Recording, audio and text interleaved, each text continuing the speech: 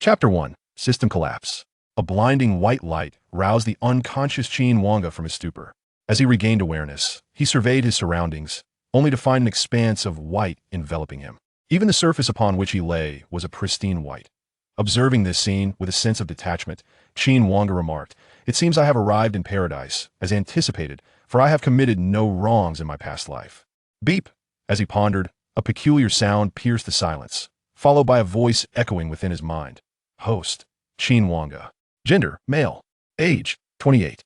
Origin: Earthling, once a successful business tycoon who ascended to the pinnacle of global wealth at a young age, yet succumbed to an incurable ailment, leading to his premature demise.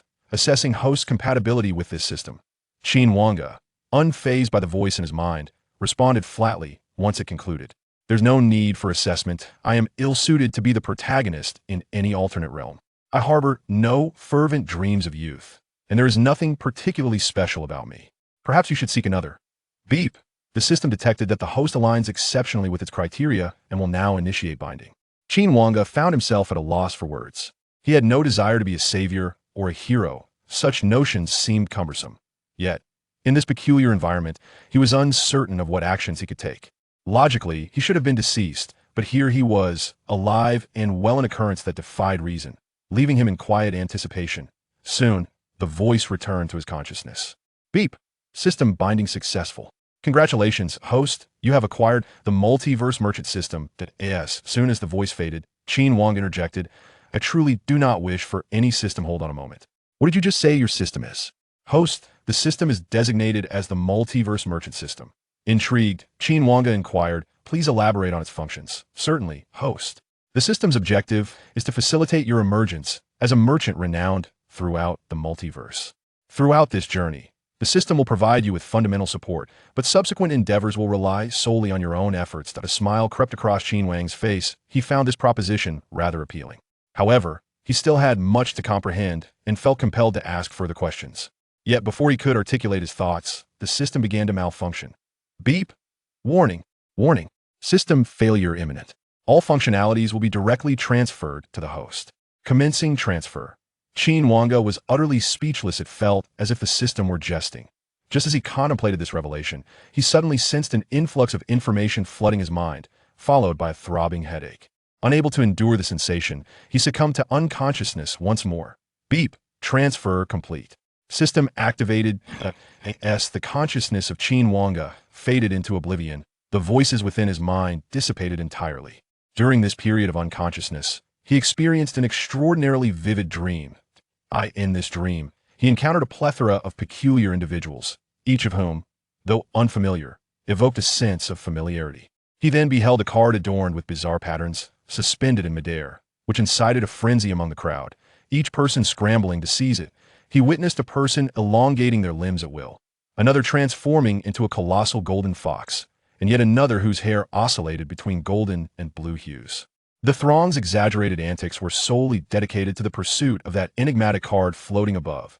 Abruptly, he awakened as his eyes fluttered open. He sensed an overwhelming influx of knowledge filling his mind.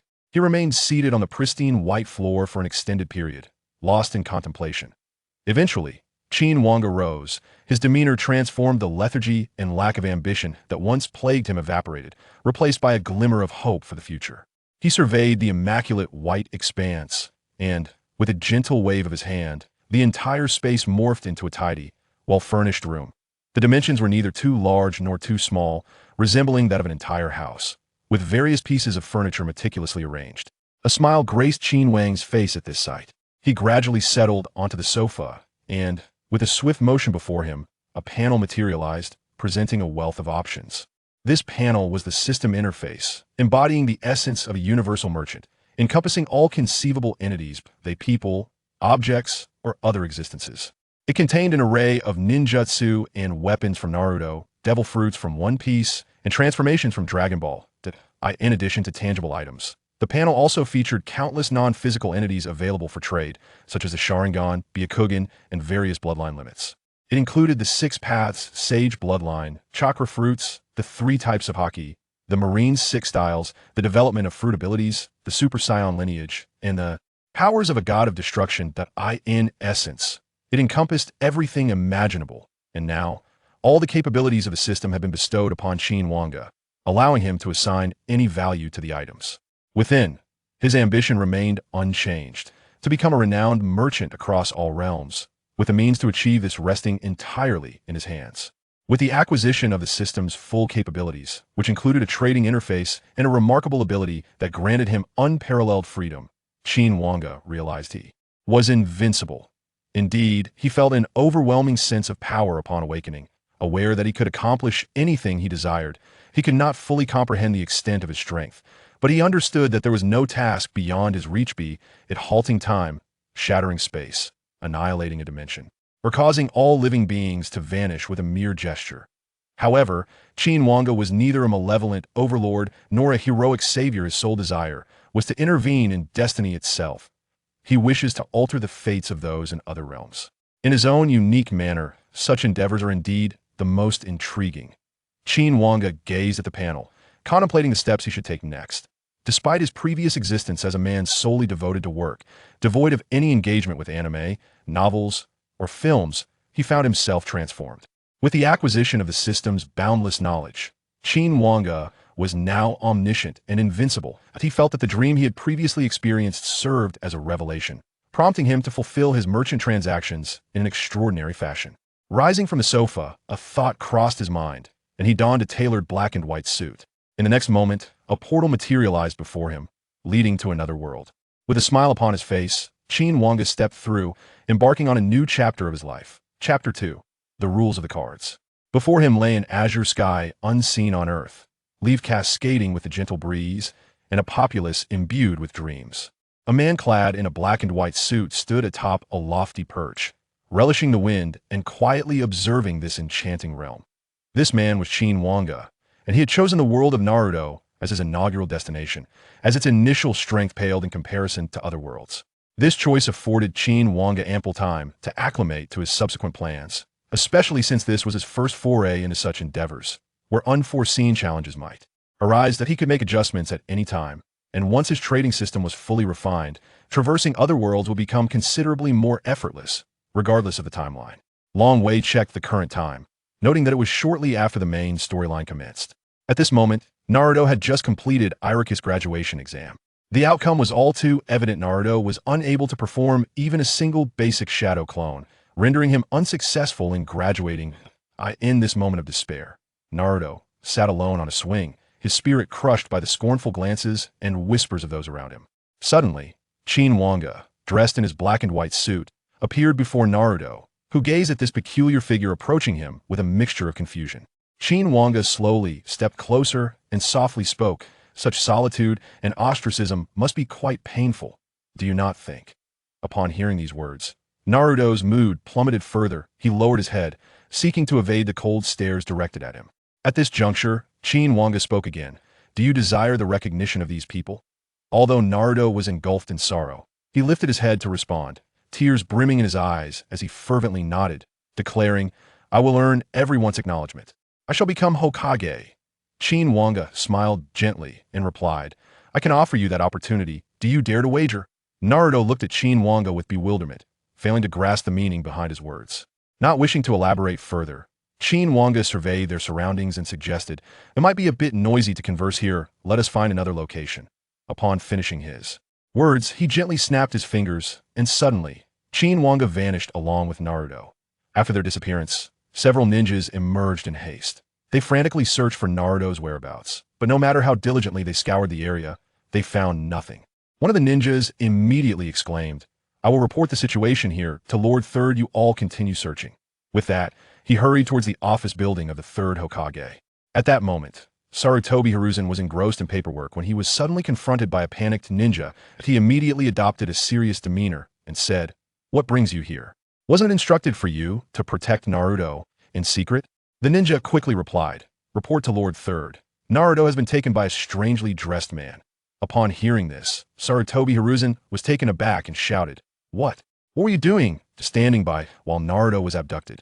The ninja hastily explained, Lord Third. At that time, the oddly dressed man did not exhibit any hostility towards Naruto. They merely exchanged a few words. Suddenly, the man took Naruto and vanished without a trace. We searched every surrounding area, but found no sign of them. Sarutobi Hiruzen fell into silence, pondering. To be able to disappear so suddenly, could it be the flying thunder god technique? No, that's impossible. Perhaps it was the body flicker technique. Left with no other option, he called out to the ninjas beside him, send out teams to search the entire village. We must find Naruto as soon as possible and ensure his safety. The ninja nodded and promptly set out to carry out the command. Meanwhile, Naruto had already been brought to a high peak by Qin Wange. The scenery here was breathtaking, undisturbed by others. Qin Wange intended to convert this place into his temporary residence, although his small room was his actual abode. Every world offers unique vistas, and these were sights Qin Wange had never encountered before, leading him to decide to use this peak as his temporary dwelling in the Naruto world. Upon arrival, Naruto was not initially alarmed. Instead, he was captivated by the view and exclaimed, "Wow, this is amazing. I've never seen a view this high before." Qin Wange smiled and replied, "This is the beauty of being elevated. The vistas from high places are always the most splendid. It is why people strive to ascend." After a moment of astonishment, Naruto recalled that he had been in Konoha just moments ago. Bewildered, he gazed at Qin Wange and said, "Uncle, you." Qin Wange interrupted, saying, "There is no need for astonishment. If you seize the opportunity one previously mentioned, one day, you too may achieve such feats." Unable to contain his curiosity, Naruto asked, "Uncle, what exactly is this opportunity you speak of?" With a smile, Qin Wange waved his hand, and a card adorned with peculiar patterns materialized before them. This card was crafted based on the vision from his dreams, containing items offered by his multiverse merchant system. However, as the game's planner, the contents of these cards held deeper significance. Everything had been meticulously arranged by Qin Wange in advance. He allowed the card to hover in the air before beginning his explanation. This card contains the means to fulfill your wishes, but to acquire it, you must engage in a trade using something of value that you possess. Naruto gazed at the card in Qin Wange's hand with a mixture of understanding and confusion. Qin Wange continued, "However, this is not a straightforward exchange. It involves a random selection.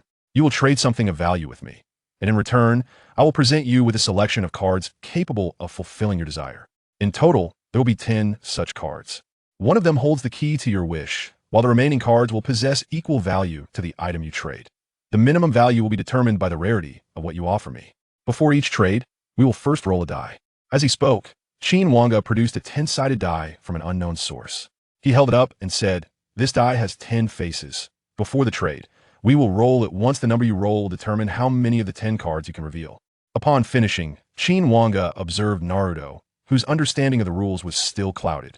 However, the element of randomness was substantial. If the die showed a 10, it would guarantee the acquisition of the item that could fulfill his wish. Conversely, if he rolled anything less, perhaps a 9, there was no certainty of success. Even rolling a 1 might lead to revealing the very card that could grant his desire, illustrating the high stakes of chance involved. The choices made would ultimately rest upon their own decisions, adding a layer of excitement that far surpassed a simple one-tune equivalence. Chapter 3. Naruto's Moment of Truth. Despite Qin Wange's detailed explanation, Naruto remained bewildered.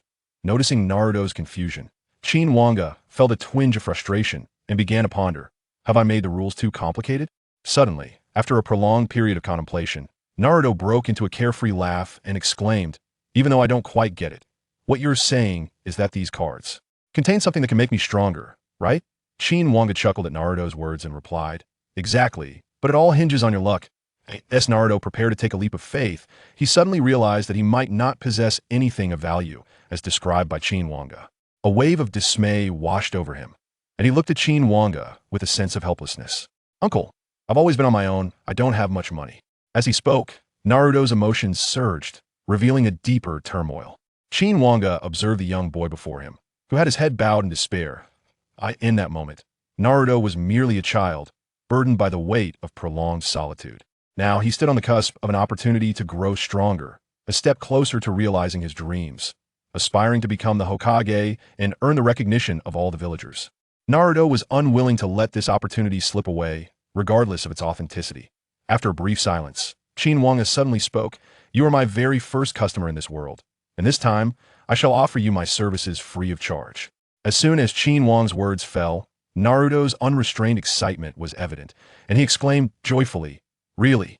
That's fantastic." Qin Wange interrupted Naruto's exuberance, producing a die from an unknown source and handing it to Naruto, softly instructing, "Hold it and toss it into the air."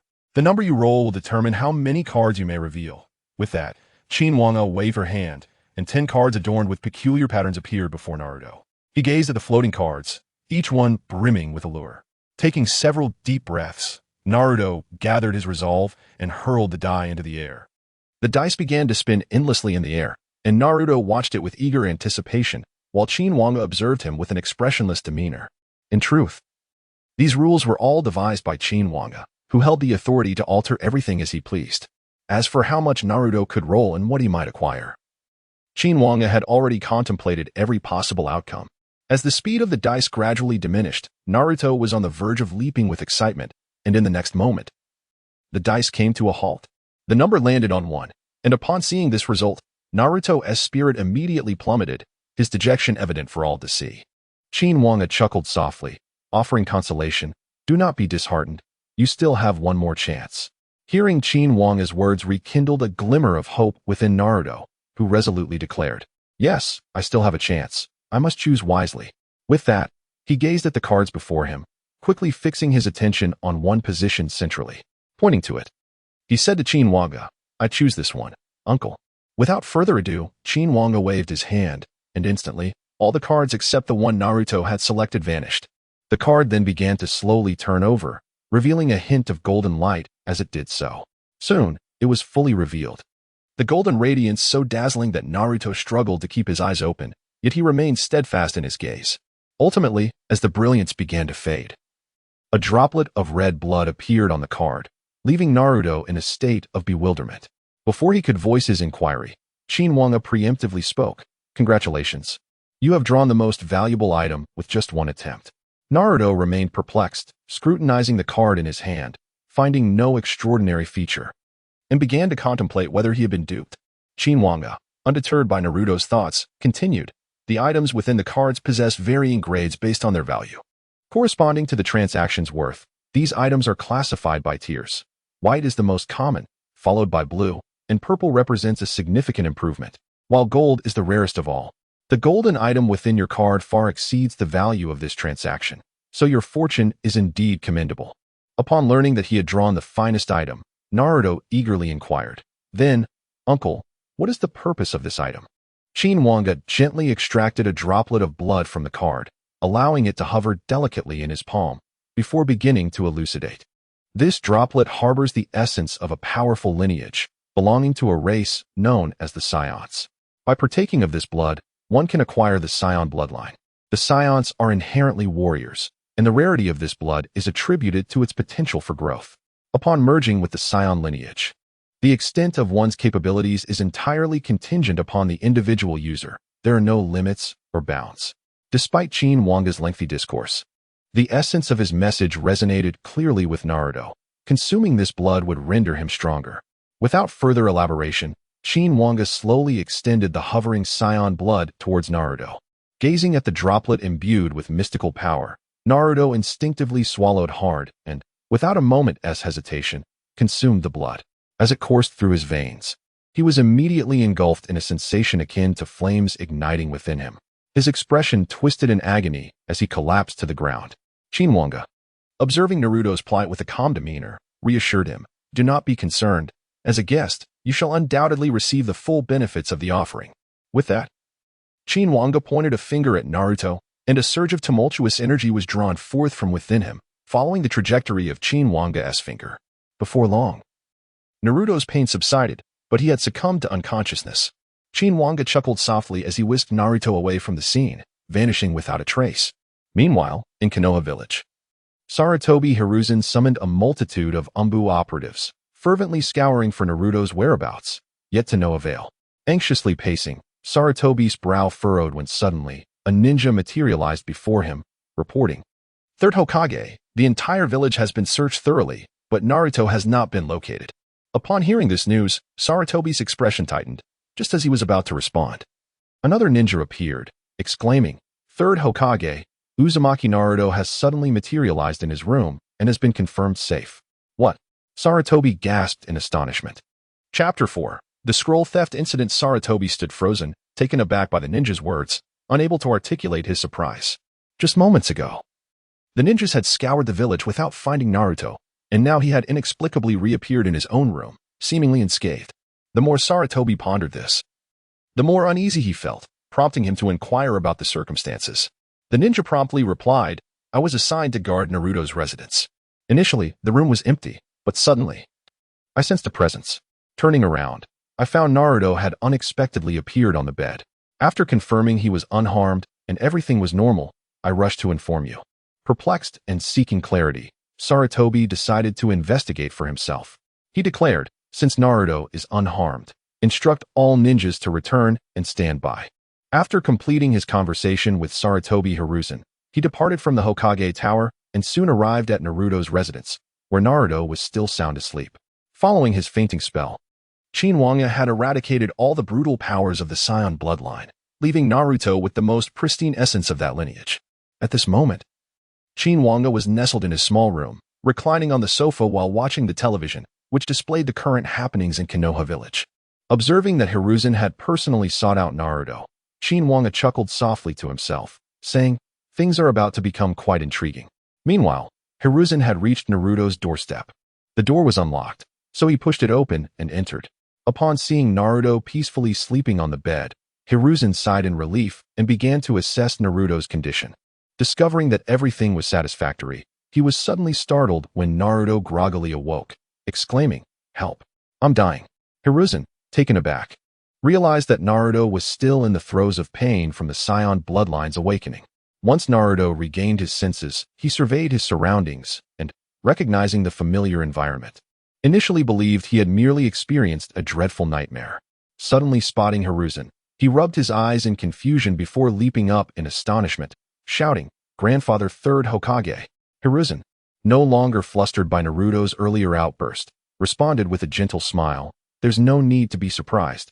I came to see how you have been faring." After the initial shock wore off, Naruto's expression shifted to one of joy as he replied, "I'm doing great. Just yesterday, I enjoyed some ramen at Ichiraku. It was simply delightful." Observing Naruto's exuberance, Hiruzen listened with a smile, fully aware that Naruto was fiercely protecting his dignity. He was acutely aware of the various tribulations Naruto faced within the village. After a while, Hiruzen interrupted Naruto's animated chatter, stating, "Here is some money for you. Take it and use it as you see fit. Although this examination ended in failure, do not lose heart. I firmly believe you shall become an extraordinary ninja." Naruto, momentarily engulfed in sadness, quickly resolved to respond to Sarutobi Hiruzen with unwavering determination. "Of course, I aspire to become Hokage." Sarutobi nodded with a smile before turning to depart, leaving Naruto alone in his room. Instantly, a look of sorrow crossed his face as he gazed down at his hands, letting out a soft sigh and murmuring to himself, "If only this dream were a reality." Soon regaining his composure, Naruto stood before the mirror, observing his reflection. He felt, albeit faintly, that his physique had grown stronger. Yet, he dismissed such thoughts and hastily tidied up before heading out, for he was not one to surrender easily. Mere failure would not deter him. And with optimism radiating from him once more, Naruto returned to the Ninja Academy. As he walked through the streets, he could overhear the whispers of passers-by discussing him, but he had long since grown accustomed to their chatter. Suddenly, a voice called out to him. Turning around, he recognized a man with white hair, whose visage struck him as familiar. As the man approached, Naruto realized he was the examiner who had been with Irika-sensei that morning. Naruto recalled his name, Mizuki. Despite Naruto's poor performance earlier, Mizuki had shown a willingness to allow him to pass, though Irika had ultimately rejected that notion. Thus, Naruto held a favorable impression of the white-haired man. Mizuki approached Naruto with a gentle demeanor and said, "It is truly unfortunate that you could not pass the assessment. Irika can be quite unreasonable." Although Naruto had tried to put the incident behind him, Mizuki's words revealed the sadness that lingered on his youthful face. Observing Naruto's expression, Mizuki inadvertently revealed a sinister smile before mysteriously proposing, "I have a method that could allow you to pass the assessment effortlessly. Would you like to know?" Upon hearing this, Naruto exclaimed in astonishment, "Really? What is it?" However, Mizuki chose not to elaborate further, instead turning to leave and gesturing for Naruto to follow him. Without a second thought, Naruto complied. Meanwhile, Irika appeared in a state of agitation on the streets, wiping the sweat from his brow. He surveyed his surroundings and muttered, "Where has that rascal Naruto gone? This morning's events must have impacted him greatly. I cannot allow him to lose hope. I must find him and offer guidance." With that, Irika continued his search for Naruto, who had already been led by Mizuki into a somewhat eerie forest. Feeling a twinge of apprehension at the foreboding surroundings, Naruto could not help but inquire, "Mizuki-sensei, where are we headed?" Shuei-mu abruptly halted his steps and turned to Naruto, saying, "If you venture further, you will arrive at the place where the village keeps the Book of Seals, a tome that contains exceptionally powerful ninjutsu. If you manage to steal it, I will teach you those formidable techniques, and passing the examination will be a mere formality." Naruto felt a stirring in his heart at Shuei-mu's words. Yet the thought of committing theft instilled a sense of trepidation within him. Shuei-mu, clearly noticing the expression on Naruto's face, immediately spoke with gravity, "If you are unwilling, I shall not coerce you. However, such an opportunity may never present itself again." Taking a deep breath, Naruto resolved and declared to Shuei-mu, "Very well. I shall go tonight. I am determined to pass the examination and become a true ninja." Upon hearing Naruto's response, Shuei-mu displayed a triumphant smile and swiftly led him away. For now, all that remained was to patiently await the arrival of nightfall. Chapter 5. Cards earned through culinary delights. At this moment, Qin Wange was idly observing the scenes unfolding on the screen, witnessing Naruto's series of reactions. With a resigned shake of his head, he remarked, "This is not the tale I wish to witness. It appears a gentle reminder is in order." With that, Qin Wange vanished from his small room, only to reappear clad in a suit amidst the village of Konoha. Just after parting ways with Shuei-mu, Naruto turned and encountered Qin Wange, momentarily taken aback, staring in astonishment at him, unsure of what to say. Qin Wange, wearing a smile, addressed him. "It is a pleasure to see you again, my first guest." Nervously, Naruto stammered, "Why you are that?"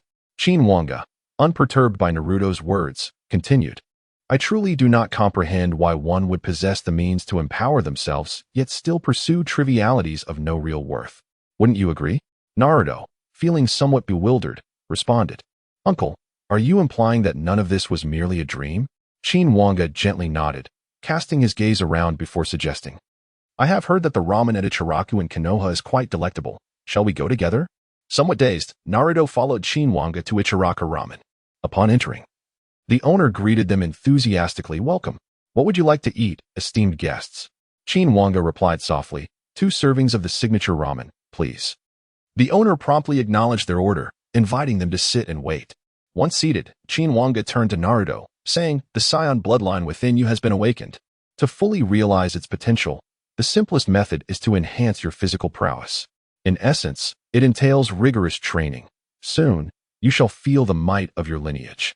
Of course, if you possess anything of value, we may also engage in an exchange, potentially acquiring items that could expedite your training." As Qin Wange spoke, the bowl of ramen was already served before them. Naruto gazed at his beloved Ichiraku ramen for the first time, refraining from indulging immediately. Instead, he pondered over the words Qin Wange had just uttered. However, Qin Wange remained indifferent to Naruto's thoughts, for he was merely a businessman. Observing the fragrant and visually appealing ramen before him, Qin Wange picked up his chopsticks without hesitation and began to savor it meticulously. The flavor truly astonished Qin Wange. In his past life on Earth, he had indulged in countless delicacies worth millions. Yet, in comparison to the bowl of Ichiraku ramen before him, all those gourmet experiences paled in insignificance. He swiftly devoured the entire bowl, silently reflecting that indeed, the culinary delights depicted in anime are beyond the realm of reality. This exquisite taste would undoubtedly enhance the variety of exchanges in the future. Noticing how delightfully Qin Wange was savoring his meal, Naruto finally turned his attention to the Ichiraku ramen before him, casting aside all complex thoughts to happily indulge in the noodles. Meanwhile, Qin Wange gradually rose and approached the old man at Ichiraku, extending a hand with a card adorned with peculiar patterns, and spoke, "Thank you for allowing me to partake in such a delightful feast. In return, this card shall serve as a token for unconditional exchanges at my establishment." The old man was momentarily taken aback by Qin Wange's words, mistakenly thinking that he intended to use the card in lieu of payment. However, observing Qin Wange's genteel demeanor, the old man dismissed the notion of him being a petty individual and accepted the card. Beside them, Naruto's eyes sparkled upon seeing the card in the old man's possession, for he was now the sole individual in this world aware of its significance. Qin Wange had previously mentioned that the card contained elements that could enhance one's cultivation efficiency, presenting a monumental opportunity for Naruto. After the old man accepted the card, Qin Wange reached into his pocket and retrieved some coins, precisely covering the cost of the ramen. Handing the money to the old man, he added, "This token now belongs to you. Should you wish to trade with me, you are welcome to do so. Of course, you may also pass it on to others. Let this be a generous hospitality, until we meet again." With that, Qin Wange turned to leave, but Naruto immediately called out, "Hey, how can I find you if I want to trade in the future?" Reminded by Naruto's inquiry, Qin Wange paused thoughtfully, then gestured with a finger towards Naruto's wrist, where a faint glow appeared. Naruto felt nothing unusual and looked at his wrist in bewilderment, but soon the light faded, revealing a strange pattern akin to the one on Qin Wange's card. Satisfied, Qin Wange nodded and explained to Naruto, "This mark signifies that you are my guest. Simply place your hand upon the imprint to connect with me. That will be all. Farewell." After Qin Wange spoke, he promptly vanished from the Ichiraka ramen shop, leaving Uncle Ichiraka bewildered and Naruto exhilarated. Throughout the encounter, Uncle Ichiraka remained utterly perplexed, prompting him to inquire of Naruto, "Naruto, what did that gentleman mean?" Without delay, Naruto began elucidating the significance of Qin Wange's role. After absorbing Naruto's explanation, Uncle Ichiraku fell into contemplation. Glancing at the card in his hand, he murmured to himself, "I never anticipated this card would possess such value." As he spoke, Uncle Ichiraku noticed Naruto's unwavering gaze fixated on the card. With a smile, he extended the card towards Naruto, saying, "Seeing your eagerness, I shall give it to you." Naruto, momentarily taken aback, pondered before ultimately declining Uncle Ichiraku's offer. Despite his deep yearning for the card, Naruto wished to earn it through his own efforts rather than simply receiving it. Understanding Naruto's sentiments, Uncle Ichiraku smiled warmly and remarked, "You are quite ambitious. Very well, I shall safeguard this card diligently. Be sure to come in exchange for it soon. Otherwise, I may end up giving it to someone else. If your words hold true, this item will surely be in high demand." With laughter, Naruto engaged in conversation with Uncle Ichiraku, ordering bowl after bowl of ramen, unaware that dusk was gradually enveloping the village. Upon returning to his room, Qin Wange did not remain idle. Naruto's earlier words resonated within him, highlighting the incompleteness of his current business framework. Thus, Qin Wange set to work, tirelessly experimenting and contemplating ways to enhance his commercial system. The stillness of night soon blanketed the entirety of Konohagakure, the air growing increasingly chilly, heralding what would undoubtedly be a sleepless night. Chapter 6. The bloodline of the Scions unleashed in the dead of night. Mizuki, waiting in the forest, grew anxious as Naruto had yet to arrive, cursing, "Wasting my time, that damned fox boy." Just as Mizuki lamented, Iruka, who had been searching for Naruto all day, suddenly appeared before him. Mizuki cast a glance at Iruka, his face contorting into a sinister grin. Unbeknownst to Iruka, who approached without a hint of wariness, Mizuki's demeanor shifted dramatically. With a swift motion, Mizuki launched an attack, leaving Iruka in disbelief as he stared at the kunai embedded in his chest and the malevolent smile of Mizuki. Before Iruka could utter a word, Mizuki sent him flying with a powerful kick, reveling in Iruka's pain. "How unfortunate, Iruka. I had intended to deal with you later, but it seems you have delivered yourself right into my hands." Clutching his wound in agony, Iruka gritted his teeth and confronted Mizuki, asking, "Mizuki, what is your intention?" Shuemu, with an air of nonchalance, spread his hands and remarked, "I initially intended for that fox demon boy to assist me in procuring the Book of Seals. But plans have shifted. Since you are here, I shall deal with you first, and then let that fox demon bear the blame, allowing the village to expel him." Before Shuemu could finish his sentence, Iruka intervened, shouting, "Silence. I shall not permit you to use Naruto for your schemes." Shuemu, taken aback, erupted into a mocking laughter. "Ha ha ha. Iruka, it seems your mind has faltered. Do not forget, your parents were slain by the fox demon." Iruka, recalling the harrowing memories of that fateful day, clenched his fists tightly. Coincidentally, at that moment, Naruto, who intended to clarify matters with Shuemu, stumbled upon the scene. From their exchange, Naruto gleaned the reason for his ostracism by the villagers. It was due to that so-called fox demon. To his shock, he learned that his beloved teacher, Iruka, had lost both his parents to the very creature. This revelation struck a chord within him. Shuemu, noticing Naruto's emotional turmoil, let out a dismissive huff. He slowly approached Naruto, prompting Iruka to rush forward, blocking Shuemu's path and exclaiming, "Naruto, run!" With irritation, Shuemu glared at Iruka and declared, "If you seek death so fervently, I shall oblige." As he spoke, The kunai in his hand lunged towards Iruka. In that moment of peril, time seemed to slow for Naruto. He could distinctly see the kunai hurtling towards his teacher, and without a second thought, he surged forward, delivering a punch that sent Shuemu flying. Ah! With a pained cry, Shuemu was sent sprawling across the ground, while Iruka gazed at Naruto in disbelief. In that fleeting instant, he had not comprehended just how swift Naruto had become. Appearing before Shuemu to strike him down. Panting, Naruto stared at his own hands in astonishment, finally experiencing the latent power of his scion blood.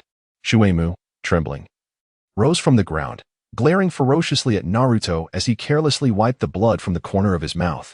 At that moment, Shuemu appeared nearly deranged, bellowing at Naruto. You are merely a monster with a fox demon within you. You should just accept your demise. Evidently, such provocation proved effective for Naruto. However, the current iteration of Naruto rendered Mizuki utterly powerless. As soon as the words left the speaker's lips, Naruto surged forward. His speed so extraordinary that he appeared as but a fleeting shadow. In the next moment, Mizuki was sent flying by a single punch from Naruto, crashing through a row of trees before finally coming to a halt. Upon glancing at Mizuki, one could see him sprawled on the ground, eyes rolling back, frothing at the mouth. Naruto, filled with exhilaration, gazed at his hands, joyously experimenting with his newfound power. Unbeknownst to him, Iruka, injured nearby, had succumbed to unconsciousness. Fortunately, Naruto reacted swiftly, promptly transporting Iruka to the ninja hospital. Ultimately, Naruto reported the incident to the third Hokage. Upon learning of the events, Sarutobi Hiruzen personally visited the scene. Witnessing Mizuki's pitiful state, he gasped in astonishment and immediately inquired of the surrounding ninjas, "Are you certain this was the work of Naruto?" A nearby ninja promptly affirmed, "Yes. Lord Third, we witnessed it firsthand." Naruto's speed was comparable to that of a Jonin. Reflecting on this, Sarutobi deemed it essential to investigate further and instructed a ninja to summon Naruto to the Hokage Tower. After concluding his affairs, Naruto returned to his residence. Reveling in the power coursing through him, he felt as though he could soar with excitement. However, he quickly recalled Qin Wange's words, reminding himself not to become complacent due to this newfound strength. He resolved to train diligently each day, striving to enhance his abilities. Just as Naruto was preparing to embark on his rigorous training regimen, a ninja suddenly landed at his window. Puzzled, Naruto regarded the visitor, who promptly stated, "The third Hokage summons you to the Hokage Tower." Naruto, increasingly perplexed, replied, "Now?" The ninja nodded and departed, leaving Naruto in a state of confusion, speculating that the summons might pertain to the earlier incident involving Mizuki. With no clarity emerging from his thoughts, Naruto set off towards the Hokage Tower. Before long, he arrived and was escorted to the rooftop by the ninjas.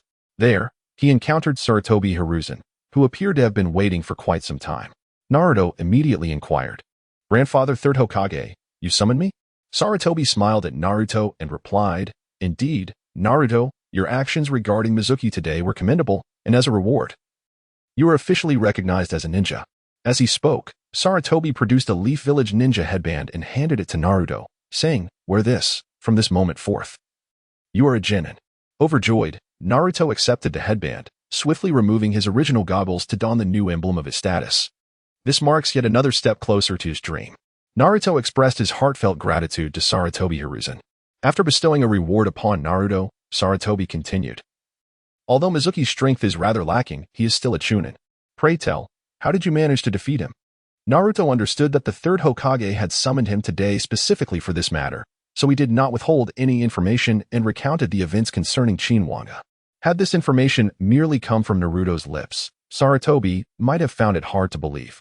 However, witnessing Naruto's displayed prowess compelled him to acknowledge the existence of such a remarkable entity as Qin Wange within the hidden Leaf Village. Regardless of whether his presence heralded good or ill, Sarutobi realized that he must personally verify the truth. Chapter 7, Destiny Cards. The tumultuous night has finally passed, and in the span of just one evening, numerous events began to unfold in an entirely different direction. In this moment, within a concealed location in the hidden Leaf Village, stood an elderly man, his forehead and right eye wrapped in bandages, leaning on a cane, his expression devoid of emotion. Beside him, two ninjas engaged in conversation, inquiring about each other's identities. The man with golden hair was named Yamashiro Kaze, belonging to the Yamashiro clan and possessing sensory abilities. while the dark-haired one was called Huayan Suji, from the Huayan clan, adept at insect manipulation. Both were members of Konoha's Umbu root. And it was evident who this bandaged man was. Shimura Danzo, the leader of the root of the Fire Country's Hidden Leaf Village, was clearly disturbed by Naruto's recent actions. Upon learning of Qin Wange's situation from Sarutobi Hiruzen, Danzo dismissed it entirely, labeling Qin Wange as an invader of the village. The notion of fulfilling wishes was merely a ruse to deceive children, and thus, Danzo prepared to send individuals to confront Qin Wange. Meanwhile, Sarutobi Hiruzen remained oblivious to these developments, still contemplating how to approach the enigmatic Qin Wange. In the meantime, Qin Wange had spent the entire night meticulously crafting his commercial system. The entire business chain was officially named the Fate Cards, with the peculiar emblem on the back also designated as the Emblem of Fate. Anyone who engaged in transactions with Qin Wange would be entitled to receive a Fate emblem, which categorized them by rank. Ordinary clients, having exchanged Fate cards no more than 10 times, held no privileges beyond the exchange itself. Developing clients, with exchanges up to 1,000 times, had the chance to acquire magical items during exchanges, enhancing their likelihood of obtaining desired goods. Premium clients, who had exchanged Fate cards up to 10,000 times, could specify a card during each exchange, ensuring that the item retrieved would be what they most needed. Naturally, these were merely initial tiers, yet they sufficed for the current ninja world. In the future, Qin Wange intended to introduce various engaging activities for his clients, ensuring that the experience would not become mundane. However, at present, the number of individuals aware of his existence was still alarmingly low, and Qin Wange pondered how best to promote himself. Just as he was deep in thought, he suddenly sensed someone calling him through the Fate emblem, and he instantly knew who it was. In this world, currently, only Naruto possesses this unique mark. Qin Wange set off directly, instantly arriving at Konoha. At that moment, Naruto was in the Hokage building, facing the third Hokage, Hiruzen Sarutobi, who seemed eager to meet Qin Wange.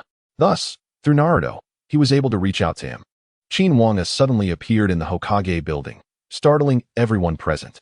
Hiruzen Sarutobi furrowed his brow. He had initially thought that Qin Wange might merely be a slightly more powerful ninja. However, it became apparent that he had underestimated the situation. With a smile, Qin Wange gazed at Naruto and remarked, "What's this? Have you quickly acquired something valuable that you wish to exchange?" Feeling a bit embarrassed, Naruto scratched his head and replied, that uncle, the third Hokage asked for you, so I brought you here." Qin Wange, appearing unfazed, softly responded, "No worries. I am always willing to converse with clients." After speaking, he turned his attention to Hiruzen Sarutobi. Before the latter could utter a word, Qin Wange began, "What a pitiable soul you are, toiling away in your twilight years for this village. Would you care to exchange a Fate card? With a stroke of luck, anything might be attainable." Hiruzen Sarutobi took a moment to steady his emotions regarding Qin Wange without a hint of hostility. This merely illustrates the insurmountable disparity between the man before him and himself. As Sarutobi, Hisashi lightly cleared his throat and inquired, "Are there any conditions for the exchange with you?" Qin Wange replied, "There are no restrictions. However, the items you ultimately acquire are entirely contingent upon what you offer in exchange. Should you wish to gamble with mere refuse, your chances are lamentably slim." After a moment of contemplation, Sarutobi Hisashi addressed Qin Wange, "I can offer the Book of Seals from Konoha in exchange." Upon hearing this, the Hokage building erupted in commotion. Shimura Danzo had long been lying in wait. He had been anticipating Qin Wange's antics, but upon learning that Hisashi intended to trade the Book of Seals, he could no longer contain himself. A throng of Umbu ninja materialized at the Hokage building, and Danzo emerged from their midst, mockingly addressing Hisashi, "Hisashi, it seems you have lost your senses as Hokage. You would believe such a juvenile ruse." Hisashi, astonished, exclaimed, "Danzo, what brings you here? Who authorized you to mobilize the Umbu?" Danzo scoffed, "If I had not acted, the village would soon be besieged by external foes." In a fit of rage, Hisashi shouted, "What nonsense are you spouting?" As Qin Wange silently approached Danzo, her serene countenance betrayed no emotion.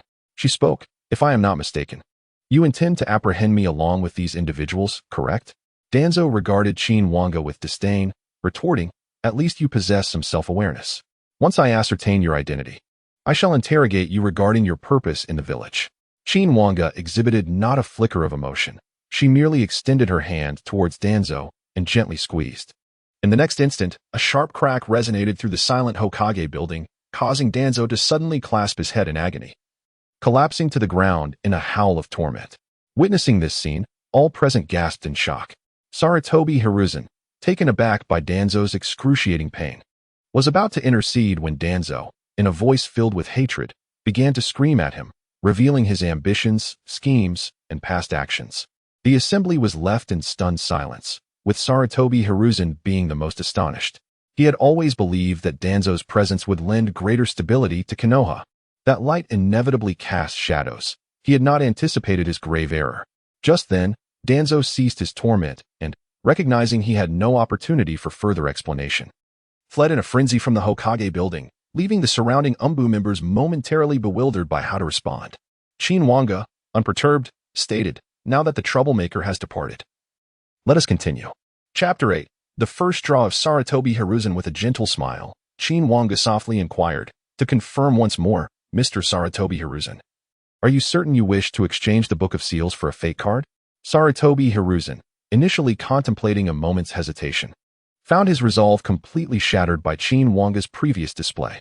He nodded in agreement, and the moment he did, Qin Wange snapped her fingers, exclaiming, "The transaction is complete. Now cast this die into the air." She handed him a die, and despite his furrowed brow and lingering doubts, he decided to take a chance and tossed it aloft. The die spun in the air, gradually slowing until it finally settled on the number 5. With a flourish, Qin Wange conjured 10 fate-marked cards before Sarutobi Hiruzen. She then gently remarked, "You may select 5 cards from these 10. The minimum value of the items within is blue. It seems the Book of Seals does hold some value. As for the more exceptional items, that shall depend on your fortune. Among these, there must be something you desire most. Begin your selection." Qin Wange felt a stirring in her heart at the mention of Sarutobi Hizashi, and without further hesitation, she directly chose the first 5 fate cards. Nearby, Naruto's eyes glistened with excitement as he exclaimed to Sarutobi Hizashi, "I only drew a single opportunity. Yet my fortune smiled upon me, allowing me to obtain the rarest golden item." Sarutobi Hizashi, somewhat puzzled, inquired, "What does the golden item signify?" Qin Wange patiently elaborated, "The value of the item you use for exchange determines the level of all items within this card draw. White represents the most common, followed sequentially by blue, purple, and the rarest, gold. Ultimately, it all hinges on your luck."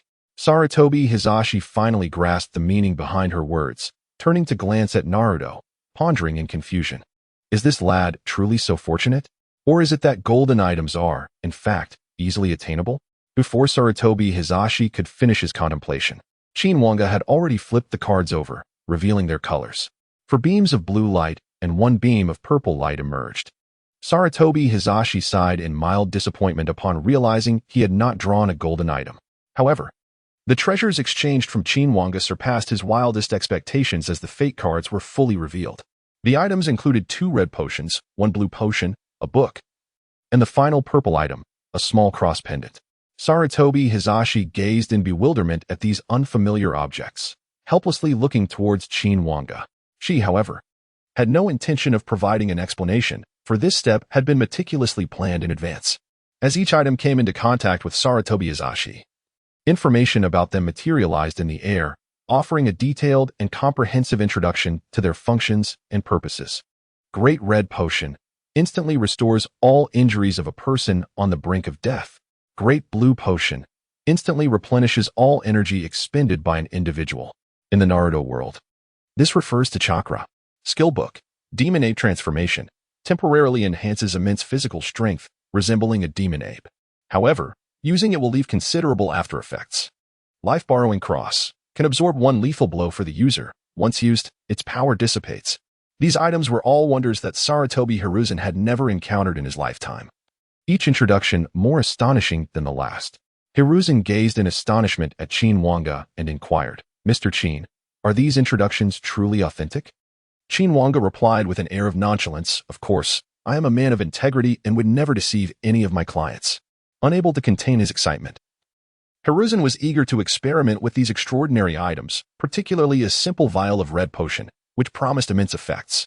The potential of the other items was even more tantalizing, leading Hiruzen to believe that this transaction would be immensely profitable. With a gentle tap on Hiruzen's wrist, Qin Wange swiftly marked him with a symbol akin to Naruto's. Having completed his task, Qin Wange departed, leaving behind an envious Naruto and an exhilarated Hiruzen. Meanwhile, the fleeing Danzo was not yet dead. He dragged his utterly broken body in a desperate escape. He felt his strength waning, yet his spirit remained unyielding, even as his chakra dissipated, rendering him a mere shadow of his former self. Suddenly, he stumbled upon a somewhat dashing young boy. Seeing someone obstructing his path, Danzo bellowed angrily, "Get out of my way." Any ordinary child might have fled in fright, but the figure before him was none other than the renowned Uchiha Sasuke.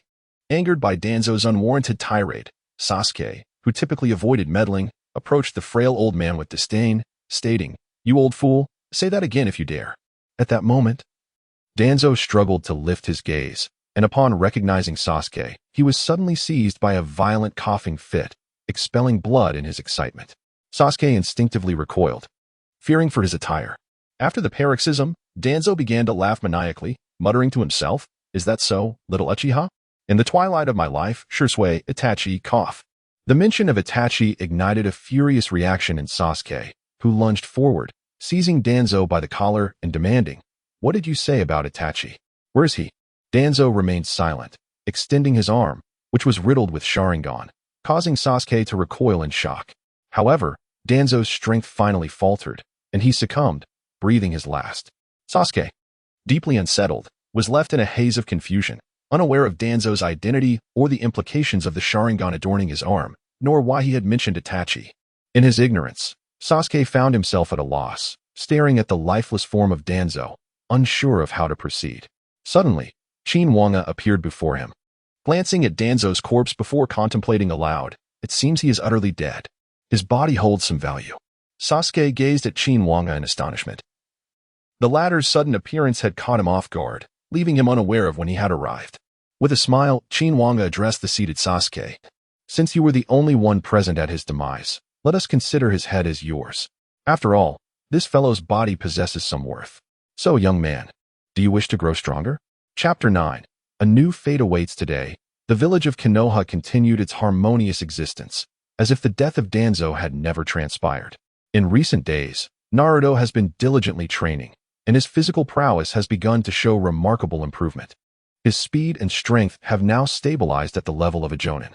In terms of taijutsu, even Guy, when opening the 8 gates, would not stand a chance against him. Furthermore, Sarutobi Hiruzen promptly tested him with a vial of red medicine. To his astonishment, the results were extraordinarily favorable.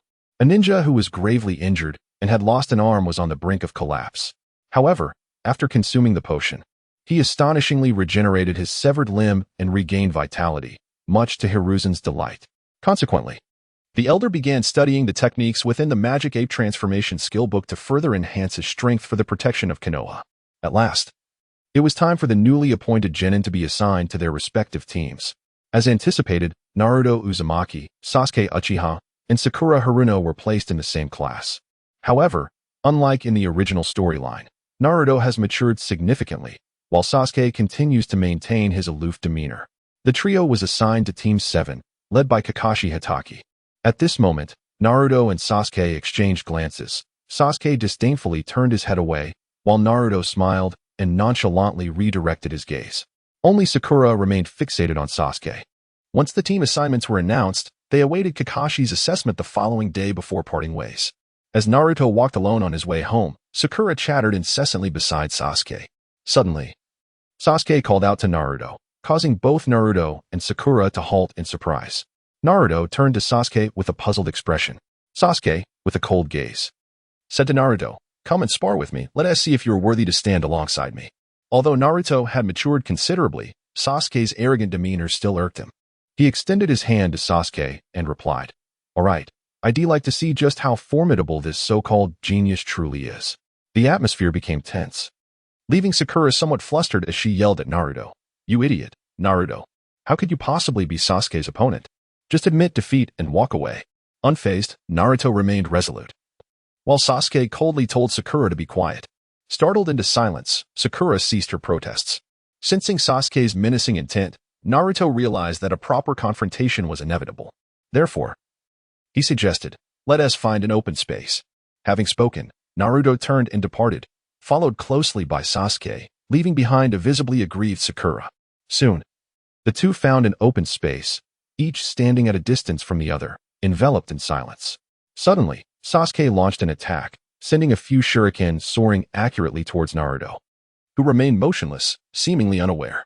A disdainful smile crept across Sasuke's face, convinced that Naruto was incapable of reacting, frozen in place.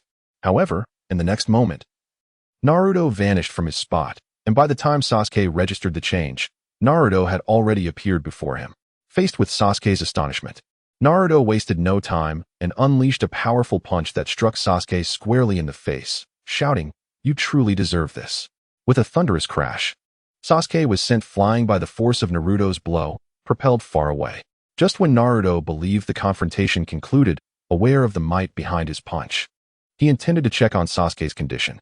Suddenly, a streak of golden lightning surged toward Naruto at an alarming speed.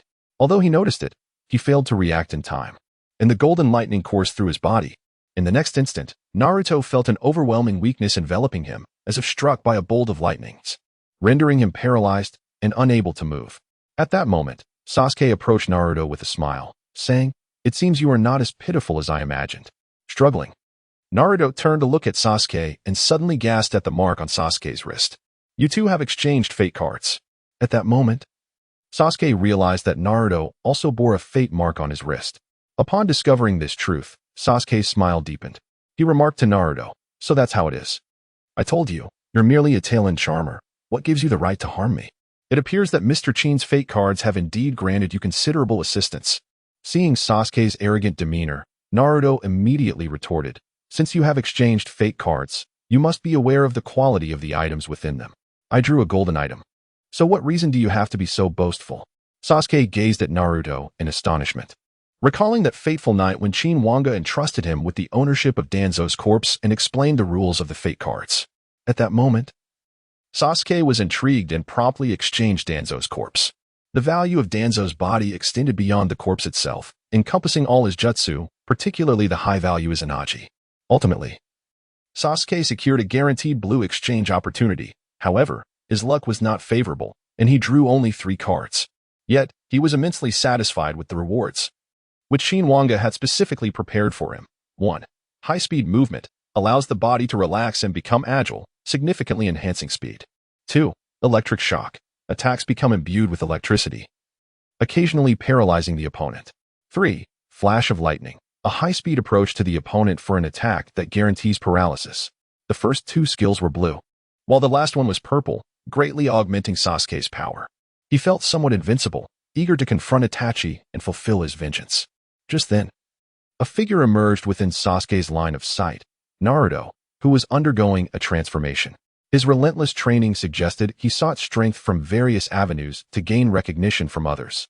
Sasuke had always looked down upon individuals like Naruto, and now that they were in the same class, he saw this as an opportunity to deal with him. However, he was taken aback to learn that Naruto had also exchanged fate cards and drawn a golden item. Sasuke was well aware of the rarity of golden items. Yet upon witnessing Naruto kneeling on the ground, unable to move, he remained skeptical about Naruto possessing such a treasure, believing him to be merely posturing. Thus, he taunted Naruto, "If you truly drew a golden item, you had better use it quickly. Otherwise, you will soon lose this opportunity."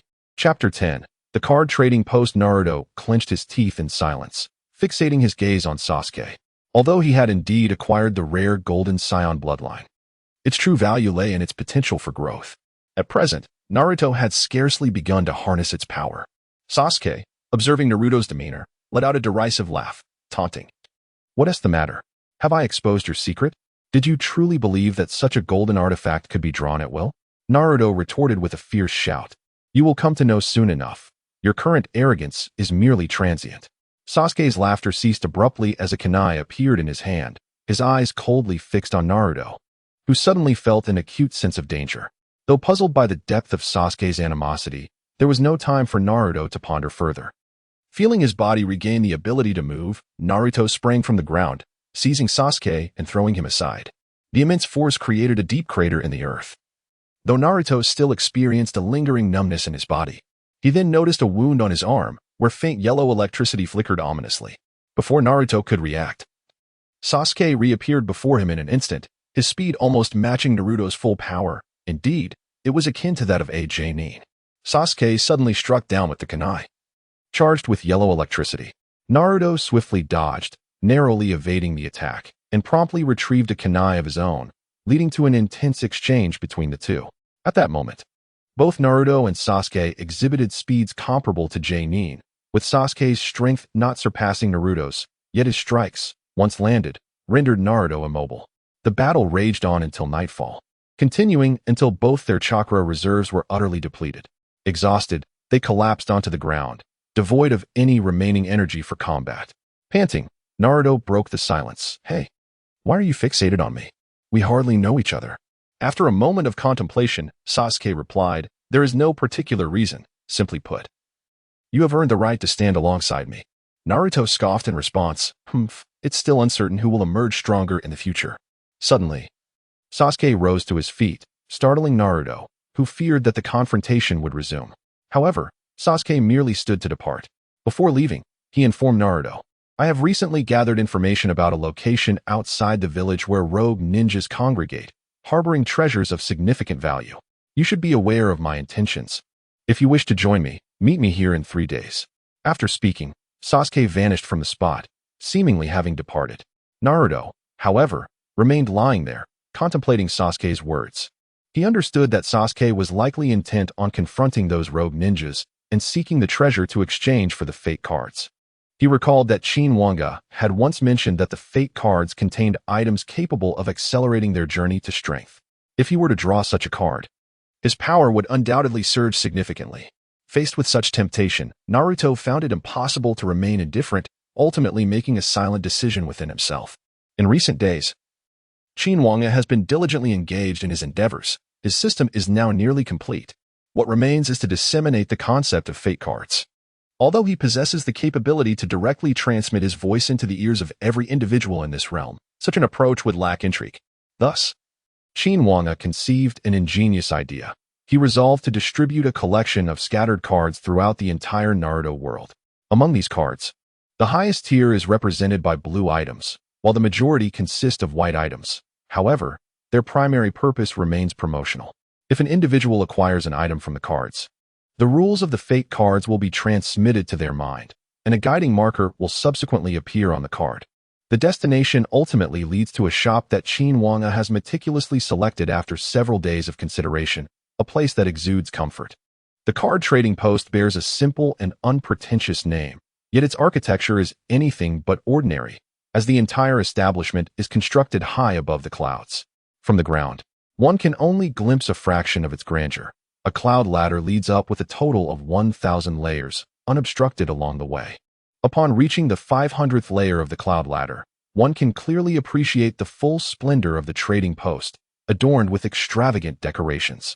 Dazzling lights flash continuously, casting a perpetual night over the cloud-based trading post. The building is embellished with various radiant illuminations that evoke a sense of exhilaration upon sight. Suspended above the trading post is a colossal fate card, ceaselessly rotating, epitomizing the opulence of Qin Wange's card trading post. There are no prerequisites for entry. Even an ordinary person, equipped with perseverance and determination, can gain access. Thus, Qin Wange has fostered an inclusive environment, encouraging participation. Additionally, he has meticulously arranged the interior of the trading post. From his omnipotent system, he summoned a formidable manager to oversee the establishment, a choice that took him considerable deliberation. Ultimately, Qin Wange selected a familiar face, and soon a young elven girl with red eyes, clad in a green top, red lace, and a white skirt, along with gray hair, materialized in the world of Naruto. She smiled gently at Qin Wange and said, "Hello, my name is Celia. It's a pleasure to meet you." Previously, Qin Wange could only encounter Celia in the pixelated realm of Arad. Today, he finally met her in the flesh. Observing Celia's attire, Qin Wange pondered for a moment before snapping his fingers, conjuring a sleek black professional women's suit in his hands. He extended it towards Celia and stated, "Please change into this. From now on, I will be your employer, do you understand?" Having been summoned by Qin Wange to this world, Celia was instinctively bound to obey his every command, so without hesitation, she accepted the attire. With a smile, she curtsied to Qin Wange, replying, "Certainly, boss. Should I change here?" Qin Wange was momentarily lost in thought by a single remark from Syria, feeling a rush of blood to his head, which significantly tarnished his aloof image.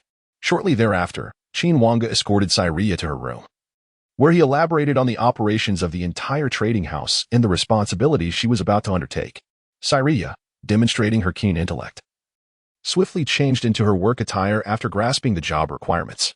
Thus, during this period, Qin Wange observed the seemingly innocent yet provocatively dressed young lady as she acclimated to her new role. Chapter 11. The eccentric Naruto and Sasuke. Time swiftly passed, and it was the day of the lower ninjas assessment. As customary, Kakashi arrived early in the morning with Naruto, Sasuke, and Sakura at the top floor to inquire about their dreams. The responses were largely unchanged. The only notable difference was the newfound confidence in Naruto and Sasuke's tones, as if they were declaring an inevitable task. Following the discussion, they promptly transitioned into the bell-snatching segment.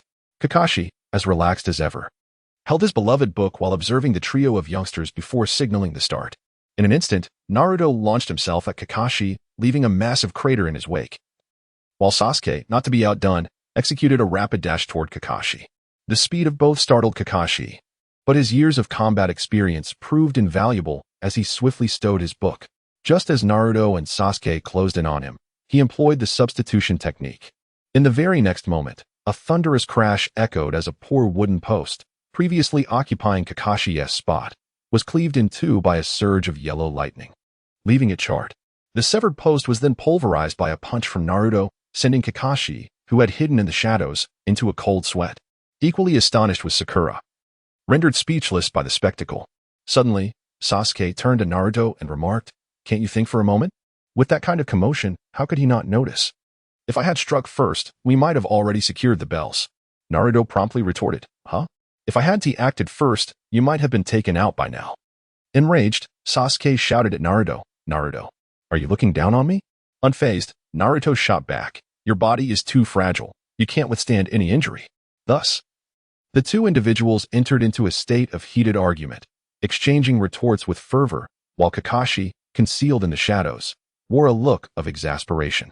Although these two youngsters had inexplicably grown significantly stronger, their current demeanor posed no real threat. After contemplating the situation, Kakashi ultimately decided to summon his trusted partner for assistance. He felt it imperative to teach these two troublesome brats a lesson.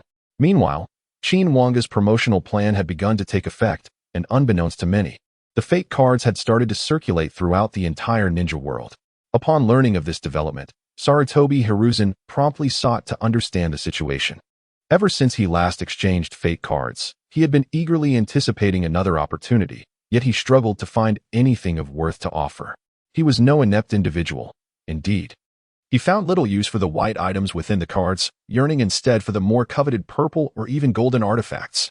Consequently, Sarutobi Hiruzen found himself at a loss for valuable items. However, with the news of the fate cards spreading across the ninja realm, precious and valuable treasures had become even scarcer. Thus, he realized he must take action without delay. The emergence of Qin Wange had ushered in a new chapter for the entire ninja world, and failure to adapt to this shift in era could result in anyone being able to trample upon his authority. Now was the time to act. While the news of the fate cards had yet to fully permeate the realm, during this period, Sarutobi Hiruzen decided to mobilize the entire village to search for valuable treasures, as what he required was a new force capable of protecting the village. Meanwhile, Naruto and Sasuke found themselves in a precarious situation. Kakashi had summoned his comrade, Might Guy, and together they executed a flawless combination that left Naruto and Sasuke in dismay. Sakura, feeling utterly sidelined, quietly retreated while Naruto and Sasuke were once again sent flying. Struggling on the ground, Naruto wiped the blood from the corner of his mouth, gritting his teeth and exclaiming, "Damn it, Kakashi-sensei, this is clearly cheating." Sasuke, furrowing his brow, suddenly seemed to have an epiphany and said to Naruto, "They are exploiting our inability to cooperate effectively. If we can separate them, we might stand a chance at seizing the bells. When I give the signal, we split them up." Naruto nodded in agreement, and the two rose once more, their gazes fixed intently on Kakashi and Guy.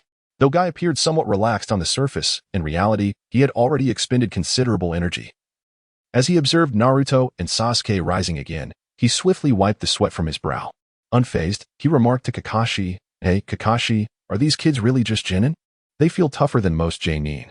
Kakashi sighed in resignation, replying, "Otherwise, I wouldn't have called you for assistance. These kids' abilities are exceedingly peculiar." In a sudden burst of determination, Naruto charged forward again. Guy immediately stepped in to intercept him, while Kakashi moved to provide support from the rear. Just as Guy engaged Naruto, Kakashi prepared to assist him, but Sasuke seized the opportunity, swiftly maneuvering to Kakashi's side. With a swift motion, he launched a kunai, prompting Kakashi to leap back to evade the strike. However, Sasuke's true target was not Kakashi. In an instant, he shouted to Naruto, "Grab him." The next moment, Guy realized the gravity of the situation. Just as he intended to escape, he found himself firmly grasped by Naruto, rendered immobile. The following second, a sharp sound pierced the air. A surge of yellow electricity coursed through Kai's body, rendering him instantly powerless as he collapsed to the ground. His eyes wide with astonishment as he gazed at Sasuke.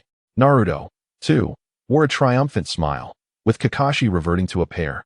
Their quest for the bells had become significantly simpler. As anticipated, it wasn't long before Naruto and Sasuke successfully seized the bells. Yet it was evident that Kakashi would not exert all his strength for such a minor assessment. Reluctantly acknowledging their success, Kakashi felt an urgent need to comprehend the situation, leading him to the Hokage building alongside a disheartened Sakura. Before long, they were in the presence of the third Hokage, Hiruzen Sarutobi, who elucidated the circumstances to Kakashi. However, merely understanding what transpired was of little utility. Kakashi's immediate dilemma lay with the helpless girl before him.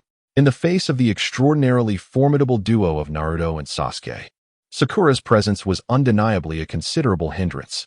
Yet, Kakashi could not allow this newly formed Team 7 to disband so easily. Thus, he consoled Sakura and assured her that he would accompany her to seek out Qin Wange to exchange a destiny card, promising that she would eventually catch up to them. Such a pledge brought joy to Sakura, a young girl who relished the notion, though Hiruzen Sarutobi, acutely aware of the implications, recognized that the cost of Kakashi's commitment would be substantial. Chapter 12. A visit to the exchange. The following day, Kakashi first took Sakura to find Naruto, who happened to be engaged in a sparring match with Sasuke, the scene growing increasingly intense. Upon noticing Kakashi's arrival, the two ceased their movements, with Naruto cheerfully approaching, exclaiming, "Hey, Kakashi-sensei, Sakura."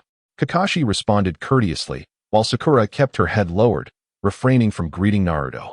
She was acutely aware of her previous disdainful attitude towards him, and now, Naruto was no longer a person she could mock at will.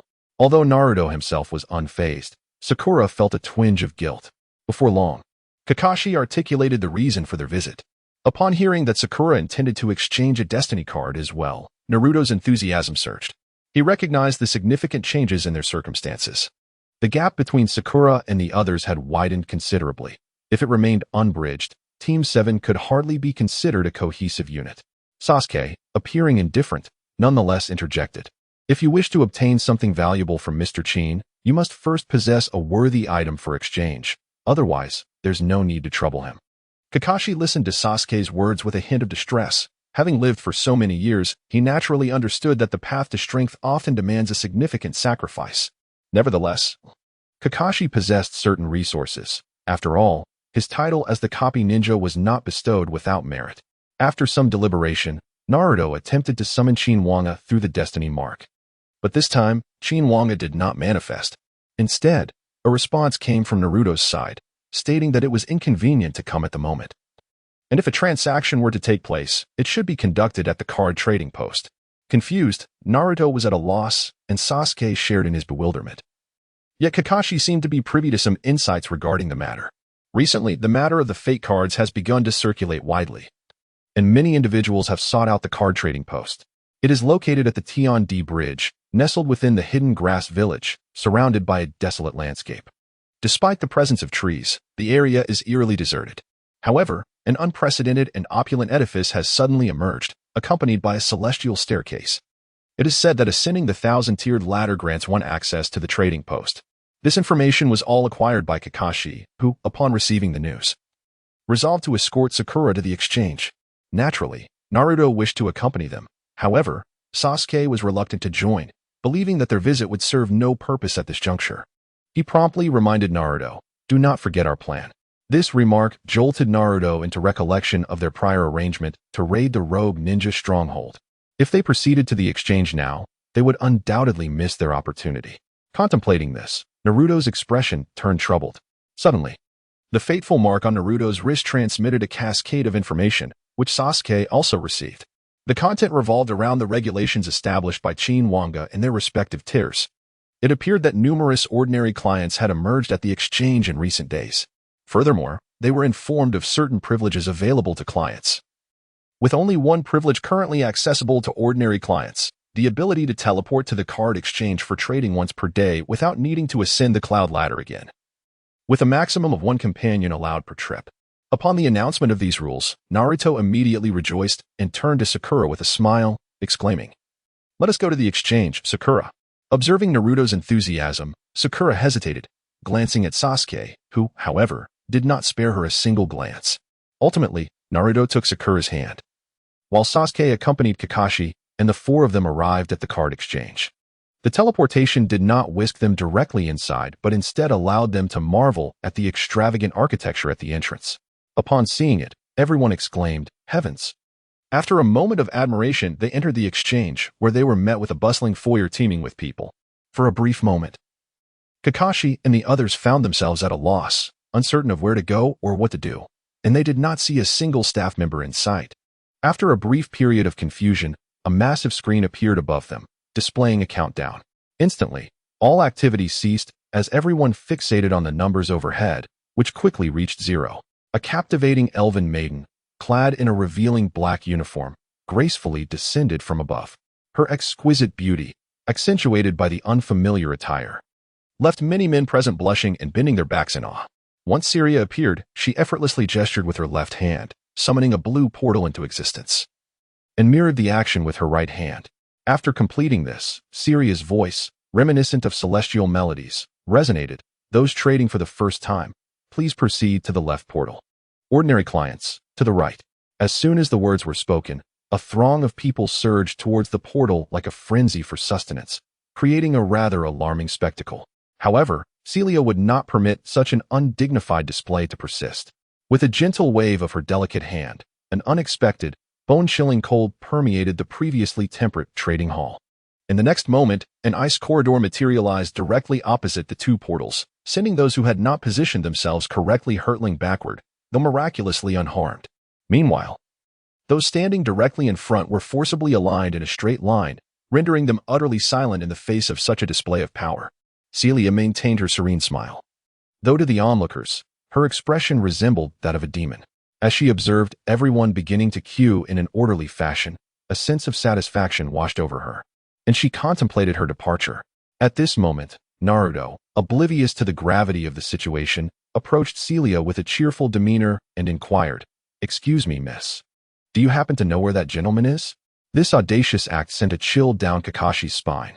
While Sasuke had already envisioned the myriad ways in which Naruto might meet his demise, Celia regarded Naruto with a puzzled expression, prompting Kakashi to swiftly intervene. Pulling Naruto back and profusely apologizing, "I sincerely apologize. This is my student, and he has mistaken you for someone else. My apologies once again. I shall take him away at once." Struggling against Kakashi's grip, Naruto protested with a disgruntled expression, "What are you talking about? I didn't make a mistake. Isn't this trading house owned by that gentleman?" Kakashi, not as physically imposing as Naruto, found himself in a stalemate until Celia, breaking the tension, smiled and said, "You must be referring to Boss Qin, correct?" Naruto's face lit up with delight as he exclaimed, Yes, that is the gentleman." Chapter 13. Hidden Rules. Initially fearing they had provoked this formidable woman, they were surprised to find that Naruto's inadvertent remarks had instead afforded them a fortuitous opportunity. Celia led Kakashi and the others into a secluded space, where they could observe the two additional areas previously accessible through the portal. In the left portal, all items intended for exchange would undergo scrutiny. Monetary items, for instance, were deemed the most inferior form of exchange. Typically, one could only acquire equivalent white items, which held minimal value and did not elevate one to the status of a regular client. The criteria to achieve regular client status had now been amended. One must exchange at least for blue items, thereby elevating the value of the exchanged goods. This serves to eliminate certain time-wasting individuals. Celia conveyed the fundamental rules of the exchange to Kakashi and the others. She then glanced at the individuals passing through the portal on the right. Although their numbers did not surpass those entering the portal on the left, they were still considerable. Sasuke observed the throng of hundreds engaged in transactions, feeling a sense of unease, as he had underestimated the rapid dissemination of fate cards throughout the ninja world. To his surprise, merely a few days had elapsed since the inception of the exchange, and already so many had become ordinary clients like him. This implied that his current strength was hardly a source of pride. It was quite possible that numerous individuals participating in the transactions had surpassed his own abilities. This intensified Sasuke's desire to grow stronger rapidly. He merely briefed Kakashi and the others on the rules of the trading house. Following this, Celia instructed them to wait while she sought out Qin Wange. Thus, Qin Wange, who was in a state of recuperation, was reluctantly pulled from his small room by Celia. Despite his evident reluctance, he complied with his prior arrangements and donned his handsome suit. Upon his reappearance before Naruto and the others, Naruto exhibited an extraordinary excitement. While Sasuke regarded him with a sense of reverence, Qin Wange then smiled and addressed Naruto, inquiring about the trading house. Naruto responded with enthusiasm, exclaiming, "It's simply magnificent. I've never seen such a structure." After allowing Naruto a moment to express his excitement, Qin Wange shifted the conversation to the matter at hand. "Now tell me, what brings you to seek me out? If it is a trade, you need not come to me." All the facilities within the trading house were supplied by a fictitious merchant guild, identical to the cards here, ensuring that any future transactions could be conducted there. This so-called merchant guild was a fabrication of Qin Wange, intended to instill a sense of fairness in these individuals. Should they discover that he controlled everything, they might suspect him during times of unfortunate card draws, which would render the experience rather unpleasant. Upon hearing Qin Wange's inquiry about their purpose, Kakashi finally spoke up, revealing their reason for visiting. After listening to Kakashi, Qin Wange thoughtfully glanced at Sakura and remarked, "Your promise carries significant weight. The enhancement from low-level cards may not necessarily keep pace with those two." Kakashi was well aware that this was not a cheap endeavor, but he had resolved to proceed. He stated, "Mr. Qin, I am willing to offer all the ninjutsu I have replicated over the years as a bargaining chip." Qin Wange chuckled at this proposition and replied, "Oh, you must consider carefully. The value of what you offer is quite substantial. It could elevate your worth to ensure at least 3 purple cards among 10. Surely, you have your own aspirations? Are you certain you wish to relinquish this opportunity to someone else?" Kakashi wrestled with his thoughts for a moment before ultimately deciding to adhere to his previous intention. Naturally, Qin Wange would not interfere with the client's decision. Thus, the transaction was finalized. With a gentle snap of his fingers, Qin Wange caused Kakashi to instantaneously forget countless ninjutsu techniques, as if he had reverted to the moment he first acquired his Sharingan. Kakashi sighed in resignation yet faced this reality with equanimity. After receiving the exchanged item, Qin Wange presented a die to Sakura, instructing her to cast it into the air. Sakura nodded, albeit with trepidation. Though she was not entirely clear on the value at stake, she comprehended their dialogue. Sakura understood that this opportunity had come at a significant cost to her teacher, Kakashi. And if she failed to roll a favorable number, it would render Kakashi's efforts futile. Noticing Sakura trembling, Kakashi gently patted her shoulder, offering reassurance. "Don't be so tense. Relax." With this, Sakura managed to steady her nerves and subsequently hurled the die into the air, where it spun rapidly. In a short while, it came to a halt, landing on the number 10. The 4 of them gasped in astonishment. 10. Sakura, your luck is simply extraordinary. Indeed, my years of savings have not been in vain. To think it landed on 10 means Sakura is sure to receive 3 purple cards. How infuriating. She has suddenly surpassed me. Qin Wange, feigning surprise, remarked, "Your luck is truly remarkable. However, having drawn all 10 cards grants you an additional choice. Would you like to know?" Still enveloped in her joy, Sakura hesitated before asking, "What do you mean by another choice?" The others perked up, eager to hear more. Qin Wange began to explain, "This is a hidden rule, known only to those who roll a 10. You now have 2 options. The first is to proceed as usual, unveiling 10 cards to claim your belongings. The second option is to forego the 10 cards before you in exchange for a transformation most suited to you. This transformation comes in various forms, and I cannot elaborate further. However, this metamorphosis will undoubtedly align with your true self, while the items within the cards, regardless of their merit, may not be of use to you." After hearing Qin Wange's explanation, Sakura found herself momentarily at a loss, while Naruto struggled to grasp the concept. Sasuke and Kakashi fell into contemplation, ultimately deciding to let Sakura make her own choice. although Sakura was not well versed in the rules of the cards. The stringent conditions for triggering this hidden rule promised significant benefits. She believed that the value of this transformation would far exceed that of the 10 cards. Thus, Sakura chose to relinquish the 10 cards in exchange for a chance at transformation. Qin Wange smiled and said, "Very well, I respect every client's choice." As Qin Wange waved his hand, 10 cards soared into the air, only to be consumed by a luminous orb before the gazes of the onlookers. Chapter 14. Child of the Stars. After the orb devoured the 10 cards, it dripped a single droplet of liquid, within which myriad wonders reminiscent of the starry sky could be discerned. Qin Wange guided this droplet before Sakura, prompting Naruto to instinctively rush forward in excitement. Believing that Sakura shared the same Scion bloodline as himself. "Uncle, is Sakura also endowed with the Scion bloodline?" he eagerly inquired. Qin Wange chuckled softly, shaking his head as he elucidated. "This is known as the tear of the goddess, imbued with formidable magical power. Though, on certain levels, its potency may not rival your Scion bloodline, it remains an exceedingly rare entity. Upon consumption, it will facilitate your transformation." Sakura gazed at the enchanting liquid before her, sensing an extraordinary magical allure. Without hesitation, she ingested the tear of the goddess. In the next moment, her body began to undergo a remarkable transformation. Her skin gradually turned a vivid purple, her hair transitioned to white and began to grow incessantly. Ultimately, her ears became pointed and direct, while a horn sprouted from the center of her forehead, presenting an unusual appearance. It was difficult to determine whether she was beautiful or not, but undeniably, she had become quite peculiar, likely prompting strangers to perceive her as a monster at first glance. Nevertheless, Sakura seemed unperturbed by her metamorphosis, as she had fully comprehended the nature of her transformation. The power of the Child of the Stars, Soraka, who forsook her immortal divinity to safeguard the mortal races from the harm of their own violent instincts, bestowed compassion and kindness upon every soul she encountered, even extending grace to those who harbored malice towards her.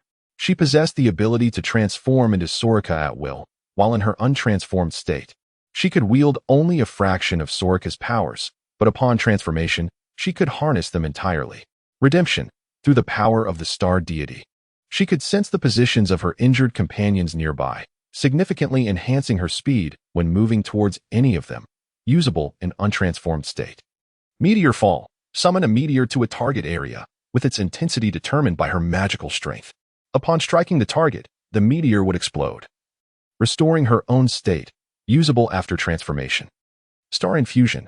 A minor sacrifice of her own vitality allows for the substantial restoration of any companion's life, effectiveness reduced by 60% when used in untransformed state. Celestial Barrier. Create a barrier in a designated area that persists for a duration, restricting all abilities of those within its confines, usable after transformation. Wishing. Summon sacred energy to heal all nearby companions, instantly restoring them to perfect condition, usable only once per day, usable after transformation. This transformation undoubtedly propelled Sakura into a position of significance, allowing her to surpass both Naruto and Sasuke in an instant. Moreover, Sakura's newfound power possesses a certain potential for growth, although it remains considerably inferior to Naruto's Scion lineage. Upon comprehending the nature of her abilities, Sakura promptly reverted to her original state and expressed her gratitude to Qin Wange. Naruto and Kakashi, witnessing this, breathed a sigh of relief, having feared that Sakura would remain in her transformed state indefinitely. Qin Wange, observing Sakura's joyful demeanor, remarked with a smile, "It seems you were quite pleased." Sakura nodded enthusiastically, replying, "Yes, I am deeply grateful to you." Curiously, Naruto leaned in and inquired, "Sakura, what kind of power have you obtained?" Sakura, shrouded in mystery, refrained from giving a direct answer, instead stating, My power is that as long as I am alive, no one shall endure suffering." Naruto, bewildered, was entirely at a loss regarding the meaning of her words, while Sasuke and Kakashi had a clearer understanding of the nature of Sakura's abilities. Sasuke suddenly interjected, "Is it a healing type? That's beneficial. Naruto can train without holding back in the future." Naruto scratched his head, uncertain of Sasuke's implication. After exchanging a few casual remarks, the group prepared to depart. Following this transformation, Team 7 had undeniably become extraordinarily formidable, to the point where even Kakashi might not stand a chance against them. Kakashi himself felt a sense of unease. Thus, On the day Naruto and Sasuke were set to head to the rogue ninja concentration point, he sought out the third Hokage. Coincidentally, he received a mission to eliminate rogue ninjas, leading to Team 7's unexpected assembly for their inaugural mission. Meanwhile, at the trading house, Qin Wange welcomed several influential clients. Determined to engage with these individuals personally, Qin Wange instructed Sairia to keep them all in isolation. In the waiting room, several individuals were present: Orochimaru, Itachi Uchiha, Kisame Hoshigaki, Haku, and Zabuza Momochi. Upon encountering Itachi, Orochimaru, with his usual sardonic tone, remarked, "Itachi, I never expected to find you here. I have long coveted your remarkable eyes." Kisame, wearing a perpetual smile, glanced at Orochimaru and suggested, "Itachi, should we eliminate Orochimaru?" Itachi coldly shot a glance at Orochimaru and replied flatly, "Do not act impulsively. We are not permitted to engage in conflict here." Zabuza and Haku, having no ties to these three, chose to sit apart, deliberately avoiding any interaction. Their intention was clear: to remain uninvolved. Soon, Qin Wange made his entrance, startling even the likes of Orochimaru and the others, who were taken aback by his ghostly arrival. Orochimaru, initially suspecting it to be a mere game orchestrated by a powerful entity, realized that the rumors held truth. Consequently, he swiftly altered his demeanor and approached Qin Wange with an obsequious attitude, saying, "You must be Mr. Qin." Before Orochimaru could elaborate further, Qin Wange interjected, "Orochimaru, your ambitions are indeed grand, yet in this era, you have become obsolete. If you wish to pursue your aspirations, you must exchange something of value for the fate cards. This is your sole option." Orochimaru, slightly disheartened by Qin Wange's words, felt a sense of disdain as he perceived that Qin Wange regarded him with contempt. Although he was unaware of Qin Wange's true identity, the tone and demeanor left him thoroughly displeased. However, the situation was far from resolved. Itachi and Kisame soon articulated their intentions, while the naive Nagato sought to recruit Qin Wange into the Akatsuki, only to be promptly dismissed by Qin Wange. Unlike Orochimaru, Kisame was undeterred by fear. His mission was to persuade Qin Wange to join the Akatsuki, and should the proposal be refused, he was prepared to eliminate him. As soon as Qin Wange rejected the offer, Kisame took action. Yet, he was oblivious to the true nature of his opponent. With a smile still adorning his face, Qin Wange's tone turned icy as he stated, "Assaulting the boss is ill-advised." Chapter 15. Techniques and potions. No sooner had Qin Wange finished speaking than Kisame found himself suspended in midair, his eyes wide with ferocity. Itachi instantly readied himself for combat. With a slight shake of his head, Qin Wange softly remarked, "Itachi, I have always believed you to be a person of intelligence." As he spoke, Qin Wange made a gentle pinching gesture with his right hand. In the next instant, a thunderous explosion erupted from Kisame's head, showering the surroundings with a torrent of blood, yet not a single drop touched Qin Wange. Witnessing such terrifying power, Itachi immediately lost his will to resist and, expressionless, stated, "Today, I have offended you through my ignorance. I submit to your judgment." Qin Wange, far from being angered, smiled at Itachi and said, "Not only do I harbor no resentment towards you, but I am also willing to concede the ownership of Kisame's body to you. The value of this individual is quite substantial, if one were to exchange everything belonging to Kisame. The quality of the cards could reach a point where among 10 fate cards, only one would be of blue rarity." Itachi and Kisame indeed came seeking trouble. But prior to their arrival, Itachi had gathered extensive intelligence regarding the trading post, comprehending the implications of Qin Wange's words. Orochimaru and Zabuza were both drawn to the fate cards, and Qin Wange's remarks instantly ignited their envy. Observing Orochimaru's demeanor, one could sense his eagerness to seize Kisame's lifeless body, yet he remained wary of Qin Wange's prior statements. With a furrowed brow, Itachi pondered for a moment. The recent upheavals in their mission had even left him, typically composed, somewhat disoriented. The death of Kisame weighed heavily on him. After all, Kisame was a commendable individual, albeit his recklessness had led to this unfortunate turn of events. Noticing Itachi's prolonged silence, Orochimaru could not resist stepping forward with a sinister smile, remarking, "It seems you still harbor compassion for your companion's remains.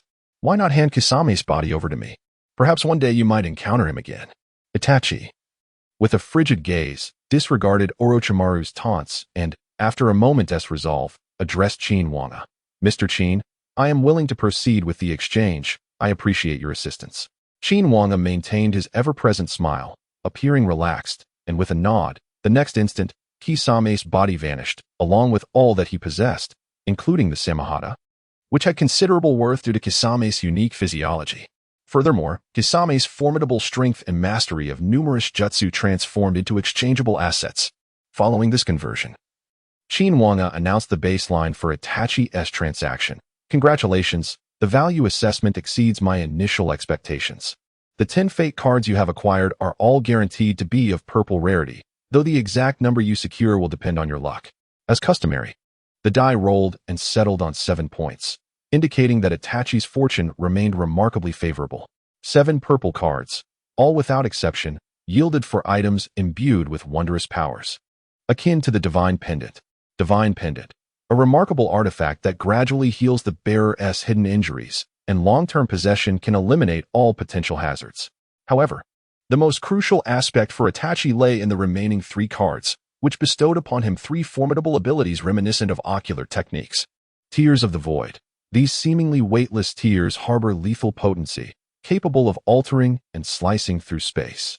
Eye of the Celestial Emperor, possessing the ability to foresee the future and unveil all truths. Eternal Kaleidoscope Sharingan, no introduction required. For those unfamiliar, please revisit Naruto. Having acquired such formidable powers, Itachi barely had time to revel in his fortune before Qin Wange interjected, "Your brother is also a regular client of mine. Do exercise caution. One day he might surpass you in strength and come to trade your lifeless body." In response, Itachi pondered briefly before declaring, "If he truly achieves that, then I would have no regrets in death." Qin Wange remained silent. As the mastermind behind the scenes, he was well aware of the circumstances surrounding these 2 brothers. The first transaction had been completed, and Itachi was preparing to depart. Before leaving, he respectfully expressed his gratitude to Qin Wange, then cast a cold glance towards Orochimaru. The intensity of Itachi's gaze sent a shiver down Orochimaru's spine, had it not been for the prohibition against violence within the trading hall. He might have already met his demise at Itachi's hands. Once Itachi had left, Qin Wange slowly approached Orochimaru, his demeanor not influenced by the knowledge that Zabuza had little to offer. Gone were Orochimaru's earlier airs of defiance. After witnessing Qin Wange's capabilities, he dared not entertain any sinister thoughts. As Qin Wange stood before him, Orochimaru immediately smirked and said, "My lord, I can offer all my research findings in exchange." Qin Wange paused for a moment before replying, "You may find this disappointing. Your so-called research findings hold little value. Most of them are utterly useless, save for your regenerative research, which possesses some merit. If you seek higher quality cards, the only thing of worth you possess is likely the Kusanagi blade." Without hesitation, Orochimaru retrieved the Kusanagi blade from his mouth. Though it was somewhat distasteful, Qin Wange nonetheless waved his hand to accept it. After calculating the total value, he remarked, "Your trade guarantees a minimum of a blue card, with 5 purple cards among the 10 fate cards." Upon concluding the transaction, Orochimaru swiftly commenced the casting of dice, which ultimately landed on the number 5. His expression was far from favorable, indicating evident dissatisfaction with the outcome. However, the result was immutable. Subsequently, Orochimaru selected 5 cards, while Qin Wange retained the remaining ones, revealing the 5 cards suspended in the air. Ultimately, the cards drawn by Orochimaru consisted of 3 purple and 2 blue items. The blue items were a bottle of potent red medicine and a vial of deep blue elixir. The remaining 3 purple items held intriguing potential. The sorcery elixir. Consuming this potion enhances the energy expended for releasing techniques. In the world of Naruto, this translates to chakra, continuously replenishing energy while amplifying the intensity of techniques for 3 minutes, with automatic recovery after a day's consumption. The Fury Elixir. This potion augments overall physical prowess, restoring one's condition when inflicting damage upon adversaries, lasting 3 minutes, with automatic recovery after a day's consumption. The Necromancer's Staff. Utilizing this staff summons skeletal warriors. With a maximum limit of 20, the strength of the summoned skeleton scales with the user's prowess. To an ordinary individual, these 3 purple items might appear rather unimpressive, their effects seemingly lackluster. Yet for Orochimaru, they represented invaluable treasures, their unprecedented properties igniting his fervor for new research. Unable to contain his excitement, he departed the trading post without lingering further. Chapter 16. The Salamander Hans. Now, only Zabuza and Haku remained. Qin Wange approached them with a deliberate calmness. prompting Zabuza and Haku to regard him with respect. As Qin Wange stood before them, Zabuza spoke. I can only offer all the treasures I have amassed over the years in exchange. Aware that his offerings were rather meager, Zabuza felt a twinge of apprehension regarding Qin Wange's potential ire. Without hesitation, Qin Wange replied, the only valuable item you possess aside from your beheading sword is Haku's bloodline limit. The choice is yours. Zabuza bowed his head in contemplation, and Haku, sensing Zabuza's turmoil, interjected, utilize my bloodline limit. It will empower you greatly, Lord Zabuza. Zabuza glanced at Haku but did not respond to her suggestion. Instead, he removed the beheading sword from his back and presented it to Qin Wange. Understanding his intent, Qin Wange waved his hand to accept the sword and assessed its worth, stating, with just this beheading sword, combined with those trivial treasures, it might barely elevate you to a baseline blue rank. Zabuza felt a profound sense of resentment, for he had just witnessed the astonishment displayed by Itachi and Orochimaru upon drawing the purple cards. He, too, harbored ambitions and did not wish to be outshone by anyone. Yet now, he found himself defeated by the whims of fortune. Ultimately, he could only nod in resignation. Qin Wange offered a comforting smile, saying, do not be so disheartened. The guarantee of a blue card does not imply that you are limited to drawing only blue cards. If luck favors you, you might yet draw a purple or even a golden card. Zabuza responded with a wry smile, taking a deep breath before casting the dice in his hand, only for it to land on a mere one. He could no longer contain his frustration, feeling utterly despondent, even questioning whether his misdeeds had earned him divine retribution.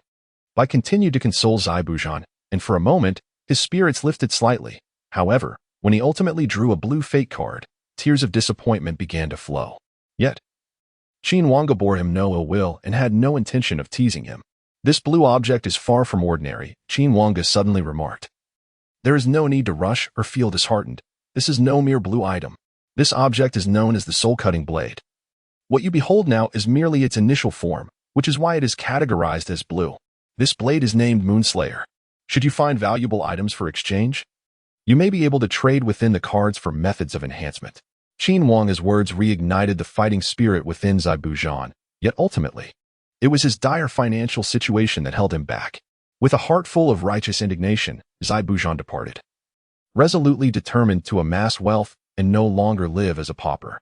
Meanwhile, Qin Wange's affairs had reached resolution, allowing him to return to his modest chamber and enter a mode of cinematic exploration. The screen before him illuminated with scenes from the newly formed 7th Squad. Situated within the heart of the rebellious ninjas, a significant development for the current Naruto and his companions. These diminutive traitorous ninjas are hardly formidable opponents. Yet is it truly as simple as it seems? The scene before Qin Wange began to delve deeper into the periphery of the traitorous ninjas. Soon, he stumbled upon a most intriguing individual. With this person present, it was likely that Naruto and his companions would suffer a devastating blow. In the image, a man appeared, adorned with a peculiar mask and wielding a chain scythe. This man is known as a demigod. Naruto and Sasuke led the charge, already cutting through the throngs, while Sakura maintained a calm demeanor behind them and Kakashi observed from the shadows. The abilities of these rogue ninjas can only be described as mediocre, while at this moment, Naruto and Sasuke's strength is comparable to that of a Nin like Kakashi. Soon, the surrounding rogue ninjas were either killed or severely injured by the two, leaving few able to stand. Kakashi, concealed in the shadows, felt a sense of relief upon witnessing this scene, believing it would come to a close. However, an unexpected turn of events soon unfolded. Just as Naruto and Sasuke were about to begin their search for spoils, a man suddenly appeared, exuding an aura that Kakashi recognized as formidable. Immediately, he signaled for Naruto and Sasuke to retreat. Sasuke, too, observed the man before him and sensed an overwhelming pressure. This man was Hanzo of the Salamander. Kakashi, fully alert, fixed his gaze on him and inquired, "Who are you?" "We are ninjas from the Hidden Leaf Village." The man scoffed disdainfully. "Ah, mere brats from the leaf, huh? If you manage to survive my hands, I shall reveal my name." With that, he hurled his scythe directly at Kakashi. Realizing that negotiation was futile, Kakashi swiftly signaled Naruto and Sasuke. They immediately understood and darted to either side of Kakashi, who deflected the scythe with a shuriken, encircling the man in an instant. Hanzo chuckled. "What a familiar scene, but do these two brats truly believe they can stop me?" Suddenly, he slammed his palm onto the ground and shouted, "Fire style, explosive flame array." Instantly, the ground beneath Kakashi and the others began to sink. Sensing imminent danger, Kakashi yelled, "Get back!" Sasuke reacted quickly and evaded, but Naruto, lost in thought, was caught off guard as the explosive tags beneath him detonated. Boom! In the aftermath of the explosion, flames engulfed the ground. Kakashi and Sasuke narrowly escaped, but Naruto was severely injured. Sakura rushed forward to help Naruto, but Hanzo noticed her intentions and sent his scythe flying toward her. Kakashi, having just dodged Hanzo's attack, had no time to rescue her. Just as the scythe was about to strike Sakura, a sharp collision echoed. Sasuke, utilizing his incredible speed, positioned himself in front of Sakura. Yet his kunai could not fully block Hanzo's scythe. Sasuke was wounded in the chest, and Hanzo was momentarily taken aback by the sudden appearance of Sasuke, pondering. This brat's speed has reached such heights. Has the new generation of the Hidden Leaf Village become this formidable? Hanzo retracted his scythe as Sasuke struggled to kneel on the ground. Sakura attempted to assist him, but Sasuke raised his hand to stop her, urging, "First, let Naruto recover. This man is too strong. I cannot handle him alone." Sakura, hesitating momentarily, rushed to the side of the gravely injured Naruto, a remarkable power manifesting in her hands. However, she quickly halted her actions, realizing that Naruto's injuries were far too severe. In such a state, the infusion of celestial energy would not suffice to restore him completely. Chapter 17. Team 7 confronts Hanzo. As Sakura silently chanted within her heart, her appearance began to transform, and before long, she bore the likeness of Soraka. Once she had fully metamorphosed, she immediately employed the celestial infusion on Naruto, witnessing his injuries heal almost instantaneously. Yet, Sakura herself sustained minor wounds in the process, prompting Hanzo to express his astonishment at this unprecedented spectacle he had never witnessed in his long life. Naruto, having regained some semblance of consciousness, felt a sense of dizziness, bewildered by the events that had transpired. However, Hanzo was not one to linger idly. As Naruto stirred awake, he charged toward them. Sasuke attempted to rise and intervene, only to discover that his body was immobilized. Observing this, Hanzo chuckled and remarked, "How does my poison feel? Do not harbor illusions of standing. Conserve your strength, for struggling may only prolong your demise." Gritting his teeth, Sasuke collapsed to the ground, prompting Naruto and Sakura to rush forward, with Sakura lifting Sasuke away to safety. In the meantime, Naruto unleashed his full power, colliding with Hanzo. Taken aback by Naruto's strength, Hanzo found himself astonished once more. The sheer force propelled Hanzo's scythe from his grasp, and as Naruto followed up with a punch, Hanzo hastily raised his arms in defense. A resounding thud echoed through the air as Hanzo felt the near-shattering impact on his arms, staring in disbelief at the youthful figure before him. Naruto had no intention of engaging in further banter. Despite any lingering sluggishness, he recalled the harrowing scene of his previous injuries. Awakening to find Sasuke gravely wounded and unconscious ignited a furious determination within Naruto, fueling his combat prowess to its zenith. Once again, he charged at Hanzo, who, sensing the imminent danger, swiftly began to form hand seals. Just as Naruto was about to close the distance, Hanzo slammed one hand to the ground, chanting incantations. Summoning technique, spicy fish, well of support. Upon the sudden emergence of the colossal black pepper fish well, a vast quantity of toxic gas was instantly released, prompting Naruto to retreat hastily. However, the poison came upon him with such swiftness that he could only feebly shield himself with his sleeve, yielding far from satisfactory results. After retreating, Naruto soon felt a wave of dizziness wash over him, rendering him weak and disoriented. At that moment, Hans, enveloped in the toxic fumes, suddenly launched an attack. Brandishing his chain scythe, he surged towards Naruto with astonishing speed, reminiscent of Sasuke's lightning bolt technique. Yet, this was, in fact, Hans's own maneuver sword technique, Flash, a lethal strike designed for rapid resolution of combat. Had Naruto not been afflicted by the poison, he could have easily evaded the attack, for Sasuke's lightning bolt far surpassed Hans's speed. But now, as Naruto prepared to move, he found himself utterly drained of strength, with Hans poised to secure his victory. At this moment, Kakashi finally made his move. He approached Naruto and, forming hand seals, unleashed the Earth Release, Earth Flow Wall, successfully thwarting Hans's assault. He then guided Naruto to Sakura's side. Kakashi, however, was in a rather precarious condition. The reason he had refrained from engaging earlier was that he had completely forgotten all the ninjutsu he had previously copied for the sake of trade. The only techniques that lingered in his memory were the body flicker technique and lightning cutter. Fortunately, some of the ninjutsu he possessed were not entirely derived from others' abilities. Fighting with the remnants of his own techniques left Kakashi feeling increasingly powerless, and the current predicament weighed heavily on his mind. Curiously, Hans did not launch another attack, granting Kakashi and his companions a brief respite. After a period of recuperation, Naruto and the others had nearly recovered, and the poison afflicting them had been purged by Sakura. This time, they devised a plan to confront Hans once more, and the trio leading the charge was changed to Naruto, Sasuke, and Sakura. Kakashi, having lost a significant portion of his ninjutsu, found himself ill-prepared for battle. Thus he opted to remain in the shadows, waiting for the opportune moment to strike. Hans had been waiting for them as well. He was not a malevolent fiend, but rather someone who appreciated those with potential and strength. It was evident that Naruto and his companions fit this description, which is why Hans chose not to annihilate them, but instead awaited their arrival in quiet anticipation.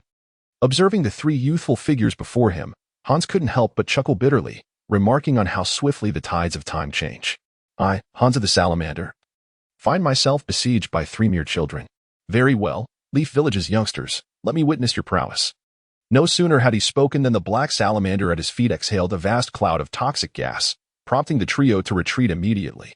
The significance of a medical ninja within a team is well understood by all, including Hans himself, who swiftly charged through the poison towards Sakura. Sasuke had activated his Sharingan during training days prior, yet its current utility was limited for him, serving merely as an auxiliary aid. Upon activating the Sharingan, Sasuke discerned Hans's intentions and shouted, "Naruto!" towards Sakura. Heeding the warning, Naruto surged forth at full speed towards Sakura. With Sasuke's foresight, Naruto reached Sakura before Hans could. Hans halted abruptly. He was reluctant to engage Naruto directly, but this pause granted Sakura the opportunity she needed. In an instant, Sakura unleashed a star-shaped barrier against Hans, who immediately sensed his chakra being sealed. Before he could fully comprehend the situation, a surge of yellow electricity coursed through his body, causing him to convulse uncontrollably and half-kneel to the ground. However, their offensive was far from over. Naruto, unleashing his full might, charged at the incapacitated Hans and, under the latter's furious gaze, landed a powerful punch squarely on Hans's face. The impact echoed with a dull thud, sending Hans crashing back into the poisonous mist. Witnessing this, Naruto scratched his head, realizing he may have made a misstep. He could have captured Hans instead. As a result, the tension between both sides intensified once more. Kakashi, observing from the shadows, felt a sense of satisfaction as he watched the trio. It was as if they had surpassed him without any formal training. Yet Kakashi, a ninja renowned for his genius, was not pleased to be overshadowed by a group of newly minted genin.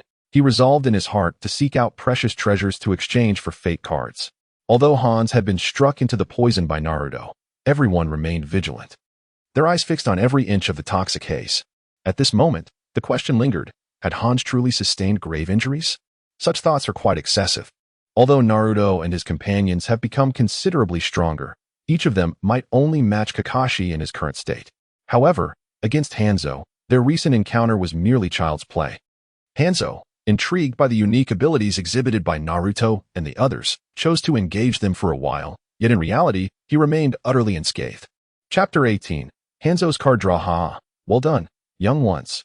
You truly startled me. But if you genuinely intend to confront me, you have a long way to go. Hanzo's voice echoed amidst the poisonous mist. Naruto, feeling indignant, shouted, "Coward! Hiding in the poison, why don't you come out and face us directly?" In the next moment, a peculiar figure materialized behind Naruto. Sensing danger, he swiftly turned to strike, only to find himself ensnared by an overwhelming force, rendering him unable to move. Seeing this, Sasuke rushed to assist, but in an instant, he was brought down. Hanzo glanced at Sakura, who was frozen in place, showing no intention to act. Kakashi, astonished, observed Hanzo and thought to himself, so this is his true power. I must quickly devise a way to escape with them. Just as Kakashi pondered his next move, Hanzo's gaze fell upon his concealed form, and Kakashi realized he had been exposed. Reluctantly, Kakashi rose and addressed Hanzo. What exactly do you intend to do? Hanzo chuckled in response. What do I intend to do? Do you believe me if I say I wish to dominate the entire shinobi world? Before Kakashi could retort, Hanzo mockingly added, "Ah, such a naive thought. Very well, let today's farce come to an end. You may leave." With that, Hanzo turned to depart, seemingly devoid of any murderous intent towards Kakashi and his team. Everything prior had merely been a test. Only after confirming that Hanzo was truly gone did Kakashi lead Naruto and Sasuke away from the scene. After a while, Naruto and Sasuke regained their composure. While Sakura's injuries had become more severe, once they had recovered, they immediately inquired about the events that had transpired. Upon learning that Hanzo had not been serious in their encounter, Sasuke clenched his teeth, acknowledging his own inadequacies. Meanwhile, Naruto, with a carefree disposition, felt as though he had narrowly escaped death. Despite their differing mindsets, both were profoundly dissatisfied with their own strength, and this experience clarified their understanding of their true capabilities. They had indeed been overly arrogant, having never faced someone of Hanzo's caliber, which led them to mistakenly believe their power was formidable. This can be considered as reality delivering a harsh slap to them. In truth, none of this is mere coincidence. Behind this captivating spectacle lies a mastermind orchestrating it all. Qin Wange was not merely a passive observer. Long before the arrival of the 7th Squad, she had sought out Hans. However, in order to conceal her intentions, she refrained from having him exchange fate cards, instead assigning him a task. The objective was to vanquish the current 7th Squad using his innate abilities, thereby making them realize that their limited prowess was woefully inadequate. Upon successful completion of the task, Hans would earn a chance to exchange fate cards with Qin Wange at no cost. Initially, Hans maintained his proud demeanor towards her, but soon, after witnessing her extraordinary capabilities, he became convinced that she was indeed a deity, capable of annihilating mountains and seas with a mere gesture, an act reserved for the divine alone. After fulfilling his assignment, Hans assessed his injuries. Although he could easily handle Naruto and his companions if he fought earnestly, holding back had significantly diminished his strength. Had he unleashed his full might, he possessed myriad methods to dispose of them. Despite incurring some cost, he had ultimately completed the task entrusted to him by Qin Wange. Upon returning to his hideout, just as he intended to tend to his wounds, Qin Wange reappeared before him. Hans quickly bowed respectfully and stated, "Honorable deity, I have completed the task you set before me." Qin Wange chuckled softly, replying, "Indeed, I have witnessed your efforts. Given your current strength, ordinary cards would not offer you substantial enhancement." With a wave of her hand, 10 cards materialized before Hans, followed by the presentation of a die. She continued, "Thus, this time, your exchange will guarantee a minimum quality of purple cards, though the number you acquire will depend on your fortune." After elucidating all the rules, Hans eagerly commenced his first draw. With a roll of 4, he felt a wave of disappointment wash over him. Yet, the outcome was irrevocable.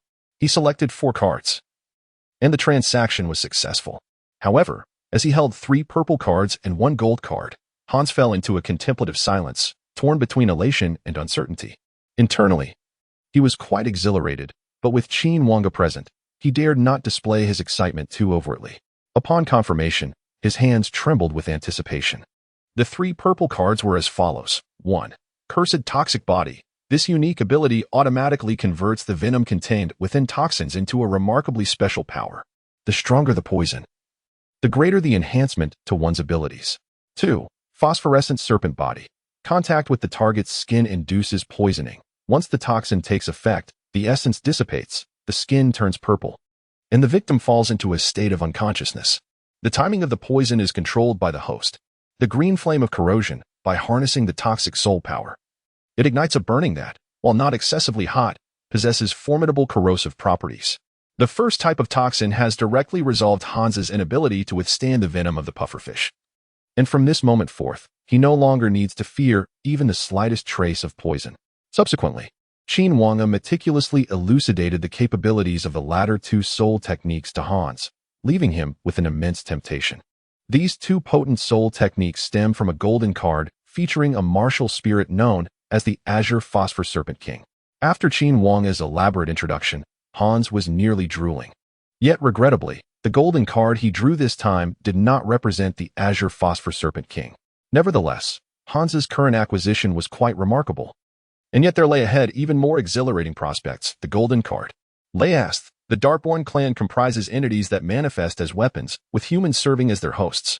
They possess a conscious autonomy, engaging in a relentless struggle for dominance over the body, a battle of life and death, until one side gains complete control. Qin Wange did not provide Hans with extensive information regarding Leasth, offering only a single piece of advice. It would be prudent to wait until your strength has significantly increased before attempting to engage with Leasth, for your current power would surely result in your annihilation at its hands. Chapter 19. The Surge of Destiny cards. Qin Wange's words instilled a cold sweat in Hans. He had not anticipated that this oddly shaped red scythe could harbor such terrifying capabilities.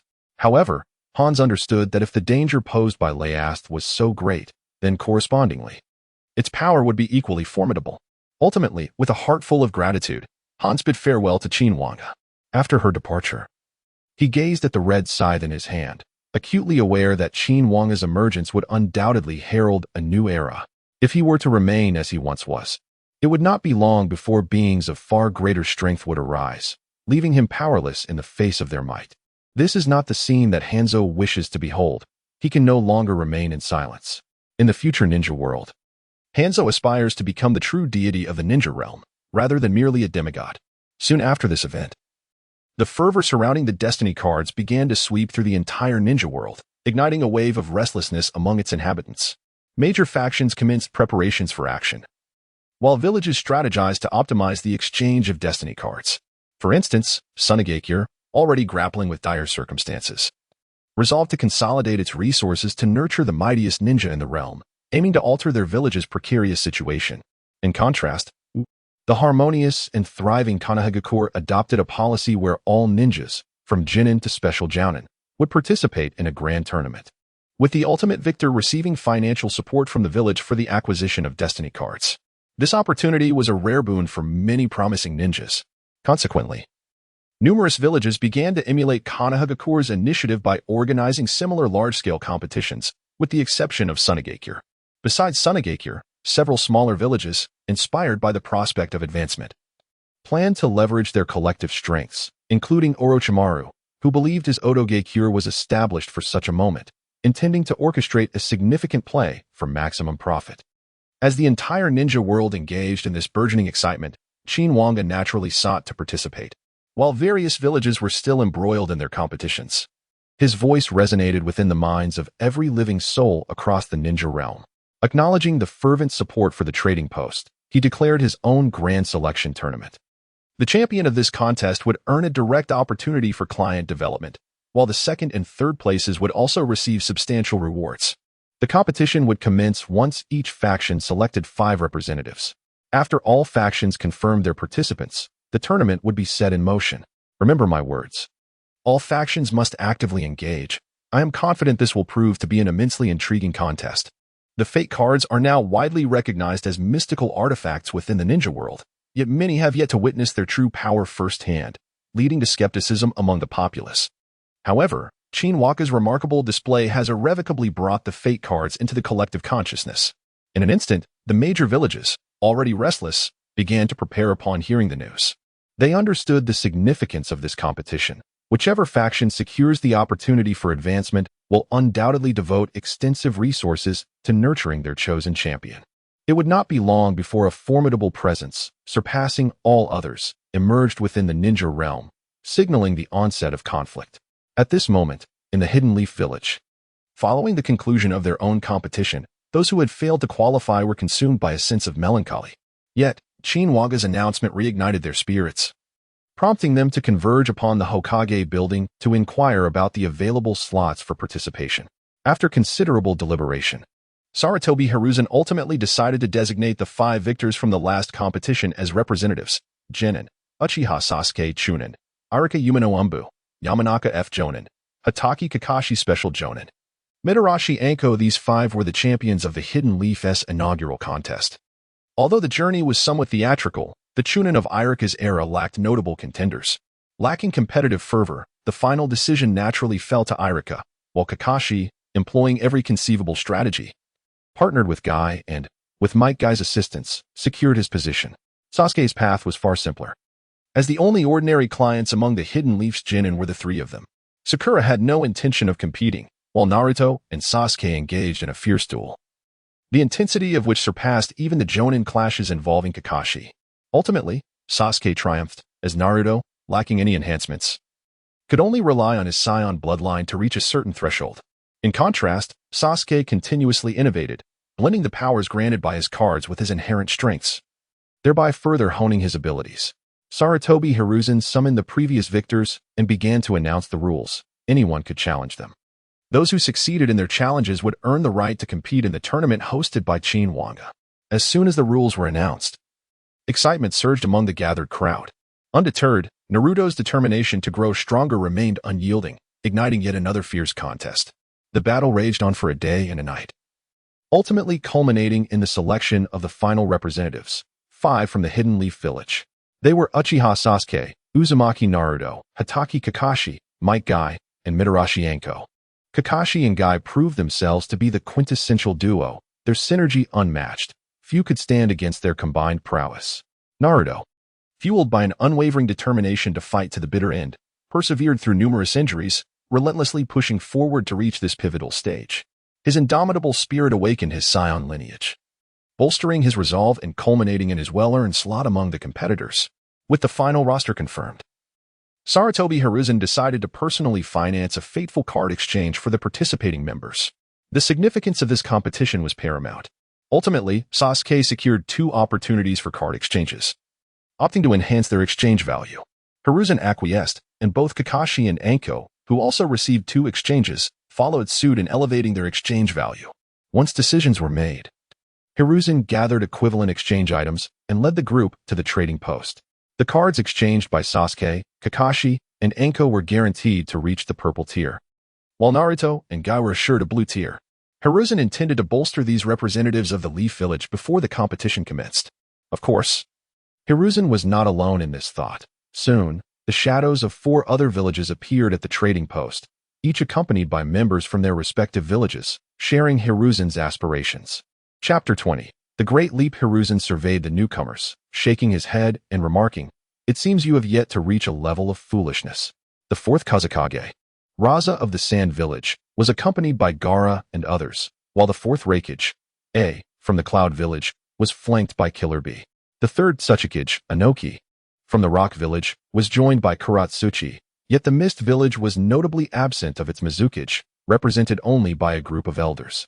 Killer Bee couldn't contain his laughter, exclaiming, "Yo, it turns out the Mist Village is isolated from the world because they don't even have a Mizukage. What a joke." At this, the elders from the Mist Village glared at him in indignation, while nonchalantly responded, "B, keep your mouth shut." Anoki approached Hiruzen and spoke, "I didn't expect you to still be alive." Hiruzen promptly replied, "Neither did you." The 2 elderly gentlemen engaged in a verbal sparring match, exchanging barbs and jibes, while Luo Sha and Ai stood silently at a distance. Upon their arrival, they had been intercepted by a girl named Celia, who brought them here, clearly indicating that someone wished to meet with them. This Celia possessed formidable powers, capable of altering the weather with a mere wave of her hand, a feat that transcended their comprehension. After a brief wait, Qin Wange gradually emerged from the crowd, leisurely making her way forward, seemingly oblivious to those around her. Upon reaching the center of the 5 factions, Qin Wange snapped her fingers. Instantly, each person found themselves confronted with a raised platform, upon which rested a dice. "Without further ado," she proclaimed, "I have taken all your exchange items. Now, I kindly ask the exchangers to roll the dice." Sarutobi Hiruzen gazed at the dice before him, his heart brimming with excitement, though regrettably, he had no stake in this exchange. He needed to consider the village first, thus, 2 guaranteed blue cards were essential. Kai was the first to exchange, and as he rolled the dice, it settled on 5. He casually selected the first 5 cards, revealing 4 blue and 1 purple. It could only be described as average. Had this occurred in the past ninja world, Kai would have experienced significant growth. However, after today, many who left this trading post would likely surpass him in strength. Sarutobi offered Kai a few words of encouragement, urging him not to lose heart. Although Kai often appeared frivolous, he understood the gravity of the situation. Nonetheless, he would not easily concede, for the cards he held were far from weak. Soon, Kai accepted his cards, 2 bottles of red potion, a pair of golden nunchaku, the will to fight, and finally, the purple technique of the 8 gates without injury. While it seemed that Kai had drawn nothing extraordinary, the last item alone could propel him to greatness. He struggled to mask his exhilaration as he stepped back, making way for Naruto, who had been waiting eagerly for this exchange. Despite possessing an extraordinary bloodline, Naruto found it frustrating that he could not tap into his power. But that would soon change. Taking a deep breath, he cast the dice, which settled on 3. The faces of the Leaf villagers contorted with concern, and Naruto himself could hardly believe his misfortune. Feeling despondent, he randomly selected 3 cards. However, when the cards were revealed, everyone was stunned to see all 3 were purple. Naruto's luck was nothing short of miraculous. It is worth noting that among the guaranteed blue cards, the maximum number of purple cards was typically 3. Overjoyed by this outcome, Naruto eagerly accepted his 3 purple cards, a 100-fold gravity training chamber, the King Kai Fist, and mastery of the Spirit Bomb. Next was Sasuke's turn to exchange his guaranteed purple cards. He had been restless, stepping forward to roll the dice. Ever since witnessing Naruto acquire 3 purple cards, Sasuke had been on edge. He knew if he drew fewer than 5 purple cards, surpassing Naruto would be a daunting task. Sasuke was acutely aware that Naruto had previously drawn golden items. The dice spun rapidly before finally settling on 5. Gritting his teeth, Sasuke acknowledged that while this was not a terrible outcome, it fell short of his expectations. Emotionless, he accepted his 5 purple cards, 100,000 volts, an electric net, thunder flash, voltage attack, and an electromagnetic sword. Next up was Mitarashi Anko, who had never before exchanged fate cards, stepping forward as someone entirely new to this experience. This time, fortune smiled upon him. As he began with a considerable advantage over many others, the dice ultimately settled on the number 7. The figure presented is the highest currently witnessed in the arena, and even the Red Bean was exhilarated to receive his cards. The 7 cards, shimmering with a purplish hue, caused envy in the eyes of onlookers. However, it was Kakashi's subsequent draw that ignited a fervor so intense that they nearly resorted to outright theft. A guaranteed 10 purple cards. Aside from Sakura's previous exchange, they had never encountered such a spectacle. Naruto and Sasuke understood the implications of drawing 10 cards successfully. Indeed, Qin Wange soon inquired whether Kakashi would opt for the 10 purple cards or a singular opportunity for transformation. Kakashi had initially hoped to draw a few purple cards to restore some of his diminished power, having lost much along the way. To his astonishment, he drew them all. After a moment of contemplation, Kakashi made his decision. Despite the allure of 10 purple cards, such a chance for transformation was rare and precious. He resolved to take a risk and stated to Qin Wange, "Mr. Qin, I choose transformation." Qin Wange nodded, remaining silent as the familiar procedure unfolded. However, the entity Kakashi received was not the power of a goddess, but rather a blood-red bat. Qin Wange elucidated. "The transformation opportunity you have acquired allows you to become a blood mage. Let this bat bite you, and you shall transition into a blood mage, subsequently mastering the exclusive abilities and techniques of this class. Rest assured, this transformation poses no danger. It is a guarantee I provide to my clients." Kakashi gazed at the blood-red bat before him, feeling a flicker of trepidation. Yet with Qin Wange's assurance, he steeled himself. Extending his arm toward the bat, it lunged forth and bit him. In an instant, copious amounts of blood began to seep from Kakashi's body, yet instead of scattering, it was drawn together by an extraordinary force. Qin Wange, slightly impatient, murmured, "Enough, there is no time to indulge in your display." Then, pointing towards Kakashi, all the blood vanished in an instant, leaving Kakashi standing motionless in place. His expression was somewhat dazed, as he momentarily failed to comprehend what had transpired. Chapter 21. Emergence of Gold. The peculiar ability to attack adversaries utilizing blood energy, inflicting damage through the organic connection of blood energy absorption and consumption. Currently, the ability level stands at 15. With the learned skill, Blood Fusion, absorbing blood from the struck target, it undergoes a transformative reaction through the abyssal heart, generating a new source of power, blood energy elements. Blood energy is the new element required for the blood mage's skills. When fully charged, one enters an exhilarating state. In cases of insufficient blood energy, one will consume their own blood to activate blood energy consumption-based skills. Blood Shadow Step consumes blood energy to move behind the farthest target ahead. Blood Bat Assault inflicts damage by allowing a bat demon to possess the struck target, capable of absorbing blood energy through the bat. Blood Wing Strike consumes blood energy to transform the hands into blade-like wings, launching an assault on the forward target. Usable in midair, and allows the user to hover and adjust the landing point. This represents the current mastery of the Blood Mage powers by Kakashi, which has fundamentally transformed his combat capabilities. However, this has also inadvertently altered Kakashi's demeanor, imbuing him with an air of aloofness. The card exchange in the Hidden Leaf Village has finally concluded. So captivating was the event that the other villages momentarily lost track of their own activities. Once they regained their composure, they excitedly began drawing cards, yet none achieved any remarkable results, save for the Hidden Cloud Village, which notably produced the highest number of 9 purple cards. However, when it came to the Hidden Sand Village, astonishment swept over everyone. for they had astonishingly drawn a gold card. The golden card was drawn by Gaara, who, despite his usual composure, now trembled with excitement. This scene, unseen by all except Naruto, unfolded before them as the golden card was flipped, revealing a strikingly handsome young man. With a mere wave of his hand, he commanded an entire expanse of desert, leaving Raza utterly astonished. Such power could hardly be matched even by the first Kazekage. Before long, the item from the golden card materialized in Gaara's hand, a crystal-clear orb. As Gaara reached out to grasp it, the orb seamlessly merged into his being, startling Raza in an instant. He hurriedly checked to ensure Gaara was unharmed, though this action displeased Qin Wange, who coldly remarked, "Worry not. This is an immense boon, and he shall be perfectly fine." It was then that Raza realized he had inadvertently offended Qin Wange and quickly offered his apologies. At that moment, Gaara's body began to manifest an abundance of sand, which cascaded to the ground as if dampened by some unseen force. This state persisted for a while until Gaara returned to normal. Raza promptly inquired about what Gaara had acquired from the golden card. Although Gaara remained silent, his eyes betrayed an undeniable thrill. The ability he had gained was derived from the foremost master of the western regions, Fan Yunfei, coupled with the Millennium Water Pearl. Gaara could now effortlessly manipulate both sand and water, two opposing elements that could even be used in conjunction, rendering him immensely powerful. Raza's companions, Karasu and Temari, observed Gaara with growing concern. Soon, the card-drawing session concluded for everyone. Without further ado, Qin Wange intended to see them off when Sarutobi Hiruzen interjected, "Mr. Qin, how long until the competition you are hosting commences?"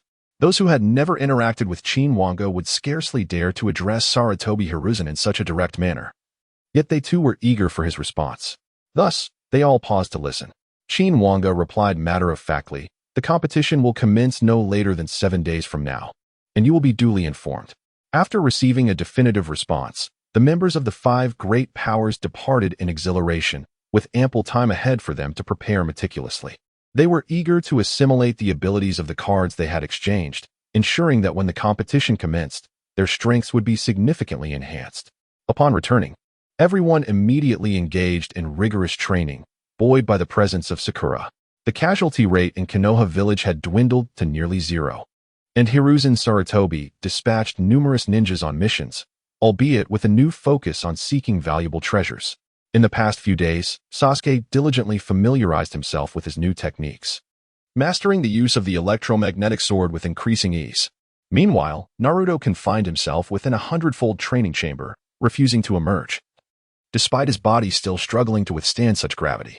Fortunately, the gravity chamber allowed for adjustments, and through a few days of acclimatization, Naruto had managed to train under the 100-fold gravity. He had also begun to grasp the Kaioken technique and had acquired a portion of energy-based attacks, thereby enriching his offensive repertoire. However, the most astonishing progress was made by Kakashi. Through combat, he adapted to his newfound abilities, eliminating countless foes within just a few days. His Blood Mage level had ascended to level 17, and he had proficiently mastered his fundamental blood energy capabilities. Meanwhile, various villages attempted to dispatch skilled assassins to eliminate Kakashi, but all were ruthlessly slain by him. Presently, Kakashi's outward display of strength had already reached the level of a Kage. This has caused a wave of panic across the various villages. Since his return to Konohagakure, Guy has been relentlessly studying the principles of the unscathed 8 gates. He has abandoned his previous training methods for the 8 gates and has embraced this new approach, which not only maintains but enhances the intensity. After each use, he merely experiences a slight fatigue, and he senses that even upon fully unlocking the 8 gates, he would simply be left exhausted, a realization that fills him with joy. This discovery has driven the already zealous Guy to intensify his training further. He even requested to train alongside Naruto. However, Guy struggles to withstand the gravity in Naruto's 100-fold training chamber. Nonetheless, utilizing his current unscathed 8 gates, he manages to force himself through to the 4th gate, standing firm within the chamber. Thus, Naruto and Guy commence their joint training, while on the other hand, Hanabi, who drew 7 purple cards, remains unusually quiet, leaving others unaware of the contents of her cards, and she has not been seen training. Each day, Hanabi appears as carefree as ever, leisurely wandering while munching on snacks. Sarutobi Hiruzen initially planned to admonish Hanabi for her demeanor, but upon reflection, he considers that she may have acquired something immensely powerful from her cards. rendering her need for adaptation unnecessary. It is likely that she possesses some one-time use items. If Saratobi inadvertently provokes her, what if she retaliates with overwhelming force? With this thought, he relinquishes his concerns and allows them the freedom to pursue their own paths. Chapter 22. The eve of the tournament, have you heard? That Kakashi from Konohagakure has exchanged for an opportunity for transformation from the Fate cards, and his strength now surpasses that of the 5 Kage. It's utterly terrifying. What does that mean for Gaara from Sunagakure? He is still just a young child, yet he has already ascended to the position of the new Kazekage. Reportedly with the voluntary resignation of the 4th Kazekage, Raza. What? Have the people of Sunagakure lost their minds? Allowing a child to become Kazekage. You don't understand anything. I've heard that Gaara's strength can effortlessly subdue Raza, and he is now regarded as the strongest in the ninja world. The strongest in the ninja world? Unless he secures first place in the tournament, where all factions across the ninja realm can participate, it will not merely be a contest among the 5 great nations. As time inexorably marches on, the 6th day has arrived, and the entire ninja world is steeped in the sin of war. Under the command of Kakashi, the newly formed organization from Konoha, known as the Blood Guard, has slain countless ninja on the battlefield, earning the moniker Blood God Kakashi. However, it was not long before Gaara from Sunagakure began to make his mark, swiftly entering the fray and repelling Kakashi, thus gaining instant fame as the demon of the Sand Sea. The rivalry between the two is far from over. Within the span of a single day, they have clashed 7 or 8 times, yet each encounter has merely served as a test of their capabilities, with neither revealing their true strength.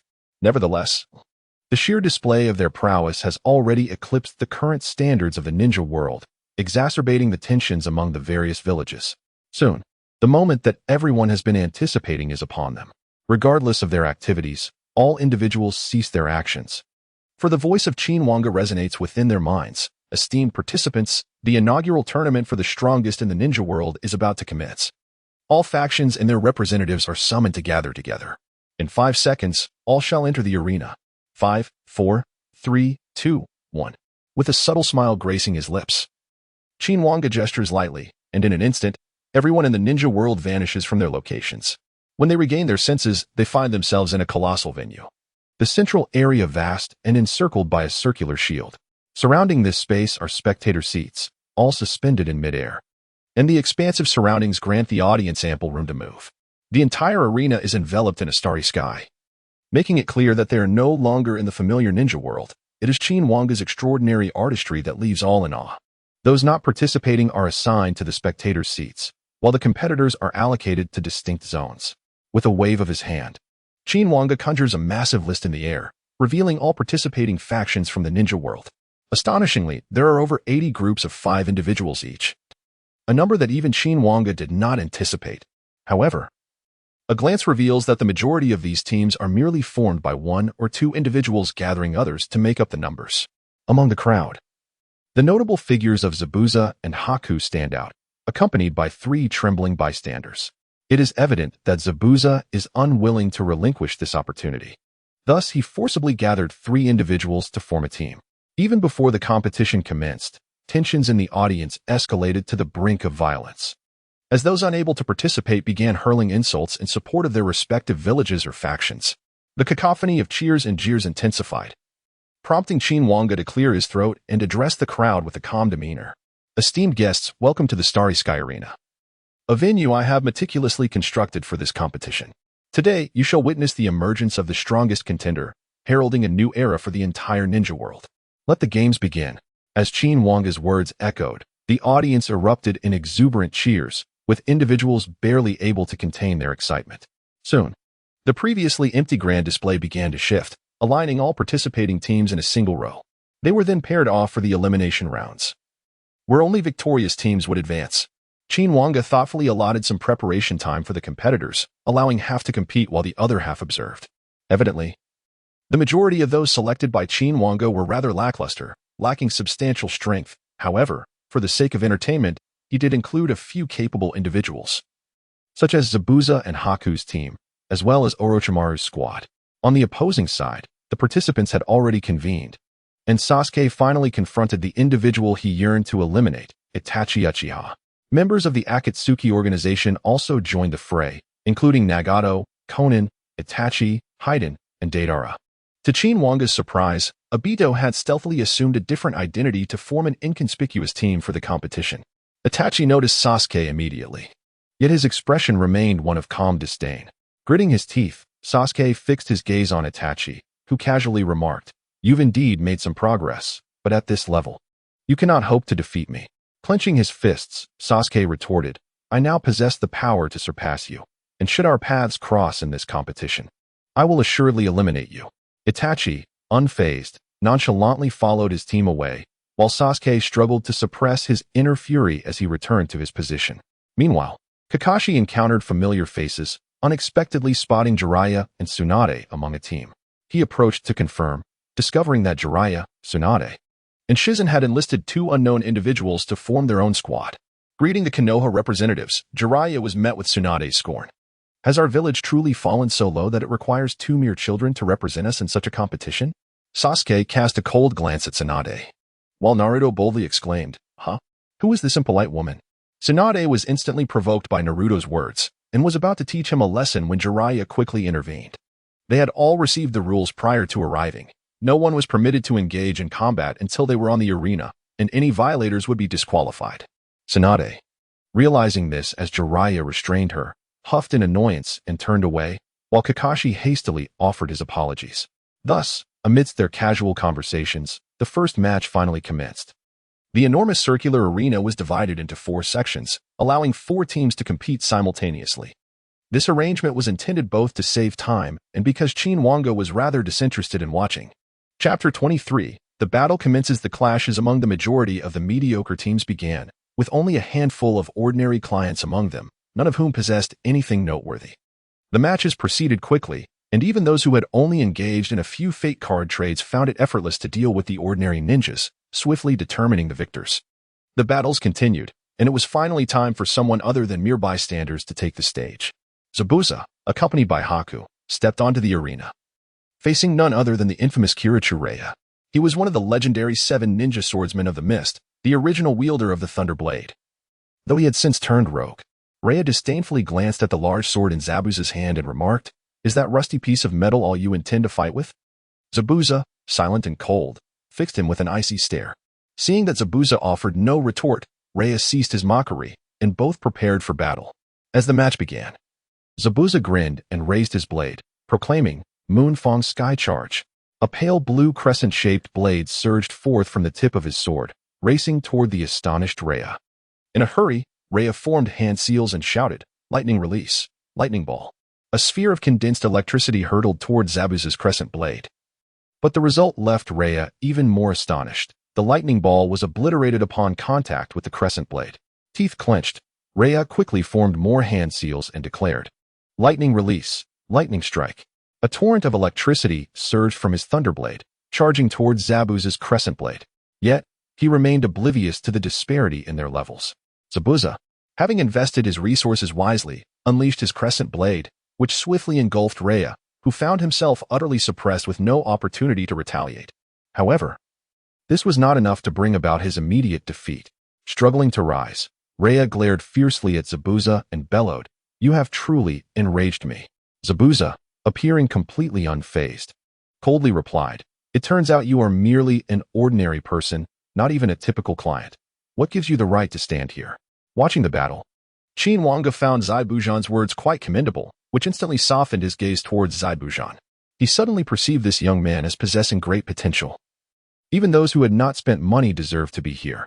After being humiliated by Zaibujan, Leia erupted in fury, frantically weaving hand seals as he shouted, "Lightning Release, Leia, Lightning Burial, Feast of Thunder, Ninja Art, Armor of Lightning." Armed to the teeth, Leia unleashed a barrage of lightning towards Zaibujan, who merely cast a nonchalant glance at Bai. In an instant, Bai comprehended Zaibujan's intent. With hands forming seals, Bai recited, "Ice Release, Extreme Cold Sealing." In a heartbeat, the ferocious Leia felt his speed diminish dramatically, and the next moment, he found himself encased in ice. Rendered immobile, Zaibujan approached expressionlessly, gazing at the frozen Leia, and coldly remarked, "Remember to keep up with the times in your next life." With that, he raised his sword, Zhanyu, and brought it down without the slightest hesitation. However, due to Bai's ice release, there was no gory spectacle of bloodshed. Instead, Leia, along with the ice crystals, was cleaved in two. With this victory secured, only Orochimaru remained, and he was still a figure of interest. Yet for Orochimaru, the opponents before him were somewhat disappointing.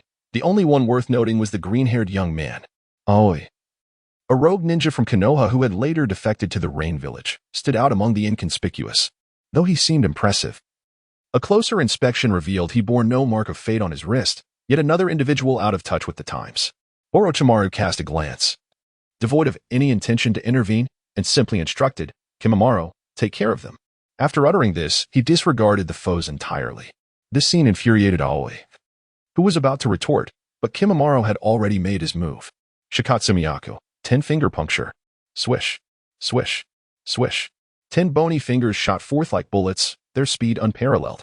Aoi hurriedly deployed his poisonous thousand-handed umbrella in defense.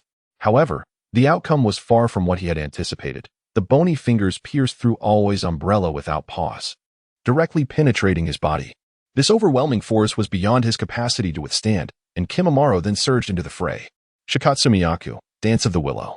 In an instant, extraneous bones sprouted from Kimimaro's body, and with a series of fluid, precise movements, he unleashed a barrage of attacks, swiftly eliminating the remaining adversaries. Just when it seemed the battle had concluded, Aoi, despite being on the brink of collapse, rose once more, blood spilling from his mouth. Appearing as if he were on the verge of death, Kimimaro regarded him with indifference and said, quite tenacious, though ultimately futile. With that, a long bony spike emerged in his hand, and without any hesitation, he lunged it towards Aoi. Clang! To his astonishment, Junmaru's bone spur was severed by an unknown force. This unforeseen turn of events took Junmaru by surprise. He observed Chinkue Lu wielding the sword of Thunder God as she struck fiercely towards him. Yet, Junmaru maintained his composure and swiftly drew a bone knife from his left arm, intoning, Corpse Vein, Dance of Camellia. The precision and fluidity of his martial technique unleashed a series of relentless attacks that rendered Chinkue Lu utterly defenseless. As she lay covered in bloodstains, Junmaru coldly directed another bone finger towards her forehead, sealing her fate. Thus, this minor character met his demise. However, he did possess some valuable items, such as the Sword of Thunder God lying on the ground, which Orochimaru instantly recognized. This is the personal sword once wielded by the second Hokage, one of the sharpest blades, imbued with boundless lightning power. Its might surpasses even that of the Raijin, one of the 7 ninja swords. Although Orochimaru does not possess the skill to wield it, he understands its intrinsic value. He gazes upwards at Qin Wange and inquires, Lord Qin, may I ask if the treasures obtained during the competition belong to the victor? With great interest, Qin Wange responds, of course, since it may be thus. I shall add another rule. Anything you deem valuable during the contest may be seized as your own upon victory. Remember, I accept all things here, including corpses. Her words elevate the perilous nature of the competition to a new level. Some participants may have initially approached the event with a spirit of mere experimentation. Yet now each contestant must be wary, for the slightest display of potent jutsu could lead to their demise, driven by the lure of their perceived worth. Chapter 24. The thrilling battlefield. Upon hearing Qin Wange's declaration, Orochimaru smirks malevolently, extending his tongue in a typical villainous manner, while Naruto and his companions watch in silence, their brows furrowed. The first wave of battle soon concludes, paving the way for the more captivating clashes that follow. As the second wave of participants takes the stage, excitement fills the air. The Konoha team encounters the Kumogakure team from the Land of Lightning, while the Akatsuki organization faces off against the Iwagakure team from the Land of Earth. Both matchups promise to be riveting duels. When the contestants from Kumogakure emerge, Naruto and his friends are momentarily taken aback, for they spot none other than the fourth Raikage, among the competitors. This indicates his personal involvement in the tournament. Now, a predicament has arisen. Originally possessing formidable strength, combined with the enhancement from the Fate cards, Naruto and his companions are oblivious to the extent of his current power. The participants from the Hidden Leaf Village are Uzumaki Naruto, Uchiha Sasuke, Hatake Kakashi, Might Guy, and Mitarashi Anko. The competitors from the Hidden Cloud Village include the fourth Raikage two Jinchuriki, Killer Bee, and Tsuchikage. Had it not been for the emergence of the Fate cards, such a confrontation would have been tantamount to seeking death for the Leaf Village. However, the outcome remains shrouded in uncertainty. It appears that the Hidden Cloud Village has come well prepared, with the fourth Reikage personally taking the stage, accompanied by two Jinchuriki, an elite Jonin, and a figure of elder status. Each opponent is formidable, and neither side has uttered a word, their tension palpable. Kakashi suddenly spoke up, asserting, "Leave the fourth Reikage to me. You are not yet his match. Let Naruto and Sasuke handle the two Jinchuriki. As for you, Guy, you shall contend with the Tsuchikage. Anko, though I am unaware of your hidden trump cards, I entrust you with dealing with that Tsuchikage." Everyone concurred with Kakashi's distribution of roles, and the fourth Reikage, having overheard Kakashi's words, let out a scornful laugh. "How underestimated you are. Since the young ones from the Leaf Village have chosen their opponents, let them witness your prowess." With that, the atmosphere intensified even before the battle commenced. Soon, Qin Wange announced the beginning of the match, and in an instant, Kakashi utilized the shadow step to appear behind A. He swiftly followed up with the Bloodwing Assault, transforming into a colossal crimson bat, and collided with A. Yet, it was no pushover. He immediately activated his lightning release, the ultimate armor, fortifying himself to withstand Kakashi's assault. Subsequently, he seized Kakashi and, with immense force, slammed him into the ground, exclaiming, "Lightning release, explosive bomb." Bang! As the battle commenced, the clash between the two combatants disrupted the initial flow of the encounter. A vast cloud of smoke dispersed, revealing AI standing resolutely, enveloped in a crackling aura of lightning-like chakra. On the ground, however, lay only a pool of blood, which suddenly coalesced behind AI to form Kakashi, who had utilized a blood fusion technique. Kakashi then unleashed a blood bat assault towards AI. The crimson bats surged forward with incredible speed. Yet, in this state, AI's velocity rendered the blood bats incapable of making contact. Although Kakashi was outmatched by AI in speed and strength, the enigmatic nature of his blood techniques allowed him to grow stronger with each passing moment in battle. Meanwhile, Naruto and Sasuke had also engaged in combat. Naruto's current display of power and speed far exceeded his previous capabilities, forcing Killer Bee into a series of retreats. Sasuke, on the other hand, managed to effortlessly dominate two wooden constructs, employing rapid movements in conjunction with his electromagnetic sword to leave them with little opportunity to counterattack. The sole figure from Konoha currently at a disadvantage was Guy, whose inherent strength was not particularly remarkable. Without the activation of the 8 gates, he found himself outmatched against a formidable opponent like the Tsuchikage, whose melting release posed a significant threat to him. Soon, Guy was entirely on the defensive. However, the most astonishing revelation came from Anko, who had been concealing her formidable strength. Faced with an elite Jonin like Kiri, she exhibited not a trace of apprehension, instead allowing a mischievous smile to grace her lips as she intoned, "Imperial Tool, Rapid Disarray." The Rapid Disarray Grand Throw. 6 orbs of the Imperial Tool, each possessing distinct attributes, required to be thrown to activate, after which they would return. These included the orbs of Storm, Explosion, Flame, Ice and Snow, Lightning Strike, and Corrosion. Without a moment's hesitation, Anko hurled all the elemental orbs towards Kiri, instantly transforming the arena into a grand spectacle that engulfed a significant portion of the battlefield. Witnessing this scene, the members of the Cloud Village stood in stunned silence, realizing that Konoha's might extended beyond Kakashi, the singularly formidable figure they had anticipated. The Red Bean possesses such formidable power, and it seems she has yet to unleash her true abilities. Observing this, AI thought it imperative to no longer delay. He addressed Karabi and the 2 wooden figures, commanding, "Karabi, wooden figures, cease the procrastination and harness the strength of the tailed beasts." Upon receiving the message, the 2 exchanged glances and nodded. In the next moment, Naruto was suddenly struck and sent flying by an overwhelming force. Sasuke, too, was propelled away by a blue shadow. Witnessing Naruto and Sasuke being instantaneously repelled, Kakashi sensed impending trouble. After repelling Naruto and Sasuke, 2 colossal tailed beasts materialized in the positions formerly occupied by Karabi and the wooden figures, the 8 tails Gyuki and the 2 tails Matatabi.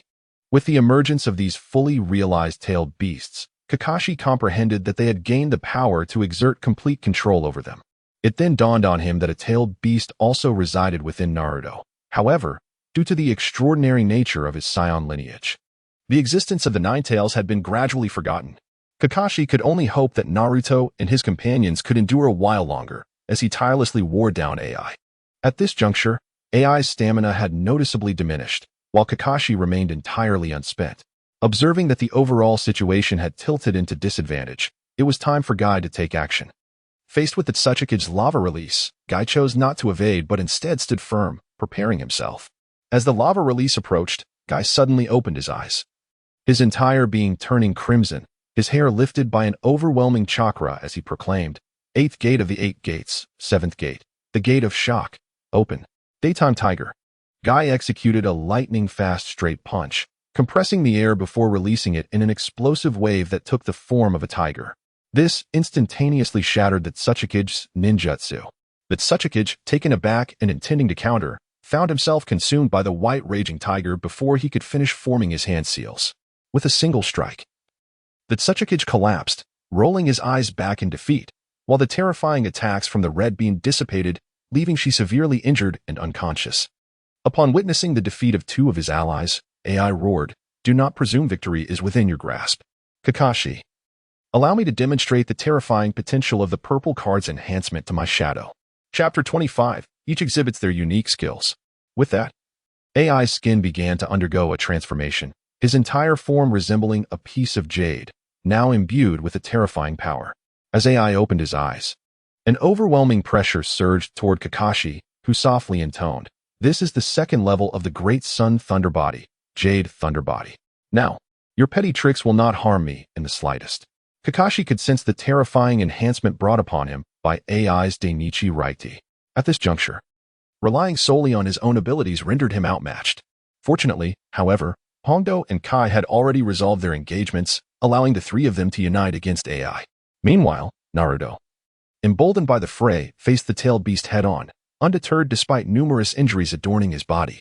Seizing the opportune moment, Naruto grasped the colossal tail of the 8 tails, channeling a surge of immense power through his muscles. In an instant, he heaved the 8 tails aloft, spinning it vigorously before casting it into the sky. Following this, he concentrated a vast amount of chakra in his hands. After a brief moment of accumulation, Naruto unleashed 2 beams of energy that soared directly toward the airborne 8 tails, which quickly retaliated by forming a tailed beast bomb in its mouth. With a resounding explosion, the 8 tails plummeted from the sky, suffering grievous injuries, primarily due to the fact that the tailed beast bomb had not fully materialized, resulting in a hasty release that lacked sufficient power. Just as Naruto intended to capitalize on his advantage, a spectral blue figure intervened, its tail striking out to impede him. After being repelled, Sasuke joined Naruto's side, seemingly preparing for a 2-on-2 confrontation. The 2 tails, witnessing the 8 tails' predicament, inquired, "How are you holding up? Can you endure?" Without uttering a word, the 8 tails rose with great difficulty to stand alongside the 2 tails. Naruto and Sasuke, determined not to be outdone, also maintained their stance. Fortunately, both of them were in relatively good condition, having sustained no severe injuries. During this period, their synergy had significantly improved. With a shared glance that conveyed their understanding, Naruto comprehended Sasuke's intent and unleashed a surge of white energy, charging towards the 2 tails and the 8 tails. Meanwhile, Sasuke remained still, biding his time. Just as the 2 tails and 8 tails believed Naruto was recklessly attempting to take them on alone, they suddenly found themselves immobilized. As Naruto drew their attention with a frontal assault, Sasuke seized the opportunity to unleash an electric net, ensnaring the 2-tailed beasts decisively. Though this was merely a temporary measure, Naruto capitalized on this moment, advancing towards the 2 beasts to gather energy in his palms, while Sasuke amassed a considerable amount of lightning in his own hands. At the instant when the 2 beasts were on the verge of breaking free, Naruto and Sasuke simultaneously unleashed their attacks, directing their full energy and a barrage of volts squarely at the beasts. The 2-tailed beasts were caught completely off guard, and the explosion, accompanied by a terrifying surge of electricity, swiftly reverted them to their original forms. Had the force been even slightly greater, it might have annihilated them outright. As the smoke dissipated, only a fatigued Naruto remained, being supported by his comrades. Killer Bee and the 2 tails had reverted to their original states, unconscious on the arena floor. At that moment, only A remained standing for the Cloud Village. On the side of Konoha, aside from Naruto, the remaining fighters were still capable of continuing the battle. And with a brief recovery, Naruto could rejoin the fray. In such a short span of time, A had not anticipated the situation would unfold in this manner. He had indeed underestimated the ninjas of Konoha. However, as the 4th Raikage, he could never retreat without a fight. With a thunderous roar, A unleashed his full power. "Come forth." Kakashi swiftly employed the body flicker technique to evade A's assault, while Karui also managed to dodge, recognizing that A's current state was not one she could confront head-on. Yet, when it came to the topic of true men, Guy had never shied away. With a mighty shout, he declared, "Eighth gate, the death gate, open." Blood seemed to ignite within him as crimson steam enveloped his body, propelling him directly towards the fourth raikage. Unfazed, A responded with a surge of red chakra, exclaiming, "Lightning release, Thunderblade." Guy met this challenge head-on with his daytime tiger technique, resulting in an epic clash. In the past, it would have had no chance against Guy at this moment, but now, bolstered by the daytime tiger technique, A's power had surged to a terrifying level. Their collision reverberated with a thunderous impact, seemingly threatening to obliterate the entire arena. For a moment, the audience fell into stunned silence, only to gradually begin murmuring in awe. This is utterly terrifying. What an extraordinary clash. How can the fourth raikage possess such strength? And that leaf ninja, his power is astonishingly exaggerated. I have witnessed the technique employed by that leaf village ninja. It is the 8 gates of might. He has now unlocked the 8th gate, the death gate. It is said that the activation of this gate grants power exceeding that of a Kage tenfold. Yet the price is one's own life. Has this fellow truly forsaken his existence? Has the conflict between the hidden leaf village and the hidden cloud village escalated to such an extent? Meanwhile, Jiraiya, observing the fierce confrontation between Guy and the fourth raikage, was left momentarily speechless. In contrast, Tsunade clenched her fists tightly and suddenly exclaimed, caring not at all for his own life, he resorts to such reckless techniques. To unleash it so casually, once the state of the 8 gates concludes, I cannot guarantee his survival. Upon hearing this, Jiraiya glanced at the fervent Guy and remarked, he does not appear to be facing death. Rather, he seems to be experiencing the exhilaration of a routine battle.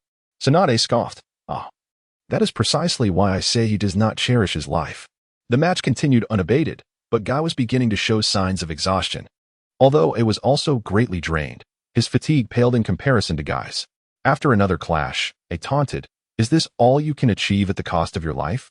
Guy remained silent, retreating momentarily before, in full view of the audience, he released the 8-gate state. He returned to his original form, showing no signs of the supposed fatal injuries. Tsunade exclaimed in disbelief, impossible.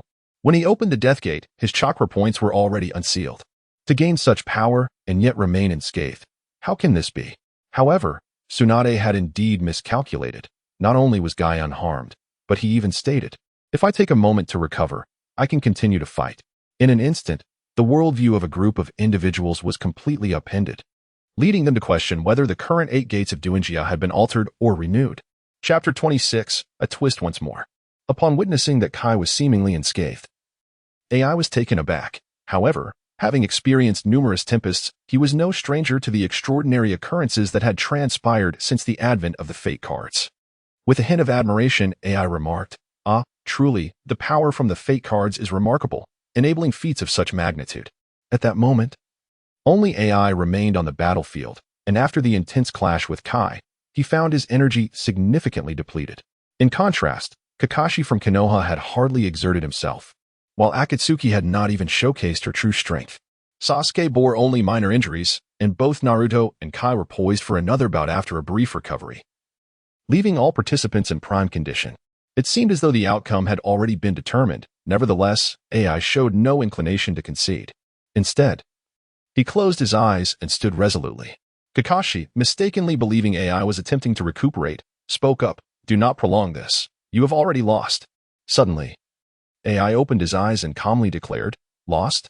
I beg to differ. As his words fell, AI's skin, resembling jade, began to shift, gradually reverting to its original form. Onlookers presumed AI was at his limit, interpreting his earlier comments as mere bravado, yet the ensuing bizarre spectacle left them in awe. A colossal sun unexpectedly emerged within the starry expanse encircling the arena, initially leading the crowd to speculate that it was the work of Qin Wange. To their astonishment, AI bellowed, the great sun rises, thunder body fully realized. Subsequently, a terrifying force erupted from AI's being, the sheer pressure of the air threatening to topple Sasuke. Kakashi and Akatsuki exchanged glances, their brows furrowed, and swiftly resolved to incapacitate AI to prevent any unforeseen developments. Kakashi launched himself at AI with the Bloodwing assault, while Akatsuki unleashed a barrage of elemental jewels toward him. A massive explosion ensued, and Akatsuki, standing at a distance, focused intently on the center of the smoke, hoping to discern the unfolding situation. As the haze began to dissipate, a shocking sight emerged. Kakashi was suspended in midair, gripped by AI with one hand around his throat. While Akatsuki remained momentarily stunned, Sasuke surged forward. Akatsuki urgently called out, "Be cautious. Do not act impulsively." Sasuke's motivation was not merely due to his bond with Kakashi. Rather, he sought to catch AI off guard and test the strength of AI's current state. Cloaked in a layer of yellow lightning, Sasuke accelerated, leaving behind several afterimages in the air. ZZZ.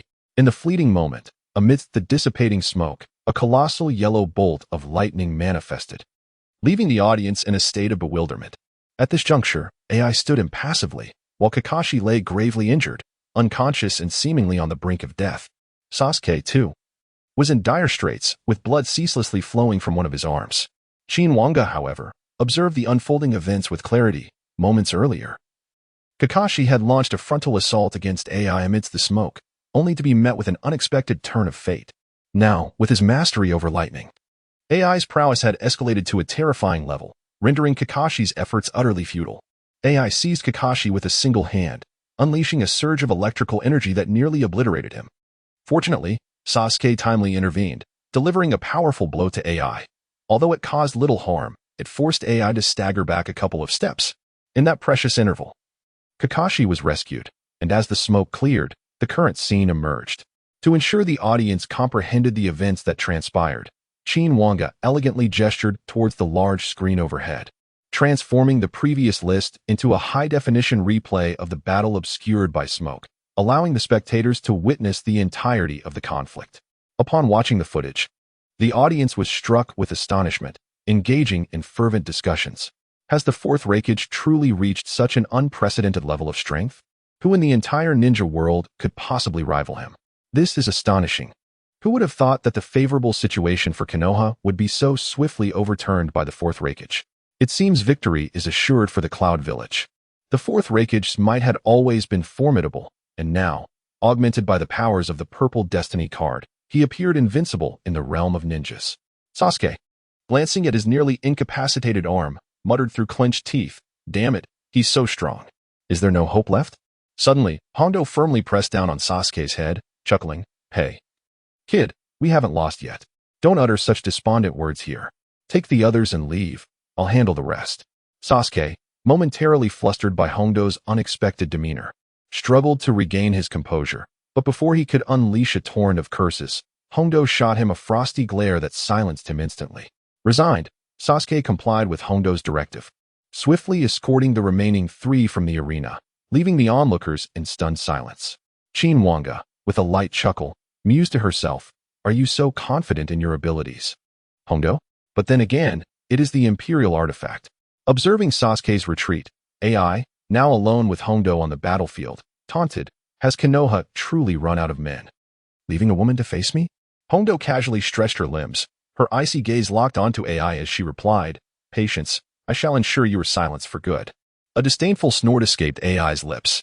With his formidable body now fully developed, there were few things that could inflict harm upon him.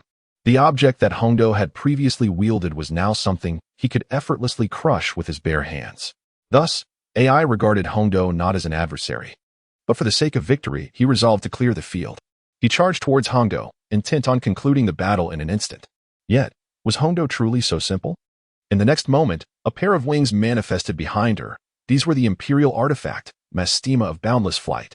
This winged artifact granted its user the ability to soar through the skies, with feathers capable of slaying foes. Additionally, it possessed a secret technique known as Divine Feather, which could rebound all ranged attacks from adversaries, rendering her the sovereign of aerial combat. Those devoid of flight capabilities would find themselves utterly at her mercy, unable to retaliate. Even employing ranged attacks would result in complete deflection. At that moment, AI found himself in such a predicament. Although his physical strength was formidable, he lacked the ability to fly, leaving him powerless against Hondo. Nevertheless, AI remained dismissive, proclaiming, "What does it matter if you can fly? I refuse to believe you possess any means to harm me." Hondo had no intention of engaging in further dialogue. In her hands, a new weapon materialized, taking the form of a bow.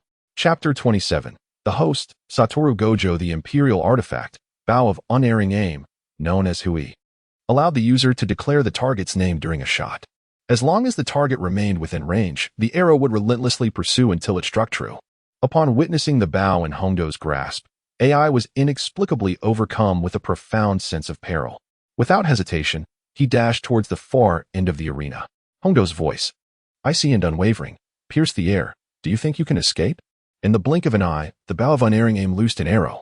AI, seeing the projectile hurtling towards him, instinctively surged his speed to its utmost limits, attempting to evade Hondo's assault. Yet he was somewhat naive. The arrow mercilessly pierced his chest, shattering his defenses with unerring precision. In that moment, witnessing Hondo's prowess, AI finally comprehended the source of her unwavering confidence. With a cold gaze, Hondo addressed AI, if you refuse to concede, the next arrow shall be aimed at your head. In a fit of anguish and fury, AI withdrew the arrow from his chest, raising his arm in surrender as he uttered, we concede. At that instant, the spectators from Konoha erupted into jubilant cheers. While the shinobi from Kumogakure were enveloped in lamentations, they had not anticipated that their once mighty fourth Raikage would be vanquished in such a manner, leaving them with a sense of profound regret. Once Hondo exited the arena, she noticed that Kakashi and the others had fully recovered from their injuries, prompting her to recall Qin Wange's earlier words. All surviving participants would be instantly restored. However, this also meant that they could no longer re-enter the fray. To Qin Wange's astonishment, the efficiency displayed was remarkably swift. However, it was not Qin Wange who orchestrated this feat, but rather he had summoned Syria for assistance in advance. Although Syria did not make an appearance, the restoration of these relatively weak individuals was a task that could be accomplished in mere moments. Yet, as Qin Wange surveyed the arena, an inexplicable sense of something missing lingered in his mind. In a moment of frustration, he called upon Syria to inquire about this void. To his surprise, Syria succinctly identified the issue. There was no host. Enlightenment struck Qin Wange. However, even with this newfound understanding, the selection of a suitable candidate posed yet another challenge, and with the competition already underway, there was no time for Qin Wange to deliberate carefully. Thus, he swiftly confirmed the next member from the trading post and proceeded to draw a summoning ritual in midair. In the blink of an eye, a striking figure emerged before him, a handsome man with flowing white hair, clad in a black uniform, adorned with a black eye patch. Allow me to introduce an individual who may not be well known to many, Satoru Gojo, a special grade sorcerer born into the Gojo clan, renowned for its limitless techniques. Endowed with the Six Eyes technique from birth, he possesses an innate ability to master sorcery with remarkable proficiency. His appearance is striking, characterized by his cerulean eyes shrouded in a misty hue, embodying the celestial gaze of the Six Eyes. He is a man of near perfection, save for his unconventional personality. He is audacious, dismissive of conventional discourse, and steadfast in his values and sense of goodness, seemingly capable of anything, yet often reluctant to engage in tasks. Upon his arrival, Gojo courteously greeted Qin Wange and Celia, instantly recognizing the formidable nature of Qin Wange. Even he, who is typically perceived as invincible, felt insignificant in her presence, prompting him to temper his usual bravado. Qin Wange surveyed Gojo with satisfaction, remarking, well, you shall henceforth be the third member of the card trading house. Your first task awaits. Serve as the host of this competition, and do not let me down. Embarrassed, Gojo scratched his head and replied somewhat awkwardly, boss, I may not be particularly adept at hosting. Before he could finish, Qin Wange fixed him with a piercing gaze and asserted, do not feign humility before me. I am aware of your capabilities. With that, Gojo hastily made his way to the competition venue, while Celia observed him silently from behind. Once Gojo had departed, she remarked, this individual seems rather unorthodox, yet his strength appears formidable.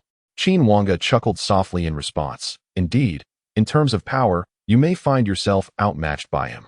He possesses an unparalleled skill set, albeit with a propensity for lethargy. Celia nodded in agreement. It is evident. We shall entrust him with the affairs of the trading house. Hearing Celia's words, Qin Wange couldn't help but smile inwardly. Despite Celia being an employee under Qin Wange, in terms of status, Gojo could never rival her. Currently, Celia holds a position akin to that of a matriarch within the trading house, and Qin Wange often defers to her, largely due to his own indolence. Meanwhile, the excitement of the two competing teams was abruptly interrupted by the unexpected arrival of Gojo. The spectators gazed at him with curiosity, uncertain of his identity. Yet the audacity to fly above the arena suggested he was no ordinary figure. Upon his arrival, Gojo surveyed the venue, marveling aloud. The boss truly has grand ambitions. This competition arena is splendidly designed. Shortly thereafter, Qin Wange and Celia made their appearance at the arena, eliciting a respectful demeanor from all present, who dared not entertain any thoughts of dissent. Qin Wange smiled and announced, "This individual is the referee I have summoned for you. He is also a member of the trading house, and he will oversee and host this competition. Additionally, Celia will provide you with healing post-match. That will be all. Let the competition continue." As the conversation concluded, a tall figure suddenly emerged in the spacious area below the arena. Celia had made her appearance. Among those who had frequented the exchange, few were unfamiliar with the exquisitely beautiful elven girl, and even fewer remained ignorant of her formidable prowess. With Celia as a testament to such strength, no one dared to question Wu Tiao Wuyo's abilities with any semblance of sanity. All eyes, filled with apprehension, turned toward Wu Tiao Wuyo. Observing this scene, Qin Wange thought to herself, "Perfect, there's no need to deal with any trouble now." After making the necessary arrangements, Qin Wange vanished back into the heights, seeking a prime vantage point from which to watch the competition unfold. This matter shall be entrusted to Celia and Gojo. I have faith that, with their capabilities, managing a simple competition will be a trivial task. After Qin Wange's departure, Gojo effortlessly announced the continuation of the event and approached Celia to observe the match together. He also inquired about certain tidings from her. At that moment, Nagato and Itachi from the Akatsuki simultaneously turned their gazes towards Gojo. On the surface, Gojo appeared to be merely a lively individual. Yet no one would dare to challenge him recklessly. Chapter 28. The enigmatic Akatsuki. Nagato suddenly spoke. "Itachi, what level of strength do you believe is requisite to gain entry into the exchange?" Itachi remained silent for a moment before responding. The minimum requirement should be to be the strongest in the entire shinobi world. Subsequently, both fell into silence. Itachi could discern that Nagato harbored envy towards Gojo. Ever since Itachi had returned to the Akatsuki with the power of the fate cards, the entire organization was astonished. Itachi's strength transcended mere terror, and Nagato controlled Pain to engage in combat with him. In an instant, Pain was utterly defeated, following which Nagato brought the treasures accumulated by the Akatsuki over the years to the exchange. After exchanging for the fate cards, the strength of the Akatsuki surged significantly, and Itachi himself experienced a qualitative leap. Currently, the strongest member of the Akatsuki remained Nagato, followed by Itachi and Konan, with the remaining members exhibiting relatively minor differences in strength. However, Deidara and Haiden possessed the potential to turn the tide in an instant. Thus, during this competition, Nagato chose to accompany those two, firmly believing that if they could successfully join the exchange, his aspirations would undoubtedly be realized. Yet, he was acutely aware that this opportunity was exceedingly slim. Therefore, joining the exchange had become Nagato's new objective. As this match concluded, Celia was beginning to feel somewhat exasperated with him, while Gojo leisurely soared into the air. Glancing at the large screen above, he proclaimed, "The next teams, Akatsuki and Iwagakure, may take the stage." Soon, both teams ascended to the platform, and just as Gojo intended to call out casually, he suddenly heard Qin Wange's voice beside him. "Please host this match well. Many spectators may find it difficult to comprehend, but if you too fail to understand, well." Gojo Satoru immediately summoned all his focus, then cleared his throat solemnly to announce the commencement of the match. The representatives from Iwagakure included Inoki, the second Tsuchikage, the four-tails Jinchuriki, Oinoki, the five-tails Jinchuriki, Han, and two formidable shinobi, Kuratsuchi and Akatsuchi. As the third Tsuchikage, Inoki was a seasoned veteran, his strength beyond question. Notably, the two Jinchuriki, Oinoki and Akatsuchi, had previously been at odds, leading to Oinoki's departure from the village. However, the significance of this match compelled Inoki to summon him back. Kuratsuchi, a jonin of Iwagakure, was a powerful earth release user, possessing a remarkably robust physique, having once sent a tailed beast, Kinkaku, flying with a single punch. Akatsuchi, also a jonin of Iwagakure and the bodyguard of Inoki, was renowned for his prodigious strength, famously dubbed the indomitable shield of the Tsuchikage. This formidable lineup was comparable to that of Kumogakure. On the side of Akatsuki, there were Nagato, Itachi, Konan, Deidara, and Haiden. Aside from a select few in Konohagakure who recognized Uchiha Itachi, the rest were largely unfamiliar, suggesting a stark disparity in strength. It was evident that the shinobi from Iwagakure shared this sentiment, as Inoki held little regard for his adversaries, while Nagato seemed disinclined to engage, turning away from the arena. This scene left everyone in a state of lamentation, as they believed that Xiao was acutely aware of the disparity between himself and his opponent, and had consequently relinquished his hope of victory in the competition. At that moment, Satoru Gojo unexpectedly appeared, seemingly having procured a microphone from nowhere, and spoke up. We witnessed a player named Nagato turning his back and departing from the arena. Was he forfeiting the match, or was he merely dismissive, choosing to conserve his strength? One must admit that Gojo's knack for stirring the pot is quite remarkable. Had it been anyone else uttering such words, they would have been met with ridicule. Yet, as the referee of this match and a member of the trading organization, Gojo's remarks undoubtedly stemmed from keen insight. In an instant, Nagato became the focal point of attention. Everyone was eager to ascertain his identity and pondered whether he truly possessed such formidable power. The atmosphere ignited with excitement, and Qin Wange expressed satisfaction as the confrontation began, with Iwagakure facing a 5-against-4 scenario. The hot-headed Otsutsuki and the arrogant Han immediately charged forth, seeking to vent their frustrations. Gojo swiftly provided commentary, stating that Otsutsuki and Han were rushing towards the remaining 4 members of Akatsuki, evidently intent on unleashing their pent-up discontent. Who would Akatsuki send forth to counter this onslaught? It appears only Deidara stepped forward, while the others retreated. As Otsutsuki and Han transformed their hands into the forms of tailed beasts, they launched their assault against Deidara, who maintained an expression of utter indifference. Clearly, he had no fear of such an attack, and indeed, there was little to fear. Gojo, ever the provocateur, continued to interject with remarks to heighten the tension. Otsutsuki and Han, hearing his words, immediately altered their expressions and intensified their tailed beast transformation, charging ferociously at Deidara. With a sly smile, Deidara suddenly spread his arms wide. Art is an explosion. The next moment, a tremendous explosion erupted, engulfing the protective dome in dense smoke, leaving those outside bewildered about the unfolding events. Gojo reemerged to explain that Deidara had executed a self-detonation, yet he had not perished, thanks to the powers bestowed by the fate cards.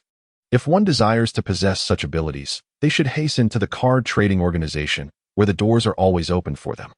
One cannot help but marvel at Gojo's audacious personality. He chuckled and continued. However, the fortune of Otsutsuki and Han was not as favorable. The preceding self-detonation had left them unable to react, directly subjecting them to the brunt of the impact. Fortunately, the power of the tailed beast shielded them, though they incurred significant costs to withstand the attack, as it appeared that their tailed beast energy had been substantially depleted. Though the smoke lingered, it became apparent that the third Tsuchikage of Iwagakure had suddenly made his move, targeting the seemingly weak Haiden. Noki acted decisively, employing Earth Release, Heavy Stone Technique, followed swiftly by Dust Release, Limitless Stripping Technique. Why does Satoru Gojo possess such profound knowledge of these individuals' abilities? It is because Qin Wange has bestowed upon him a newfound privilege, the Eye of Omniscience. This extraordinary gift enables him to discern information about any existence, including personal details and all abilities possessed. However, this initial privilege is confined to observation, primarily facilitating Satoru Gojo's subsequent endeavors. As the haze dissipated, the audience beheld the scene of Naka's attack as a transparent, cubic crystal enveloped half of Haiden's body. In an instant, the technique concluded, and half of Haiden's form vanished completely, suggesting he had perished. However, an astonishing spectacle unfolded in the next moment. Chapter 29. The Terrifying Lust. Initially, the crowd gazed in astonishment at Haiden, but suddenly, a piercing scream echoed, drawing everyone's attention to its source. To their shock, it was Akatsuki who had cried out. He emitted a single cry and then fell silent. His appearance mirrored that of Haiden, with half of his body having inexplicably vanished. The distinction lay in the fact that he appeared to be utterly lifeless, his corpse collapsing onto the platform. Meanwhile, when they turned their gaze back to Haiden, he stood there unscathed. Aside from a multitude of black and white runes adorning his body, he bore no injuries whatsoever. Haiden flexed his limbs and, with a sinister grin, addressed Noki, remarking, "That truly hurt. Was it not rather rude to strike without a word?" Noki, clearly taken aback by the outcome, cast a sorrowful and furious glance at Akatsuchi's lifeless form, vowing, "Once this match concludes, I shall eradicate the Akatsuki." Beside him, Conan responded in a chilling tone, "If you can manage it, feel free to try." Noki, dismissive, cast a glance at Conan before unleashing a dust release technique, the transparent crystal hurtling towards her. Conan, incensed and feeling belittled, retaliated by launching a paper-wrapped sharp spike.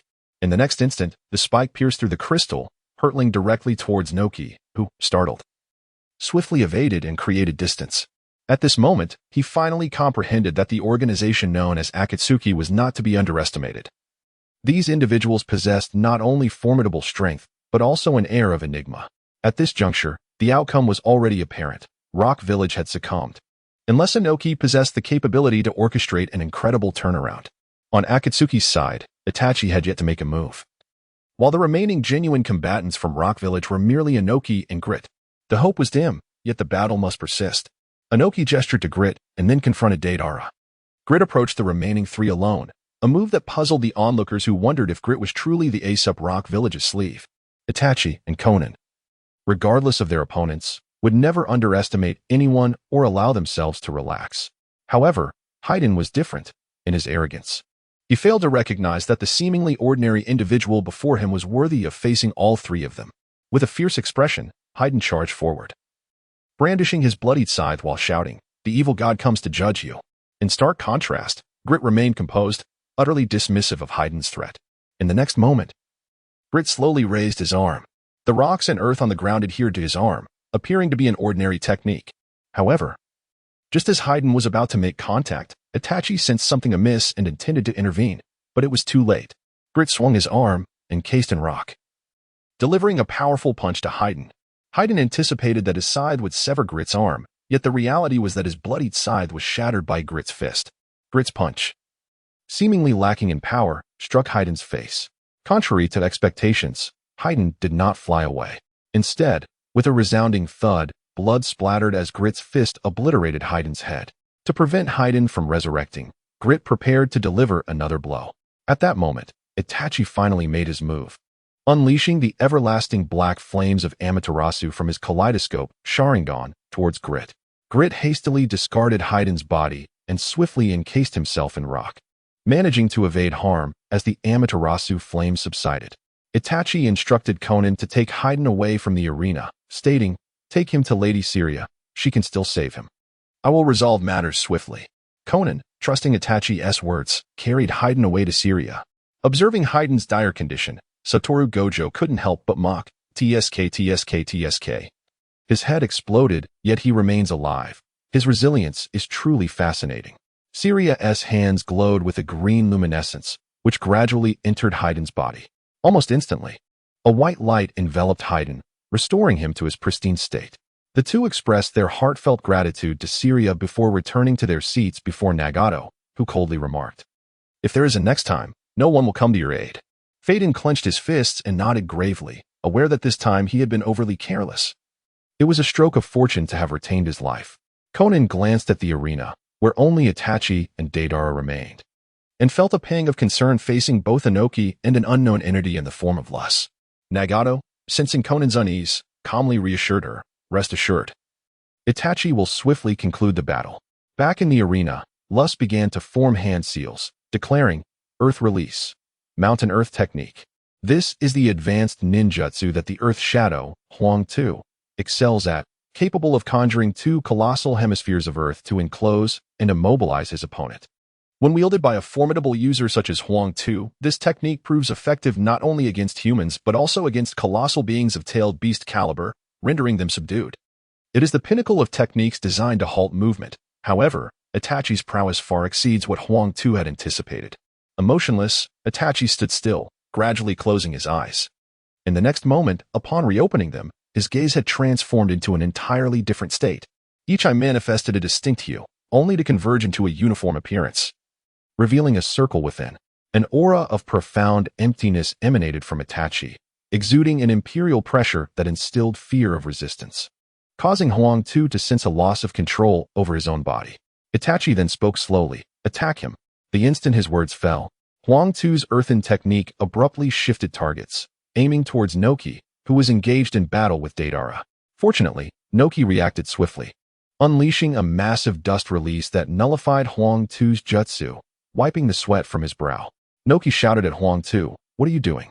Huang Tu, drenched in sweat and displaying an unnatural expression, struggled to move his body, while Noki remained oblivious to the unfolding situation.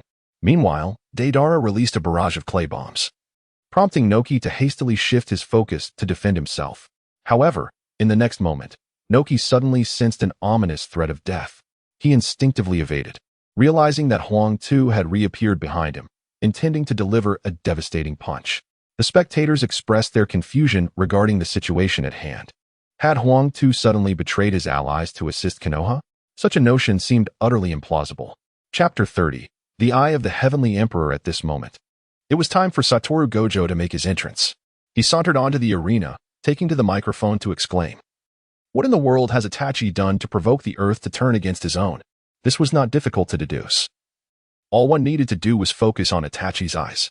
With Gojo's prompt, the crowd soon realized that Itachi's eyes were not the Sharingan, but rather an entirely new type of eye they had never encountered before. Kakashi, seated in the audience, immediately inquired if Sasuke recognized what Itachi's eyes were. Sasuke shook his head, yet he was certain that these were not the Sharingan. Any form of the Sharingan could not possibly resemble this. Consequently, the spectators began to draw parallels with the destiny cards. Seeing that some individuals were beginning to comprehend the situation, Gojo continued, "Indeed, Itachi's eyes are known as the Eye of the Emperor, a purple artifact derived from the destiny cards. However, the power of these eyes far surpasses that of most purple artifacts. He can command his enemies with an authoritative tone. Those who fall under his control are generally unable to resist, compelled to obey his every word, even to the point of taking their own lives without hesitation." Upon hearing Gojo's explanation, a chill ran through the audience. They were astonished by the terrifying capabilities of the Eye of the Emperor. If this were indeed the case, then Konoha was assured victory, with the formidable IWA now under control, leaving only Inoki to struggle in vain. Furthermore, judging by Inoki's demeanor, it seemed he had not received any additional enhancement. It appeared he had invested all his cards in IWA, intending a surprise maneuver. Unfortunately, the situation had turned dire, and Inoki had come to the grim realization of inevitable defeat. With a resigned sigh, he raised a hand and proclaimed, "We have lost." No one in the audience cheered. For the village of Awagakure, one of the 5 great nations, had inexplicably succumbed to an organization scarcely known to many Akatsuki. This undoubtedly serves as a warning to the entire ninja world, signaling that the current landscape is no longer dominated by the 5 great nations. Now, anyone has the potential to surpass them. With a plethora of cards and a stroke of good fortune, one might even vanquish the once mighty titans. Many spectators have begun to contemplate their own grand ambitions, and as Noki conceded defeat, Itachi's eyes returned to their original state. With the control over the earth released, the earth felt his body returning to normal, yet he was acutely aware that he had lost the match. Consumed by remorse, he fell to his knees before Noki, exclaiming, "I am deeply sorry, Lord 3rd Tsuchikage. I have let you down." Noki sighed softly, offering words of comfort. "Enough, a loss is merely a loss. Even in defeat, our Awagakure is not merely prey to be slaughtered. Prepare diligently for what lies ahead. Gather treasures in exchange for more fate cards, for the battles are soon to come." Huang Tu nodded heavily and subsequently followed Daimyo out. After this match concluded, the subsequent battles lost their significance. Nonetheless, a few individuals showcased commendable performances, particularly the reserves from the 5 great nations, due to the limited number of participants. They had also contemplated the scenario where their leading teams might inadvertently suffer defeat, prompting the emergence of these backup teams. Konoha's reserve team was initially meant to be led by Sarutobi Hiruzen. However, the unexpected presence of Tsunade and Jiraiya prompted Hiruzen to swiftly revise his strategy. Thus, Konoha's reserve squad transformed into Sarutobi Hiruzen, Tsunade, Jiraiya, Yamato, and Asuma Sarutobi. Hiruzen was acutely aware that this team was not particularly formidable, even bordering on weakness, primarily because only he and Asuma had exchanged cards among the 5. Asuma had casually drawn a few cards when he was still with Hiruzen, yielding a plethora of white items that were effectively worthless. Hiruzen himself had drawn several fake cards, but had yet to procure anything of value, currently holding only a singular purple card, the borrowed life cross, obtained during his initial draw. However, he was not overly concerned, as the status of Konoha's main team was exceptionally promising. Conversely, many of the remaining reserve teams from other villages had already been eliminated. The reserve team from Kumogakure was led by Darui and was of average strength. Awagakure, on the other hand, faced a dismal fate, as their reserve team was defeated in the very first match. Thus, Iwagakure had been completely excluded from this competition. The remaining two great nations, Kirigakure and Sunagakure, achieved effortless victories. With that, the first round of battles came to a close, and the massive list in the sky began to transform, with all defeated teams vanishing from it. The surviving teams were illuminated by beams of light as they began to connect with the lights of other teams, forming the new matchups. Everyone gazed upward, eager to see which formidable teams would encounter one another. The matchups were Kirigakure versus Odogakure, Sunagakure versus Abuza, and Konoha versus Kumogakure's reserve team. The remaining powerful organization, Akatsuki, had not drawn any formidable opponents, merely facing consistently underperforming teams, drawing the crowd's attention primarily to these three matches. In truth, it was the first two matches that held any suspense. The third match lacked any intrigue, and similarly, the second match appeared to be devoid of suspense. It is well known that Gaara is the only individual in the entire ninja world to have drawn a gold card. Although Naruto also possesses one, very few are aware of it. It is inconceivable that Zabuza and Haku could pose a challenge to Gaara unless they possess some unforeseen means of turning the tide. Before the match preparations commenced, Qin Wange once again transformed the arena, erasing the previously segmented four areas. The entire arena was cleared, providing ample space for the upcoming battles, which greatly heightened Qin Wange's interest in the forthcoming confrontations. In fact, amidst these smaller matches, a formidable presence had yet to reveal itself. However, due to facing relatively weak opponents, this individual had remained dormant. This was Hans, who participated under the banner of Aim Nin. Hans's terrifying prowess, combined with the enhancements of fate cards and gold cards, positioned him as the true final boss of this competition. Yet, once again, his opponents were merely insignificant foes. It appeared that Hans could continue to conceal his strength for a while longer. His ambitions were far from modest. He was acutely aware of what it meant to cultivate clientele. Hans had already devised a plan to seize a major nation's village upon claiming victory, leveraging all resources to elevate himself, enabling him to surpass the entire ninja world. Of course, he aspired to join Qin Wange's trading post, but he understood that this was merely a naive fantasy. Chapter 31. The ridiculously weak Kirigakure. The competition continued with a significant matchup, Kirigakure versus Odogakure. The personnel from Odogakure included Orochimaru, Kimimaro, Kabuto, Jugo, and Suigetsu. The lineup from Kirigakure was rather peculiar, aside from Terumi Mei. The remaining two were unknown elderly men accompanied by two exceedingly diminutive individuals. The two elderly gentlemen must be the esteemed elders of the Hidden Mist Village, which is now nearly entirely under their dominion. As the competition commenced, both the Hidden Mist and the Sound Ninja Village remained eerily silent, seemingly underestimating one another. However, after a brief pause, both Mei and Yechi suddenly launched their attacks, aiming directly at Orochimaru, who responded with a mocking sneer. "Do you dare to challenge me at such a level, Zhongwu?" Upon receiving the command, Zhongwu swiftly appeared before Orochimaru, his entire being engulfed in the initial stage of Cursed Seal, casually unleashing a punch. Boom. In the next moment, two clouds of crimson mist erupted in the air, and the two insignificant challengers met their demise. The onlookers had initially anticipated a balanced confrontation, only to be left speechless by the outcome. Was the Hidden Mist Village one of the 5 great nations, truly in such decline? Hopes had been high for a commendable display from the Hidden Mist. Yet Orochimaru had allowed Suigetsu and Zhongwu to clear the field, leaving only Mei alive while the others were reduced to mere blood mist. Smartly, Mei slipped away, and thus, this long-anticipated match came to a ludicrous conclusion. No one had foreseen such an outcome. Some even began to vent their frustrations vocally. What a disgrace. The Hidden Mist Village deserves to be expelled from the 5 great nations. I cannot fathom how they made it to the second round. It's utterly pathetic. I could have defeated them myself. I waited so long for this, and the Hidden Mist has truly embarrassed itself, being bested by a nameless small ninja village. They should return home at once. A cacophony of insults erupted, prompting Qin Wange to relay a message to Wuqiao Wujin to maintain order in the arena. Wuqiao, feeling helpless, rubbed his neck. Subsequently, a terrifying aura manifested, and an icy killing intent enveloped the crowd, silencing any further utterances. Content with this display of authority, Wuqiao smiled and said, "Let us not become overly agitated.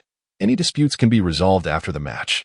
With that, the competition resumed, and the audience fell into a hush, no one daring to voice dissent.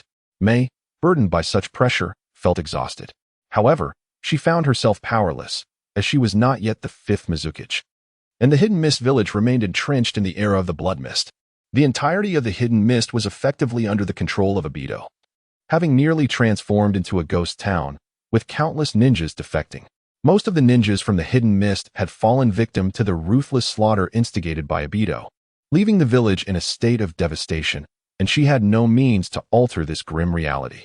Orochimaru, evidently taken aback by the Hidden Mist's feeble strength, pondered for a moment before a knowing smile crept across his face.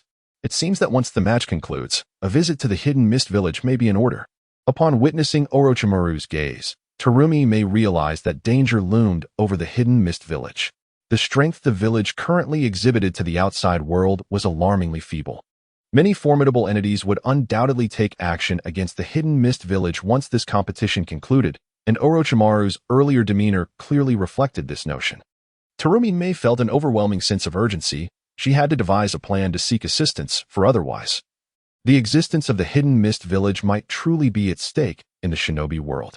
After the conclusion of the match, the remaining lackluster contests continued unabated, during which Orochimaru directly approached Kahakume from the sidelines. Kahakume, fully aware of the formidable nature of this individual, dared not provoke him. She understood that in this era dominated by fate cards, her lack of exchanged cards rendered her cautious against any confrontation. However, Orochimaru had no intention of letting her depart. In a moment of desperation, Kahakume called out to him, "Do you intend to make a move now?" Orochimaru merely smiled and replied, "Rest assured, I would not dare to contravene the rules set forth by that esteemed individual. I have merely come to discuss a collaboration with you." Kahakume was taken aback, her confusion evident as she questioned, "A collaboration?" Orochimaru continued, "Given the current plight of your Hidden Mist village, it appears that annihilation is imminent. If I am not mistaken, it is the work of Yagura, correct?" Kahakume refrained from responding, her astonishment betraying her thoughts. Thus, Orochimaru pressed on, "I can assist you in resolving the Yagura dilemma, but in return, you must lend me your aid." Kahakume, recognizing Orochimaru's malevolent nature, promptly rejected his proposition, stating, "Don't be absurd. I will not allow you to harm my village." Remaining unfazed, Orochimaru responded calmly, "Do not be so hasty. I can assure you that what I propose will not adversely affect your Hidden Mist village. In fact, it may even pave your path to becoming the next Mizukichi. What say you?" Kahakume was once again taken aback, for the terms he offered were indeed alluring. She had long contemplated the prospect of ascending to the position of Mizukichi to alter the fate of her village, which she could not bear to see reduced to ruin. After a period of hesitation and contemplation, Kahakume acquiesced to Orochimaru's proposal. Satisfied with her affirmative response, Orochimaru departed, but not before warning her, "Once the competition concludes, you must leave with us. Otherwise, you may find yourself slain the moment you exit the trading post." Orochimaru's warning, had it been in the past, would have fallen on deaf ears. However, she now finds herself compelled to heed it, remaining ever vigilant. Thus, the yearning within Terumi May for an opportunity to exchange her fate card is profound, yet lamentably, she possesses nothing. The current state of Kirigakure suggests that she may only access the trading post for fate cards after she ascends to the position of the new Mizukichi. For now, she must dutifully observe the ongoing matches. Many contests have already unfolded, and the next one is highly anticipated, the match between Sunagakure and the Zabuza squad. Initially, it was presumed to be a mismatch with little spectacle. However, based on the demonstrated strength of Zabuza and Haku, they may not be as inferior to Gaara and his comrades as others perceive. Zabuza, however, is acutely aware that he is no match for Gaara, who wields a golden fate card, an insurmountable disparity indeed. Chapter 32. Full throttle. During this time, Zabuza and Haku have exchanged numerous cards. Yet Zabuza's expression bears a hint of frustration. His number of exchanges likely surpasses Haku's by a factor of 2, but he has only drawn a single purple card, the remainder being predominantly blue. In contrast, Haku has acquired 3 purple cards. Although he refrains from vocalizing it, Zabuza recognizes that Haku's strength has undoubtedly surged. The specifics of this enhancement remain unknown to him, but in Sunagakure, Gaara's prowess is evidently extraordinary. It is needless to say that the others have undoubtedly exchanged fate cards as well. For the financial resources of the 5 great nations far exceed those of a homeless rogue ninja like Zabuza. The roster has been announced. Sunagakure's participants include Gaara, Rashi, Maki, Kankuro, and Temari. In stark comparison, Zabuza's team consists solely of himself and Haku, with the remaining members being mere bystanders of little consequence. Surprisingly, aside from Gaara, two young contenders from Sunagakure are also competing. Kankuro and Temari appear to be of a similar age to Gaara, who has garnered his strength through the golden card. One wonders what merits Kankuro and Temari possess. Coupled with the fourth Kazekage, Rashi, a prominent jonin of Sunagakure who has made significant contributions to the village. The disparity is undeniable. Upon taking the stage, Zabuza, wishing to minimize unnecessary sacrifices, swiftly sent the remaining three members off the field, revealing his inherently kind nature.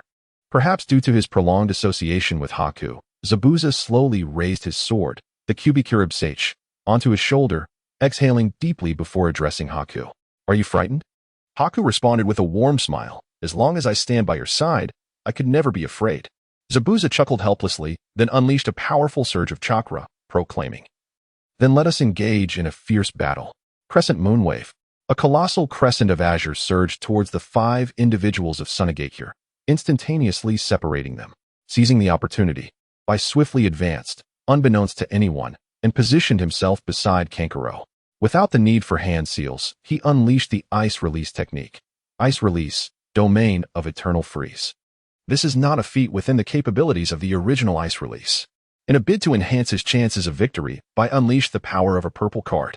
The sudden emergence of the Eternal Frozen Domain transformed Kanjiro into a mere ice sculpture, rendering him incapable of retaliation, while the surrounding Temari nearly succumbed to the icy entrapment as well.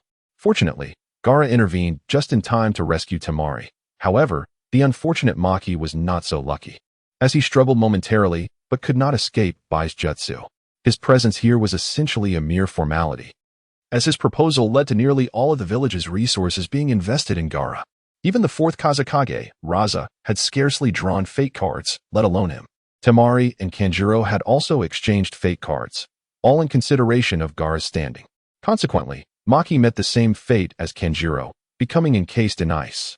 Upon witnessing Gaara's intervention, Bai wisely chose to retreat, though not entirely.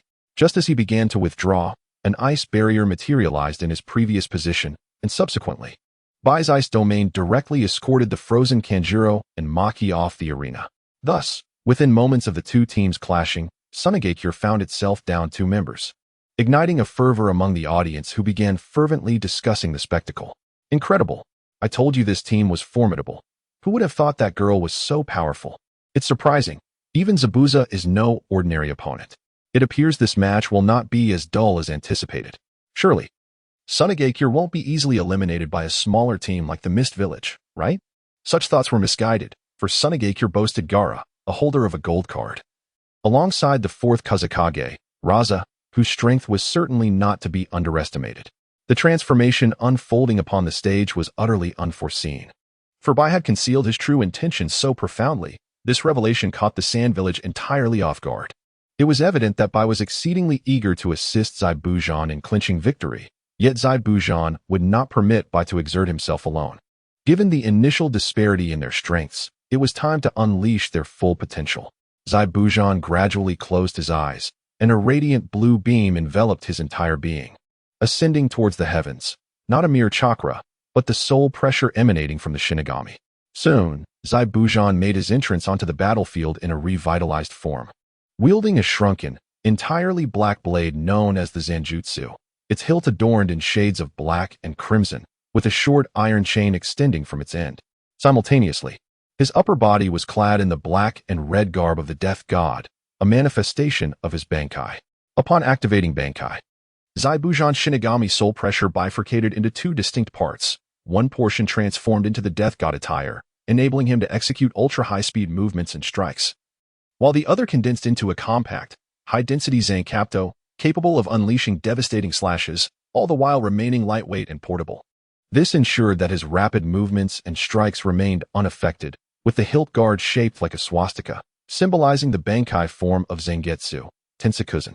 Post-Bankai, Zaibujan's power escalated to an extraordinary level as he swiftly approached Rasha. Startled by Zaibujan's velocity, Rasha hastily performed a series of hand seals, chanting, "Magnate Release, Sand Gold." Instantly, the ground erupted with a vast expanse of sand gold, obstructing Zaibujan's advance. Yet, Zai Bujan's speed eclipsed Rasha's expectations. In a heartbeat, Zai Bujan positioned himself behind Rasha, his Zancapto descending without hesitation, the black crescent blade crashing down upon Rasha. With a sharp sound, blood sprayed forth as Rasha was grievously wounded by Zai Bujan's strike. However, the fourth Kazakage was not to be underestimated. Despite his injuries, he summoned his strength to execute another set of seals, invoking Magnate Release, Golden Sand Wave. This technique harnessed a multitude of sand gold to assault the enemy, precisely targeting the now vulnerable Zai Bujan. In no time, Zai Bujan found himself encircled by a deluge of golden sand, which constricted tighter despite his blinding speed. Just as the golden sand was on the verge of fully engulfing him, Zai Bujan's calm voice resonated. Tianwu Linshuan. Ding ding ding. Zai Bucha swung the heavenly Lock Moon cutter at an astonishing speed, instantly scattering all the golden sand around him, leaving Luo Sha utterly dumbfounded. Just as Zai Bucha was preparing to launch another attack on Luo Sha, a sudden, powerful gale arose, disrupting Zai Bucha's movements in conjunction with Luo Sha's golden sand. It turned out that Temari had just rescued Luo Sha while by exerted every ounce of his strength to hold off Gaara. Fortunately, the golden cards possessed a capacity for growth. Gaara had yet to fully master this newfound power, allowing Bai to restrain him for a while longer. However, the longer the battle dragged on, the more arduous it became for Bai, who was now nearly out of options, while Gaara maintained an air of calm and ease. Zai Bucha had yet to resolve his own conflict and could not assist Bai, causing the situation to shift into a disadvantageous state. Chapter 33. A desperate struggle. Zai Bucha sensed Bai's predicament. It appeared he had reached his limit. Nevertheless, Luo Sha had been gravely injured, and Temari seemed to lack significant combat prowess. Thus, Zai Bucha decided to switch opponents with Bai. Bai was merely fatigued at this point and had not sustained any serious injuries. Confronting a severely wounded Luo Sha and a mere child would be far easier for Zai Bucha than dealing with Gaara. He entrusted Gaara to Bai. Responding to Zai Bucha's signal, Bai immediately charged toward Luo Sha and Temari, disregarding Gaara. Gaara swiftly intercepted him, but Zai Bucha materialized a black crescent-shaped defense, successfully blocking Gaara's strike and allowing Bai to escape. Gaara regarded Zai Bucha with indifference, remarking, defeating one at a time is futile. He then raised his hands toward Zai Bucha, coldly uttering, sand-binding coffin. Zai Bucha dodged immediately, initially believing he could evade effortlessly, only to discover that Gaara's sand was swifter than his own movements. In an instant, Zai Bucha was ensnared, unable to resist or break free. Gaara extended a hand, crafting a gesture in the air before declaring, Sandstorm Burial. With a resounding boom, the sand that had ensnared Zai Bucha erupted violently, though no anguished cries rang out. All present could witness Zai Bucha's dire state. After enduring this assault, he was drenched in blood, one arm seemingly crushed beyond recognition, dangling helplessly as if on the brink of death. It was astonishing that such a grievous injury could result from a single attack by Gaara. Bai, filled with concern for Zai Bucha, was poised to rush to his aid when Zai Bucha raised a hand to stop him, signaling for Bai not to intervene. Bai gritted his teeth, observing the struggling Luo Sha and Temari before him, and he resolved to unleash his full power to defeat them swiftly and assist Zai Bucha. Zai Bucha's plight would not elicit any sympathy from Gaara, who coldly declared, if you do not retreat, you shall surely perish next time. Without hesitation, Zabuza suddenly broke into laughter, followed by a couple of coughs, and remarked, in the current ninja world, if I lack the courage to fight until the very end, what right do I have to stand here? Having spoken, Zabuza launched himself into action once more, dashing towards Gaara with remarkable speed, exclaiming, Black Flow Fong Thrust. In that instant, the sword tensei was enveloped in a crimson-black aura, slicing directly towards Gaara. Gaara, maintaining an unruffled demeanor, softly intoned, Shield of Shikaku. Instantly, a colossal sand construct in the shape of Shikaku materialized out of thin air. Zabuza showed no sign of retreat, delivering a powerful strike. At the moment his blade met the shield of Shikaku, he unleashed an overwhelming force, and in the next instant, the entire arena was engulfed in the formidable crimson-black energy. Such a degree of assault would undoubtedly suffice to obliterate an entire village with ease. After a prolonged duration of this relentless onslaught, Zabuza, utterly drained of his strength, plummeted from the sky. Meanwhile, Gaara's shield of Shikaku was successfully breached, its integrity nearly shattered. Yet, Gaara remained unscathed, standing serenely as he observed Zabuza's descent. exhibiting no intention of restraint. Once more, he extended a hand towards him, prompting a panicked Haku to raise a hand and exclaim, "We concede. Please cease." However, Gaara appeared resolute, seemingly crossing a line with his actions as his sand was poised to envelop Zabuza. Suddenly, Satoru Gojo materialized on the arena, casually dispersing all surrounding sand with a mere wave of his hand, his demeanor cool as he declared, "Once the opponent has surrendered, further aggression is impermissible. Consider this a warning. Should there be a next time, I shall expel you from the arena." Gaara nodded in acknowledgement, departing the stage alongside Kankuro and Temari, fully aware that his actions had indeed overstepped boundaries. Nevertheless, he was compelled to gauge the true strength of this newly arrived member of the trading company. And this minor provocation yielded insightful results. He recognized the significant disparity in their abilities, leading him to a clearer self-awareness, vowing to abandon any semblance of arrogance. However, this incident left the remaining residents of Sunagakure in a state of trepidation. Upon exiting, both Kankuro and Temari began admonishing Gaara for his reckless behavior, cautioning that should they incur the wrath of that esteemed individual, all their efforts could be rendered futile, or worse, lead to their complete annihilation. Calmly, Gaara retorted, "That esteemed individual is not a demon. He possesses his own methodology. Your concerns are unwarranted." Observing the unfolding events, Qin Wange was taken aback by Gaara's transformation, astonished that a mere golden card could instigate such profound change. From a proud youth to the composed strength he now exhibited, coupled with his recent words, left Qin Wange with a sense of optimism regarding Gaara's potential. After the thrilling match concluded, everyone felt a surge of excitement, astonished by the performance of Zabuza and Haku against the Sunagakure village. Ultimately, it seemed that all but Gaara were vanquished by their prowess. However, the formidable Gaara remained unscathed. This remarkable display undoubtedly showcased the strength of Zabuza and Haku, and their reputation in the ninja world would surely rise in the future. Wandering back to Celia, Wu Tao found himself at a loss. Observing his expression, Celia spoke, "Do you disapprove of the tasks assigned by our boss? Given the current trend, it is certain that more responsibilities will follow this match, but I can assist you." Startled, Wu Tao's face lit up as he responded, "Is that true? Thank you so much. Celia, from now on, you shall be my big sister. Anyone who dares to bully you will face dire consequences." Celia suddenly revealed a barely perceptible smile, which she quickly concealed as she continued, "However, there is one condition." Wu Tao sensed that matters were not as straightforward as they appeared and cautiously inquired, "What condition?" Celia replied, "It is quite simple. I need to find you a most effortless job, ensuring you have something to occupy your time. The boss would naturally avoid assigning you more arduous tasks, so I will transfer my previous responsibilities to you, while I shall take on the more demanding duties." Wu Tao, possessing a keen intellect, was not inclined to view this situation as uncomplicated. He tentatively probed further, "What kind of work does the big sister undertake?" Celia answered, "It is rather simple. You will oversee those who come to the trading post to exchange their fate cards, without needing to manage anything else." Wu Tao intended to ask more questions to discern the truth, but Celia preemptively warned him that further inquiries might provoke her ire.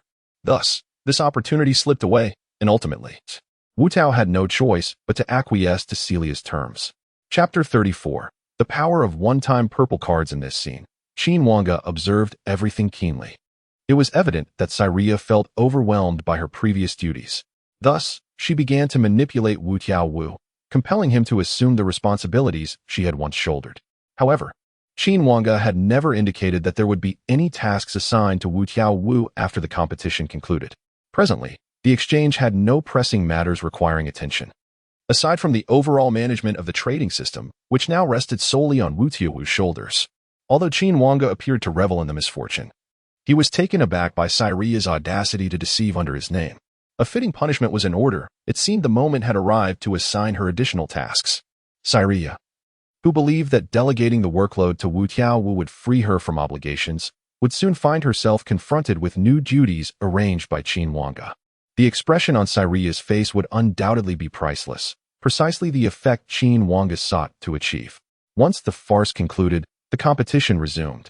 Yet the tension among the teams in the audience reignited. As Gaara passed by Konoha, he glanced at Kakashi and suddenly declared, "I shall make it known to all that you are not yet worthy to stand alongside me."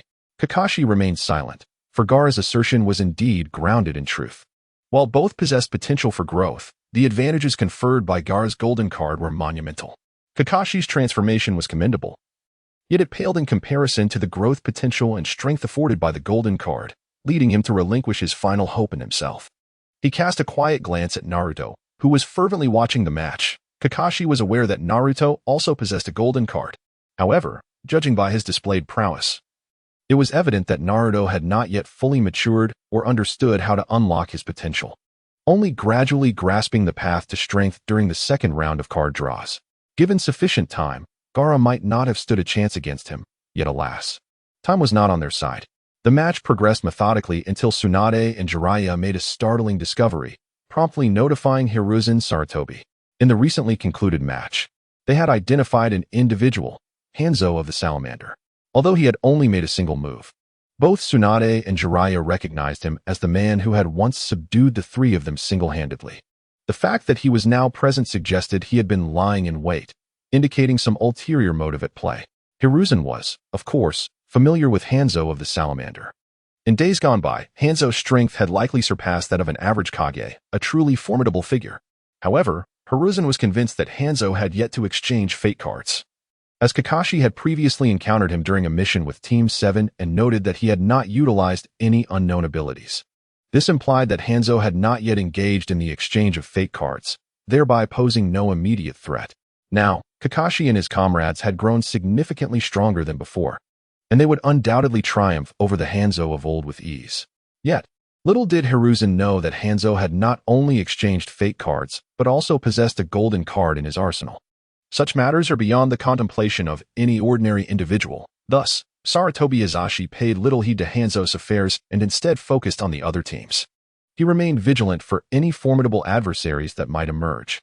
Eventually, the moment for Konoha to take the stage arrived, as Kakashi led his comrades to the arena. Their opponents were the Cloud Village's reserve team, Darui, Samui, Aoi, Omoi, and Karui. All were youthful ninjas from the Cloud Village, with their captain, Darui being a notably skilled individual who had mastered the bloodline limit, Storm Release. He was the sole inheritor of the third Raikage's Black Lightning and possessed a vast chakra, enabling him to wield the Six Paths tools with remarkable finesse. His swordsmanship and ninjutsu were nothing short of extraordinary. He was indeed a candidate for the future Raikage, and it was rumored that the Cloud Village had invested considerable resources in his training, indicating a favorable draw of fate cards. Upon entering the arena, Konoha's team was greeted with a thunderous cheer, their popularity and strength soaring to great heights, and everyone anticipated their resounding victory in this match. The competition commenced swiftly, with Kakashi taking the initiative to engage Darui, while Naruto and the others faced off against the remaining opponents. In light of the overwhelming disparity in strength, all but Darui were swiftly defeated, leaving him to endure alone. After a brief exchange with Kakashi, Darui sensed his condition deteriorating, while Kakashi seemed to grow more invigorated with each passing moment.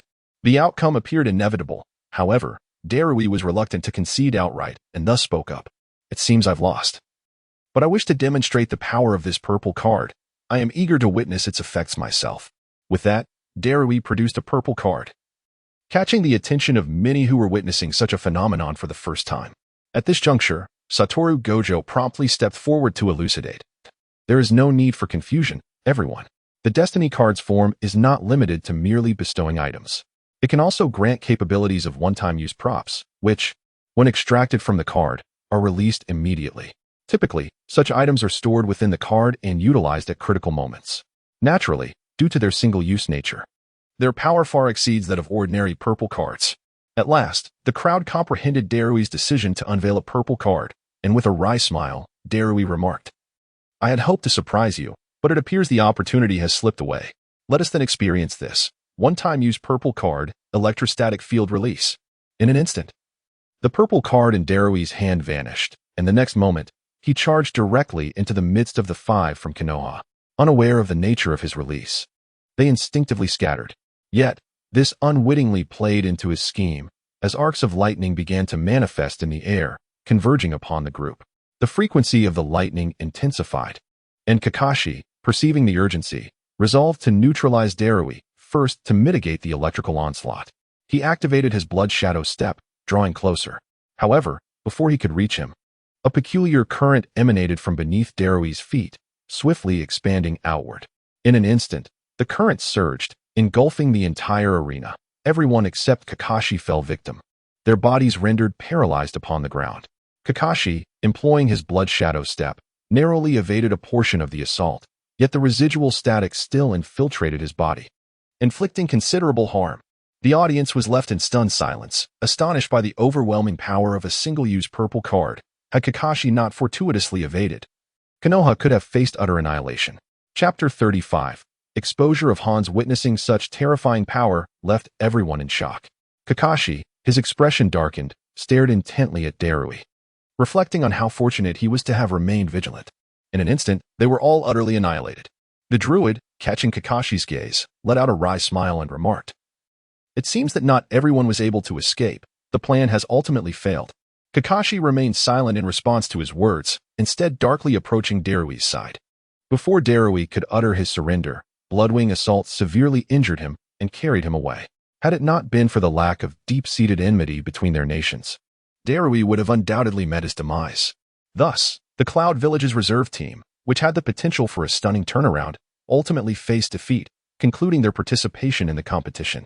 However, their initial battle left a profound impression on all, particularly the formidable physique of the fourth Raikage. Had it not been for Hongdo's aerial abilities, the outcome might not have favored Konoha, even though they were now out of the running. Nevertheless, the Cloud Village showcased the strength expected of the five great nations, while the Rock Village, though slightly underwhelming, still demonstrated considerable power. Among the five nations, the Mist Village was the most surprising, having suffered a complete and humiliating defeat, losing face for all. After the competition concluded, they quickly became the target of scorn. As the battles continued, most teams had been eliminated, leaving only the strongest contenders. Now, only Konoha and Sunagakure remained among the five nations, while the Akatsuki and Orochimaru's Sound Ninja Village were the only other forces displaying notable strength. However, Sunagakure, led by Gaara, was the most favored to win, given their impressive display of power. No individual from Konoha could rival Gaara, who had yet to exert his full strength. Hence, Sunagakure emerged as the frontrunner for the championship, followed by Konoha and the Akatsuki, who also had not revealed their full potential. Nagato's inactivity, coupled with Wutao's previous remarks, positioned him as a mysterious figure capable of challenging Gaara. Lastly, Orochimaru's Sound Ninja Village lacked both popularity and demonstrated strength, as they were a relatively obscure village that had not encountered formidable opponents previously, making their advancement to the semifinals seem natural. Orochimaru, however, was indifferent to this. Having taken note of a certain individual, growing increasingly wary of him, he could not believe that someone like Hans would appear here without reason, especially while remaining concealed. Returning to the competition, it had now entered its next phase, leading up to the semifinals and finals.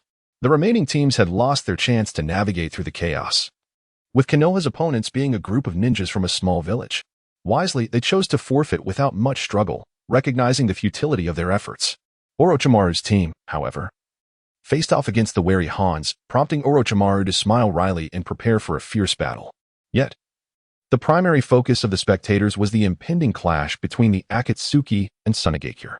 The Akatsuki, as strong contenders for the title, possessed undeniable power, with each member exhibiting unique and formidable abilities alongside the unengaged Nagato.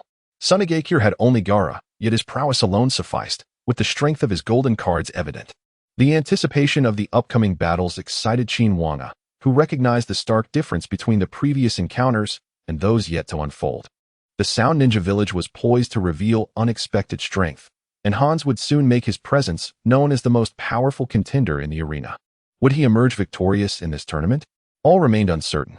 For Qin Wange, everything was visible. He was aware of all that transpired. Yet this very knowledge rendered his once exciting life exceedingly mundane.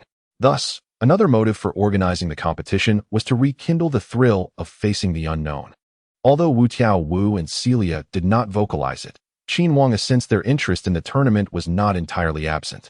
They were not Qin Wange and could not reach such depths of detachment, naturally maintaining a sense of anticipation for fresh experiences.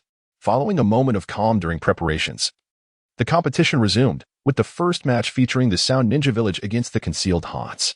Before the match, Orochimaru had informed everyone that their opponent might be an entity even stronger than Gaara, urging them to gear up for a fierce encounter. However, upon the Sound Ninja's entrance, They did not witness the formidable figure Orochimaru had described. Only Kimimaro sensed something amiss, immediately locking on a Hans, who was somewhat surprised by this peculiar boy with bones. Soon, Hans also noticed the gaze of Orochimaru, realizing he could not evade this battle. Having already experienced Orochimaru's treachery, Hans decided not to conceal himself any longer. Discarding his dark cloak to reveal his true form, albeit with one less scythe than before, Orochimaru quickly observed the fateful mark on Hans's wrist, instantly clarifying his thoughts. Indeed, Hans had exchanged fate cards, possessing unfathomable strength, confirming Orochimaru's worst fears. Reality had materialized, and he lamented the apparent misfortune bestowed upon him by fate. Yet, further lamentation was futile. The battle had commenced. At the moment the match began, neither side rushed to engage, and Hans slowly spoke, expressing his surprise at being exposed so soon. His luck had indeed run out, encountering the most cunning young ninja from his past, Orochimaru. Orochimaru replied with a sinister smile. "You jest. Having concealed myself to this extent, I am certainly no match for your treachery." The dialogue between them resonated like a loudspeaker, reaching the ears of all present. Though many remained perplexed, yet a select few began to grasp the essence of their words. Chapter 36. Cunning and crafty Hanzo of the Salamander. Such a figure requires little introduction, instantly stirring the memories of numerous ninjas. The legendary trio held considerable renown in the shinobi world: Jiraiya, Tsunade, and the current Orochimaru. But from whence did they earn such a title? It was bestowed upon them by this man, Hanzo of the Salamander. In their youth, the three united to confront this man, revered as a demigod. Despite their combined efforts, they were ultimately subdued by Hanzo, and the confrontation concluded with neither side achieving victory. Nonetheless, Hanzo acknowledged the prowess of Jiraiya and his companions, which led to their eventual moniker as the Three Legendary Ninjas. Thus, the formidable strength of this man, a demigod within the shinobi realm, is beyond dispute. It is remarkable that such a being has remained hidden within an unassuming group, advancing towards the semifinals. Such cunning is no wonder that even Orochimaru feels inadequate. The appearance of Hans has stirred quite a commotion. However, the true measure of strength can only be discerned through combat. As the battle commenced, Orochimaru refrained from immediate action, instead instructing the formidable Kimimaro to eliminate the remaining adversaries. Hans chose not to intervene, recognizing the ineffectuality of those left standing. After Kimimaro effortlessly dispatched the remaining bystanders, he was expected to return to Orochimaru's side. Yet, his gaze remained fixated on Hans, as if intent on testing the latter's prowess. Consequently, Orochimaru could not intervene in time as Kimimaro launched an attack on Hans. Hans scoffed, remarking on the audacity of the young ones. Kimimaro, swift as the wind, swiftly closed the distance to Hans, executing a seamless series of attacks known as the Dance of the Willow and the Dance of the Camellia. Hans, unfazed and seemingly unwilling to retaliate, watched as Kimimaro collapsed to the ground just as he was about to make contact. Orochimaru, a connoisseur of scientific inquiry, discerned the nature of the incident. It was poison. The onlookers remained oblivious to the unfolding events, but fortunately, Satoru Gojo was present. He promptly elucidated the situation. This was the Biphosphor Serpent Body, an item drawn from a purple card, endowing its user with a formidable toxic constitution. Any target that comes into contact with Hans's skin would succumb to poisoning, leading to a purplish hue of the skin and subsequent unconsciousness, with the timing of the toxin's onset controlled by the user. Seeing the precariousness of the situation, Orochimaru had no choice but to press on. Should Kimimaro be eliminated in such a manner, their chances of victory would dwindle significantly. Tru activated his most potent Cursed Seal form, channeling tremendous force into his fists as he aimed to push Hans back. Yet, while aspirations may be grand, reality is often merciless. Hans unleashed a torrent of poisonous gas that enveloped the entire arena. This scene was familiar to Naruto and the others. Yet Kakashi's demeanor was grave as he cautioned against underestimating Hans. Unlike their previous encounter, he was now evidently aware of the existence of fate cards. It was clear that Hans possessed some hidden strategy, revealing the depth of his cunning. Kakashi's words have indeed elevated the vigilance of the people of Konoha towards Danzo. With such formidable strength already at their disposal, the addition of the Fateful card makes it unfathomable to contemplate just how powerful Hans has become. Meanwhile, due to the toxic gas released by Hans, the spectators can no longer discern the situation within the arena. It is now time for Satoru Gojo, the host, to make his entrance.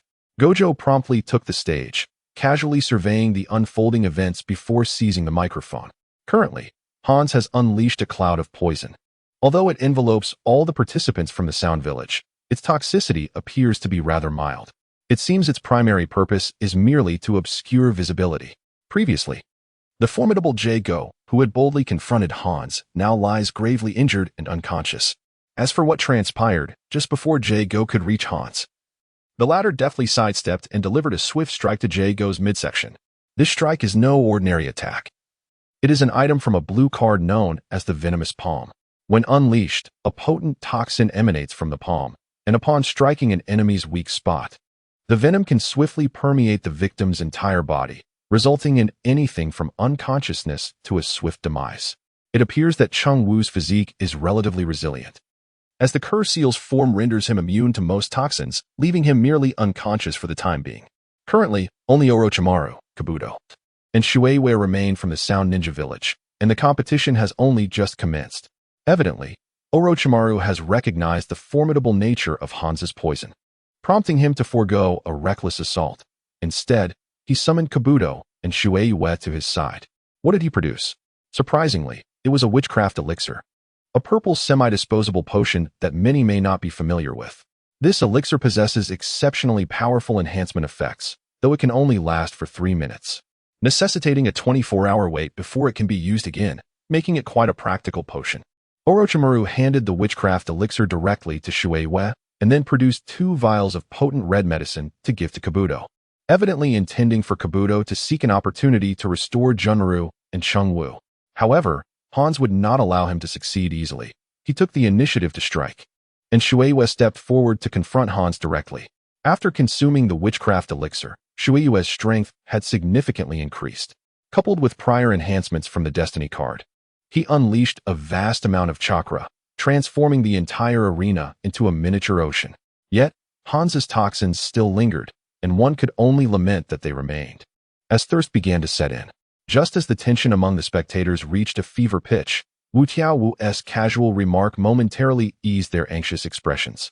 However, at that moment, a more cunning individual seized upon Wu Tiaowu's words and, without hesitation, called out, "Sir, this is Konoha's specialty honey tea, to quench your thirst." Who is this person? Indeed, it is the shameless Sarutobi Hiruzen. Although uttering such words from the mouth of a Hokage is rather disgraceful, the leaders of various villages are now gritting their teeth in anger, lamenting their missed opportunity, which has ultimately benefited Sarutobi Hiruzen.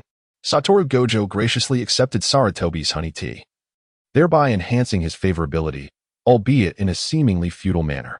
Nevertheless, it serves as a deterrent for anyone contemplating an assault on Konoha in the future. Thus, Sarutobi's strategic maneuver proved to be quite astute. Qin Wange was also taken aback, realizing that Sarutobi, when unrestrained, could manifest in such a manner, offering him a glimpse into something novel. Chapter 37. Orochimaru's plan. On seeing this scene, Onoki, who has shared a lifetime with Sarutobi, could not help but approach him, remarking, "You old rascal, you have indeed become increasingly cunning. You were not like this in the past." Sarutobi Hiruzen responded with a carefree smile. As long as it serves the village's interest, what does it matter? Though the expressions of the villagers were laced with disdain, their hearts brimmed with regret. Such matters were but fleeting concerns of pride. Yet, the rarity of such opportunities was profound, and they had failed to seize them. With a few sips of tea, Wu Tiaowu resumed his exposition. Now, let us return to the battlefield, where we can observe that Shueisha has engaged in a confrontation with Hans, utilizing his water transformation technique. Shueisha navigated this miniature ocean with remarkable ease, yet he displayed wisdom by avoiding direct confrontation with Hans. He intermittently harassed Hans, preventing him from addressing other foes. While at that moment, Do had successfully administered the potent red medicine to both Chongwu and Junmarlu. It appeared that Orochimaru's scheme was on the verge of success. Shueisha continued to exploit his advantages to keep Hans at bay, yet the effects of the witchcraft potion were waning. The stalemate was poised to be disrupted, and Hans had yet to reveal his true prowess. Was he concocting a strategy? As the effects of the witchcraft potion dissipated, Shueisha retreated to Orochimaru's side to evade poisoning, only to find that the toxic gas had also vanished. How fortuitous. Once the ocean conjured by Shueisha receded, the toxic atmosphere surrounding Hans inexplicably lifted. reverting the scene to its pre-battle state. However, to assume that nothing had transpired would be naive. Hans displayed a sinister smile, clasped his hands together, and intoned, "Cursed poison body, silent venom." In an instant, all of Orochimaru's team sensed a surge of toxins erupting within their bodies, prompting a sudden realization from Orochimaru. The poison Hans had unleashed earlier was not merely a ruse. Rather, it had planted a hidden peril within them all. Now, that peril had manifested, rendering Orochimaru's team powerless against resistance. Yet, as fate would have it, Do, seemingly afflicted by the poison, was in fact unharmed. His enhanced medical skills had swiftly neutralized Hans's venom. Hans intended to directly eliminate Orochimaru's group with his corrosive technique, the Azure Flame Scorch, which, though not highly toxic, possessed formidable corrosive properties. Should Orochimaru's team refuse to concede, their demise would be inevitable. Suddenly, Do sprang into action, producing 4 vials of the red medicine from seemingly nowhere. He accurately tossed them into the mouths of the remaining members, restoring their vitality. Orochimaru, forming hand seals, declared, "Triple Hell Gate." A colossal visage of Yama emerged from the ground, shielding Orochimaru and his companions. Hans's Azure Flame Scorch pierced through the first 2 layers, yet lost its potency against the final barrier. Wiping the cold sweat from his brow, Orochimaru turned to Do and remarked, "You've performed admirably this time. It is time to showcase the fruits of my research." Upon hearing Orochimaru's words, the remaining few were filled with fervor. Each individual produced a vial of elixir from their hands. In total, there were 3 types of elixirs, the Witchcraft Elixir and the Rage Elixir, both of which had been acquired during their initial encounter, followed by Orochimaru drawing the Steel Elixir. At present, Orochimaru possessed a vial of the Witchcraft Elixir, while Heavy had the Steel Elixir, and Kimimaro held the Rage Elixir. Suigetsu also had a Witchcraft Elixir in his grasp, and although Kabuto did not reveal his, it appeared he possessed one as well, with Satoru Gojo having previously elucidated the matter to the group. This concoction, once acquired, will not yield duplicates from the fate cards again. However, the current circumstances only indicate one thing. Orochimaru has indeed developed a replica of the potion. Yet, some individuals remain skeptical, believing Orochimaru to be merely posturing. Nevertheless, when he and his companions consumed the concoction in their hands, they realized their naivety.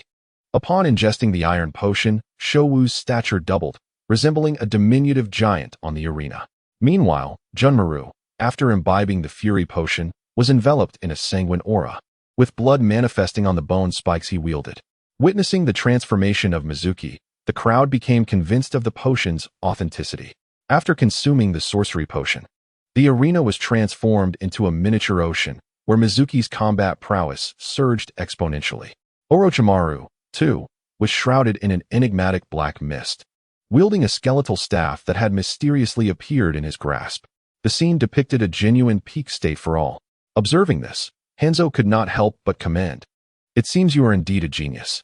To have concocted such a creation is remarkable, though its efficacy must surely be diminished." Orochimaru chuckled softly, replying, "Ah, you truly are the man closest to divinity. Indeed, this replica potion requires the original as its source. The resultant effect is approximately half as potent as the original, yet the production efficiency can reach tenfold. Oh, by the way, I have also developed the Great Red and Great Blue potions. The research outcomes are superior to that of the concoctions, as they merely dilute the efficacy by a third, yet yield 30 bottles of replicas. With the support of these elixirs, your chances of victory have all but vanished." After listening to Orochimaru's words, Hans exhibited no visible reaction. Yet the spectators could hardly contain their agitation.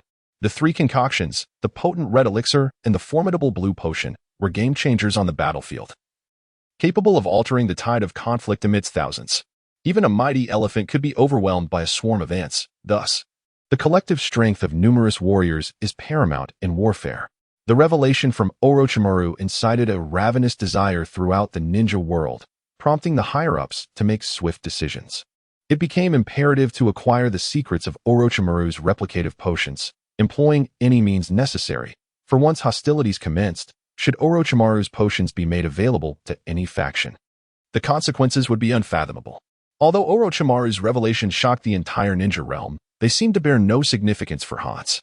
He maintained an unwavering calmness, devoid of any signs of astonishment, leading Orochimaru to believe that Hans had resigned himself to the situation. Thus, Orochimaru ceased his verbal sparring and, alongside his companions, charged at Hans with fierce determination.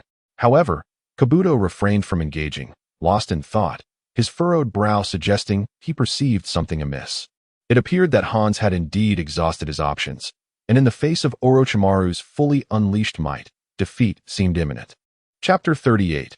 Ryusudo Zhongwu was the first to confront Hans head-on. Empowered by the steel elixir, he surged forward like a small mountain, radiating an overwhelming aura. Behind him, a path shrouded in dark mist emerged, allowing the remaining warriors to accelerate in pursuit. With a fierce determination and his cursed seal fully activated, Zhongwu unleashed a powerful punch aimed directly at Hans, a strike that even the onlookers could feel resonating with immense pressure. Shueihua swiftly positioned himself behind Hans, intent on coordinating his attack with Zhongwu. Hans, however, remained inscrutable, betraying no indication of his thoughts.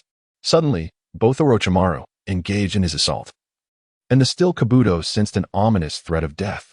Kabuto immediately shouted, "We must retreat." Orochimaru grasped Junmaru, bringing him to a halt. And this moment would haunt both Shueihua and Zhongwu profoundly. From behind Hans emerged a blood-red scythe, a colossal weapon that seemed to operate without any handler, swiftly carving a crimson arc through the air. In an instant, 2 arcs of blood were etched into the atmosphere, and even Zhongwu, bolstered by the steel elixir, were a deep wound across his chest. Shueihua, an ethereal entity, also suffered a grievous injury. What could this be that instills such terror? At that moment, Gaara, who was observing from the audience, suddenly spoke up, saying, "That is an item of a golden card. I can sense it." The moment these words were uttered, everyone could no longer remain seated. The golden card, indeed, represents the finest of fate's offerings. Moreover, each golden card possesses the potential for growth. As one continues to enhance their abilities, their strength escalates correspondingly. Take Gaara as an example. In such a brief span, he transformed from a mere child playing in the sand into the most formidable ninja in the visible realm. This clearly demonstrates the formidable power of the golden card. However, now, Gaara claims that the red scythe wielded by Hanzo is also a golden artifact. This situation has escalated dramatically. Hans's prowess had already reached a level where he was referred to as a demigod. Now, with the addition of the golden card, his strength has become utterly unimaginable. Everyone stood in stunned silence, unable to believe the reality before them. On the arena, Orochimaru regarded the imposing crimson scythe behind Hans with a grave expression. Unfazed, Hans dispatched Suigetsu and Jae-Go from the stage and addressed the scythe. "Ryusudo, are you so eager to emerge?" To everyone's astonishment, the crimson scythe responded, "Of course. I have long urged you to let me handle them directly. You have kept me waiting for far too long." Hans chuckled, "If you appeared too soon, it would lose its thrill, wouldn't it?" With that, Hans shifted his focus to Orochimaru, while Ryusudo floated beside him, remarking, "What amusement can be found in toying with a bunch of pitiful insects? Let us finish this quickly." In the next moment, Hans and Ryusudo launched their assault targeting Orochimaru, while Kimimaro activated his cursed seal's most powerful form. Yet, in an instant, Ryusudo cleaved through Kimimaro's body, severing him in two without a single drop of blood spilling. Hans casually kicked the 2 halves of Kimimaro aside. Orochimaru felt a twinge of panic, facing Ryusudo. He found himself utterly incapable of mustering any thoughts of resistance. The disparity in their strength was overwhelming. At this moment, Do emerged and promptly handed Orochimaru a vial of an unfamiliar elixir. Orochimaru paused upon receiving the vial, but without hesitation, he consumed its contents. Suddenly, his body began to undergo a dramatic transformation, contorting in various grotesque ways. The horrifying visage caused both Hans and Ryusudo to halt in their tracks. Ryusudo exclaimed, "This fellow dares to fuse the powers of the elixirs. It seems he is utilizing the original potions, and there is no way his body can withstand this. An explosion is imminent." Hans countered, "He is not a reckless individual. We should prepare to act swiftly. If he succeeds, it will take us extra time to deal with him." Ryusudo acquiesced to Hans's words and soared towards the writhing Orochimaru. However, in the next instant, Orochimaru's body came to a standstill, reverting to its original form as if nothing had transpired. Yet, the confident smile that reappeared on Orochimaru's face indicated that he had indeed succeeded. Without hesitation, Ryusudo launched an attack towards Orochimaru, who suddenly expanded in size. Ding! In the following moment, Orochimaru remarkably withstood Ryusudo's assault, although blood appeared before him. It was merely a superficial wound. This is the original effect of the steel elixir. After being repelled, Orochimaru glanced at his injuries and let out a sinister chuckle. Truly formidable, but it won't be so simple to defeat me. Arise, my legion of the undead. With a flourish of his necromancer's staff, and under the powerful enhancement of the elixir, a horde of skeletal warriors emerged, shrouding the arena in darkness. The tactics displayed by Orochimaru were undeniably essential on the battlefield, and it appeared that these skeletal soldiers were far from mere useless husks. In terms of speed and strength, they could rival that of mid-ranking ninjas, making them capable of assaulting the villages of the 5 great nations in days gone by. Who would have thought that Orochimaru had such a hidden ace? Yet, Reyes remained dismissive. Just a bunch of worthless wretches. What difference can they make? Die, all of you. In a fit of rage, Reyes relentlessly swung his scythe, mercilessly reaping the skeletal soldiers. These unfortunate beings fell before his blade, unable to withstand even a single strike. Hanzo then directed his attack towards Orochimaru, who still wore a smile. As Hanzo drew near, Orochimaru instantly transformed into a colossal serpent, lunging at Hanzo with a bite. Hanzo had no intention of evading and began to chant, "Release of the venomous body." Boom. A burst of pitch-black poison erupted from the serpent's maw. And in the next moment, the entire legion of skeletal warriors vanished. Orochimaru, however, collapsed to the ground, his body starting to rot and decay, having just consumed Hanzo's venomous essence. This turn of events was simply beyond his capacity to endure, and thus Orochimaru was rendered incapacitated in an instant. Witnessing Orochimaru's dire condition, the now recovered Kimimaro almost felt compelled to rush in and rescue him. Fortunately, he restrained himself. Any interference in the match would cost him dearly, perhaps even his life. Thankfully, Kabuto was still present in the arena. It was evident that Kabuto would swiftly concede defeat and take Orochimaru for treatment, a scenario anticipated by all. However, it appeared that Kabuto was not inclined to conclude this battle just yet. With a sinister smile, he approached Orochimaru and mockingly taunted, "Lord Orochimaru, how could such a cautious figure as yourself make such a blunder? Do you wish for me to concede and save you? How unfortunate. That is not my intention at all." Chapter 39, The Ambitious and the Schemer. As Orochimaru's condition deteriorated further, Kimimaro could no longer contain himself and shouted at Kabuto on the stage, "What are you doing? Hurry and concede so Lord Orochimaru can receive treatment." Kabuto, unfazed, glanced at the insufferable Kimimaro and replied nonchalantly, "Why would I do that? Lord Orochimaru is a formidable being. There is no way he would succumb so easily. He can surely endure until I achieve victory in this match. Wouldn't you agree?" The crowd regarded Kabuto as deranged, unwilling to concede in the face of an inevitable defeat. Seemingly driven by sheer malice, Reyes, unable to watch any longer, remarked, "This is a pitiful display of humanity. Just kill him, he's too bothersome." Hanzo nodded in agreement and prepared to take action. Sensing Hanzo's movements, Kabuto smiled fearlessly and said, "You wish to eliminate me? It seems it's time for you to witness my true strength." With that, Kabuto formed a peculiar seal and declared, "Sage Mode, activate."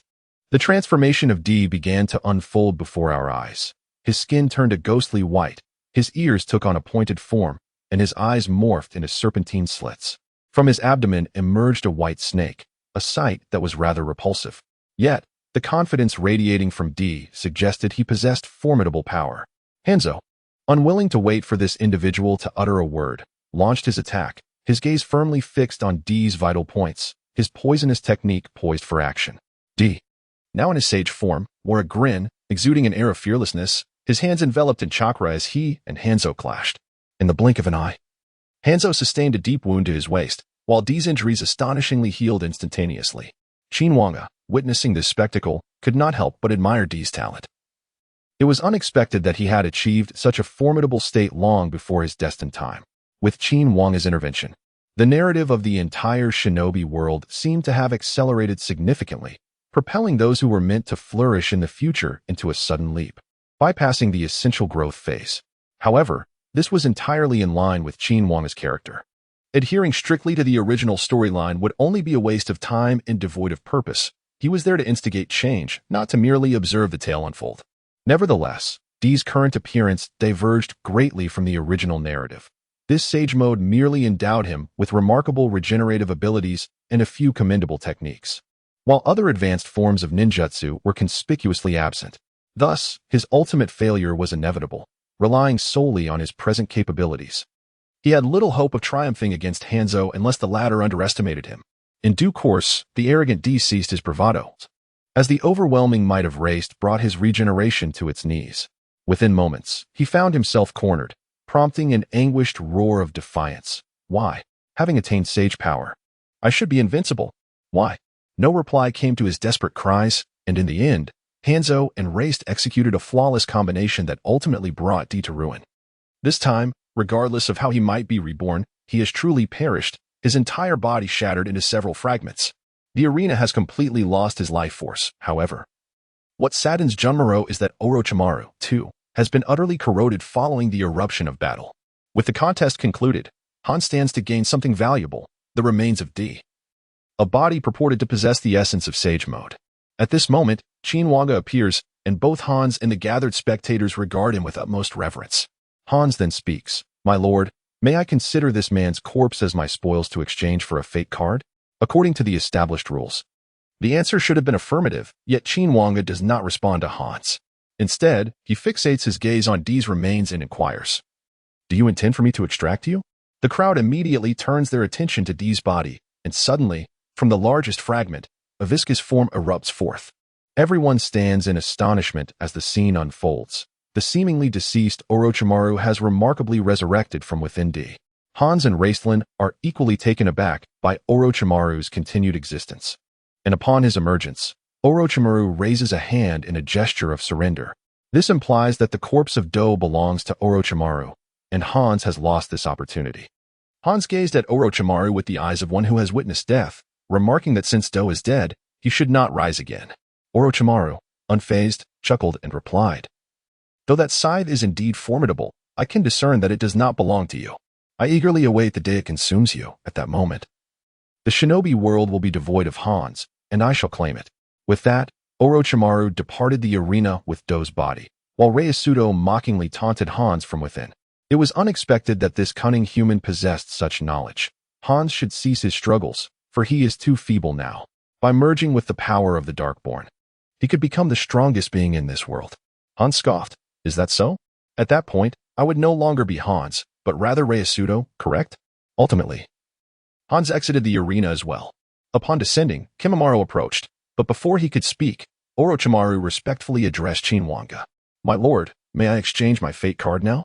Qin Wange calmly replied, "Certainly, you have been eliminated. As long as it does not affect the subsequent matches, you may do as you wish." With that, Qin Wange vanished again, seemingly unwilling to personally facilitate the exchange for Orochimaru. Such opportunities depended entirely on his disposition. Orochimaru, feeling somewhat regretful, departed with Kimimaro and the others, but did not hasten to exchange the fate card. Instead, he returned to the audience to continue watching the competition, as the outcome of this match remained of paramount importance. Thus, anyone with even a modicum of sense would refrain from vacating the arena immediately after defeat.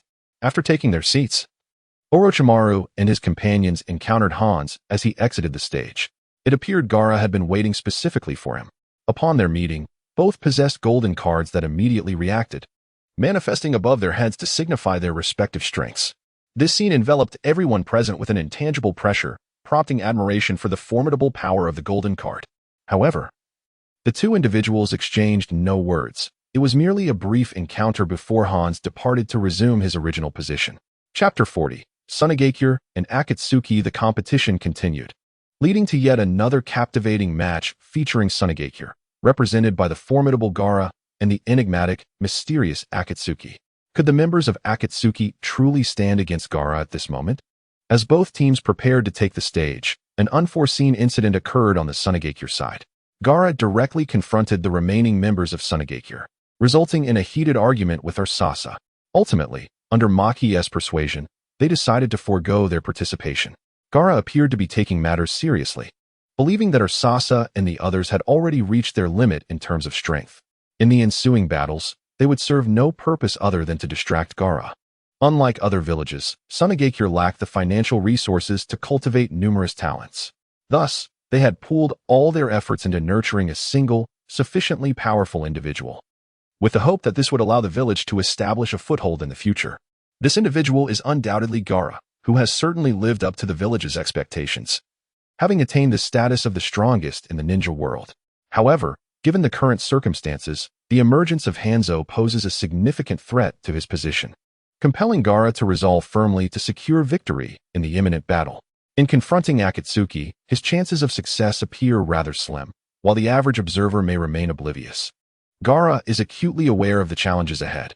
Nagato likely possesses a formidable trump card, and Itachi is undeniably formidable, potentially surpassing even the transformed Kakashi in strength. Thus, this battle is fraught with difficulty. Observing Gaara's actions, Nagato remarked with indifference, "It seems he has sensed something." Itachi then inquired, "Will you engage him directly?" Nagato shook his head, replying, "If you both can manage, I shall refrain from intervening. He is not our ultimate target. Revealing ourselves too soon would only jeopardize our position." Following this exchange, silence enveloped them until Haydn boldly strode forward, declaring, "He's merely a child. Leave him to me." With that proclamation, Haydn charged recklessly towards Gaara. Witnessing this, Itachi sought to intervene, but it was too late. Nagato, however, remained composed, stating, "No matter, let us observe his prowess. Should Haydn fall, we can also send Deidara and Konan along with him. Thereafter, the responsibility will rest with you, Itachi." Itachi nodded, and the two sat quietly watching as Haydn charged forward. Deidara likely sensed what Nagato and Itachi were contemplating. However, he was unwilling to concede defeat so easily. He held a deep-seated resentment towards Gaara, the young boy. Consequently, Deidara rushed ahead as well. Konan, being astute, surely understood Nagato's intentions, yet she remained more rational. She would heed Nagato's words regardless. Even the appearance of Qin Wange could not alter the inevitable outcome, which was Yahiko's demise, following Hans acquiring the ability to wield the fate card. Hans sought to have Yahiko's Akatsuki accompany him in his treasure hunts, but Yahiko, who fervently desired peace in the world, refused to comply under any circumstances. Determined to thwart Hans, Yahiko and his comrades were oblivious to the unfolding events surrounding the fate cards during the early days of Akatsuki's formation. This led to a scene where a group of impetuous youths confronted Hans, who had just drawn his card. Ultimately, Yahiko perished in battle, while Nagato and Konan managed to escape. Despite significant alterations in the storyline, devoid of Shimura Danzo's instigation, Yahiko still fell victim to Hans. Thus, Nagato and Konan harbored profound enmity towards Hans. When Nagato encountered Itachi again, he learned about the fate cards, prompting him to relentlessly pursue treasure. Ultimately, he elevated the entire Akatsuki to a considerable level, as they had always suspected that Hans had infiltrated a certain group. However, they were taken aback to discover that Hans possessed a golden card, indicating that Nagato's quest for vengeance would not be an easy endeavor. Returning to the arena, Haydn and Deidara confronted each other, immediately unleashing their most potent techniques. Haydn was enveloped in eerie black and white runes, wielding a bloodied scythe in his right hand and a lengthened dark spear in his left. Deidara summoned 3 or 4 clay clones, all charging towards Gaara, their intent clear as they prepared for self-detonation. Gaara, facing the aggressive duo, maintained an expressionless demeanor. With a gesture towards Haydn in midair, a whirlwind of sand swiftly ensnared him, enveloping him completely before he could react. Following this, Gaara waved his hand towards Deidara, and a vast sea of sand erupted from an unknown source, burying Deidara and all his clones beneath its weight. Gaara then steadily advanced forward, uttering calmly, "Sand burial." From the depths of the sand, a haunting cry emerged, followed by a deluge of crimson blood seeping through the earth, painting a grim tableau. Upon witnessing this harrowing sight, Nagato made a decisive choice, turning to glance at Konan, who instantly grasped his intent and soared towards Gaara's direction. However, her aim was not to confront Gaara, but to save a life. Gaara, unyielding, launched an immediate attack against Konan, manifesting immense pressure in the air, as if countless grains of sand were surging towards her. Momentarily stunned in midair, Konan felt the oppressive weight lift as Gaara's focus shifted, interrupted by an unforeseen assailant. Without hesitation, she sprang into action to rescue the endangered. This time, Gaara refrained from obstructing her efforts and redirected his attention towards Itachi. In that fleeting moment, Gaara sensed a looming danger, retracting his prior assault on Konan and erecting a sand barrier for protection. As expected, black flames erupted upon the sand, and Itachi's gaze now bore down on Gaara. Words were superfluous. The battle commenced. A torrent of sand surged towards Itachi, who showed no inclination to evade, his eyes transforming into the mesmerizing patterns of the Sharingan. In the next instant, a colossal red Susanoo materialized in the arena, eliciting a mixture of envy and resentment from Sasuke below. As a member of the Uchiha clan, Sasuke recognized the Susanoo's power, yet with his current 3-Tomo Sharingan, he felt utterly incapable of achieving such a feat. Observing Itachi's ease, with no indication of strain on his eyes, confirmed that his Sharingan was no ordinary one, but rather an evolved eternal Mangeki Sharingan, a level of prowess only previously attained by the legendary Uchiha Madara. Yet now, Itachi had effortlessly reached such heights. Sasuke frantically reassured himself that Itachi must have harnessed some fateful card to attain this level. In truth, Sasuke's intuition was not entirely misplaced, however. He was unaware that with Itachi's innate talent, achieving such power was merely a matter of time. Chapter 41. Another golden card. Itachi's complete Susanoo unfurled its immense wings, hovering gracefully in the air, wielding the Tenseigan with formidable presence. Faced with Gaara's ferocious assault, Itachi skillfully parried each strike with the Tenseigan, gradually weakening Gaara's sand attacks. However, Gaara soon abandoned his concealment, unleashing a torrent of sand that enveloped the majority of the arena. Itachi planned to cleave through Gaara's sand with the Tenseigan, but in the next moment, the sand dissipated, revealing a transformed Gaara. Initially, one might have expected Gaara to take the form of Shikaku, but it became clear he no longer required the beast's power. Now, Gaara stood atop a colossal sand puppet, its stature rivaling that of Itachi's complete Susanoo. While it lacked the ability to fly, as Gaara's sand originated from the ground, this did not diminish its formidable strength. The massive puppet conjured a spear, thrusting it towards Itachi in the air, who, undeterred, countered with an onyx shuriken. The two forces collided mid-air, resulting in a tremendous explosion. Within the smoke, Itachi directed his mighty Susanoo towards Gaara. The Tenseigan struck the sand puppet, which swiftly adjusted its position, yet remained within Itachi's attack range. Ultimately, Itachi severed one of the puppet's arms, but the next moment, Gaara retaliated, unleashing a powerful punch from the remaining arm of the puppet towards Itachi's Susanoo. The clash resounded with a sharp crack. A sound of shattering echoed as Itachi's Susanoo was struck forcefully, soaring back into the sky with numerous cracks appearing along its waist.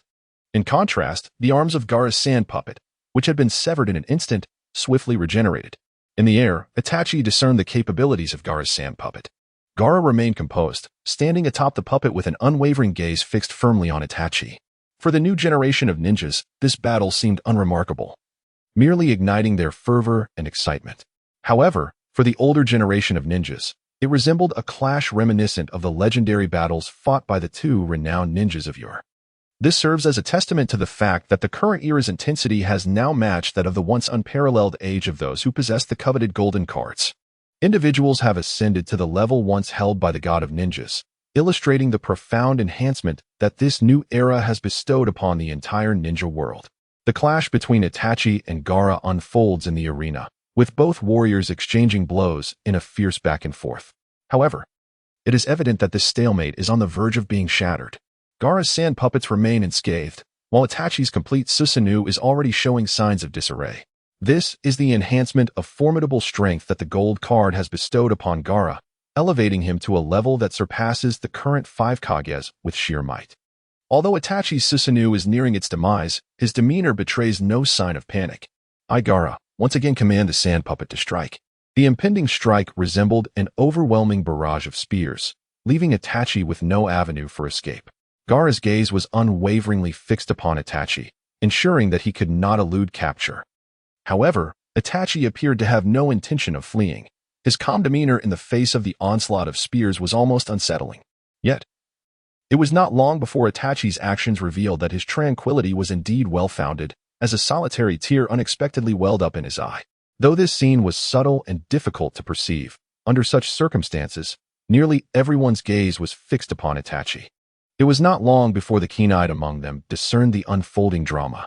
Just as the onlookers believed that Itachi had been reduced to tears from fright, a single tear, under his control, began to elongate from his eye. In the next moment, a substantial droplet of tears formed a barrier before him, unexpectedly thwarting Gaara's spear with ease. Gaara himself was taken aback by this turn of events. Just as he prepared to strike again, he suddenly felt a disorienting wave wash over his consciousness. With great effort, he lifted his gaze to meet Itachi's, and in that brief exchange, he beheld the eye of the God Emperor. Gaara struggled to free himself from the bindings of Itachi's gaze. His strength was formidable, and his willpower equally remarkable. He sensed that Itachi could not fully control his movements, and he believed that with just a moment's respite, he could break free from the eye's grasp. However, the one under attack was acutely aware of this. It would be naive to assume that Itachi was oblivious to Gaara's predicament. Itachi harbored no illusions about retaining control over Gaara's actions. Thus, he unleashed his most potent technique, the Void Tear, upon the immobilized Gaara. While Gaara was unable to act, his sand, seemingly sentient, began to instinctively protect him. As Itachi initiated his assault, a thick wall of sand materialized before Gaara. Do not underestimate this seemingly small barrier. It was far sturdier than Orochimaru's triple Rashomon. Yet, could the Void Tear be trifled with? Its power was such that it could even rend the fabric of space itself. As a massive surge of void energy approached Gaara's sand wall, it vanished in an instant. In the next heartbeat, Gaara sensed an overwhelming threat, followed by the sound of a violent rupture. Blood gushed forth, and all the sand around them collapsed to the ground, as if bereft of its master. The onlookers could scarcely believe their eyes. Had Gaara truly perished? Such a notion was inconceivable. Although he had not succumbed to death, he had certainly endured the full brunt of the Void Tear. Had he not regained his mobility in the instant following the attack, he might have met his end there. Nevertheless, the cost had been steep. He was gravely wounded, and the toll on his energy was significant. As Itachi retracted the Void Tear, he collapsed to the ground, exhausted. Observing Gaara's condition, Itachi turned to Nagato, who had yet to intervene, and remarked, "It appears that your assistance is required." Nagato nodded, satisfied with the outcome. The strength of Gaara indeed exceeded their expectations. However, regardless of this, Sunagakure would ultimately face defeat. Upon seeing Itachi, Gaara had no intention of continuing the fight and turned his gaze to the last individual on the battlefield, Nagato, who had remained uninvolved thus far. Despite his current state being far from optimal, Gaara believed that if he exerted himself to the utmost, even if Nagato's power were comparable to Itachi's, he could surely triumph. Yet, it seemed Gaara's aspirations were destined to remain unfulfilled, for Nagato's subsequent actions left everyone in utter astonishment. Nagato approached Gaara, stating, "You are indeed formidable, having persevered to this point with the strength to continue battling. However, alas, the victor will ultimately be me." As his words echoed, a suspended golden card materialized above Nagato's head, shattering Gaara's hopes of victory completely. Chapter 42. Rule change. Another golden card. My goodness, I scarcely know what to say. Gaara and Hans were not enough. Now, Nagato has emerged. With a golden card, the powers of these individuals will ascend to become the pinnacle of the shinobi world. Chaos ensues. The era of the 5 great nations has irrevocably concluded. What shall we do from here? In an instant, opinions were rife, and everyone began to fret about the future. Their concerns were also shared by Qin Wange, who had already meticulously arranged for all eventualities. With him present, the shinobi world would not descend into disorder. Back on the battlefield, Gaara gazed despairingly at the golden card above Nagato, fully aware of his dwindling chances. Yet, he was filled with a fierce unwillingness to concede defeat. Rising from the pool of blood, despite his grievous injuries, Gaara charged at Nagato with all he had. Nagato shook his head and remarked, "I admire your resolve, but for the sake of the entire shinobi world, I must prevail. Therefore, you should withdraw." As his words fell, Gaara's sand and his very being came to a halt.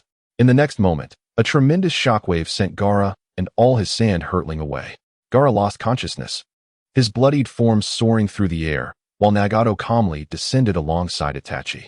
Thus, the battle between Sunagakure and Akatsuki came to a definitive end. Though the Sand Village faced defeat in this battle, the strength of Gaara was evident to all, easily discernible at first glance. His power now rivals that of the legendary ninja god of yore, yet none could have anticipated the presence of Nagato within the Akatsuki. Had it not been for Itachi, the Sand Village would have emerged victorious in that confrontation. Following their retreat, the true might of the Akatsuki was finally revealed. In the eyes of the onlookers, the pinnacle of strength is embodied by the holder of the gold card, followed closely by those capable of posing a threat to such an individual. Itachi stands at the forefront, succeeded by the somewhat lesser, yet still formidable, Kakashi, who has undergone a transformation. There are exceptions, however. Take, for instance, the fourth Raikage, A, whose mastery of a purple card has reached its zenith, resulting in a significant qualitative leap in his abilities, though this remains an anomaly. With the conclusion of this encounter, the Akatsuki prepares for the ultimate showdown, where the remaining three factions will vie for supremacy. Following the recent skirmish, Konoha's support has dwindled considerably.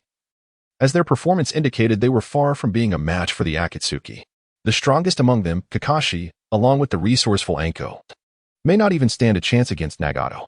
Not to mention the formidable presence of Itachi, leaving Konoha's hopes for victory exceedingly bleak. Even Hanzo's odds of claiming victory appear more favorable. Kakashi has come to recognize this reality. He understands that his current strength has yet to mature sufficiently to confront the Akatsuki. His transformation is undeniably potent, yet it requires time to develop. Therefore, the only glimmer of hope for Konoha rests upon Naruto.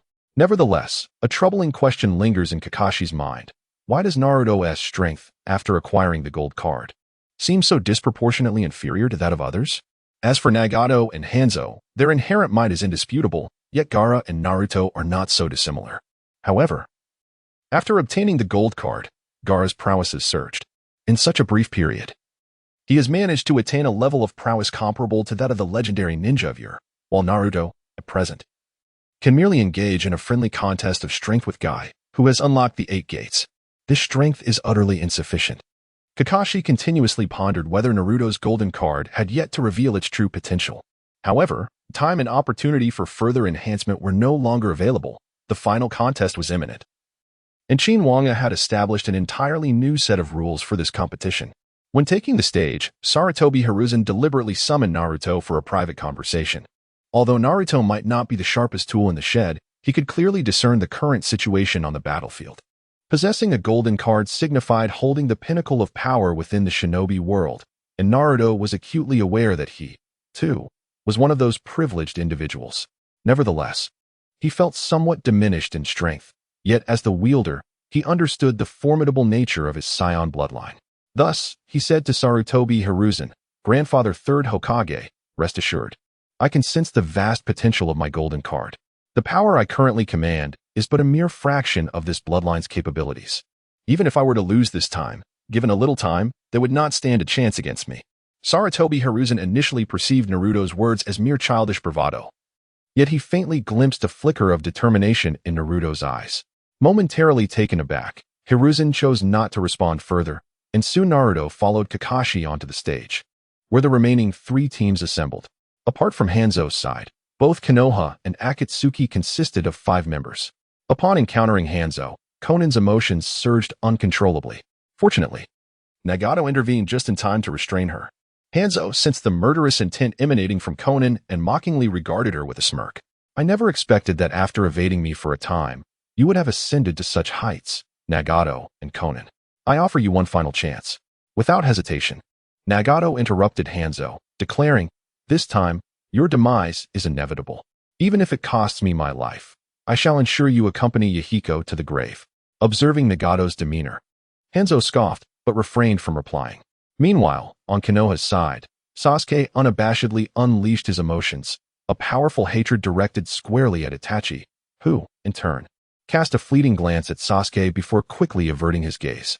Witnessing Itachi's contemptuous demeanor only fueled Sasuke's fury. He had previously witnessed Itachi's prowess. While he was acutely aware that he was outmatched, his heart seethed with frustration and indignation. Why, despite acquiring such formidable power, can I not catch up to him? Why? Qin Wange observed Sasuke's plight and silently responded to his unvoiced questions. "Young man, it's because you have not yet charged forth with sufficient fervor." Upon the appearance of Qin Wange, the final round of rules was proclaimed. Initially intended as a contest between 2 teams, the emergence of a 3rd team necessitated a shift. Henceforth, battles would be determined by random drawing for 1v1 duels, as the strongest in the ninja realm requires but a single victor. To ensure fairness, participants may face their own allies, and the outcome hinges solely upon their abilities. Each victor in the duels will experience a complete recovery, provided they remain unscathed, alleviating any concerns regarding their well-being. The ultimate champion will not only be bestowed with the illustrious title of the strongest in the ninja realm, but will also secure a direct promotion to client development, akin to bypassing 1,000 draws to ascend to a higher echelon. Such an opportunity is not to be missed, and it is hoped that all will exert their utmost effort. Chapter 43. Naruto's training. Following Qin Wange's announcement of the rules, the remainder was entrusted to Gojo Satoru. who approached the center of the arena with a smile.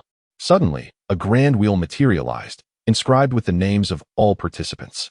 As the wheel spun, the first and second names to emerge would denote the two individuals engaging in the imminent 1v1 duel. Although the sudden introduction of these rules may seem peculiar, there is indeed no flaw, for the title of the strongest ninja cannot rightfully belong to a mere team. Ultimately, such a situation was inevitable. Qin Wange altered the regulations to ensure that those unwilling to relinquish the title and opportunity would instead resolve their differences through combat, where the victor would claim all.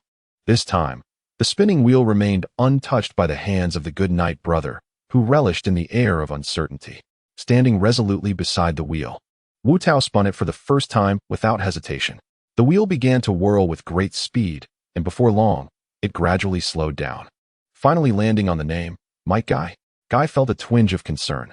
Firstly, he was not one to pursue these matters for personal gain. Thus, he would not lay hands on the people of Konoha. Secondly, among the remaining individuals, there were indeed very few he could contend with, which heightened his anxiety. Kakashi, having noticed the expression on Guy's face, chuckled and said, "Relax, would the Azure Beast of Konoha fear a mere competition?" Guy quickly composed himself, flashing a bright smile at Kakashi, and proudly declared, "Indeed, let us ignite our passion for youth." Kakashi intended merely to provide a slight encouragement, but to his surprise, the effect was somewhat exaggerated. Wu Tao swiftly spun the wheel a second time. Everyone held their breath, fixated on the wheel, and ultimately, the pointer landed on the name, Naruto Uzumaki. The outcome astonished the spectators as the first duel unexpectedly turned into an internal conflict, signifying that one of the Leaf Village's shinobi would inevitably be lost. Guy, too, was taken aback to find himself facing Naruto.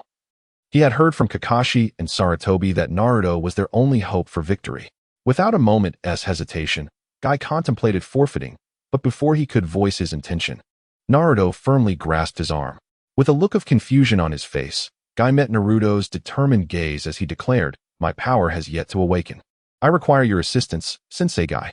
Recognizing the unwavering resolve in Naruto's eyes, Guy promptly agreed, thumping his chest and proclaiming, "Naruto, with such determination, I shall undoubtedly help you grow stronger." This youthful spirit is truly the most radiant.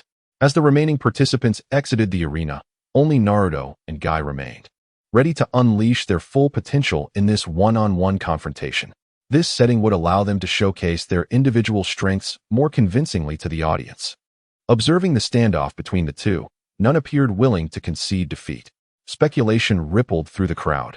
Could the bonds among the Leaf Village ninjas be so strained? However, it wasn't long before their exchange reached the ears of the onlookers. It was only then that they understood that Guy intended to refine Naruto. However, their tone suggested that Naruto possessed immense potential. Gaara, who had already departed the arena, kept his gaze fixed upon Naruto, prompting Temari to inquire curiously, "Gaara, why do you keep staring at that little brat from Konoha?" After a brief moment, Gaara replied, "His power is somewhat peculiar, reminiscent of the strength of a golden card, albeit far too feeble." Temari, taken aback, retorted, "A golden card? How could that be? If that little brat from Konoha possessed a golden card, he certainly wouldn't be at such a level of strength." Gaara remained silent, for he too was uncertain, yet he sensed something unusual. Soon, the match commenced. Guy, having never sparred with the newly enhanced Naruto, was unaware of his current prowess. He charged forward and executed the Leaf Hurricane. However, this was not the sort of training that Naruto required. In an instant, he unleashed his full chakra, a white aura erupting from him as if it were a tangible force. The sheer momentum was sufficient to topple Kai, who immediately retreated. Upon locking eyes with Naruto, he swiftly comprehended Naruto's intention. In the next moment, steam began to emanate from Kai's entire being, his skin cracking as if it were about to ignite. His hair transformed into a vibrant red, floating upwards as all 8 gates were unleashed, a formidable aura surging forth towards Naruto.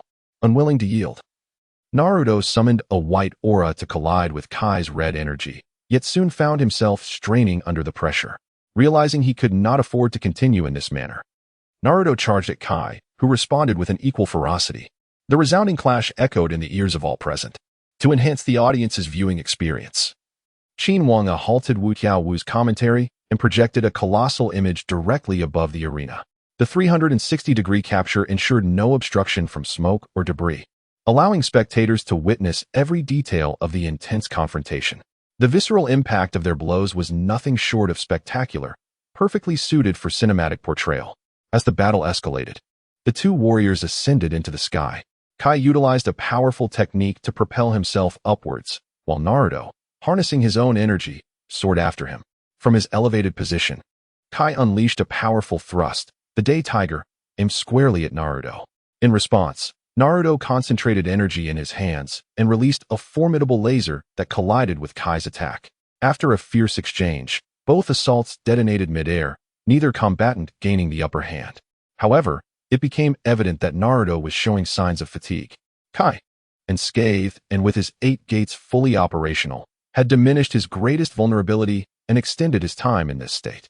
As long as he refrained from utilizing the Night Guy, he could maintain this form indefinitely.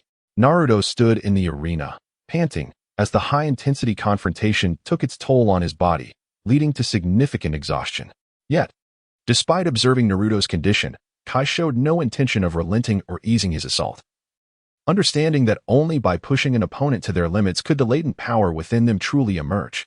Thus, Kai pressed on, amplifying his already formidable presence. Suddenly, he began to burn his blood, enveloping himself in red steam, a manifestation of the advanced martial arts known as Evening Elephant that followed the opening of the 8 gates. This martial art generates a formidable air cannon through the striking of the air, with speed capable of escalating from 1 to 5.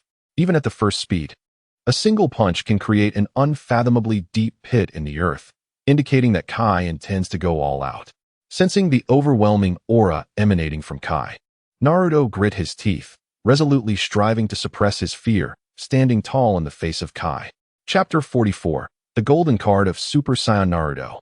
Observing Naruto's demeanor, it seemed as though the outcome was already predetermined. Surprisingly, Kai, having opened the 8 gates, displayed an astonishing level of combat prowess. It appeared that if he truly exerted himself, even the 4th Raikage might struggle to contend with Kai in this state. Naruto himself would never agree to fall so easily.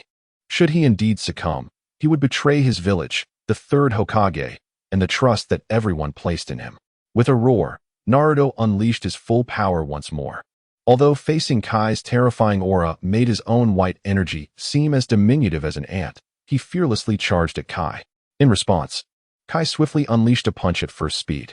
Naruto met it with his own full-force punch, yet the next instant, he was sent hurtling away. However, this was not the end.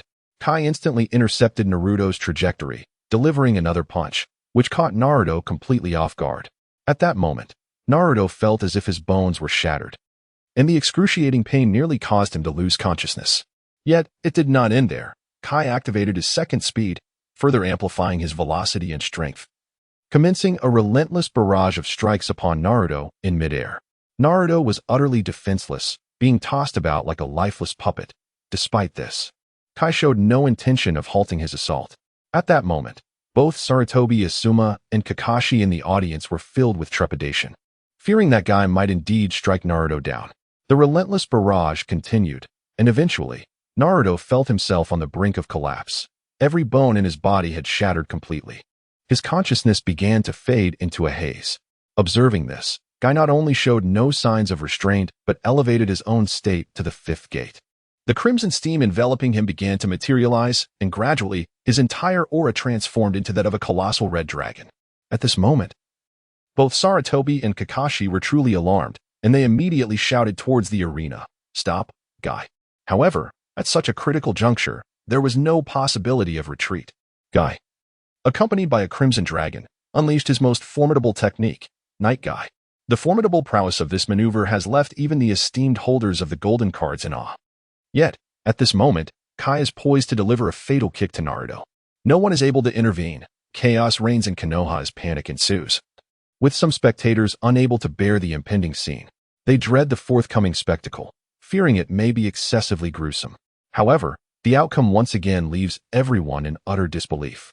The anticipated scene fails to materialize. Instead, they are greeted by a resplendent golden light, a phenomenon they have witnessed on numerous occasions. Thus, they are well acquainted with its nature as their gaze shifts back to Naruto. His hair and eyebrows gleam in a brilliant gold. His eyes a striking shade of light green, and his hair stands erect, exuding an overwhelming aura that is nearly suffocating. Observing Naruto's demeanor, He firmly grasps one of Kai's feet with a single hand, his expression marked by an unsettling calmness and indifference. This scene rendered everyone in a state of turmoil. Mother, save me. I should not have attended this match. My heart condition. The golden card, in this manner, left me at a loss for words. Calm down, brother. I am equally at a loss for what to say, so let us simply shout together. Shout what? Goodness. Incredible. The audience below was in a state of incessant chaos, unable to find tranquility. On stage, Naruto set aside his apprehensions and spoke. I can feel it, this power. Kai, relieved, released the 8-gate state, subsequently collapsing weakly onto the field. Naruto gazed at his hands, then clenched his fists tightly. Slowly closing his eyes, he suddenly unleashed a powerful roar, emanating an overwhelming aura. In an instant, the golden energy surrounding Naruto erupted forth, enveloping the entire arena in his terrifying presence. The spectators below could not help but shudder in awe. It appeared that Naruto's golden card was indeed genuine. Thus, it can be said that Konoha now boasts a bearer of the coveted gold card. And it seems that the suspense of victory and defeat has once again emerged. After casually experiencing this formidable power, Naruto reverted to his original state. However, the disparity was rather pronounced. His hair transformed from a vibrant yellow to a deep black, and the whisker marks on his face vanished, rendering him momentarily quite handsome. He was almost unrecognizable. Subsequently, after Kai conceded, Naruto assisted him off the field to recuperate from his injuries, and together they returned to Konoha. Upon their arrival, Sarutobi Hiruzen immediately unleashed a torrent of scolding upon Kai, who could only scratch his head and smile sheepishly. Kakashi then inquired of Naruto, "How long do you believe you can maintain that state?" Naruto pondered for a moment before responding, "I cannot sustain it for long, perhaps due to just having activated it. However, rest assured, Kakashi-sensei, I have just grasped a new ability, and this time, I am confident in my ability to defeat them." Kakashi nodded without further inquiry, while Sasuke found himself engulfed in feelings of failure. Despite drawing cards comparable to Naruto's, his luck had proven woefully inadequate. Now, not only was he unable to catch up to Itachi, but Naruto had also surpassed him by a considerable margin. Resolute, Sasuke vowed that once the competition concluded, he would fervently seek treasures to exchange for cards, determined to surpass them all. The objectives of Konoha had been fulfilled, and Naruto's status as a gold card holder had been publicly acknowledged by Satoru Gojo, inciting ire among the leaders of the 5 great nations towards the cunning Sarutobi Hiruzen. However, the future stability of the 5 great nations in the ninja world now hinged upon Konoha's actions. Should Konoha emerge victorious, the ninja realm might not undergo significant transformation, as the 5 nations would rally under its banner. They would unite to confront any forces that sought to instigate war, rendering it nearly impossible for any adversary to withstand the combined might of the 5 nations. Consequently, war would be averted. Conversely, should other factions claim victory, the 5 nations would lose their former standing. The populace would cease to believe in their village's ability to protect them, leading to disunity and vulnerability against formidable external forces. This could culminate in chaos and warfare within the ninja world. Hence, all hope was entrusted to Konoha, for no one desired conflict. The competitors on the field were similarly taken aback by the unfolding events. Hans and Nagato both cast their gazes upon Naruto. Yet, Nagato felt no trepidation towards Naruto's gold card, for the Akatsuki possessed sufficient power to confront any challenges. Itachi's prowess rivaled that of a gold card holder, while Nagato himself was a gold card bearer, and Konan's abilities could match those of the current Kakashi. In comparison, the other teams appeared rather pitiable. Should time be extended in this competition, Konoha's chances of victory would be significantly heightened. Nevertheless, all remained uncertain as the next battle was imminent, and everyone gathered once more before the spinning wheel. Satoru Gojo promptly set the wheel in motion, adding an extra wheel for added intrigue, causing both to rotate simultaneously, intensifying the atmosphere in the arena. Chapter 45. The tactics of Anko. As the wheels spun, they ultimately pointed to the names, Mitarashi Anko and Konan. Both formidable women possessed considerable strength within their teams, and it was likely that their true capabilities remained shrouded in mystery. However, Nagato was displeased with this outcome, frowning. He approached Konan and advised, "If you find yourselves at a disadvantage, concede swiftly." Xiaonan was momentarily taken aback, yet she nodded in agreement. Though she could not fathom why Nagato would express such sentiments, whether it was due to the formidable woman named Hongdo or her own perceived weakness, she resolutely refused to concede without a fight. Consequently, even before the battle commenced, her animosity towards Hong Do had reached its zenith, leaving the latter somewhat perplexed. Initially, Hong Do had hoped that, as fellow women, they could engage in a cordial exchange and avoid a fierce confrontation. However, upon witnessing Xiaonan's demeanor, which resembled that of someone confronting a long-sought adversary, akin to the way one would gaze upon Hans, Hong Do felt a sense of resignation. Although she was not fond of complications, she had no choice but to face the challenge head-on. As the competition was about to begin, Kakashi and the others refrained from inquiring further into Hong Do's capabilities, suggesting that even they were unaware of the extent of her hidden strength. However, her demeanor indicated that victory was within reach. Meanwhile, Xiaonan was diligently honing her focus, determined not to succumb to failure. Having come this far, she was resolved to eliminate several foes for Nagato's sake, even if defeat was inevitable. As the two contenders took to the arena, Hong Do appeared relaxed, casually nibbling on a snack, while Xiaonan wore a grave expression, her icy gaze fixed intently upon Hong Do. With the match underway, Xiaonan had no intention of testing the waters. She immediately unleashed her technique, the dance of the Shikigami, sending a barrage of paper shuriken soaring through the air. The sheer volume of projectiles rendered evasion impossible. Observing the onslaught, Hong Do chuckled. Hey, what a grand display right from the start. Although she uttered those words, it did not hinder Hong Do from retrieving her weapon, the Imperial Tool Dimensional Array Shangri-La. This spatial movement type Imperial Tool could instantaneously transport a target to a designated location, albeit at the cost of immense energy, preventing continuous activation. In the blink of an eye, Hong Do vanished from her original position, reappearing behind Xiao in the next moment, activating the 10,000-mile soaring Mashtima. Xiaonan quickly pivoted to strike, releasing a multitude of paper clones in a bid to avoid being hit. However, Hong Do remained unfazed and summoned a new Imperial tool, the Wrath of the Thunder God. Admiral possesses the ability to manipulate thunderclouds, capable of summoning lightning to assail her foes. With formidable attack power and extensive range, it could render its targets paralyzed upon impact. Hong Do invoked the Wrath of the Thunder God, instantly conjuring a colossal thundercloud. Perceiving the dire situation, Xiaonan opted for an offensive approach, hoping to inflict damage on Hong Do and disrupt the widespread assault. Consequently, countless Xiaonan clones surged towards Hong Do. Yet, Hong Do maintained her composure, unleashing the thundercloud. And soon, another Imperial tool manifested in her left hand.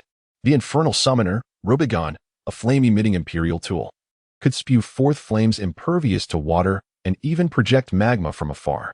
Hong Do distanced herself slightly, raising the Infernal Summoner, and in an instant, the airborne Xiaonan clones were engulfed in flames. One by one, the paper clones were systematically countered by the Infernal Summoner, and before long, they ignited collectively like a butterfly effect. Xiaonan refused to concede, preparing for a final gambit. With the powerful flapping of her immense wings, the entire arena soon became littered with detonating talismans. The god of paper makers, 600 billion detonating talismans, absent the protective layer of the arena. Such a terrifying maneuver could easily obliterate a great nation. Despite her previous calm demeanor, Hong Do found herself troubled by Xiaonan's suicidal onslaught. Without further ado, she unleashed this terrifying attack, and in an instant, flames erupted, engulfing the entire arena in a colossal explosion. At such a magnitude of explosion, a normal person would have perished within, yet after executing this move, Xiaonan had exhausted all her cards. She stood silently, awaiting the outcome. Soon, the smoke from the explosion dissipated, revealing a hazy figure at its center. As the haze cleared, the crowd discerned the form of Hong Do, who was adorned in what appeared to be a living silver armor slowly retreating. The onlookers realized that this too was one of Hong Do's techniques. With some effort, she rose to her feet and remarked, "That was indeed perilous. Had that immense force been concentrated upon me, I might have been reduced to ashes." Indeed, Xiaonan's attack was remarkably powerful, yet its glaring flaw lay in its lack of focus. If it had merely been directed at Hong Do, such an assault could not have concentrated all its damage upon her. Consequently, a significant portion of the attack proved ineffective, allowing Hong Do to emerge with only minor injuries. Observing Hong Do in her unscathed state, Xiaonan felt a profound sense of frustration, even as she found herself devoid of any usable techniques. Nevertheless, she yearned to continue the fight. Just as she retrieved her kunai, ready to charge at Hong Do with reckless abandon, she suddenly caught sight of Nagato's gaze. That look conveyed not mere disappointment, but a chilling indifference reserved for strangers. In that moment, despair washed over Xiaonan. She comprehended that she had lost long ago, yet she had persisted, like a jester, in a futile performance. This was not her intention, however. She had not only lost the match, but also disappointed Nagato. Xiaonan no longer harbored thoughts of continuing the fight. She raised her hand to concede and left the arena. Upon returning to Nagato's side, she remained silent, lost in her own thoughts. Nagato coldly remarked, "Why did you not wish to concede?" Xiaonan, gritting her teeth and clenching her fists, was at a loss for words until Nagato continued, "A single victory or defeat does not signify much. However, a death signifies the loss of everything. Do not engage in blind sacrifice. In death, all is lost." Xiaonan was taken aback. It was then that she comprehended the meaning behind Nagato's earlier words. He had not grown indifferent, but rather refused to accept death. Yahiko's demise had indeed transformed him significantly, yet it had also imparted this understanding upon him. He merely wished for Xiaonan to abandon her suicidal thoughts, for blind sacrifice held no significance. Living was of utmost importance. Xiaonan fell silent, her emotions steady. She had come to a realization she would not allow Nagato to bear this burden alone. Chapter 46. A desperate Sasuke thus concluded a battle devoid of suspense.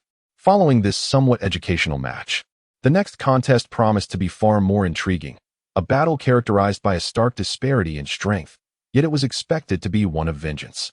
The combatants were Uchiha Sasuke and Uchiha Itachi. Judging by their prowess, Sasuke was undoubtedly destined for defeat.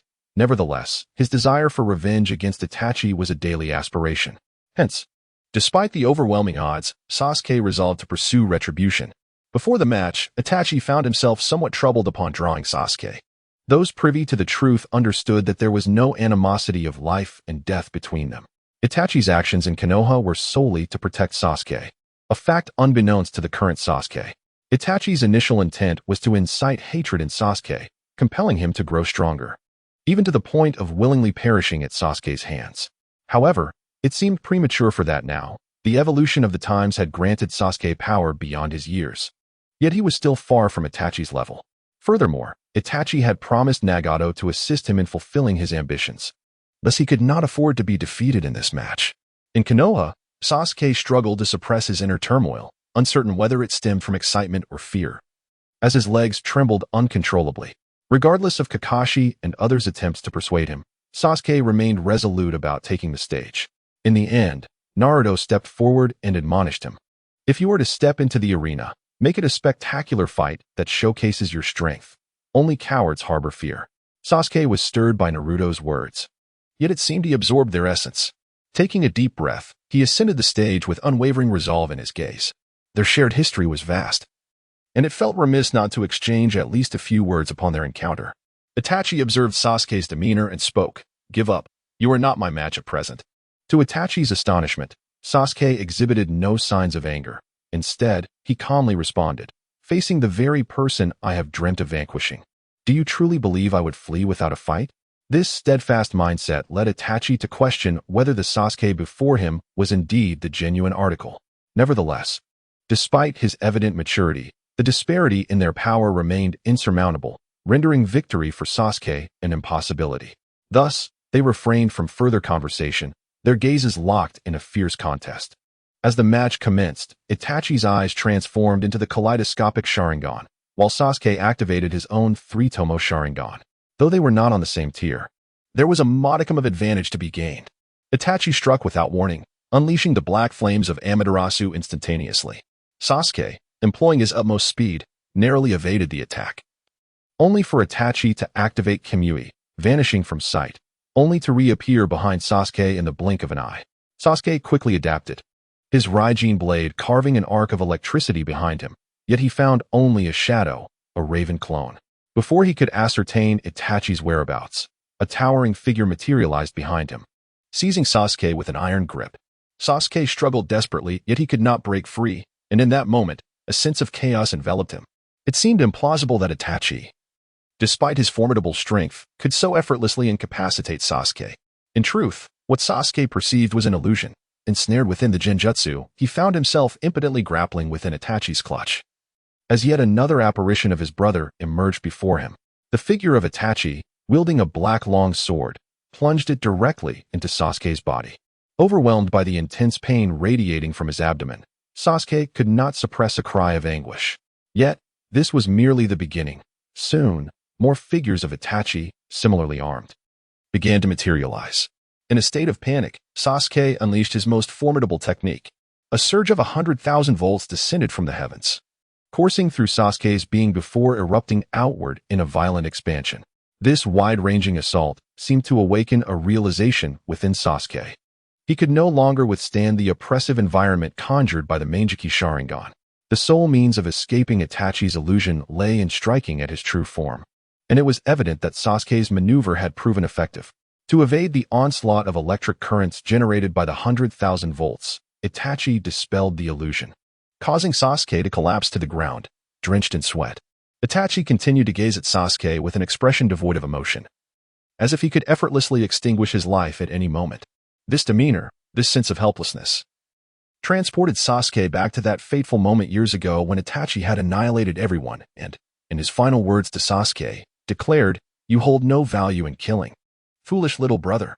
If you wish to end my life, then embrace hatred, dwell in loathing, and live on in your wretchedness. Run, escape, and cling to your existence." How profoundly ironic it was. After all these years, when Sasuke faced Itachi once more, he found himself ensnared in the same helplessness as before. Observing Sasuke's demeanor, which seemed to indicate a complete abandonment of resistance, Itachi slowly approached, intending to cast him aside. However, just as Itachi was about to strike, he sensed a flicker of danger, prompting him to swiftly employ the crow clone technique and retreat. Indeed, in the next moment, a familiar sight emerged above the crow clone, the indomitable black flames of Amaterasu. Itachi stared in astonishment at Sasuke, who, with one hand clutching his eye, bled profusely down his arm. Yet, his other eye remained fixed intently on Itachi, revealing that Sasuke's Sharingan had evolved into the Mangeki Sharingan. Although this change does not alter the course of the battle, Itachi nearly laughed out loud. As a devoted brother, the stronger Sasuke became, the more joy it brought him. At such a young age, Sasuke had awakened the Mangeki Sharingan, a testament to his boundless potential. However, witnessing Sasuke unleash Amaterasu and suffer from significant blood loss in the process made Itachi contemplate whether to transplant his own eyes to Sasuke. Yet, the battle must continue. Sasuke's activation of the Mangeki Sharingan would not change much. Thus, Itachi made his move once more. However, Sasuke's performance astonished Itachi yet again. Just as Itachi was about to strike, Sasuke summoned Susanoo. Although it was merely in its rudimentary form, a mere incomplete skeletal structure, it was an unimaginable achievement for someone of Sasuke's age.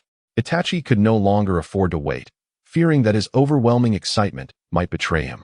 Consequently, he activated the Eye of the Heavenly Emperor, controlling Sasuke to vacate the arena.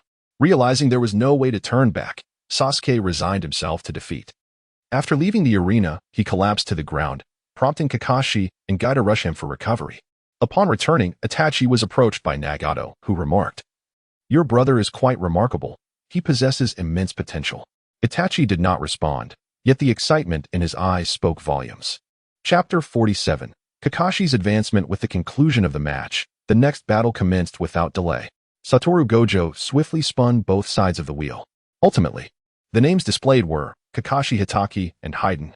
The outcome can only be described as satisfactory. Prior to the commencement of the battle, Kakashi's presence on the battlefield was commendable, standing shoulder to shoulder with Gaara. However, as the contest unfolded, a horde of monstrosities emerged, relegating Kakashi's prowess to a status of mediocrity.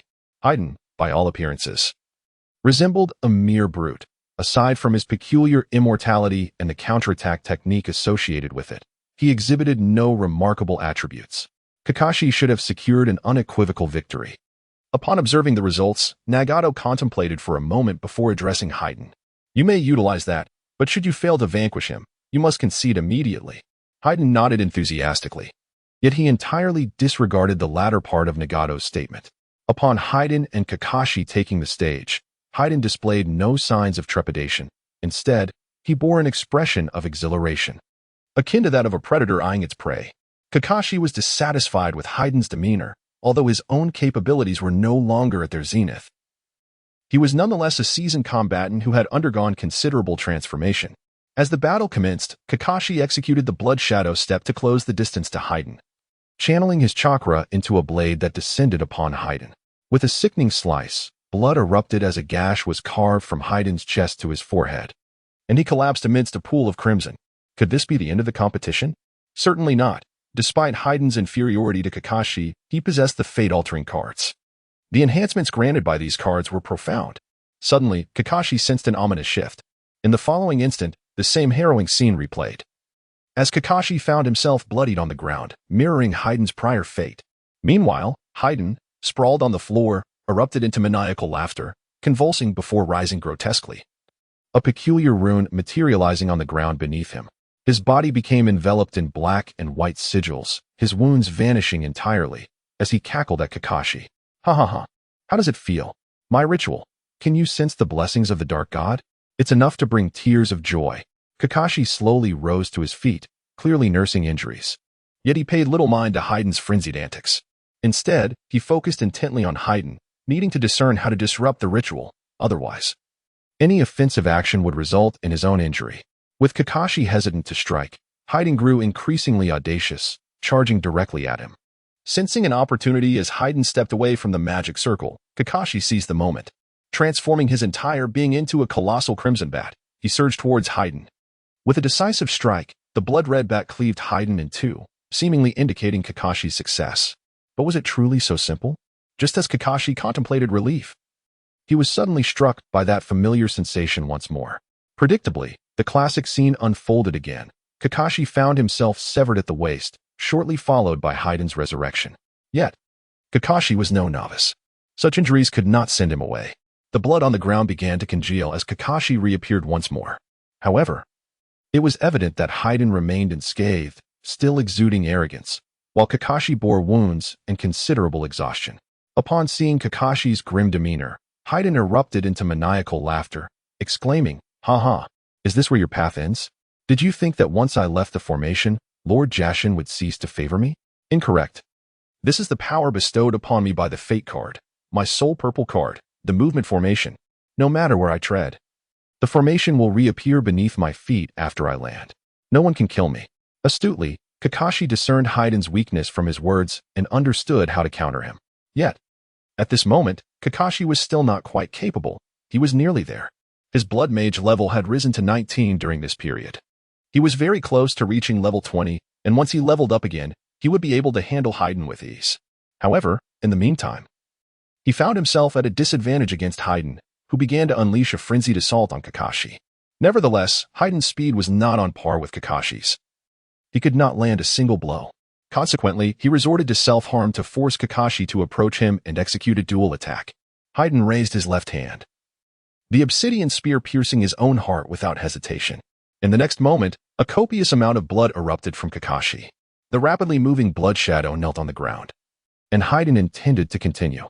Kakashi hurried to confront Haydn and thwart him. However, this played right into Haydn's scheme. As Kakashi closed the distance, Haydn's scythe flew from the side.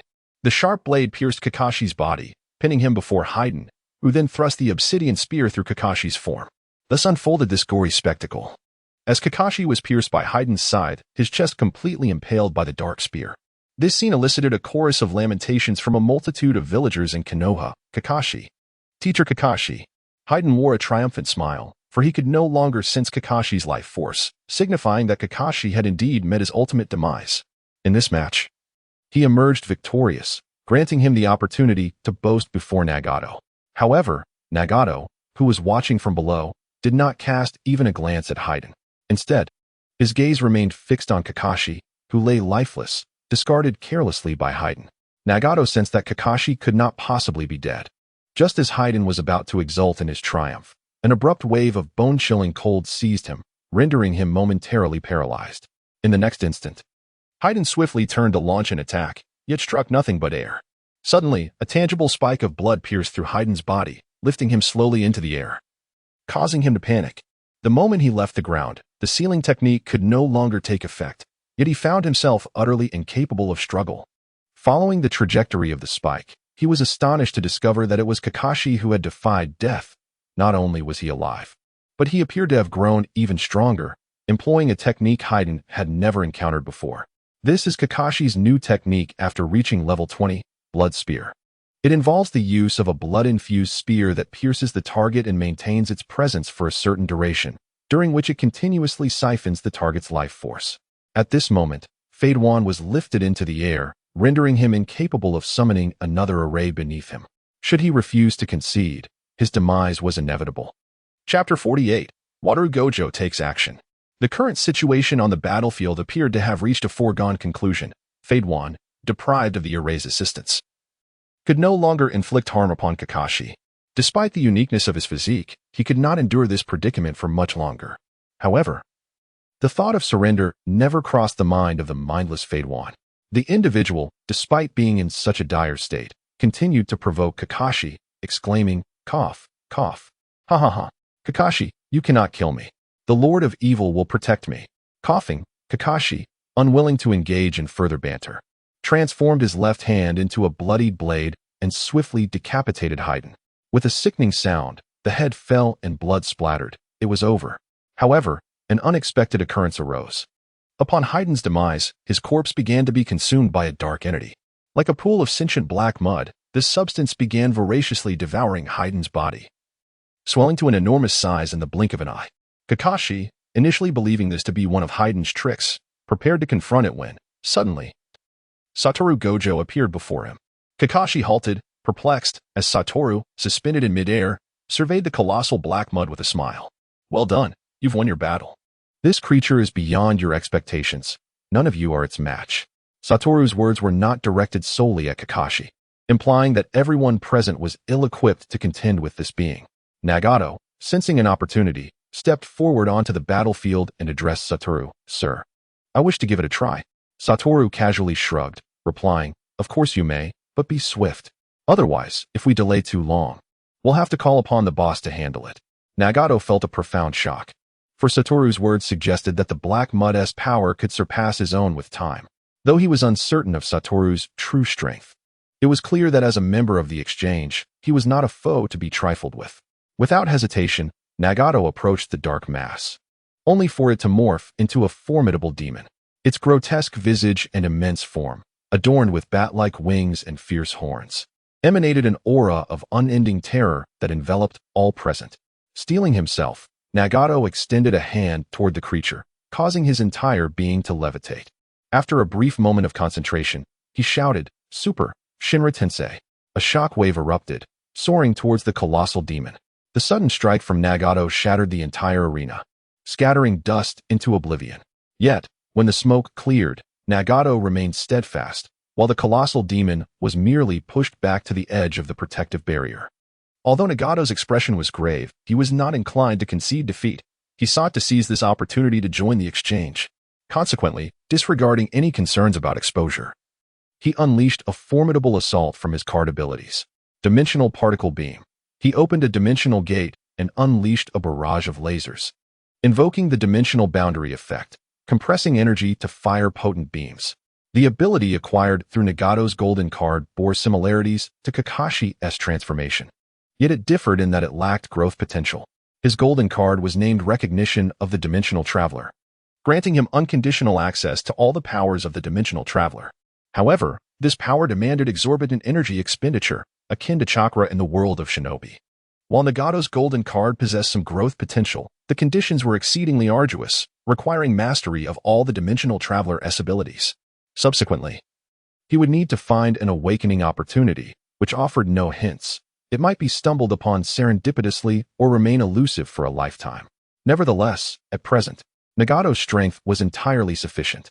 He activated the dimensional boundary, conjuring a void-like black hole before him. In the next instant, a tremendous laser erupted forth, striking directly at the demon's head. As the laser dissipated, the massive demon's colossal form crashed violently to the ground. Unfortunately, it sustained no injuries. It was merely knocked down. Recognizing the disparity in strength, Nagato turned to the airborne Satoru Gojo and said, "Sir, please take action." With a smile, Satoru Gojo stepped into the arena, remarking, "That was quite commendable. This creature hails from another dimension.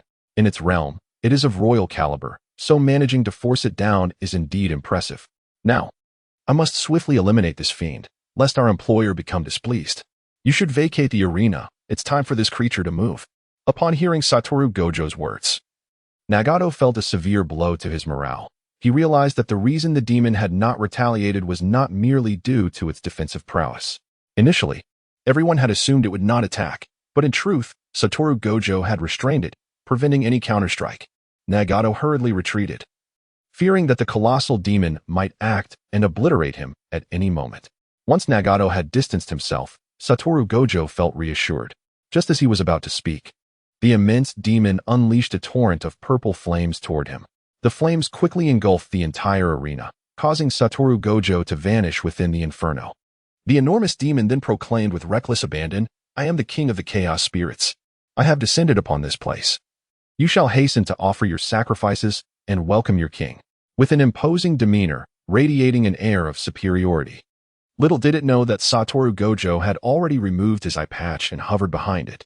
At this moment, Satoru exuded an aura as if he had transformed entirely powerful, confident, and composed, embodying two words, the strongest.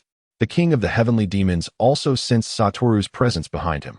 Turning his massive form to glare at the insignificant human before him, he bellowed in fury, "How dare you stand before me? You are truly courting death. Let you be the first sacrifice of my descent." However, Satoru appeared utterly unfazed by the creature's words, instead forming peculiar hand seals. Cursed technique reversal, blue. Cursed technique reversal, red, idle death gamble. In an expanse of space, the azure of blue and the crimson of red converged, culminating in a cataclysmic release. A violet sphere was deftly propelled toward the king of the heavenly demons, and before it could react, an energy wave, capable of severing space itself, effortlessly sliced through it. Before it could emit a cry of agony, the violet energy pierced through the protective barrier of the arena and ascended into the sky, leaving the king of the heavenly demons utterly obliterated. The spectators' gaze had shifted from the fallen demon to Satoru's devastating attack, for it was simply too terrifying. Yet, as their eyes turned, a more alarming scene unfolded. Qin Wange suddenly appeared in midair, extending her hand to halt the attack. Gradually, the violet sphere began to dissipate. Chapter 49. The Golden Card War. Satoru scratched his head and chuckled. "It seems I might have gone a bit overboard."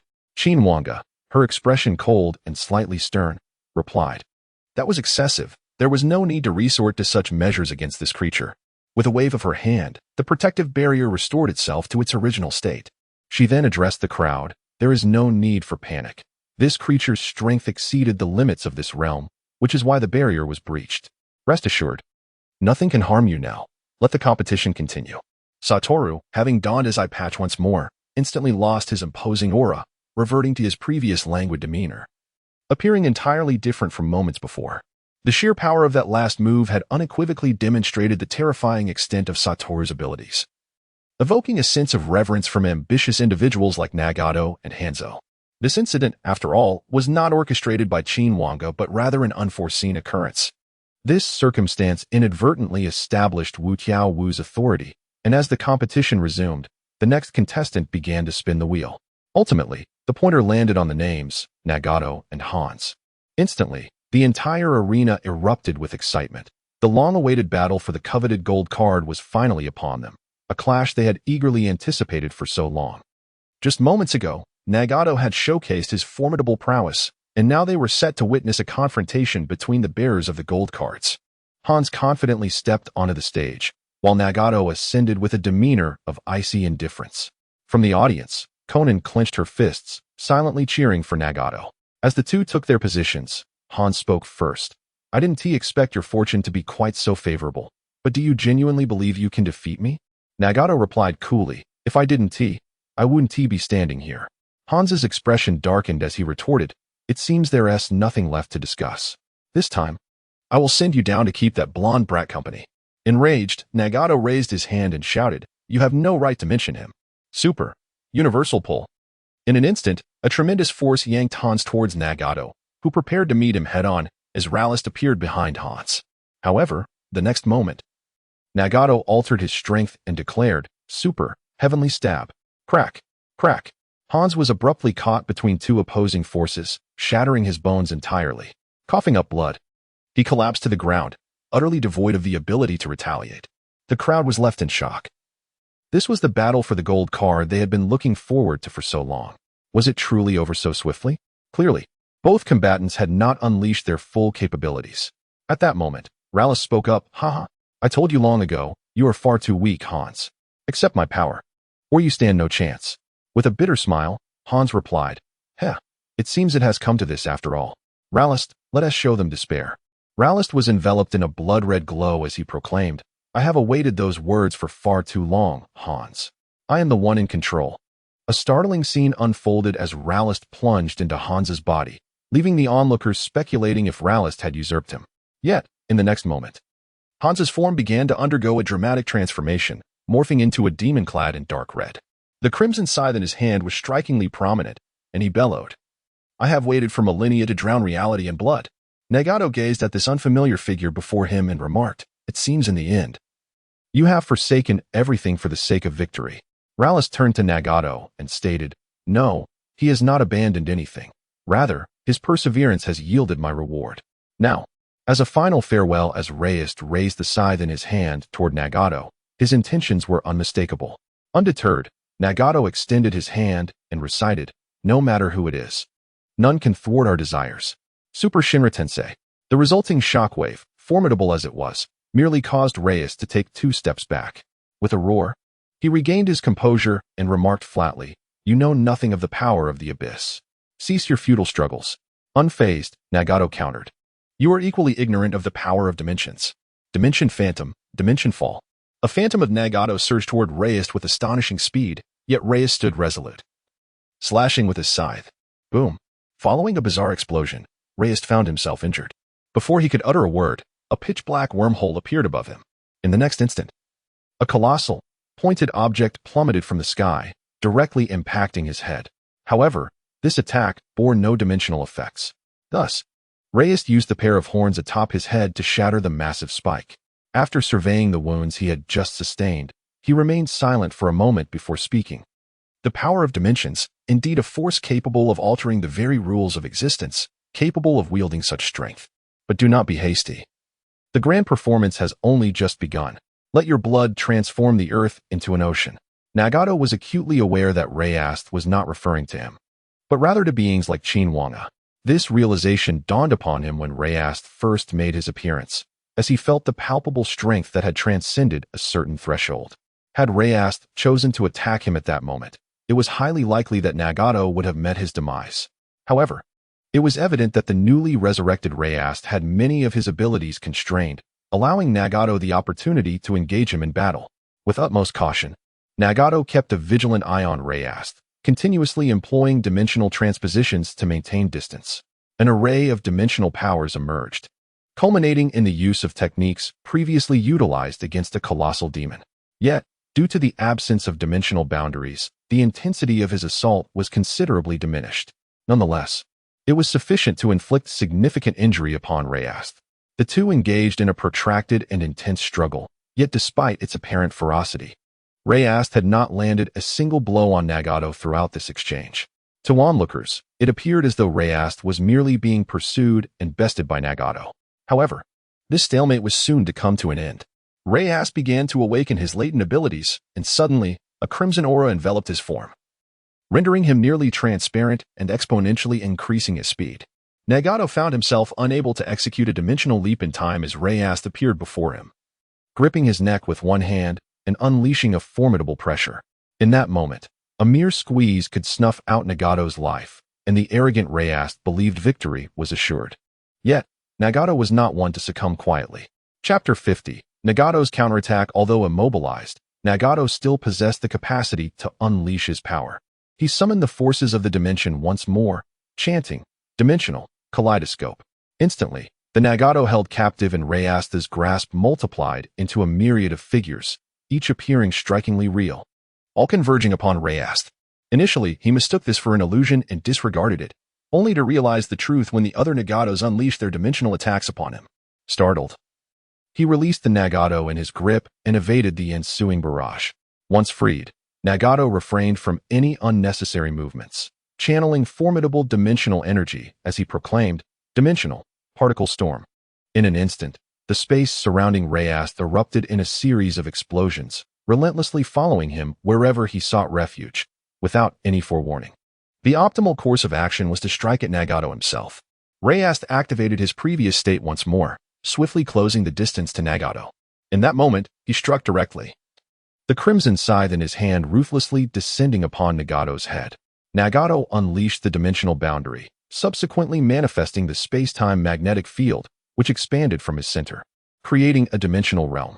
Within this domain, adversaries would succumb to the effects of dimensional distortion, allowing him to instantly transport any foes caught in this distortion to his immediate vicinity. With the enhancement of the dimensional boundary, enemies would enter a state of confinement upon their sudden relocation. In that instant, Reyes felt a formidable force forcibly drawing him to a position before Nagato. As he contemplated breaking free, he found himself ensnared by an unbreakable force. Reyes, in astonishment, bellowed, "Foolish mortal, you are but an insignificant insect." Ultimately unable to escape the fate of death, Nagato paid no heed to his taunts, slowly raising his hand as a colossal spatial wormhole materialized before him. With a chilling calmness, Nagato intoned, "Dimensional boundary release, dimensional particle wave." The dimensional particle wave, it would open an interdimensional rift and unleash a powerful particle cannon, an evolved version of the particle beam. This strike was akin to a decisive lock, leaving Reyes unable to evade. As Nagato concluded his release, an ethereal beam of particles surged skyward, aimed directly at Reyes. Though the assault was brief, its impact was formidable. At this juncture, Nagato had exhausted all his reserves of dimensional boundaries, and his chakra was nearly depleted. Unless Reyes had some hidden strategy, victory seemed assured for Nagato. Alas, he indeed possessed a trump card. Just as he was on the verge of being struck, Reyes astonishingly transformed into a scythe, thereby mitigating substantial damage. In the end, he maintained a semblance of his former state, bruised and battered yet unaffected, while Nagato found himself utterly exhausted, uncertain if he had the strength to continue. The members of Akatsuki watched anxiously, uncertain of Nagato's next move, presuming that the outcome was already determined. Nagato's objective was the championship, and should he succumb now, what right would he have to stand there? In silence, he retrieved a vial of potent blue elixir. Reyes, oblivious to its nature, watched as Nagato consumed the entire vial in one gulp, and in the next moment, he was fully revitalized. Without mercy, he unleashed a dimensional particle storm explosion upon Reyes, sending him careening in all directions. Reyes remained bewildered, struggling to comprehend the sudden turn of events, while Nagato's action drew skepticism from some onlookers. However, it was soon clarified by Satoru Gojo, who pointed out that the previous battle involving Orochimaru's team utilized similar potions. As long as it was acquired through card means, anything could be employed in the competition. Thus Nagato's actions posed no issue, and the match resumed. Although Nagato maintained an air of nonchalance, he felt a pang of regret. Despite this being merely an item from the blue card category, it was among the finest tools for combat, and such items were exceptionally rare within that tier. This aspect was specifically verified by Nagato and Itachi, who aimed to extract blue items solely to stockpile a few bottles of major red and blue potions. However, the odds were truly disheartening, as they managed to acquire only 2 or 3 bottles after numerous attempts. After using 1 bottle of the major blue potion, Nagato was left with merely a single bottle of the major red potion. Conversely, Itachi still possessed 2 bottles of the major blue potion, yet he had not drawn a single bottle of the major red potion. Upon consuming the major blue potion, Nagato's combat prowess was instantaneously restored, allowing him to unleash dimensional techniques to assault Reyes and gather energy for the dimensional boundary. After a renewed display of overwhelming dominance, Reyes sensed his body nearing its limits, prompting Nagato to seize this opportunity. Utilizing the same strategy, he unleashed the temporal magnetic field and particle wave bolstered by the dimensional boundary, delivering a dual assault that left Reyes standing idle, awaiting his fate. This time, Reyes could no longer conceal himself within the scythe, so he resolutely endured the blow. Consequently, after Nagato's technique concluded, Reyes had vanished from the arena, leaving behind only a dull scythe on the ground. It appeared that the victor had finally been determined. Reyes had been defeated, and Hans had been completely consumed the moment Reyes made his appearance. Thus, Reyes, gravely wounded, reverted to his original form and lost his powers. However, this was a golden card item. With Hans now deceased, this treasure would undoubtedly belong to Nagato, and currently, there were no regulations set by Qin Wange regarding such circumstances.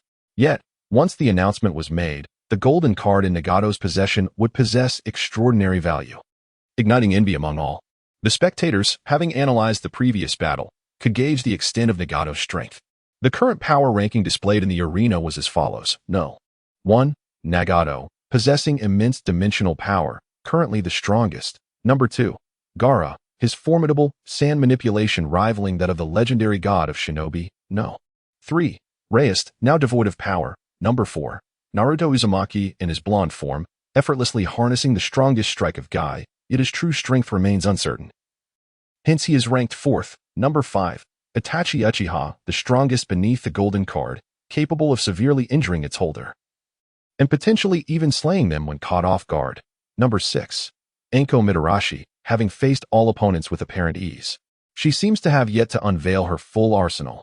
Number 7. Kakashi Hitaki, the only one who has undergone transformation, possessing immense potential, yet not fully developed. No. 8. The fourth Raikage, mastering a perfect technique that aligns with him to its utmost limits, although physically formidable. He bears numerous drawbacks. I shall refrain from listing the rest. Feel free to comment on who you believe they are. Chapter 51. Deidara's final art. The fierce battle among the golden cards has finally come to a conclusion. 3 competitors from the Hidden Leaf Village remain, as do 3 from the Akatsuki. Consequently, Qin Wange has decisively assigned the final matchups, thereby determining the top 3 contenders. Furthermore, she has announced the rewards for the remaining positions. The top 3 participants in this competition will receive corresponding accolades. As for the first prize, I need not reiterate its significance. However, having observed the arduous efforts you all have put forth in this contest, I have resolved to enhance the reward for the first place winner with an additional surprise, though the details of this edition shall remain undisclosed until the champion is revealed. Additionally, the reward for the second place is a set of 7 fixed purple cards.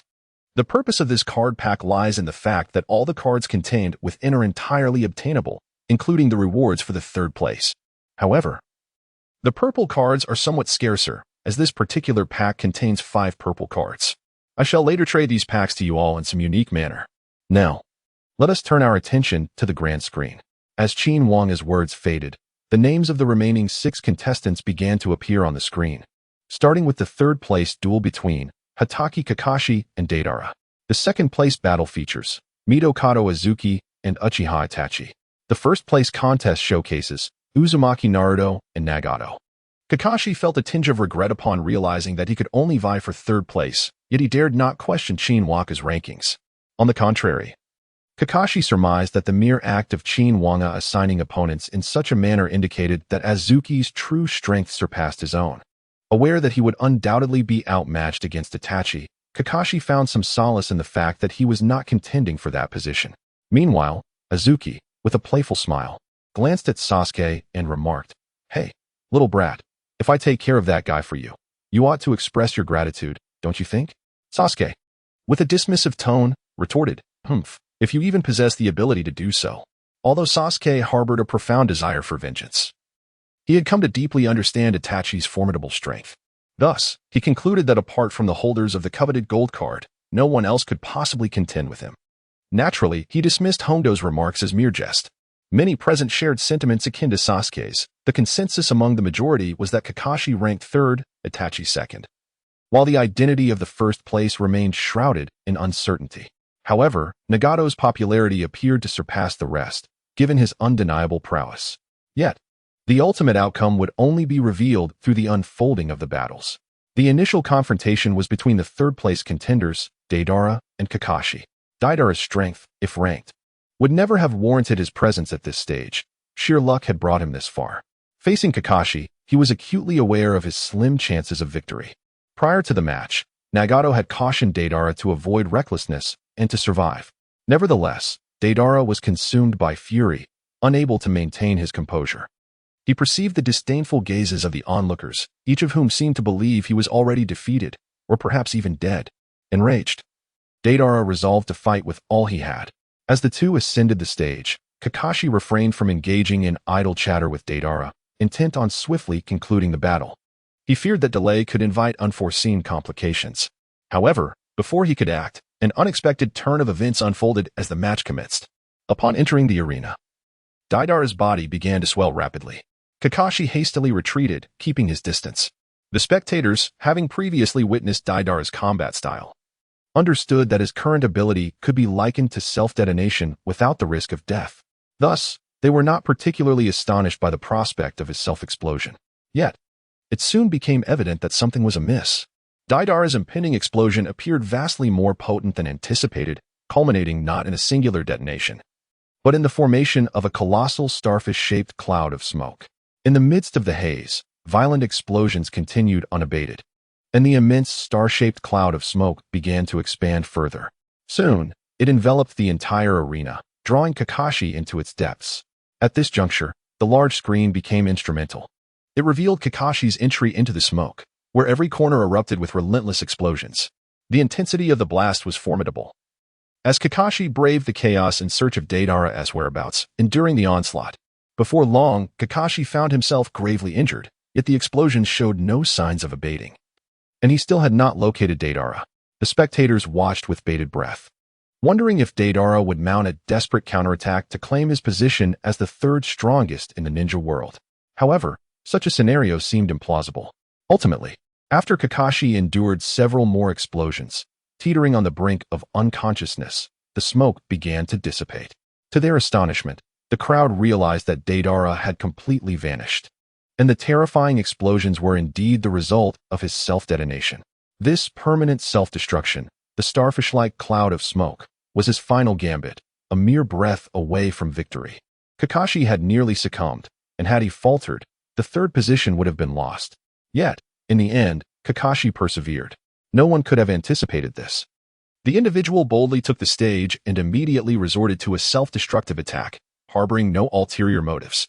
It was merely for the sake of face, prompting one to ponder the depths of his despair. Kakashi swiftly adjusted his breath and exited the arena with great difficulty. At that moment, a line of golden characters suddenly appeared above his head, reading, "Third of the Ninja World." While it may not seem particularly imposing at first glance, it undeniably signifies his identity and carries further implications that have yet to be revealed by Qin Wange. Thus, this peculiar match concluded in an unusual manner, rendering the solemn atmosphere somewhat irreverent. Nevertheless, the outcome was established, and that sufficed. Kakashi's battle came to an end as he returned to the spectators' area. At this juncture, a figure was unwilling to accept the situation. Gaara cast a glance at Kakashi, revealing a flicker of discontent in his eyes. He rose and inquired of Satoru Gojo, "My lord, is it possible to seize this title?" Instantly, everyone grasped Gaara's intentions, casting sympathetic glances at Kakashi, who felt a wave of helplessness wash over him. What had he done to deserve this? Satoru Gojo pondered for a moment, unsure of how to respond, and thus summoned Qin Wange. Upon her arrival, she promptly stated, "Under normal circumstances, this title cannot be usurped. However, there exists a method. A contest can be initiated with the mutual consent of both parties. Should one emerge victorious in this contest, they may claim the title as their own, but it must be under the condition of mutual agreement." Chapter 52. The Mightiest Imperial Tool. Guardian Mecha Gaara listened intently to Qin Wange's words, his gaze filled with reluctance as he looked at Kakashi. Her message was clear. He desired the title, and a fight could resolve it, but only if the other party agreed to engage. Such a proposition would likely be accepted only by a fool. Nevertheless, Kakashi was no timid or cowardly figure. He bristled at the notion of being called out by name for a duel. Thus, he addressed Gaara, saying, 3 months from now, I accept your challenge. At that time, should I lose, you may claim the title." Gaara was taken aback by Kakashi's decisiveness in accepting the challenge, albeit with a delay. Yet, this was far better than outright rejection. Gaara fixed his gaze on Kakashi and remarked, "Although the outcome is already determined, I must still express my gratitude for your willingness to relinquish this title." Kakashi did not respond to Gaara, for at present, he was indeed not a match for him. However, 3 months hence, the situation might be different. Through observation, Kakashi discerned that Gaara's growth potential was not particularly high compared to Naruto's. Yet Kakashi himself was undergoing a transformation with remarkable potential for growth. There exists a possibility that he might even surpass Nagato's current level in the future. Thus, Kakashi's acceptance of this challenge was not merely a hasty decision. However, the subsequent words of Qin Wange quickly led Kakashi to regret his choice. As she elucidated the significance of titles, Titles represent the rewards bestowed upon powerful or unique individuals in this realm after they accomplish certain feats. Possessing a corresponding title not only grants one additional abilities, but also unlocks privileges within a trading system. This privilege allows the holder to utilize customer development capabilities in advance during trades, albeit with a lengthy cooldown period. Typically, when developing customers, wondrous items might appear with each transaction, but for title holders, such items may only manifest after 10 or 20 exchanges. Nevertheless, this does elevate the status of their trades. As for the first place in this competition, it goes without saying that the victor would experience a significant leap in customer development capabilities along with enhanced title privileges. This implies that every time that individual trades fate cards, a wondrous item is guaranteed to appear, although the specifics of these items have yet to be revealed. However, Qin Wange stated that the purpose of this item is to diminish the uncertainties involved in trading cards, which is undoubtedly invaluable. Upon learning of the significance of titles, Kakashi felt disheartened, as he truly lacked confidence in facing Gaara. Should he lose in 3 months, he would forfeit such an advantageous opportunity. By then, it would be too late for Kakashi to lament his decision. Nevertheless, he resolved to make the most of the next 3 months to continue drawing cards and expedite his growth process, perhaps even surpassing Gaara by sheer luck. Presently, aside from Gaara, several others were also eyeing Kakashi's title with envy. However, due to Gaara's overwhelming strength, they only dared to entertain such thoughts regarding Kakashi. If the title were to fall into Gaara's hands, they would not have the audacity to think along those lines. After Qin Wange concluded her explanation, she signaled Gojo Satoru to resume the competition. The spectators refocused their attention on the match, for the outcome would significantly affect the future dynamics of the ninja world. The contest for second place in the ninja world commenced, featuring Mitarashi Anko and Uchiha Itachi. It was quite unexpected that Anko had managed to reach this stage. As her prowess was not particularly formidable, yet her luck was undeniably exceptional. To date, she had not fully utilized all her abilities, as she had obtained items that no one else in this world had. Upon entering the arena, Anko clearly adopted a more serious demeanor than before, for she was acutely aware of Itachi's strength, the kind capable of nearly defeating someone of Gaara's caliber. Should Anko relax her guard, she could easily suffer defeat. Although Itachi possessed ample confidence, he felt a tinge of apprehension when facing Anko, as she was the only competitor, aside from Naruto, who had yet to reveal her full potential. The unknown is the most formidable variable of all. As the two combatants faced off, they unleashed their full power without restraint. Itachi activated his complete Susanoo, a colossal crimson figure with wings soaring into the sky, launching an Amaterasu at Anko, clearly seeking a swift conclusion to the battle. Anko resigned, spat out the food in her mouth, and remarked, "Really? Do you have to be so fierce? Well then, I shall not hold back either." Imperial artifact, guardian deity of the kingdom, supreme throne. Boom. In an instant, a being far more colossal than the complete Susanoo of Itachi emerged. Known as the original and most formidable of all imperial tools, it represents the genesis of imperial tools and stands as the pinnacle among them. Often referred to as the supreme imperial tool, said to possess powers that rival those of the divine. Its secret technique, known as the purification mode, amalgamates the characteristics of alchemy and imperial tools, transforming its appearance into that of a dragon. The weapon's destructive capacity and quantity are significantly enhanced, and the armor's resilience reaches new heights. This can indeed be considered the most formidable imperial artifact that Hondo can wield. Utilizing this entity against Susanoo poses no challenge whatsoever, and it is evident that Itachi is taken aback by Hondo's impressive display. The Yasukigami strike merely leaves a superficial mark upon the colossal guardian deity, igniting a fervor among the spectators. To everyone's astonishment, Hondo has concealed such a powerful technique. Sasuke, descending from the arena, mutters in discontent, "Humph. Why not unveil such a presence sooner?" With a smile, Hondo responds, "Now, let me engage you in an exhilarating contest." Soon, the arena erupts into chaos, where Itachi's Susanoo exhibits remarkable agility before the guardian deity, deftly maneuvering and launching attacks. However, none of these strikes inflict any significant damage. Itachi, seizing an opportunity, unhesitatingly invokes the Void Tear. Hondo, fully aware of this technique, immediately prepares to counter it, recognizing the immense power of the Void Tear. Nevertheless, through careful observation, she discerns its limited range of attack, instilling confidence that the guardian deity can withstand the onslaught. Indeed, Her assessment proves accurate, yet Itachi's intentions are far more complex. Just as the void tear is about to make contact with the guardian deity, it vanishes in an instant. In the following moment, Itachi Susanoo, wielding the Ten Kusanagi, strikes directly at the guardian deity. Hongdo is momentarily caught off guard, and the sword cleaves through, toppling the guardian deity and disrupting its balance. Yet, the true fatal move lies ahead. As the guardian deity falls, the previously vanished void energy reemerges behind its colossal head. Chapter 53. The outcome is decided at this juncture. Hongdo realizes that reacting is no longer an option, leaving her no choice but to abandon the guardian deity. In the next heartbeat, the entirety of the guardian deity's head, along with half of its body, vanishes completely. Witnessing this scene, Hongdo cannot help but tremble internally. Itachi, relentless, provides no respite upon seeing her emerge. He commands Susanoo to charge toward Hongdo. The Ten Kusanagi aims to pierce her directly. Sensing the imminent danger, Hongdo remains unfazed. In the next instant, a jeweled crown materializes above her head. With a smile gracing her lips, she softly intones, "Shatter, crack, crack."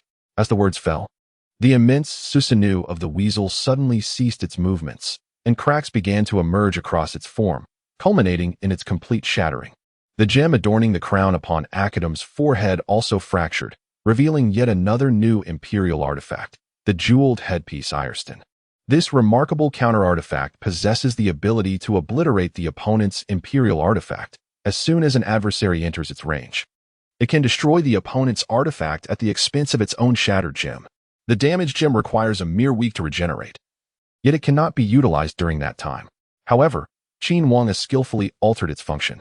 Since imperial artifacts are not commonplace, it transformed into a means to dismantle all of the opponent's defenses. In that moment, the colossal Susanoo represented the weasel's protection, and as it shattered, Akadam decisively struck. In her hand appeared a new imperial artifact, the soul severing of all things. The scissor-shaped artifact possesses the extraordinary ability to sever anything in existence. Its remarkable hardness not only serves as a formidable defense, but also enables it to emit a brilliant light that can obscure its wielder. In an instant, Itachi sensed the imminent peril of death emanating from the scissors and, without hesitation, activated his Kamui to envelop himself within its realm. Yet, he underestimated the scissors' true might. They could indeed sever anything, even Itachi's Kamui. As he entered the dimension of Kamui, the previously sealed space was abruptly cleaved open by a long gash. Soon enough, Itachi sustained injuries and fled from the confines, activating the Eye of the Heavenly Emperor to restrict Akado's movements, seizing the opportunity to create distance. With no red potions at his disposal, only 2 blue potions, Itachi reluctantly consumed one and once again employed the Eye of the Heavenly Emperor against Akado. Under the dual enhancement of the Eye, Akado began to lose control over her body, and Itachi seized the moment to unleash Amaterasu upon her. However, what appeared to be Amaterasu's surface attack concealed the true threat, Tears of the Void, cleverly hidden within the embrace of Amaterasu, thanks to the spatial manipulation of Kamui.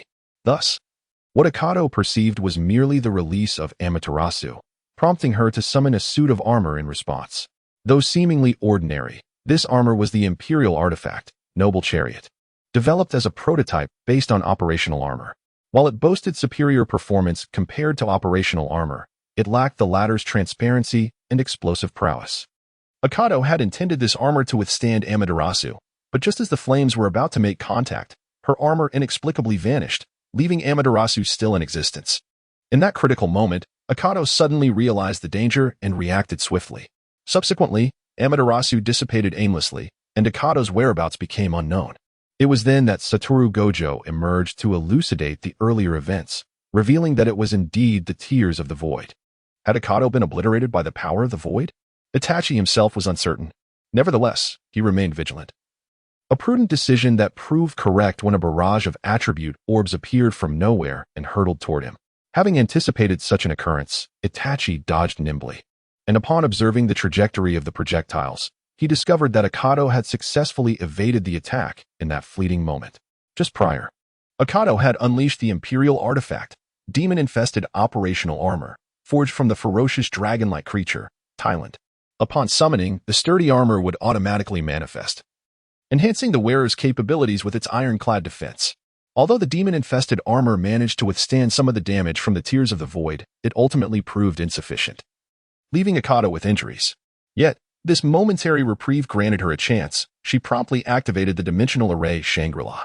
In an instant, she ascended to the top of the arena and launched an attack against Itachi, who was caught off guard by her heightened vigilance.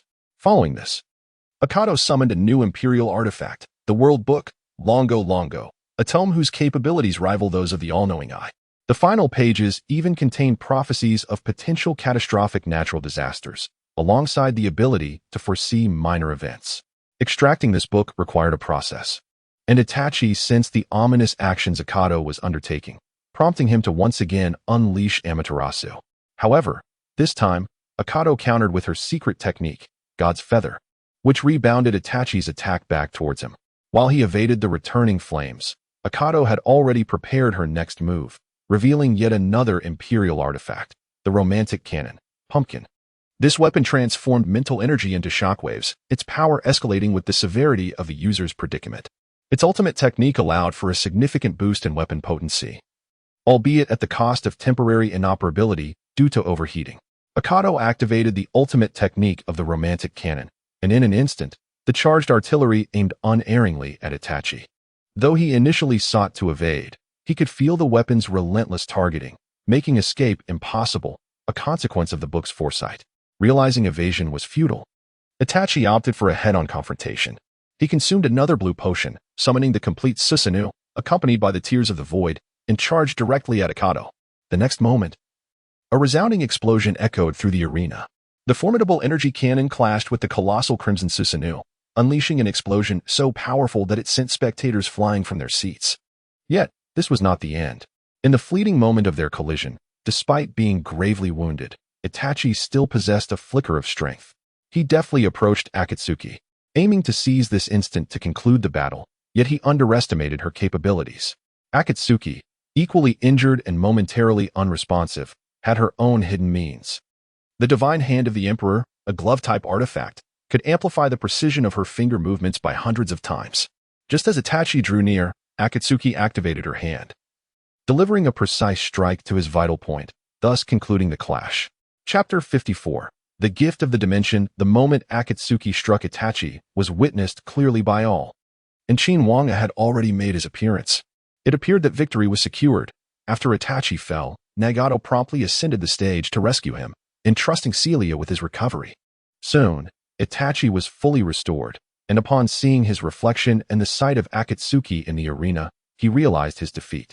However, this did not weigh heavily on him, for his original intent was to assist Nagato. Nonetheless, losing to Akatsuki left him with a lingering sense of dissatisfaction. Yet, her prowess was undeniable. A loss is a loss, and there was no recourse. Subsequently, Qin Wange conferred upon Akatsuki the title of the second strongest in the ninja realm, a distinction akin to that of Kakashi. After the conclusion, Qin Wange also explained the items Akatsuki had drawn from the card selection.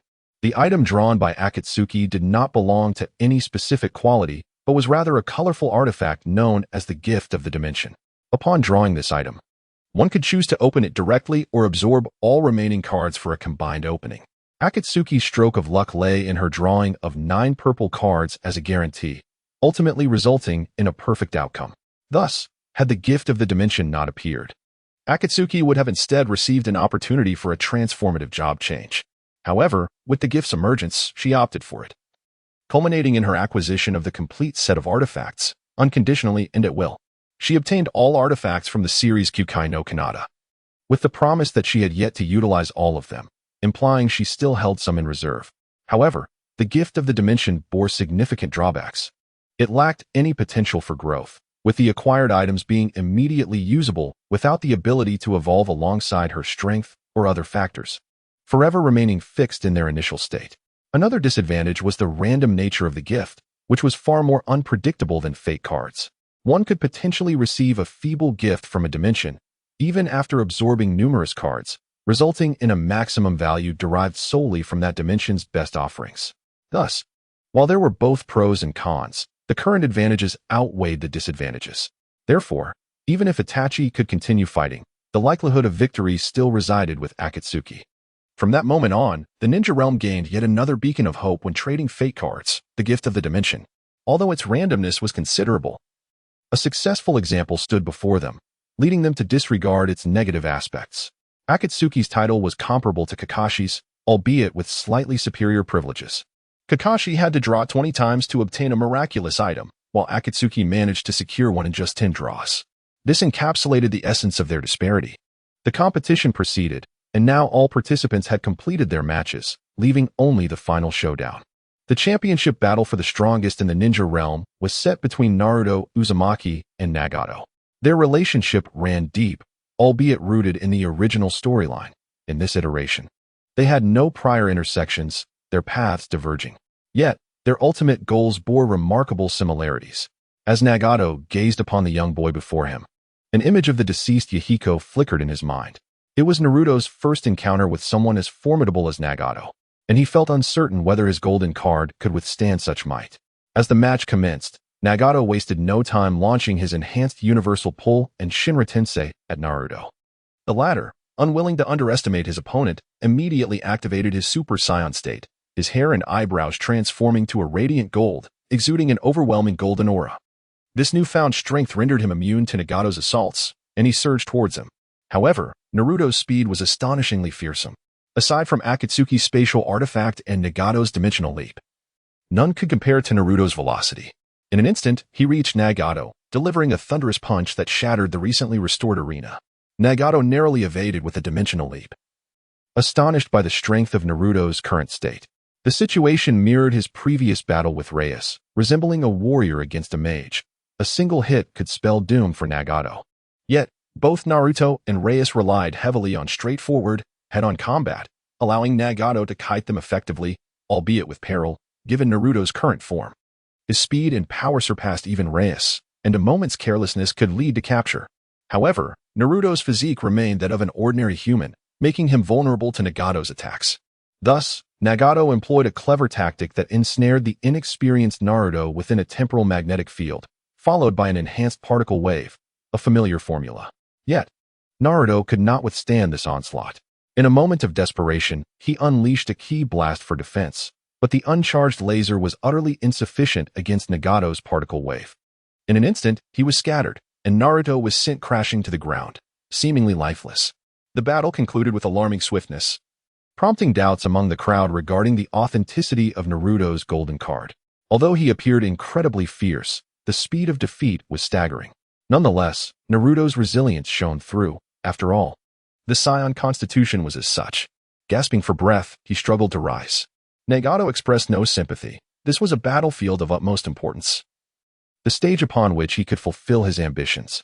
Consequently, Nagato extended his hand towards Naruto, and a spatial wormhole materialized before him, heralding the imminent arrival of a laser. Gritting his teeth, Naruto bellowed, "Kaioken, activate." In an instant, a golden aura enveloped Naruto, soon accompanied by a crimson energy that began to suffuse his form, rendering him somewhat flushed. He appeared to be in a state of overexertion. Nagato, unfazed by Naruto's transformation, launched another barrage of particle waves. In response, Naruto gathered energy in one hand and unleashed a laser, colliding it with Nagato's particle wave. Initially, it seemed they might reach a stalemate. However, to Naruto's surprise, Nagato's particle wave faltered and was swiftly repelled. Fortunately, the speed of the attack was not overwhelming, allowing Nagato to evade. Yet, the subsequent assault proved unavoidable for him. As Nagato sidestepped the incoming laser, Naruto materialized behind him. With the enhancement of the Kaioken technique, Naruto's speed had now surpassed Nagato's dimensional shifting. Chapter 55, The Outer Path, Deva Statue. The punch struck with a resounding impact. With a grunt, Nagato was sent flying by Naruto's blow, blood splattering everywhere. Rendering the scene rather brutal, one could only wonder about Nagato's current condition. Logically speaking, it seemed impossible for Nagato to withstand such a force. Yet there was an undeniable sense that he was still alive. As the smoke dissipated, Nagato collapsed onto the ground, trembling uncontrollably, blood oozing from his body. The scene appeared exceedingly grim, as if he were on the brink of collapse. Unlike the ruthless tactics employed by others in pursuit of victory, Naruto, this young boy, would not stoop to such levels. Observing Nagato's state, Naruto boldly declared, "You should concede, otherwise, you will perish." Nagato was momentarily taken aback by Naruto's words. In a contest where everyone else resorted to any means necessary to win, here was Naruto, embodying the innocence of a child. Nagato smiled, albeit a pale and feeble smile, realizing that even a child could perceive the truth more clearly than he could. In his relentless pursuit of victory to fulfill his desires, he had unwittingly veered toward extremity. Losing sight of the kind-hearted self he once was when he had sworn oaths with his companions. Coughing up a mouthful of blood, Nagato uttered, "Your name is Uzumaki Naruto, isn't it? In truth, we are somewhat akin to family. If I survive this match, I would surely like to become your friend." Naruto, momentarily bewildered by Nagato's words, soon recognized that the battle was far from over. With great effort, Nagato rose to his feet, forming hand seals and shouting, summoning, "Outer Path Golem." Suddenly, the entire arena began to tremble as a colossal figure emerged, the Outer Path Golem. This creature, a shell devoid of the Ten Tails chakra, still possessed formidable vitality and strength. Faced with this gigantic monstrosity, Naruto rallied his spirit, boosting his momentum as he charged forward. Fortunately, this Outer Path Golem was merely in its initial form, lacking the powers of other tailed beasts, hence its strength was comparatively limited. As Naruto advanced, the 10 tails of the golem lashed out at him. Yet he deftly evaded each assault. Naruto's speed was astonishing. The golem could not even grasp him. In an instant, Naruto delivered a powerful punch to the golem. The sound of the impact resonated through the arena as the golem was forcefully pushed back, illustrating the sheer strength of Naruto's strike. Undeterred, Naruto continued to assault the golem relentlessly, each blow causing the massive creature to retreat further. Ultimately, the golem found itself at the edge of the arena, pressed against the protective barrier. In a fit of rage, it retaliated against Naruto, unleashing a chakra dragon, the only offensive maneuver available to the golem in its initial form. Coincidentally, Naruto inadvertently took a hit. This situation has become dire. Any target encountered by the chakra dragon is subjected to the absorption of its chakra. However, Naruto is an exception. The Outer Path Golem can not only absorb Naruto's chakra but also his life force, which serves as another source of his power. In an instant, Naruto felt the very essence of his strength dissipate, causing his Kaioken state to vanish and even his Super Saiyan form to begin to fade. Seizing the moment, the Outer Path Golem launched a counterattack, its 10 tails relentlessly assaulting Naruto. He dodged with all his might, yet his condition was severely compromised. Soon, Naruto found himself battered and bruised, unable to maintain his Super Saiyan state. Faced with such dire circumstances, one might assume Naruto was destined to lose. Yet, he is Uzumaki Naruto, a figure who has never known the meaning of surrender. Thus, even in this weakened state, he charged towards the Outer Path Golem, which treated him as if he were merely a fly. A hit landed here and there, but he was not yet defeated, and the relentless assault continued. After enduring a series of blows, Naruto finally collapsed onto the ground. At this moment, the colossal Outer Path Demon statue prepared to strike Naruto out of the arena. However, just as one of its tails was about to make contact with him, Naruto, who had been lying on the ground, unexpectedly seized its tail with a firm grip. Under the watchful gaze of the crowd, Naruto rose once more. Upon standing, he sensed a resurgence of power within him, as if he had grown even stronger. With a fierce roar, he once again ascended into his Super Saiyan state. Grasping the tail of the Outer Path Demon, he hurled it aside, causing it to crash against the opposite side, eliciting a pained cry from the statue. Suddenly, an unexpected turn of events unfolded. A sphere erupted from within the Outer Path Demon. Cracks began to form upon its surface, and ultimately, it exploded, revealing ethereal manifestations ranging from one-tailed to nine-tailed forms. As these 9 phantoms entered the body of the Outer Path Demon, its massive physique began to undergo a transformation. The 10 tails, previously crawling, now assumed a gaunt, standing posture. Its tails morphing into claw-like appendages, with a singular eye and ear adorning its head. In this state, it possessed the ability to unleash triangular-tailed beast bombs and wield overwhelming power capable of inflicting immense destruction, a phenomenon known as the cataclysm of heaven and earth. This is a disposable item of purple hue utilized by Nagato, known as the Tailed Beast Shadow. It allows for the instantaneous summoning of the phantoms of 9 tailed beasts. These phantoms possess 90% of the original tailed beast's combat prowess and are imbued with their chakra and energy. This moment is precisely what allows Nagato to evolve the Outer Path Golem, significantly amplifying its power severfold. The golem unleashed a tailed beast bomb towards Naruto, who stood unyielding. Channeling energy through his hands, Naruto countered with a laser attack. The collision resulted in a tremendous explosion, illuminating the arena. Seizing the opportunity, Naruto attempted to close the distance for a more direct assault. However, the outer path golem had transformed, no longer the cumbersome entity it once was. It unleashed a barrage of tailed beast bombs, and as Naruto approached, it summoned a cataclysmic shift in the environment. Thunder, tornadoes, and floods manifested on the battlefield. And were it not for the protective barrier constraining their reach, a monumental spectacle would have unfolded. Naruto deftly evaded these onslaughts, but ultimately fell victim to the golem's grasp. A long, tentacle-like tail ensnared him, followed by a multitude of hands that confined him completely.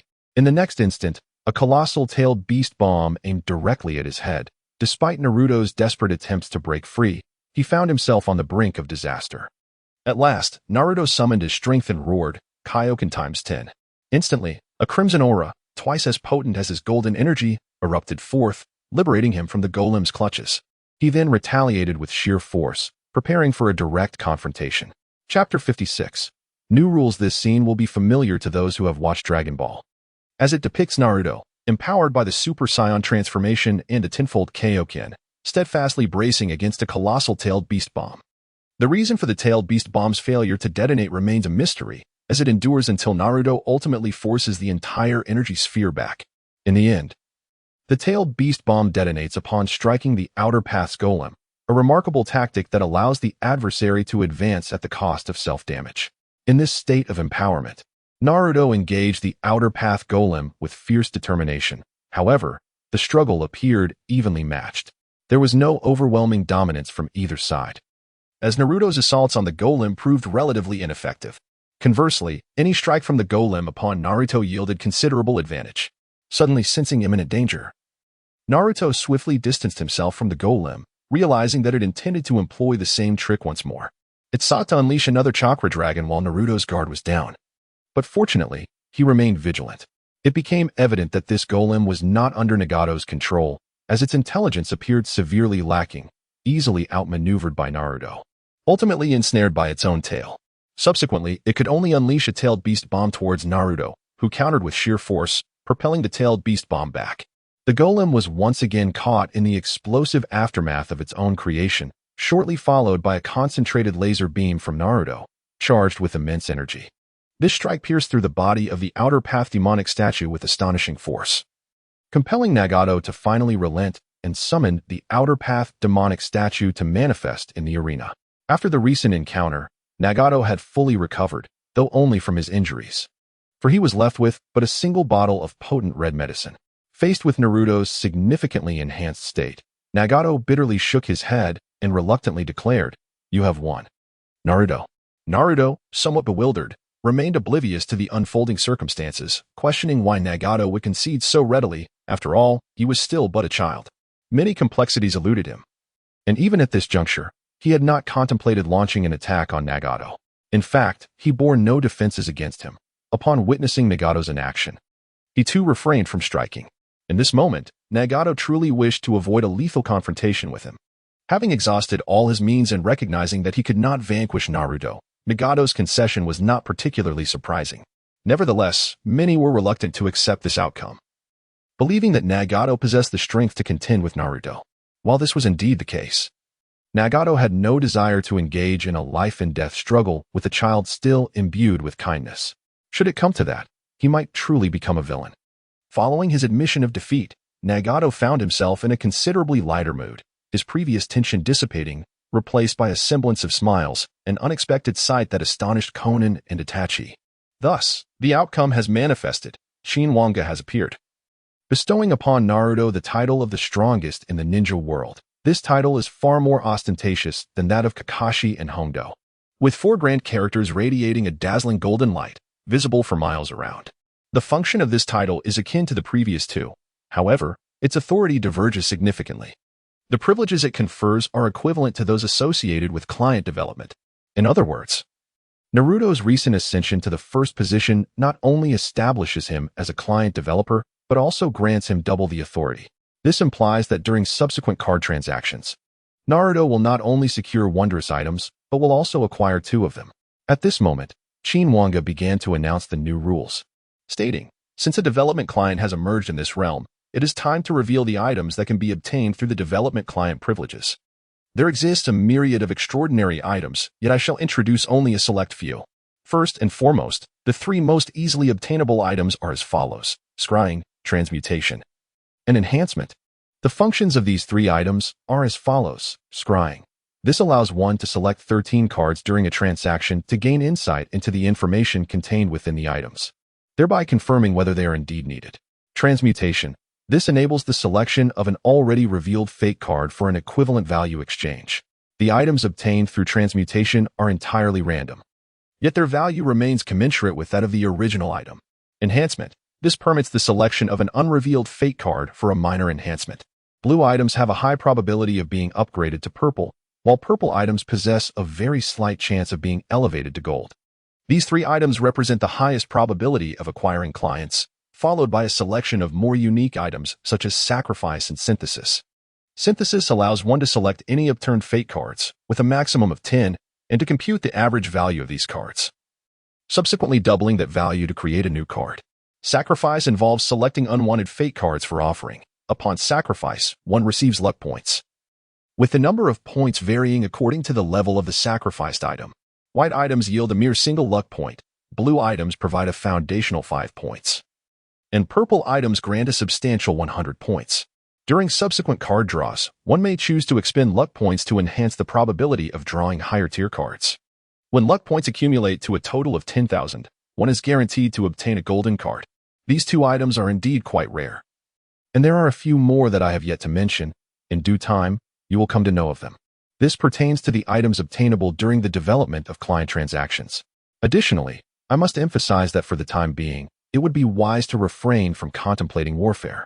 While I do not intend to interfere, I am preparing to introduce new content that will provide everyone with greater opportunities for card trades.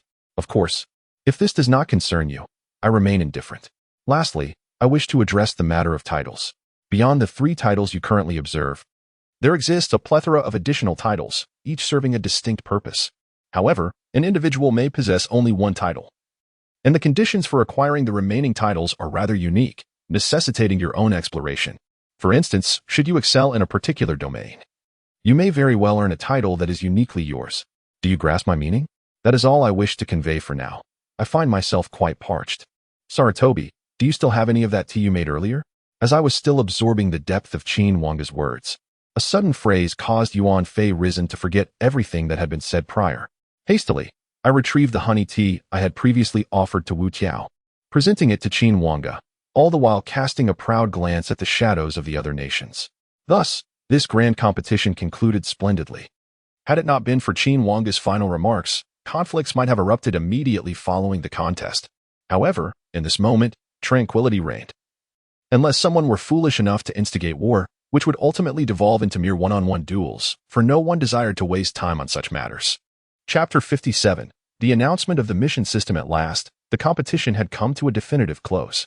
Upon reflection, it was astonishing that the top 3 positions were claimed by individuals from Konoha, inevitably inciting some discontent among certain factions.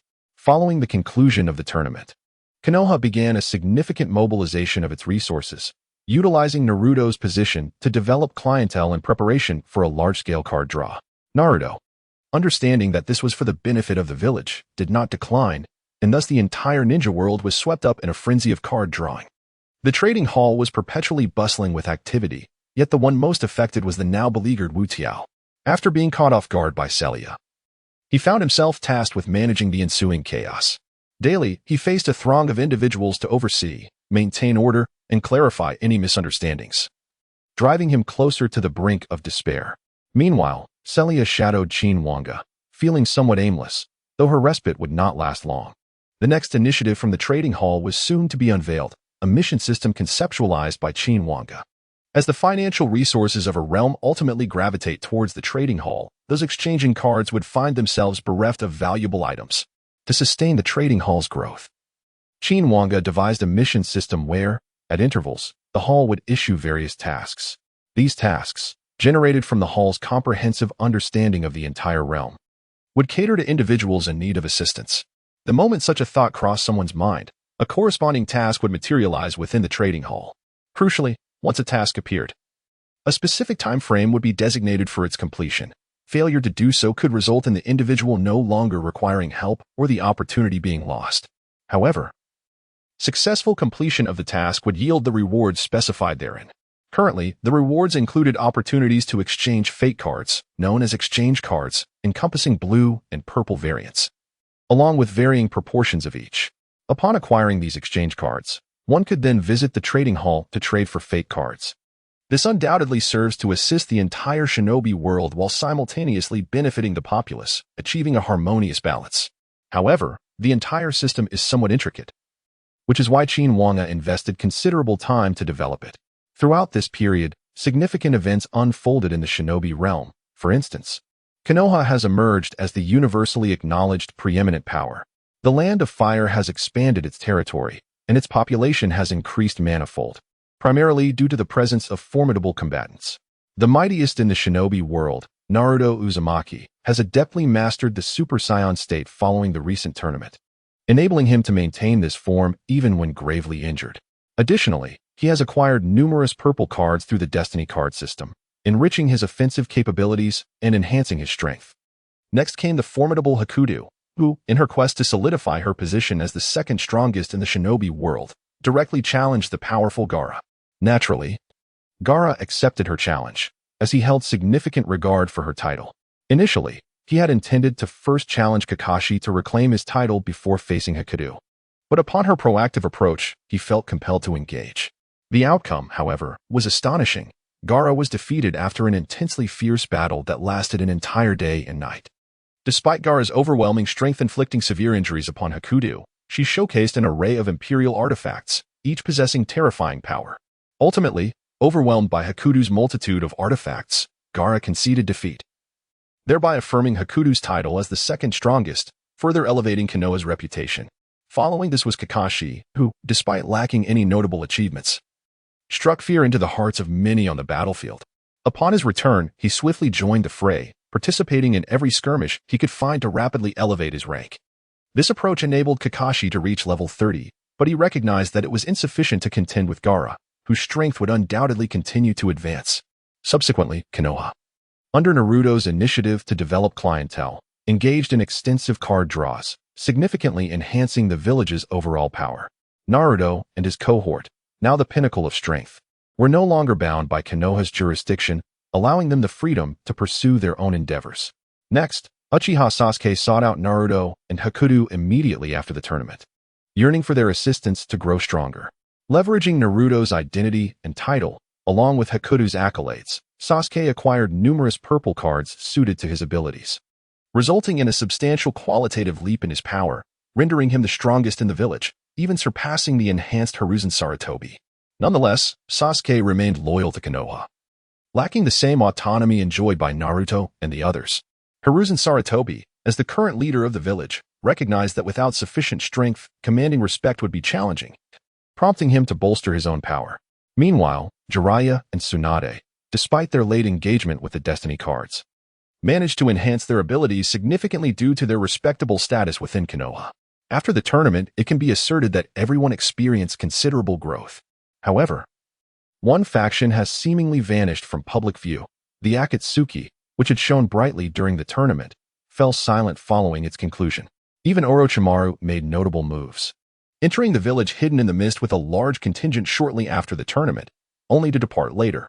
It was rumored that Orochimaru aided the Mist Village in resolving some issues, restoring it to its previous state. The new Mizukage, Terumi Mei, was elected, and the reasons behind Orochimaru's assistance remain a mystery. As long as no war ensued, all was well. In the time that followed, the Akatsuki organization appeared to have vanished, leaving no trace of their whereabouts. The only one privy to the unfolding events was Qin Wange, as a significant figure emerged in the shinobi world following the tournament, seemingly prompted by Qin Wange's presence to expedite their plans. Chapter 58, Uchiha Madara. The day following the conclusion of the competition, the trading hall presided over by Qin Wange had become quite bustling. However, another significant figure had also arrived. At the reception of the trading hall, amidst a circle of chairs, sat an elderly man who was undeniably ancient. Soon, Qin Wange appeared, observing the frail old man seated before him. With a hint of jest, Qin remarked, I never anticipated you would present yourself in such a manner before me. As once the strongest, how does it feel to be forsaken by the tides of time? The elder chuckled softly, his tone inscrutable, and replied, It seems Long Min was indeed correct. You are truly a deity. Qin Wange, shaking his finger, countered, No, I am not the divine being you envision. Even to reach the level of Kagaya, I still have much ground to cover. Clearly taken aback by Qin's words, the elder fell into a contemplative silence for a moment. Yet, Qin Wange continued, The reality lies before you. There is no need for despondency. I shall not partake in the affairs of this world, nor will I impose costs upon anyone seeking to fulfill their desires. Your ambitions can still be realized, but the manner of their realization depends solely upon you. I am merely a merchant. The elder sighed deeply, stating, Alas, even if I were to achieve them, what would it matter? The knowledge of your existence truly instills a sense of futility in my pursuit. Qin Wange smiled and replied, Pursue me? How audacious of you to think so. Though it may seem improbable, you can still grow stronger. Would you care to give it a try? The elderly figure present in the trading hall was none other than the concealed identity of Uchiha Madara, the legendary ninja of yore, now reduced to this state. However, Qin Wange welcomed all, regardless of their morality or intentions. A merchant's duty is simply to fulfill every transaction, nothing more. Madara, with a wry smile, acknowledged. I am aware that you possess many valuable items, hence I have brought considerable bargaining chips this time. With that, he gestured for Obito to enter with his offerings. It was evident that Obito had shed his Akatsuki attire and was no longer the whimsical figure known as Toby, but had assumed the identity of Uchiha Madara. Upon seeing Obito, Qin Wange could not help but exclaim, What a pitiable soul. Knowing that Qin Wange would not interfere with his plans, Ben felt no concern that Obito might uncover anything. Soon, Obito entered, carrying all the exchanged items. Qin Wange gazed at the items before him, somewhat astonished, though he concealed his reaction, for they were merely the corpses of several individuals. He recognized several of them at a glance, including the 4 members of the Sound Ninja who had met a gruesome fate, as well as Scorpion and Kakazu, who had not participated in this competition. It appeared that Ban had no intention of allowing Obito to vie for the objective in this competition. With a stoic expression, Qin Wange accepted the bodies of these individuals. Subsequently, he granted Ban 5 opportunities for a guaranteed purple reward. After drawing all the fate cards, Ban returned laden with spoils. Upon his return, Nagato discovered Ban's actions. Having awakened to the truth, he resolved to eliminate Ban, but he and Itachi joined forces only to be defeated by Ban alone. The two were subsequently rescued by Konan, leading to the complete disintegration of the Akatsuki organization, while the hidden forces began to brew their plans in the shadows. 2 months swiftly passed, and Qin Wange's task system was officially launched, allowing all clients bearing fate marks to peruse the task list. Approximately every 3 days, a new batch of tasks would emerge, with the list featuring at least several thousand entries, displaying tasks that had been claimed. The remaining individuals could not accept tasks simultaneously, resulting in a flurry of activity across the ninja world, where battles ceased to occur. Kakashi returned to the village, fervently undertaking tasks, with only a month remaining until his agreement with Gaara. By this time, Kakashi had diligently reached level 37, yet he remained cautious and resolved to continue his ascent.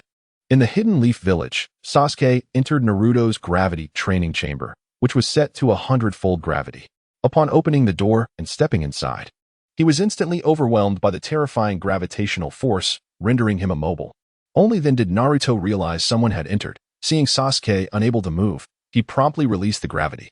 Sasuke, drenched in sweat, stood and exclaimed, I truly cannot fathom how you, a weirdo, train here. Naruto scratched his head and chuckled.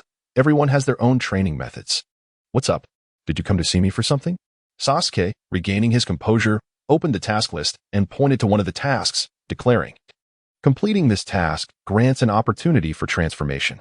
I wish to give it a try, but the risk level is marked as extremely high, and it allows for 4 participants. I'm uncertain about going alone, so I came to invite you. Naruto glanced at the task description, which stated, 3 individuals are being pursued by 1, and their situation is perilous. The enemy is exceedingly powerful. A frown creased Naruto's brow as he contemplated the task description. Recognizing the gravity of the situation, 3 individuals were indeed being hunted by a single formidable adversary. Naruto had previously undertaken similar missions, one of which involved rescuing individuals on the battlefield, where the adversary was none other than Gaara, a formidable opponent. This situation serves to illustrate that the ninja world has encountered a presence far surpassing that of a mere gold card holder. Faced with such a strong enemy, Naruto could not remain passive. Consequently, he promptly agreed to assist Sasuke, and this time he also enlisted the help of Hanabi and Tsunade. As Kakashi and Jiraiya were away on a mission, the village required the steadfast leadership of Hiruzen Sarutobi. Thus, the four set forth together towards the designated location. Upon accepting the mission, the mark of destiny would indicate the path they needed to follow. The quartet raced towards their objective, which was a considerable distance from Konoha. After traveling for a while, Naruto noticed that the time remaining for the mission had suddenly diminished significantly, suggesting that the situation on the other side might be precarious. Realizing the urgency, Naruto resolved to advance ahead to organize their efforts, turning to the remaining three and stating, "The mission has encountered an unforeseen change. I will proceed ahead." After uttering those words, he immediately transformed into a Super Saiyan and soared away at remarkable speed, leaving the others powerless to comment on Naruto's velocity. However, Sasuke was not willing to be left behind, so he unleashed his utmost speed as well, employing the technique known as lightning movement. In an instant, Sasuke's body shot forth like a bolt of lightning, his speed slightly slower than Naruto's, yet still astonishingly swift. Thus, at the rear were only the bewildered Tsunade, who could not fly, and the nimble Red Bean, who utilized the technique of thousand-mile flight. Tsunade's abilities had surged, primarily due to fortunate circumstances. She had drawn 9 purple cards in a single session, subsequently using a peep and enhancement to achieve a full set of purple cards. Ultimately, she obtained the opportunity for metamorphosis and successfully transformed into an Elven Knight, although her current level was still low, preventing her from matching Kakashi's prowess. Chapter 59. Breath of Thunder. Elven Knights can harness the power of nearby trees and nature to bolster their defenses, ensuring a higher degree of safety. Their guardian beast is a unicorn, which they can ride into battle. Upon the awakening of the Elven Knight, the unicorn also awakens, evolving into Pegasus, a celestial steed from Greek mythology. Consequently, their strength amplifies, enabling them to provoke and transfer enmity through powerful defensive strikes, achieving infinite combos and additional attacks. Currently, Tsunade had only reached level 20, as her ascension did not necessitate the relentless slaughter that Kakashi engaged in. She merely needed to spend time in the forest, allowing her level to rise swiftly. Kakashi, drenched in the fatigue of battle, cast an envious glance her way. Nevertheless, she could not fly. Her current steed was merely a different unicorn, and traversing the ground would take an interminable time. Once she awakened and the unicorn evolved, she would be able to soar. But that was still a distant prospect. For now, it was prudent to allow Red Beam to guide their journey. Meanwhile, Naruto was racing at full speed toward the mission location, driven by an intense urge to rescue the 3 individuals. At long last, he arrived at the designated site. But the time for the mission was nearing its limit. His gaze immediately honed in on a man clad in red armor, from whom he sensed a menacing aura. Without hesitation, Naruto pressed his fingers to his forehead and executed a technique known as instant transmission, appearing right before the armored figure, who was advancing menacingly toward him. Naruto's sudden appearance startled the man, as well as the 3 individuals behind him, Nagato, Itachi, and Konan. After escaping, Konan had not yet had the chance to restore the 2 men before they were relentlessly pursued by Madara. Overwhelmed, the trio was forced to flee. Unaware that Madara intended to eliminate them without mercy, they narrowly evaded death multiple times, thanks to Madara's lack of seriousness, and had nearly succumbed to despair. However, Naruto's unexpected arrival left the trio astonished. Nagato, disbelief evident in his voice, exclaimed, "Is that you, Naruto?" Upon hearing a sound, Naruto turned around and was astonished to find it was those familiar faces from the arena. He recognized them as acquaintances, friends even, and was taken aback to realize that the targets of their pursuit in this mission were indeed them. Naruto had first-hand experience of Nagato's formidable strength, having nearly faced his demise at his hands. To think that such a powerful being could be hunted by a single individual only underscored the might of the man clad in red armor before him. Shortly thereafter, Sasuke, slightly behind Naruto, arrived at the scene. Upon seeing the 3, Sasuke paused momentarily before tauntingly remarking, "Isn't this my arrogant brother? I never imagined you would fall to such depths." Upon noticing Sasuke's presence, Itachi felt a surge of unease, uncertain of what to say in such a situation. He merely called out Sasuke's name, prompting Sasuke to respond in a frenzied manner, "You are unworthy to utter my name. I shall deal with this fellow first."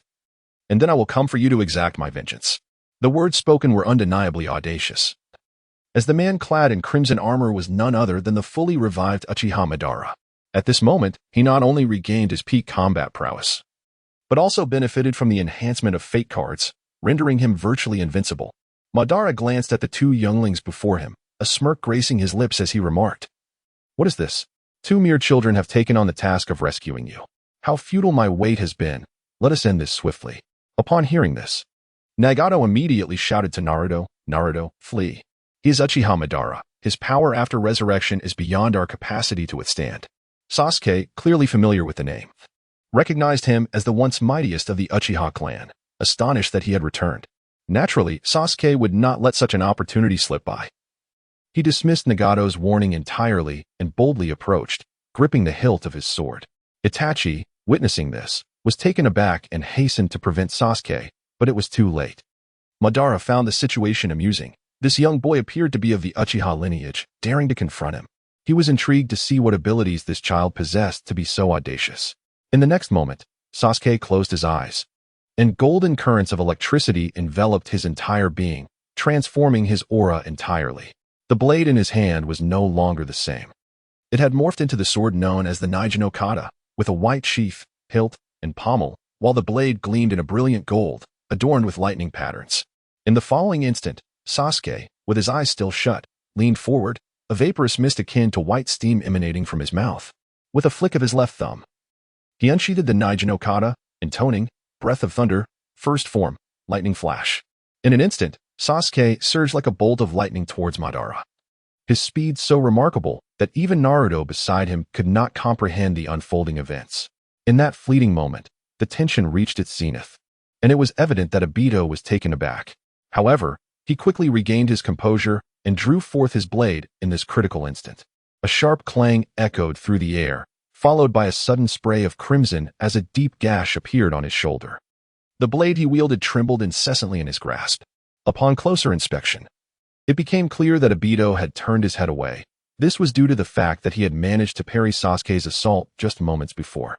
Yet, in the instant of contact with Obito's blade, Sasuke had deftly altered the trajectory of his attack. Ultimately, Obito was compelled to divert his gaze, for had he not, that very strike could have claimed his life. This spectacle left Naruto and the others in stunned disbelief. Naruto exclaimed in astonishment, "Sasuke, I can't believe you've grown this strong."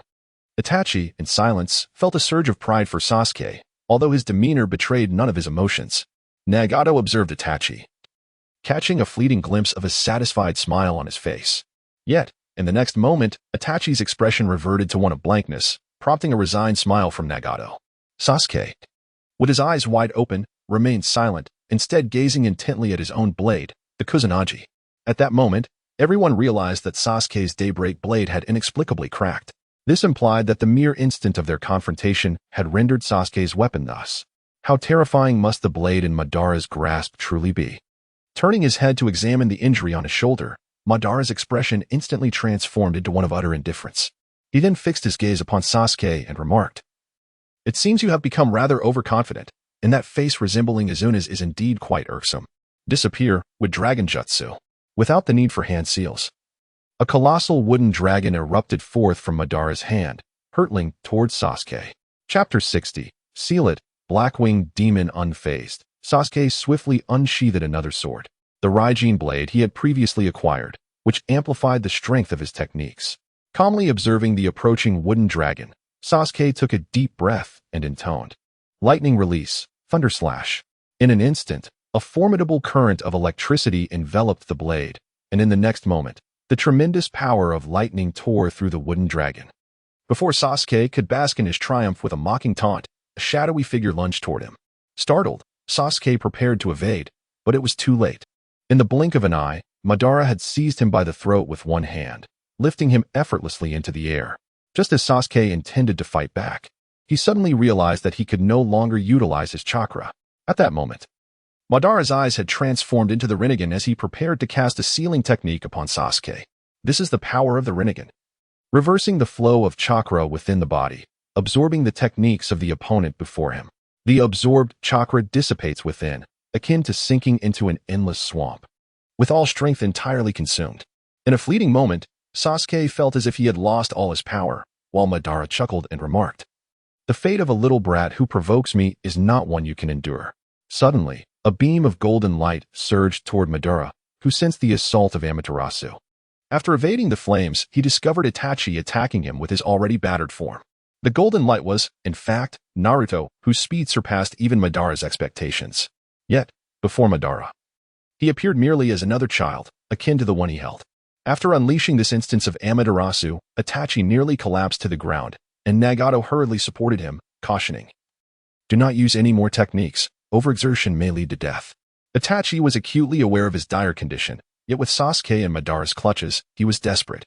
Feeling powerless to intervene, Naruto, equally anxious, did not linger but activated the Kaioken, further enhancing his speed as he instantly arrived before Madara.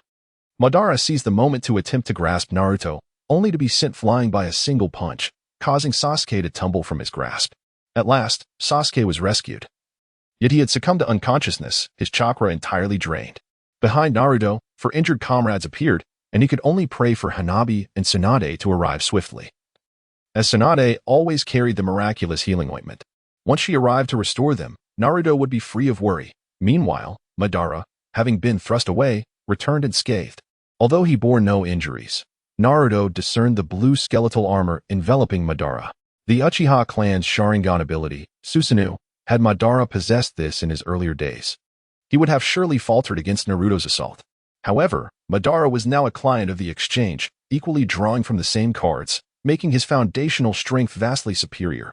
Gazing at Naruto, Madara smiled once more, saying, "Haha, how amusing. I hadn't expected the little ones of today to possess such strength. Allow me to witness your prowess." "Child." Gritting his teeth, Naruto disregarded Madara's words and activated the tenfold Kaioken, unleashing a formidable aura that shattered the surrounding forest. Madara, sensing Naruto's overwhelming presence, could not help but exclaim, "Oh, what a powerful aura. Come, attack me." Naruto coldly replied, "As you wish." He then charged toward Madara with unparalleled speed, who produced a peculiar large fan, the Yatano no Kagami, also known as the Uchiha fan, a relic passed down through generations of the Uchiha clan. Crafted from the branches of the divine tree, the technique of the Uchiha clan, the rebound, was at his disposal. However, to his astonishment, the flame fan shattered under Naruto's relentless assaults, a turn of events that even Madara had not foreseen. Consequently, he unleashed Susanoo, albeit not in its ultimate form, but rather as a skeletal blue apparition with half its body manifested. Clutching for chakra blades in hand, he launched into a frenzied assault against Naruto, who remained unfazed. Employing his instantaneous movement to vanish from sight, in the blink of an eye, he reappeared behind Madara, and without a moment's hesitation, delivered a powerful punch against Susanoo. This was no ordinary strike. As Madara prepared to mock Naruto's audacity, he suddenly furrowed his brow. He heard Naruto's booming declaration, "Dragon Fist." With a resounding crack, a golden dragon erupted from Naruto's fist, soaring through Susanoo and Madara's form before detonating explosively. After catching his breath, Naruto wondered if the attack had inflicted any damage on Madara. As the smoke cleared, Madara emerged from the rubble, appearing somewhat disheveled, his crimson armor severely battered. In a decisive move, he discarded his tattered garments. Upon gazing at the visage upon his chest, the multitude discerned the reason behind Madara's mastery of wood release. For those unfamiliar, further study is advised. Naruto, of course, remained oblivious to such intricacies. He merely found Madara's appearance rather peculiar. In that moment, a palpable shift enveloped Madara, his aura transforming into one of profound menace. Subsequently, he brandished the sword he had previously clashed with Sasuke. Why has this seemingly unremarkable sword effortlessly shattered Sasuke's Kusanagi? The answer is singular. It is named the Black-Winged Demon. With an impassive expression, Madara spoke, "Enough of the games. It is now your turn to confront true terror. Seal it away, Black-Winged Demon." This passage describes the release of the Black-Winged Demon's blade, a phenomenon also known as the Blade Liberation, which enhances combat prowess by liberating the core shaped like a Zanpakuto. Upon initiating this transformation, the sky becomes shrouded in a deluge of black spiritual pressure droplets, symbolizing the destructive force embodied by this state of liberation. The figure is adorned with a pair of immense black wings that obscure the heavens. Clad in a flowing white robe and crowned with a horned helmet, while their black nails morph into elongated claws. Additionally, their hair appears to lengthen, and the tear marks deepen and thicken. In this state, speed, defense, and offensive power are significantly augmented. Wielding a weapon akin to a lightsaber, crafted from spiritual particles, the individual emanates an aura of terror. Naruto cannot help but swallow hard, for Madara's appearance is indeed intimidating. In that fleeting moment, Madara takes the initiative. Before Naruto can even turn around, Madara is already before him, prompting Naruto to instantly teleport away. The next moment, a black laser erupts from the spot he vacated, unleashing tremendous power and creating a vast crater in the forest. The sheer power of the moment caused everyone present to tremble uncontrollably. It was truly terrifying. Naruto was equally shaken. Had he not evaded the attack moments ago, he might have been reduced to nothingness. In this state, Madara was simply formidable. Chapter 61. The support of Anko upon realizing his strike had missed, Madara remarked, "You managed to evade it? How amusing. Let us see how you fare against this Moonlight Sword." The Moonlight Sword is a weapon akin to a spear, crafted from spiritual energy in its first phase of transformation, designed to be hurled at the enemy. This is a weapon that can be hurled at foes or wielded in close combat, its speed surpassing even the previous technique. In an instant, it pierced through Naruto's shoulder, leaving him utterly unprepared. The next moment, a sharp sound rang out. Blood splattered as Naruto was sent hurtling backward, a gaping wound appearing on his left shoulder. Gritting his teeth in agony, he clutched his injury. Yet, this was not the end. In the following second, the Moonlight Blade returned, its new target set on Naruto's heart. Having just fallen to the ground, Naruto had no opportunity to evade. As he watched the blade approach, ready to pierce him, he struggled with all his might, unleashing a beam of light with one hand. However, its power was evidently insufficient, quickly torn apart by the Moonlight Blade. In this dire moment, a sturdy shield suddenly materialized, intercepting the blow, though it shattered soon after. With the shield's destruction, Tsunade, who had just arrived, found herself weakened. Seeing this, Naruto realized he had been saved and immediately urged Akatsuki. "He is incredibly powerful. We must unite." Akatsuki glanced at Madara, who nonchalantly met her gaze. In that fleeting moment, Akatsuki felt the overwhelming pressure emanating from him. She then surveyed the battlefield, noting that everyone else was either injured or incapacitated, a testament to the formidable strength of this creature resembling a demon. Taking a deep breath, Akatsuki approached Naruto and without hesitation, tossed him toward Nagato and the others, joining Tsunade by their side. Then, under Madara's astonished gaze, Akatsuki utilized the dimensional array, transporting Naruto and the others away, leaving herself behind. Madara, witnessing this scene, felt a surge of anger and coldly remarked, "So, you possess such abilities? But who permitted you to rescue them, little girl?" As he spoke, a black flash surged toward Akatsuki. She spat out the snack stick from her mouth and swiftly drew forth the romantic cannon. Activating her ultimate technique, she countered Madara's attack, resulting in a violent explosion. After the dust settled, Madara chuckled, "Fascinating. This world is teeming with interesting individuals. Since you possess such courage, let your blood spill here in their stead, Moonlight Blade." The recent assault by Hongdo barely countered the formidable Black Void Flash unleashed by Madara. Despite her lack of confidence in the face of such strength, she resolved to engage in battle, having already taken the decisive step. With determination, she unsheathed her most potent imperial weapon, the deadly Muramasa. This infamous cursed blade, when it inflicts a wound, taints the victim with a lethal curse, leading to swift demise without any antidote. Renowned for its lethal efficacy, a mere scratch results in death, rendering any hope of salvation futile, as it was forged solely for the purpose of killing. However, it possesses its own vulnerabilities. One must wield it with utmost caution, for even a minor cut can lead to instant death. During combat, if the blade does not strike the opponent directly, the curse cannot be activated, and it proves ineffective against corpses and puppets. It is rumored that employing its secret technique requires one to forsake their humanity, compelling them to slay their closest kin or friends, thereby binding the curse. With unwavering resolve, Hongdo charged at Madara wielding Muramasa. The clash between the Moonlight Sword and Muramasa resulted in a stalemate. Madara grew increasingly exhilarated, while Hongdo's hands began to tremble uncontrollably. Gritting her teeth, she unleashed her imperial weapon once more, transforming into the Beast King, Lion King, a belt-type imperial tool that enhances her physical capabilities and senses, enabling her to track her adversary. The ultimate technique, the lion shall never perish, augments her regenerative abilities, allowing her to staunch bleeding and reattach limbs even if they are severed or her eyes gouged out. Without hesitation, Hongdo activated the Lion Shall Never Perish, experiencing a remarkable surge in power with the Lion King's blessing. She engaged Madara in fierce combat, their confrontation escalating in intensity, creating shockwaves that would have obliterated any bystander. To her astonishment, Hongdo's prowess was far beyond her expectations.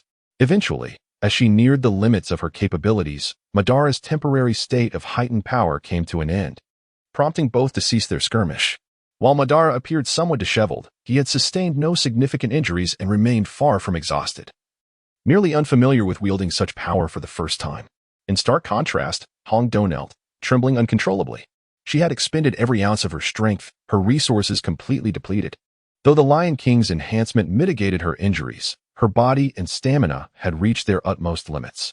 Madara regarded Hongdo with a smile, remarking, "You possess remarkable potential. Young lady, I hope you will join my grand design. I require a formidable ally like you." Hongdo, with a feeble response, countered, "What are you so proud of? The outcome is still undecided." Madara's laughter grew louder at her retort. "Ha! Do you genuinely believe I cannot overcome you? I am Uchiha Madara." With that, he unleashed his complete Susanoo, a colossal blue apparition materializing before Hongdo, overwhelming her with an immense pressure that rendered her breathless. With a grave expression, she muttered to herself, "It seems victory is beyond my grasp. I must return immediately to inform everyone." As Ban listened to Hongdo's soliloquy, he chuckled, "Going back? Huh. How do you intend to return in such a situation?" Hongdo, choosing not to respond to Ban's words, revealed his title, the second of the ninja world. Although it may not have been particularly glamorous, it was undeniably striking. Ban gazed at Hongdo's title with a hint of excitement, exclaiming, "Ah, so you are the second-place winner of this entire ninja tournament. No wonder you possess such abilities. But are you revealing this now to frighten me?" In a hushed tone, Hongdo intoned, "Title enhancement, dimensional array activated." In an instant, he vanished without a trace, leaving the surroundings devoid of his presence. Ban stood frozen, perplexed. He struggled to comprehend how Hongdo could have mustered the strength to unleash any technique in that state. The anomaly surely lay within the title itself. Unable to deduce the cause, Ban returned alone. Though this battle bore no conclusive outcome, it showcased to all that the once mighty Uchiha Ban had not only been resurrected, but had also acquired even greater power. Upon their return, Naruto and the others would undoubtedly inform Sarutobi Hiruzen at the earliest opportunity, necessitating a united effort of the entire ninja realm to prepare for the impending confrontation with Uchiha Ban. Chapter 62. A new chapter following the emergence of Uchiha Ban. Sarutobi Hiruzen promptly summoned the remaining village leaders for a 5-Kage summit. As Konoha was their elder brother, they had no reason to dismiss his call. Before long, the 5-Kage convened at the Hokage building in Konoha. 3rd Hokage Sarutobi Hiruzen, 3rd Tsuchikage Inoki, 4th Raikage, 5th Kazekage Gaara, and 5th Mizukage Tsurumi. The only significant upheaval here lies with the 5th Kazekage and the 5th Mizukage. Though Gaara is still quite young, his prowess has already surpassed that of the entire Sunigakure, rendering him the sole hope of the village.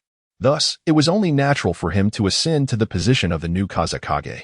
As for the 5th Mizukage, Mei Terumi, the reasons behind her appointment remain shrouded in mystery, particularly since the Hidden Mist village was entirely isolated during that period. It is known, however, that she received assistance from Orochimaru. As for the previous Mizukage, Yagura, his whereabouts remain unknown to this day. The recent Five Shadows Conference signifies a remarkable leap across a significant era. The demise of Sarutobi Hiruzen might not be of great consequence, were it not for the noble sacrifice made by Minato for the village. Currently, in Konoha, we have the 4th Hokage, yet over in the Land of Earth, the Hidden Stone village has yet to find a suitable successor for the position of Tsuchikage. Fortunately, the venerable Inoki, with his longevity and formidable strength, continues to uphold the entirety of the Hidden Stone village.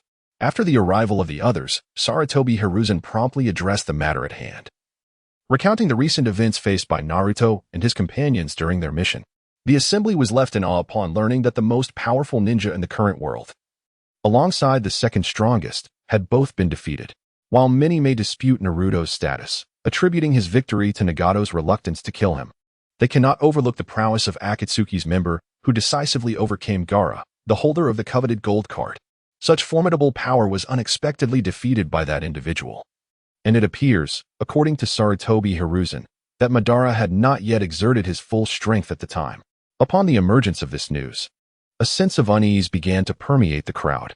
Gaara and Terumi Mei, lacking any substantial authority, chose to remain silent. Meanwhile, the two elders, Sarutobi Hiruzen and Inoki, deliberated on their strategies, while AI brazenly proclaimed, "It is merely the resurrection of a relic from a bygone era." Perhaps it is due to the stagnation and lack of progress and strength exhibited by these two from Konoha that they ultimately faced such a dismal defeat. This statement incited fury within Sarutobi Hiruzen, who promptly shouted at A, "Fourth Raikage, what do you mean by that?" Without a hint of trepidation.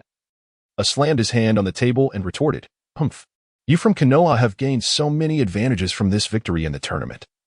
Yet you have no time to train and grow stronger. He is merely a resurrected corpse. If you are so fearful, then I will handle him myself. Once I have dealt with that fellow, the true nature of Konoha will be revealed." With that, A turned and left, leaving a heavy atmosphere in the Hokage building. However, it wasn't long before Gaara spoke up, saying, "Third Hokage, I have faith in Konoha's strength. If the enemy truly possesses formidable power, then I urge you to swiftly formulate a plan for resistance." Mei Terumi echoed similar sentiments, affirming her belief in Konoha and its capabilities, dismissing the notion that they would share the same perspective as the Fourth Raikage. In truth, the relationship between Kumogakure and Konoha had not always been strained. In fact, they had previously shared a cordial rapport. However, following the conclusion of this tournament, Konoha's aggressive development had seized a significant portion of resources throughout the ninja world, with Kumogakure suffering the most substantial losses, unable to contend with the cunning of Sarutobi Hiruzen and Inoki. Sunagakure, being impoverished, had little of value to contest, while Kirigakure at that time had no Mizukage, let alone resources to spare. Consequently, Kumogakure found itself the most victimized, losing a considerable amount of resources and even a portion of its territory in the Land of Lightning. Who would not be incensed by such injustice? I had endured for far too long and finally erupted on this day, believing that the so-called strongest ninja was merely a relic of a bygone era. The exaggeration with which Sarutobi Hiruzen spoke drove A to frustration, prompting him to slam the table and depart, determined to confront Uchiha Madara himself. The idea of compelling Konoha to relinquish their resources was indeed a clever one, though its execution posed significant challenges. Subsequently, Sarutobi Hiruzen and Inoki deliberated on the formation of a ninja alliance, calling upon the most powerful entities in the ninja world to unite against their formidable foe. Initially, upon receiving this news, many pondered whether Sarutobi Hiruzen was perhaps overreacting. What kind of formidable enemy warranted the gathering of the entire ninja world's might? Were not the top three powers already within Konoha? However, their skepticism was soon dispelled as they received further news. Fourth Raikage A was unwilling to heed the call for a united front and had resolved to face the enemy alone. Currently, Kumogakure had been overrun, becoming a stronghold for the enemy, and the whereabouts of the Fourth Raikage remained unknown. This event struck fear into the hearts of the populace, prompting them to congregate in Konoha in search of protection. As time progressed, this situation ultimately evolved into a conflict between two formidable factions. On one side stands the Ninja Alliance, the most powerful force in the entire ninja world. On the other, the new rogue ninja faction led by Uchiha Obito, who proclaimed themselves as the light of a new era intent on transforming the entirety of the ninja realm. In addition to the controlled village hidden in the clouds, Orochimaru's Sound Village, along with various minor factions and unaligned ninjas, have also joined the fray. Although the overall strength of the Ninja Alliance surpasses that of the new rogue ninja faction, Uchiha Obito alone possesses sufficient power to contend with the entire alliance. Coupled with Orochimaru's presence, should a large-scale war erupt, the repercussions would be far-reaching. The army of the undead, along with replicated versions of 3 types of potions and the potent red and blue medicines, would render it nearly impossible for the Ninja Alliance to secure victory in such a conflict. It is likely that the collective supplies of the Ninja Alliance would pale in comparison to the resources possessed by a single undead soldier. Thus, the entire ninja world commenced its transition into a new era, with preparations underway for the impending war. Qin Wange, ever considerate, established new regulations suited for the current circumstances. On one side lies Uchiha Obito's light, while the other is the Ninja Alliance. Individuals are free to choose to align with either faction or remain as independent ninjas. Regarding the independent ninjas, they possess the autonomy to assist either faction during any particular battle, with the tasks they undertake becoming exclusive missions for them. Eliminating members of either faction will not yield any moral points, but they will acquire independent wolf coins as a vital medium for exchange. They will neither receive assistance nor protection from either faction. Chapter 63. The involvement of other realms. Conversely, upon choosing to join either faction, one will automatically be transported to the territory claimed by that faction, becoming a member therein. Once affiliated with a faction, a hierarchical system will emerge, reminiscent of the familiar ranks from Jinin to Kage, Jinin, Chunin, Umbu, Jonin, Kage, Sage, Deity. This new stratification has introduced the realms of Sage and God, as the strength of individuals in the current era of the ninja world has transformed dramatically from the past. By merely exchanging fate cards, many can now possess the prowess of former J-Nin or even Kage. Consequently, a higher echelon of existence necessitates classification. Take, for instance, the leader of light, Uchiha Madara, who now resides at the divine level, unmatched by anyone within the entire ninja alliance. Characters like Naruto and Hanabi, transcending the ordinary gold card tier, can be deemed to embody the sage level, while the current standard gold card holders possess their own formidable strength. As for Gaara, Nagato, and Kakashi, they can only be classified at the Kage level, with Kakashi firmly established at that tier. Gaara and Nagato, albeit slightly stronger, remain within the Kage classification, whereas the number of ninjas at the J-Nin level is abundant. Today's J-Nin can rival any past Kage. Figures like Jiraiya and the current Tsunade belong to this power level.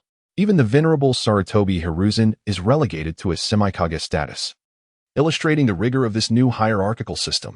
However, this strict categorization brings with it numerous advantages. Within any faction, the higher one's rank, the more opportunities arise. Only those of elevated status can undertake higher-level missions, which offer more substantial rewards. The missions available to members of both factions are largely similar, primarily revolving around the elimination or defeat of opposing faction members. Beyond these mission rewards, there exists an additional mechanism, the morality value. Assisting members of one's own faction or vanquishing opponents accrues goodness points. Conversely, harming one's own allies or aiding the enemy increases one's malevolence points. Goodness points can be accumulated and exchanged for items such as lottery tickets, serving as a form of cumulative benefit, while malevolence points expose one's position and name to all, rendering one vulnerable to lucrative rewards for those who succeed in eliminating them. This constitutes a punishment that contravenes human nature. Aside from the rewards obtained from completing tasks, the only additional benefit one can gain is the Lone Wolf coin. The function of the Lone Wolf coin is akin to that of virtue points. However, it lacks the detrimental effects associated with vice points. Moreover, the items that can be exchanged for Lone Wolf coins are of a greater value than those obtainable through virtue points. This is the world order established after the dawn of a new chapter. Following the announcement of this rule, two symbols shall manifest before all individuals bearing the mark of destiny. One is a radiant orb of light, while the other is a ninja headband adorned with the combined emblems of the 5 great nations, each representing opposing factions. Beneath these symbols lies the insignia of a wolf's head, signifying the choice to become a lone ninja. Soon, new individuals began to emerge within both factions, and those who joined the Ninja Alliance were bestowed with a new headband, a symbol reminiscent of their initial choice. Though it may appear somewhat peculiar, it serves as a mark of identity. Conversely, those who aligned with the opposing faction displayed a small sun emblem upon their foreheads, representing their own identity. As Qin Wange observed the unfolding spectacle, a more intriguing concept for engagement struck her. The ongoing battles among these familiar faces had begun to lose their allure. This time, he wished to partake in the unfolding events, which would undoubtedly render them more intriguing. However, it was not Qin Wange who would directly engage. Instead, he intended to summon an entity from another dimension, a powerful and enigmatic presence, to infiltrate the realm of Du Ren. His goal was to stir the pot, complicating the impending conflict. To this end, Qin Wange meticulously selected candidates over the course of 2 days, ultimately choosing the most troublesome individual. Before him, he conjured a magical array and intoned dimensional teleportation, forbidden grimoire, one-way passage. In the blink of an eye, a figure with white hair and skin, crimson eyes, a slender frame, and lacking muscularity appeared, clad in gray attire and gleaming black shoes. Before Qin Wange stood a striking young man. Though it would be an understatement to label him merely as such, for he was known as One Wei. One Wei had the remarkable ability to reflect harmful rays, such as ultraviolet light, only absorbing the essential elements of oxygen, light, and heat necessary for survival, resulting in his hair and skin taking on an ethereal whiteness.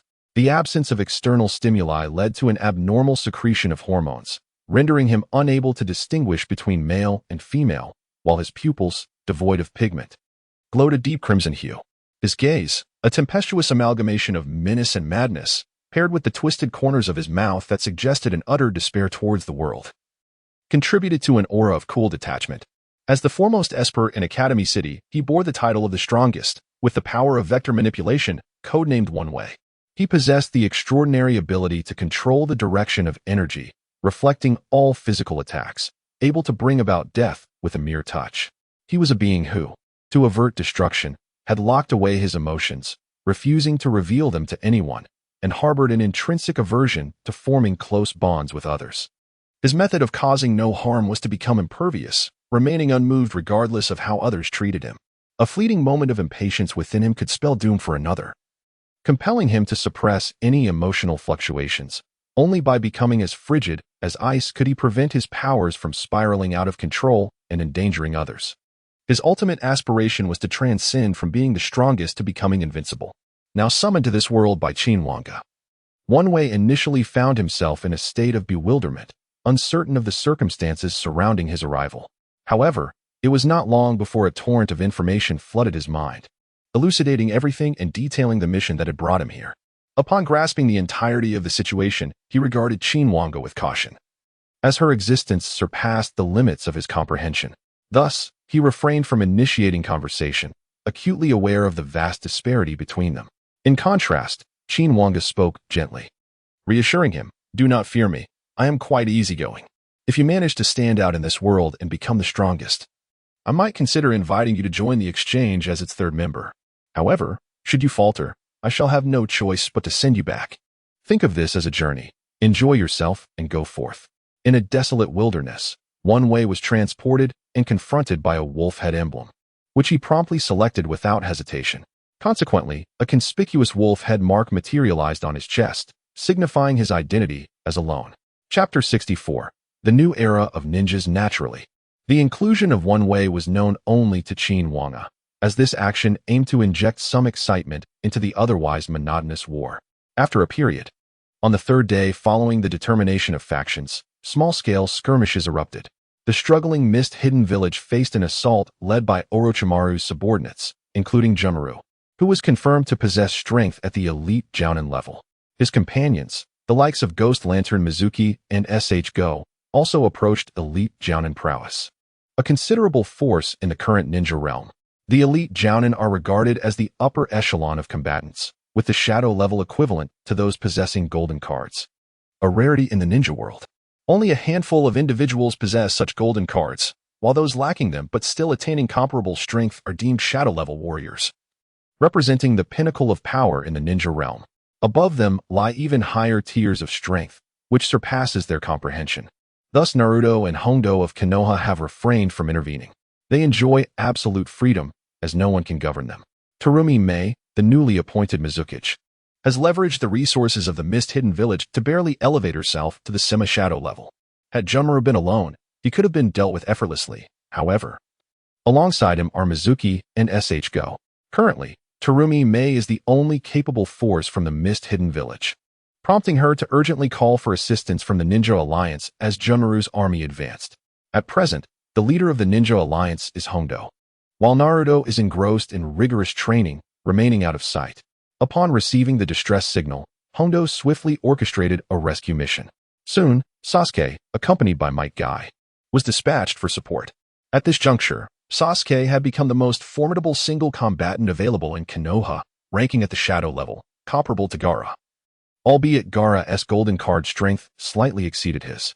Nonetheless, Sasuke's growth without the aid of a golden card is commendable, a testament to his own resolve.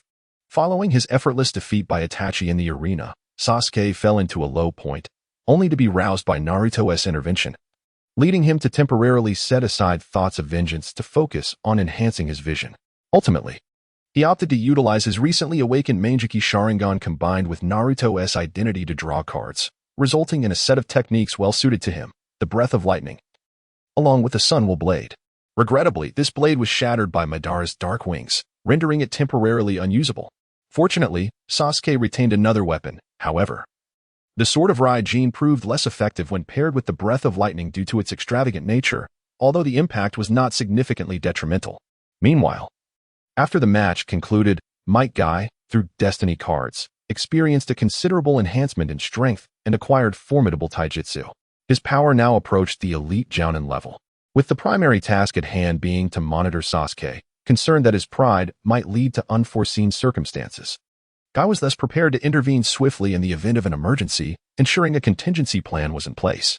Currently, Hondo manages the entire Ninja Alliance, a vast responsibility that would overwhelm Naruto, a mere child, were he in charge.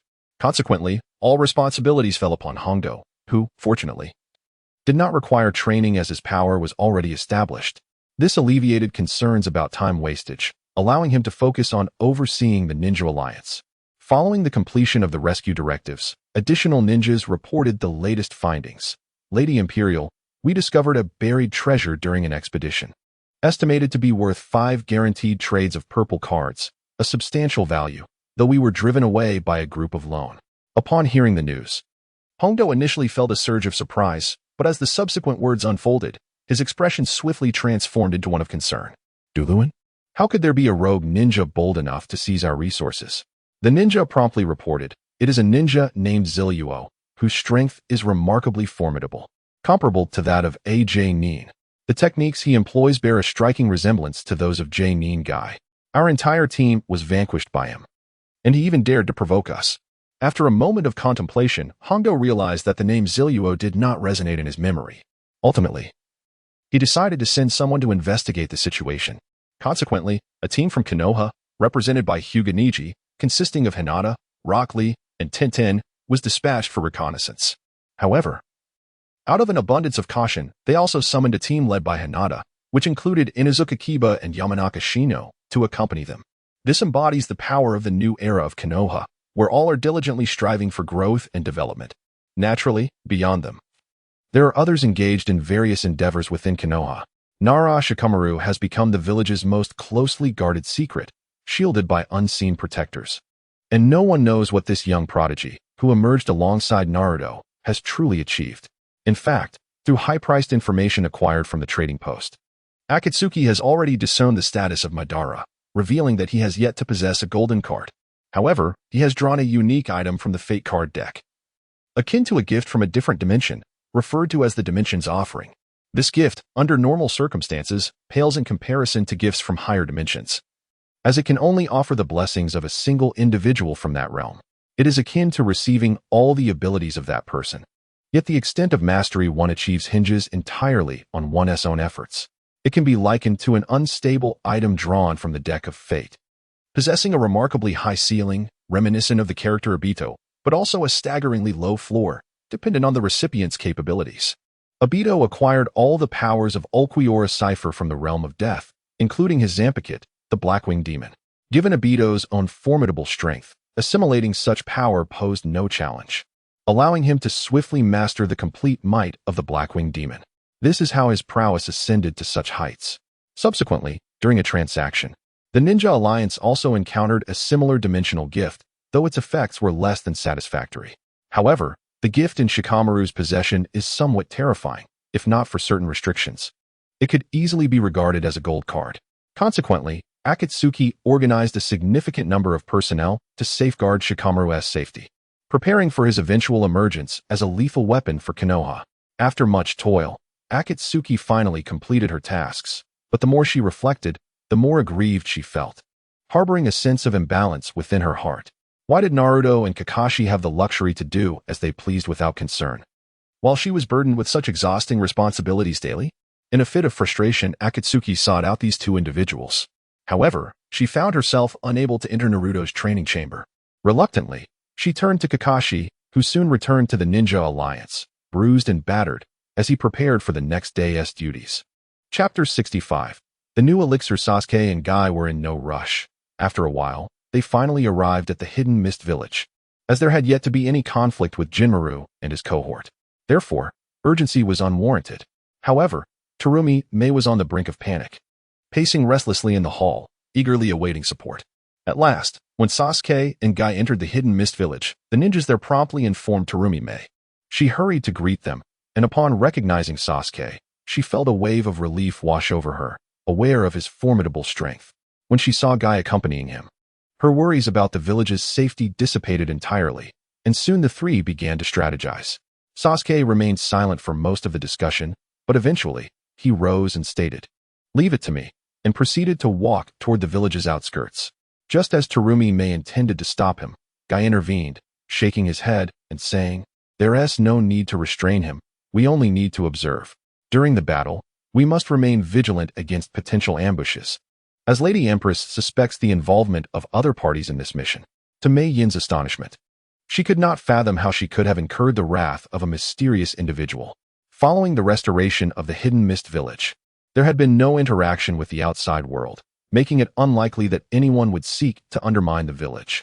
After the conclusion of the tournament, with the assistance of Orochimaru, she successfully quelled the insurrection in the village. However, the body of the insurgent, Yagura, was subsequently taken by Orochimaru as a form of compensation, a matter that did not concern Mei Yin at the time.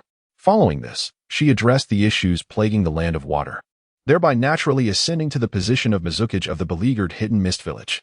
Yet, the reasons behind Orochimaru's minions attacking her remained a mystery, and now she was confronted with the revelation of a third party's involvement. This left Mei Yin feeling utterly drained. She was beginning to doubt her desire to remain Mizukage. Soon, she and Guy trailed behind Sasuke. Upon departing the hidden mist village, they were met head-on by the undead army led by Kimimaro, who sensed an ominous chill in the air. He then summoned Jago and Suigetsu to advance, and the three soon confronted Sasuke, Mei Yin, and Guy. Kimimaro remarked nonchalantly that it appeared the Ninja Alliance had sent reinforcements, though it would not alter the outcome. Just as Mei Yin was about to respond, a flash of lightning surged forth, targeting the opposing undead army.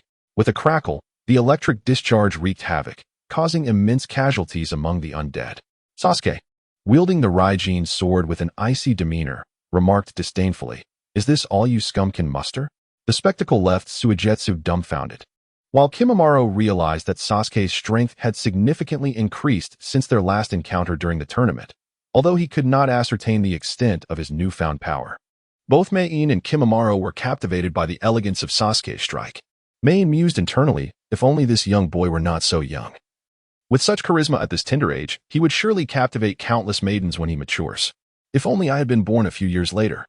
Despite the minimal age difference, her spirit soared, leading her to a state of blissful distraction. Guy, puzzled, eyed her curiously, persistently inquiring about her well-being, oblivious to Guy's concerns. Mei Yin noted Kimimaro's apparent indifference towards the undead soldiers, as he continued to speak in a calm tone. "It is evident that you have grown significantly stronger since the tournament." Sasuke, with a huff, retorted, "Humph, how much longer do you intend to prattle? I wish to conclude this swiftly. You are wasting valuable training time." At this, Kimimaro's irritation peaked, and his demeanor shifted to one of cold resolve as he unsheathed 2 bone blades, declaring, "You shall pay for your arrogance." Sasuke, unfazed, stood his ground and replied, "You are not yet worthy." In the next moment, Kimimaro made his move, but Sasuke, remaining composed, instructed Guy and Mei Yin, "You need not intervene." As Junra drew closer, a flash of lightning surged from Sasuke's blade, followed by a spray of blood. "Leave them all to me," Sasuke declared. In an instant, Junmaru was sent flying by Sasuke's swift strike, the speed so extraordinary that it was barely perceptible, were it not for the flash of lightning. Junmaru would not have even noticed Sasuke's attack. The wound inflicted upon him was grievous, a deep gash appearing horizontally across his chest, blood gushing forth. Junmaru was utterly unprepared for such a disparity in strength. Witnessing Junmaru's injury, Yugo, in a fit of rage, charged forward, activating his complete curse seal form. His colossal fist aimed directly at Sasuke. Sasuke, standing unfazed, remarked, "You still lack progress. Step aside." In the next moment, a lightning dragon erupted from Sasuke's blade, colliding with Yugo and piercing through his body. With one adversary dispatched, only Suigetsu remained, bewildered and at a loss. Sasuke found it all the more effortless to confront him. for Suigetsu's signature technique, the hydration technique, rendered him exceedingly vulnerable to lightning, especially Sasuke's Raijin blade. In a state of confusion, Suigetsu hesitated until Junmaru urged him to hand over the medicine. Reacting swiftly, Suigetsu tossed a vial of potion to Junmaru. Observing the vial, Karui realized it was unlike any known potion, suggesting it could be a new concoction from the Destiny card or perhaps a creation of Orochimaru. Sasuke remained unperturbed, choosing not to intervene as he silently watched Junmaru consume the potion. Though unaware of its nature, Sasuke possessed unwavering confidence in his own abilities. Feeling increasingly disillusioned by the actions of these individuals, he had been nurturing a plan, one that required allies, and had considered Suigetsu and his companions. However, disappointment now clouded his thoughts. He was eager to witness the extent of Junmaru's newfound strength following the potion's ingestion. Before long, Junmaru drank the potion, and his wounds healed instantaneously. Strange runes began to manifest across his body. In the next moment, he collapsed to the ground, blood oozing from him as he cried out, "Great King of Bones, I offer my life as a sacrifice. Please descend upon this place." Suddenly, the sky darkened ominously, as if a terrifying presence were about to emerge. Sasuke tightened his grip on the sword's hilt, prepared to eliminate Junmaru at any moment. Bang! A black lightning bolt struck directly upon Junmaru, the overwhelming force sending Sasuke and the others reeling. Chapter 66. The Power of the Bone King. As the smoke dissipated, Junmaru's form gradually emerged, and upon witnessing his current appearance, everyone was rendered speechless. He resembled a towering skeleton, with crimson eyes and adorned in an opulent black cloak. His imposing stature exuded an aura of supreme dominance, instilling a sense of reverence in all who beheld him. This figure was known as Ainzul Gaon, or as some might call him, the Bone King. Though an indescribable pressure weighed heavily upon Sasuke, he sensed that this formidable presence was not entirely alien. It was still Junmaru, retaining his essence. It appeared that Junmaru's transformation came at a considerable cost and was merely temporary. Sasuke contemplated that even if he could not overcome the current Junmaru, he could bide his time until the latter's state waned. However, Sasuke's thoughts were overly simplistic, for he remained unaware of the true extent of the power that Junmaru had summoned at such a great price. Even if Naruto and Hanabi were to join the fray, they would be no match for him, and this was but a fraction of the being's might. Sasuke refrained from acting rashly, as he had no knowledge of his adversary's abilities. At that moment, it seemed Junmaru had lost a portion of his memory, yet his targets remained clear. The Bone King extended a skeletal arm towards Sasuke and made a grasping motion. Just as Sasuke prepared to respond, he suddenly fell to one knee, coughing up blood. This was the Heart Grasp, a 9th tier spell capable of crushing an opponent's heart, resulting in instant death, or at the very least, inflicting severe injuries. Though wounded, Sasuke discerned that this bizarre and powerful entity was a sorcerer, likely unskilled in close combat. With great difficulty, he managed to rise, stepping backward while gripping the sword tightly to steady his breath. In the next moment, white steam emanated from his mouth, despite the Bone King's body and powers. The consciousness remained that of Junmaru. At this moment, Junmaru was in a state of delirium, completely unaware of the impending danger. In the next instant, he heard Sasuke intoning, "Breath of Thunder, First Form, Thunderclap." With a single breath, Sasuke unleashed a thunderous roar that tore through the air, executing a swift draw and slash as he approached the Bone King. In response, the Bone King instantaneously manifested a radiant emerald aura, invoking a 10th tier defensive magic that could diminish the damage from physical attacks during its effect duration. Furthermore, once activated, it rendered a single instance of physical damage entirely ineffective, essentially bestowing a temporary invincibility upon him. With a crisp sound, Sasuke felt his grip on the sword falter. He was taken aback by the Bone King's astonishing defensive capabilities. Although Sasuke had lost the assistance of the Sunwheel Blade, the potency of the Sword of Thunder God was still formidable. Yet it was now utterly incapable of inflicting harm. Before Sasuke could prepare for a second strike, the Bone King launched an offensive of his own, the Transcendent Magic. Falling Sky. In an instant, the Bone King spread his arms wide, and a multitude of magical circles began to swirl above his head, culminating in a blue beam of light that radiated outward from his center. Such indiscriminate and extensive assault leaves no one unscathed, including Suigetsu and Jugo. At this moment, Kimimaro has entirely forgotten his identity. His mind is singularly fixated on annihilating everyone. The magic concludes, and half of the hidden mist village is reduced to nothingness, leaving behind a vast and gaping chasm. Terumi May has long since succumbed to unconsciousness, while Guy, relying on his exceptional constitution, barely clings to life. Sasuke, gasping for breath, kneels weakly on the ground, visibly drained despite suffering no physical injuries. He has even sacrificed a sword, the Raijin sword now utterly rendered useless, causing Sasuke great anguish with no means of remedy. This calamity, a consequence of his arrogance, solidifies the notion brewing within him. Suigetsu and Jugo have also lost consciousness. Oblivious to their fate, Sasuke surveys the fallen around him, spotting only Guy still awake on the ground.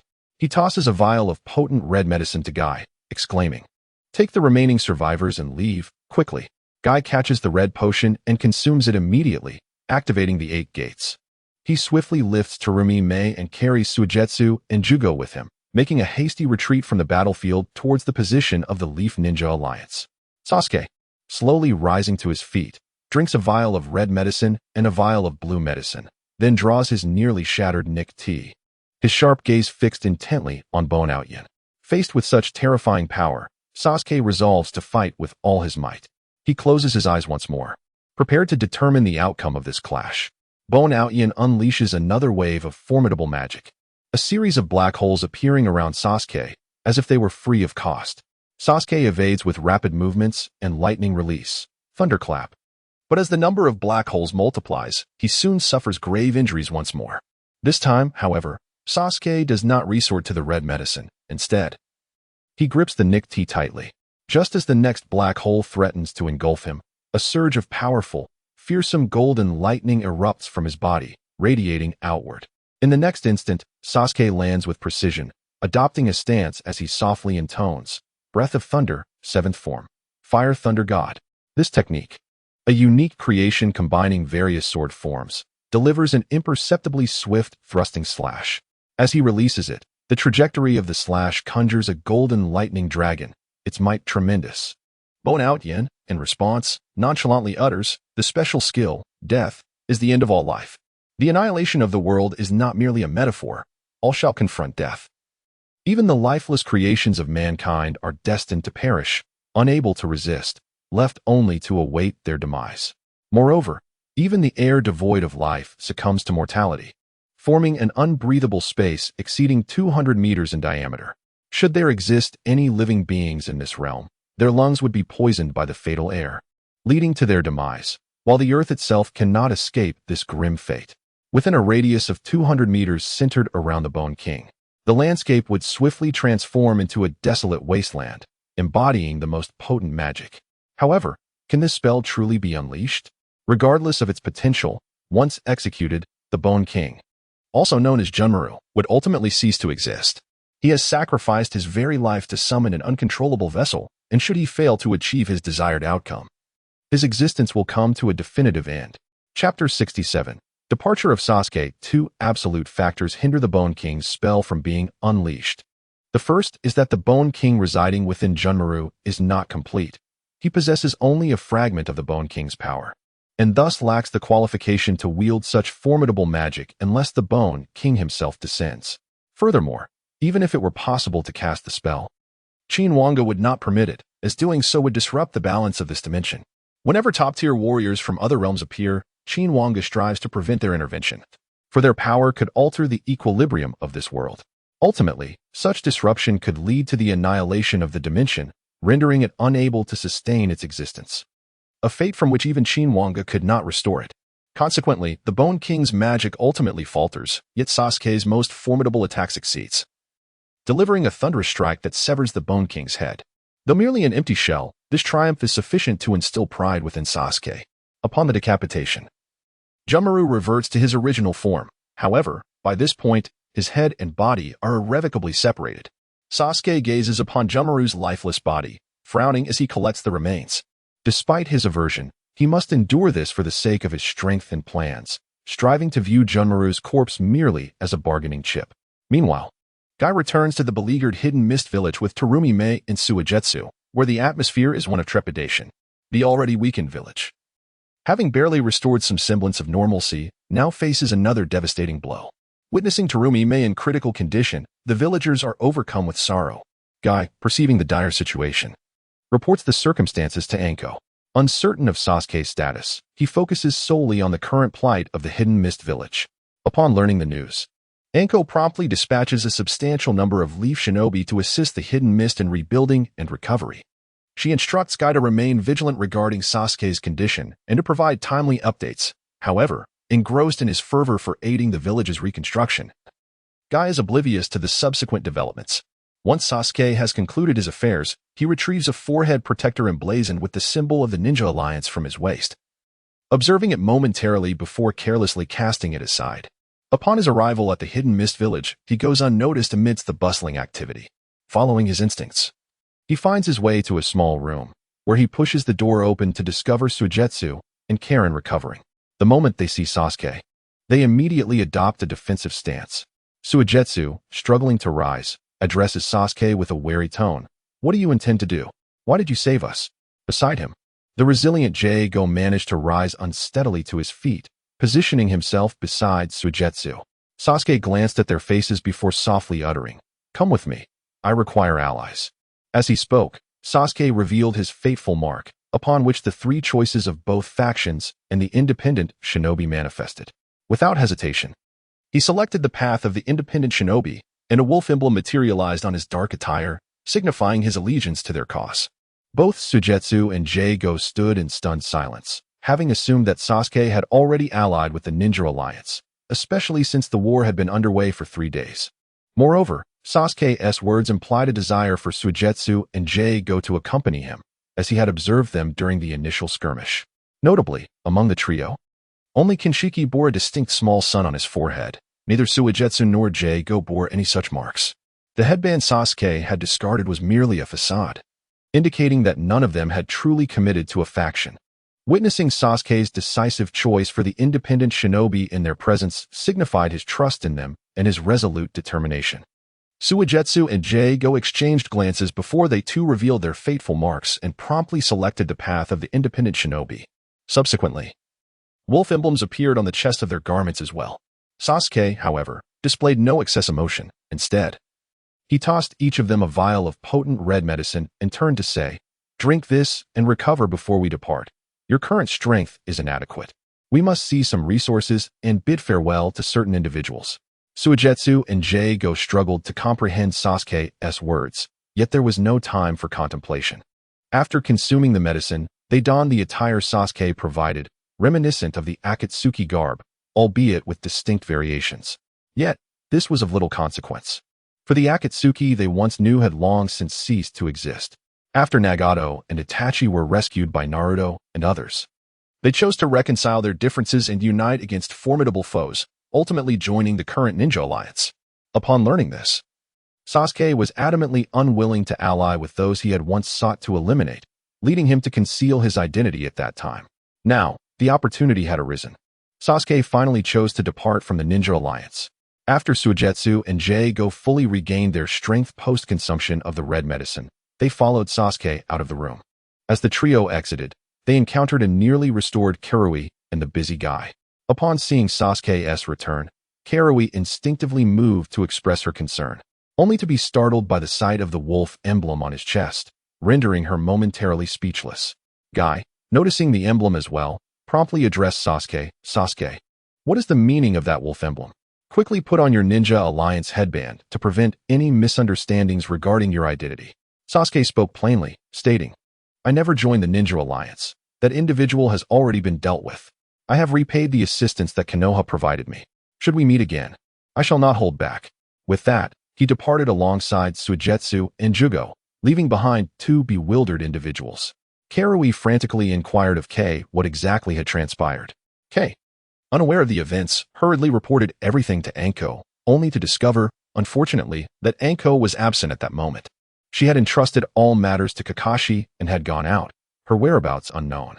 Upon receiving the news, Kakashi, perplexed by the previous occurrences, could not grasp the situation and instructed Kei to return and provide a detailed account. Meanwhile, Sasuke had already set off in another direction, a solitary wolf departing from Konoha. This quest for greater power marked the nascent formation of Team Hawk.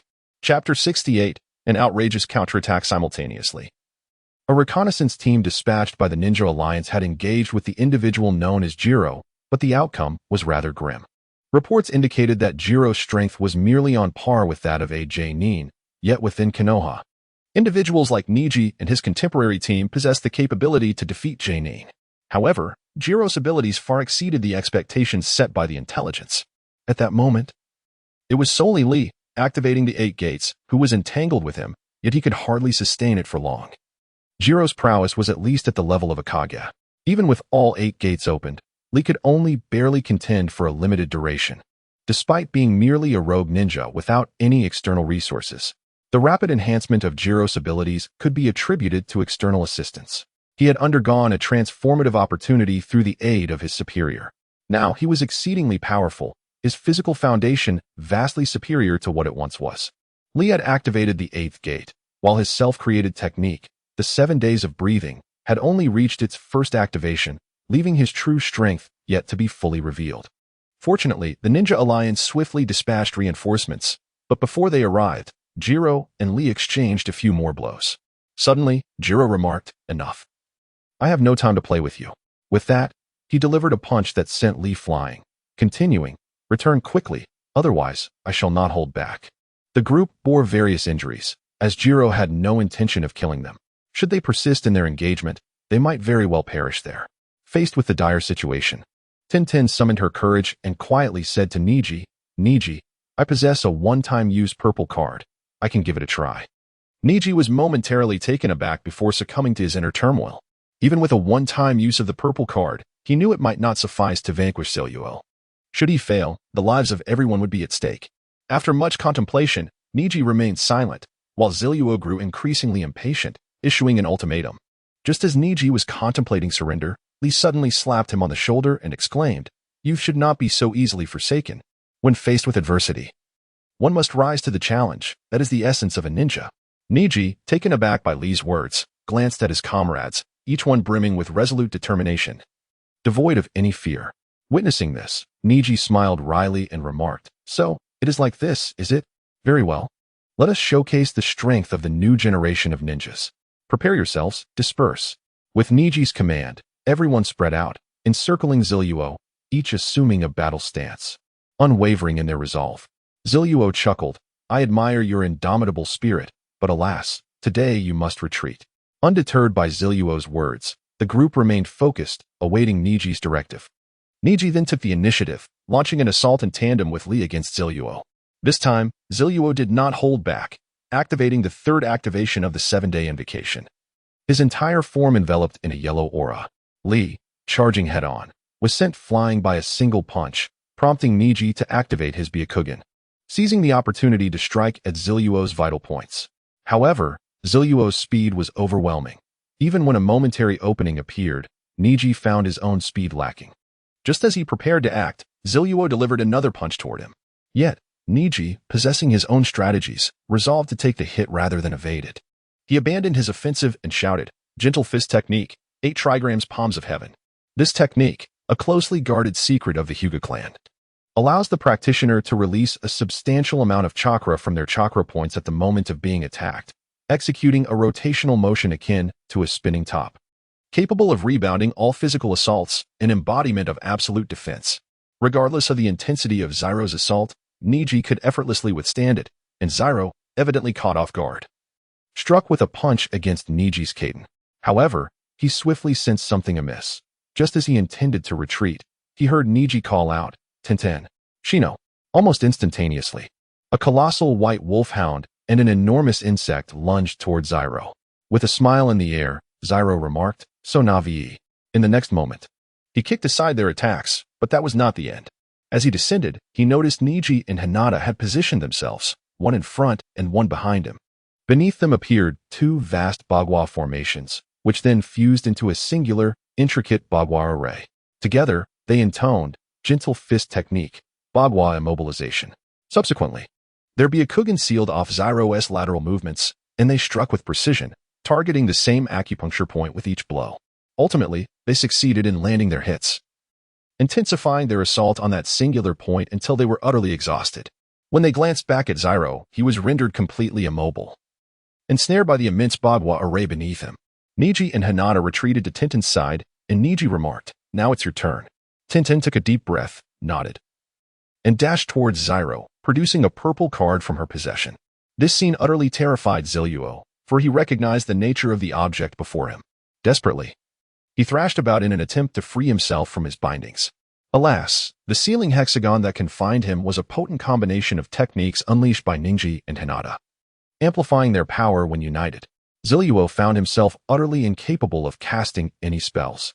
In the next moment, the violet card held by Tiantian began to dissipate, revealing an oddly shaped weapon in the sky. It possessed a long handle, crowned with a sharp blade adorned with outward-facing spikes, appearing merely as a peculiar yet unremarkable weapon. Initially, Zilluo had entertained a similar notion, but he soon paid dearly for his misjudgment. The Supreme Blade, a weapon of the General of the Deadly Blade from the Marvel Universe, capable of effortlessly piercing through the very essence of vibranium. Its sharpness is terrifyingly formidable. As the Supreme Blade gradually materialized, it ultimately pierced Zilluo's heart with unerring precision. In an instant, a being of shadow-level prowess met a dismal end, without even having the opportunity to utilize the abilities acquired from his destiny card. Pierced by the Supreme Blade, Zilluo swiftly succumbed to the void, leaving his eyes wide open in a haunting expression of disbelief. Chapter 69. Inheritance and Transformation. Ningji and the others stood in stunned silence, their minds grappling with the reality of Zilluo's demise. The events unfolded so rapidly that none could comprehend what had transpired until the Supreme Blade vanished, and Zilluo's lifeless body thudded heavily to the ground. Only then did they fully grasp the gravity of his death. Just as a collective sigh of relief was about to escape their lips, Qin Wange appeared before them. A sight none had expected. This was the first time they faced Qin Wange directly. Previously, they had only gazed upon him from the audience, each too intimidated to utter a word or even meet his gaze. Qin Wange, with a hint of regret, cast a glance at Zilluo's lifeless form and remarked, "Alas, what a waste of such a splendid opportunity. It is indeed a pity to let it go to waste. Since you are the ones who brought about his end, I shall share this with you, allowing you to make your own choice." Though perplexed, Ningji and the others leaned in attentively, eager to hear Qin Wange's words. He continued, "Since you have slain him, it stands to reason that his corpse is your rightful spoils of war, and everything he possessed is subject to equivalent reclamation. However, the items he drew from me are of exorbitant value, thus a different method of reclamation is required. One among you may directly assume his transformation. This rule has yet to be unveiled, as no transformed beings have appeared thus far to obtain the 10 metamorphosis-proof destiny cards, which naturally renders them extremely valuable. Therefore, even an equivalent exchange during regular recycling would still require one to draw for themselves, and the outcome ultimately hinges on one's luck. Should fortune be unkind, the opportunity for transformation may go to waste, so it is prudent for you to deliberate carefully." After a brief discussion among Ningji and the others, Hinata suddenly summoned her courage and inquired, "Excuse me, sir, could you enlighten us about his transformation?" Qin Wange turned her gaze towards Hinata, who, immediately flustered, hid behind Ningji. Qin Wange discerned the girl's intentions. She clearly sought to catch up with Naruto, feeling the disparity between them was too vast, and she wished to assist him in the future. However, it was unfortunate that this transformation was not suitable for Hinata. Qin Wange began to explain. His transformation is a supreme, known as the everlasting solar form. The supreme serves as a symbol of ascendance in other realms. Only a true supreme being can condense such a, thereby mastering the universe and wielding the power to obliterate worlds with a mere gesture. It is a force that makes even the heavens tremble. Yet, within that realm, the supreme, as a mark of supremacy, is also categorized into 9 ranks. Though with the name is divided into 99 tiers, and the everlasting solar form serves as the foundational of the 4th rank, the eternal body of ages, exhibiting remarkable potential for growth. Even if the strength of this realm increases in the future, it can still ascend to the pinnacle.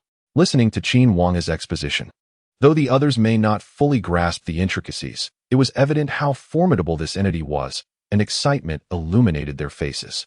However, it was then that Ningji found himself in a quandary, for there were 6 of them, yet the opportunity for transformation could be bestowed upon only one.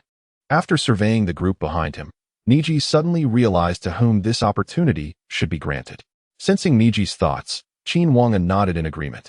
Recognizing his keen insight and commendable judgment, which reflected a natural leadership quality. Ultimately, Ningji resolved to accept the metamorphosis opportunity and declared that it should be given to Rock Lee.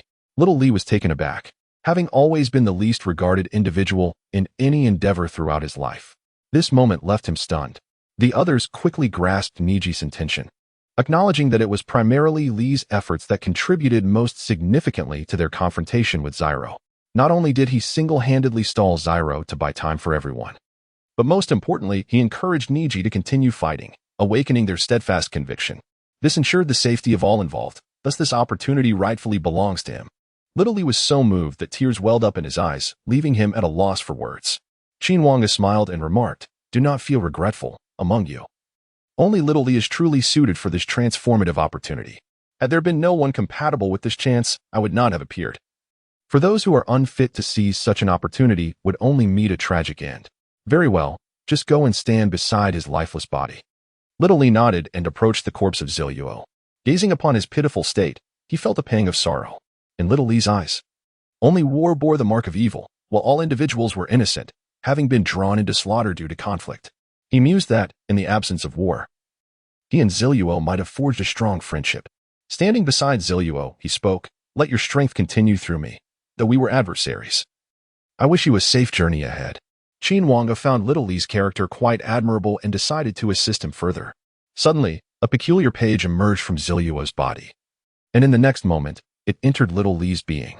Before Little Li could react, Qin Wange swiftly suppressed all pain, enabling him to absorb the essence instantaneously. She then announced, "The indestructible body of the sun will significantly enhance your physical strength upon activation, and you will also gain the supreme divine art, the Nine Yang art.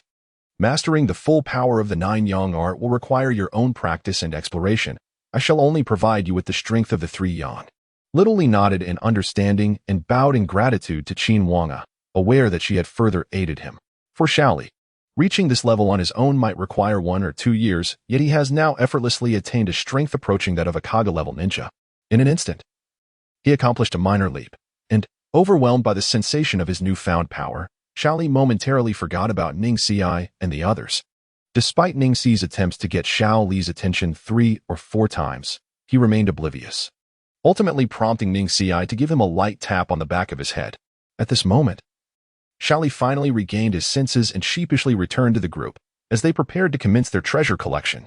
Afterward, they would report back to complete their mission, and the abundant resources they gathered would significantly enhance their capabilities. However, such treasures would not be relinquished to them without a struggle. The true danger was just beginning to emerge. Chapter 70. Obito and one unstoppable force as Ningxi and the others were about to start moving the items. A shadow suddenly materialized before them, blocking their path. "You little brats from the Ninja Alliance should turn back. These possessions now belong to Kay." The group promptly halted, raising their gazes to the figure clad in black before them. The individual wore a peculiar swirling mask, and his dark robe was adorned with a prominent insignia of a small sun, unmistakably indicating his identity.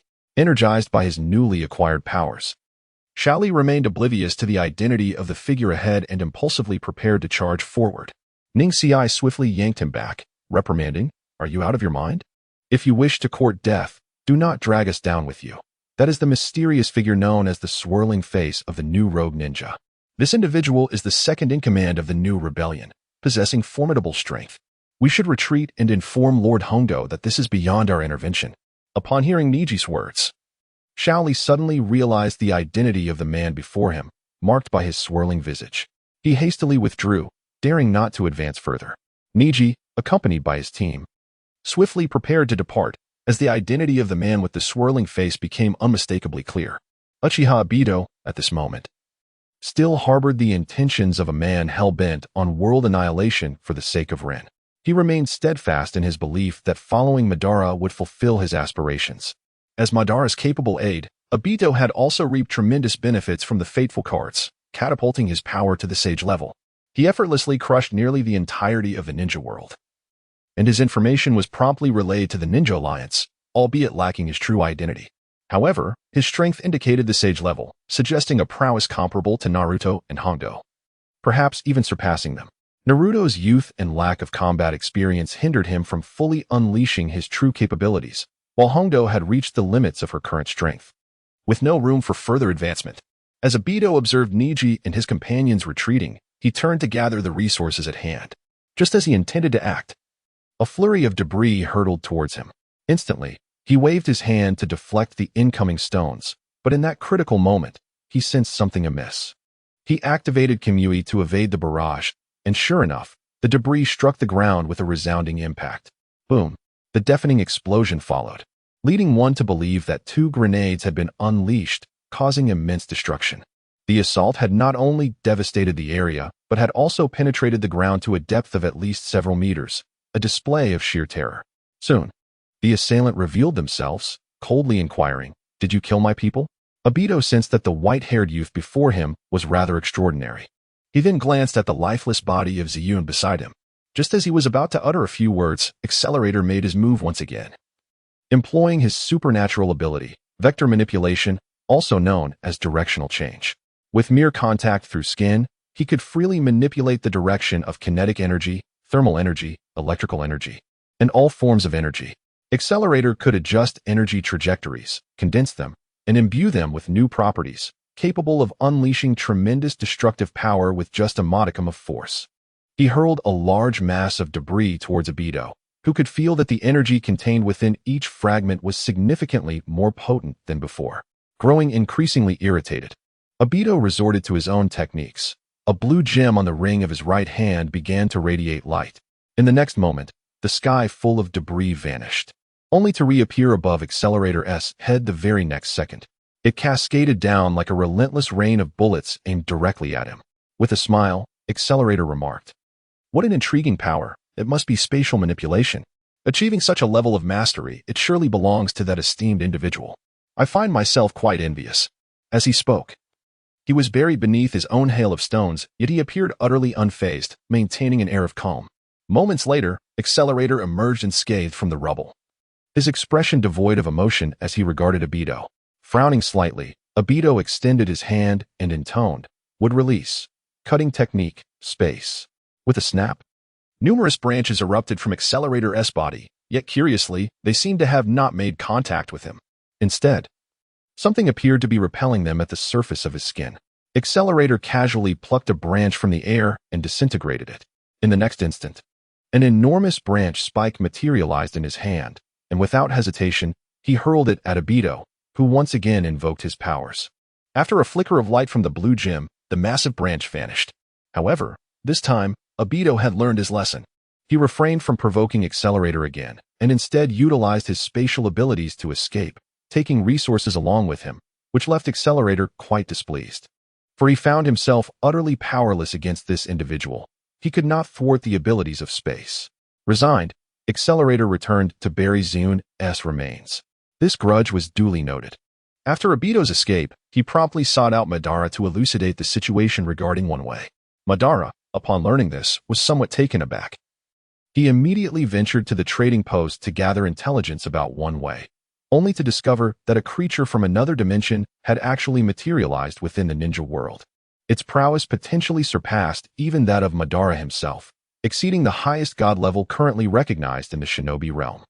The emergence of such a being was undoubtedly part of a larger scheme, prompting Madara to swiftly dispatch a considerable force to investigate the influence of One Way. He aimed to avoid any immediate conflict with this entity, as allowing the Ninja Alliance to capitalize on the situation would lead to significant repercussions. However, with Obito present, Madara harbored little fear of One Way, for he had heard from Obito that his spatial abilities were insurmountable, allowing them to exploit Obito's powers to escape at any moment. Contemplating this, Madara felt a twinge of discontent. Had he possessed the golden card, the war could have concluded prematurely. He had initially arrived with ample resources to elevate Obito's strength, only to be taken aback by the discovery of a peculiar artifact, a blue gem known as the Space Stone. This gem granted its wielder the ability to instantaneously teleport themselves or any object to any location, as well as manipulate and reorder space according to their will, even creating new dimensions.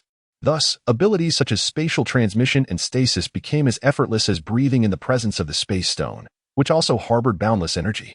Chapter 71.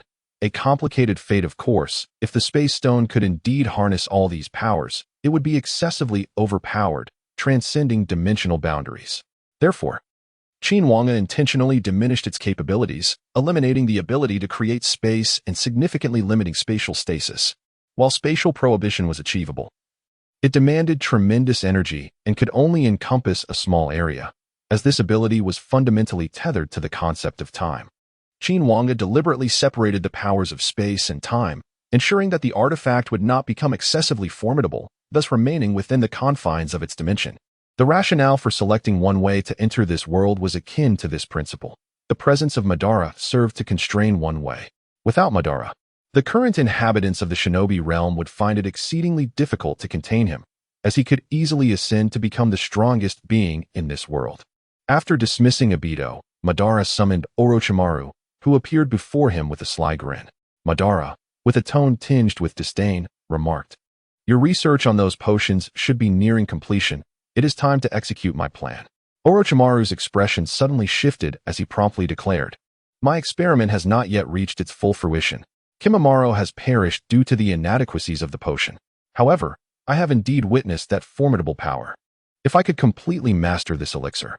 Madara interjected, "Enough. I am aware of your ambitions, yet I have no need for additional powers. You are to attend to the tasks I have assigned you immediately."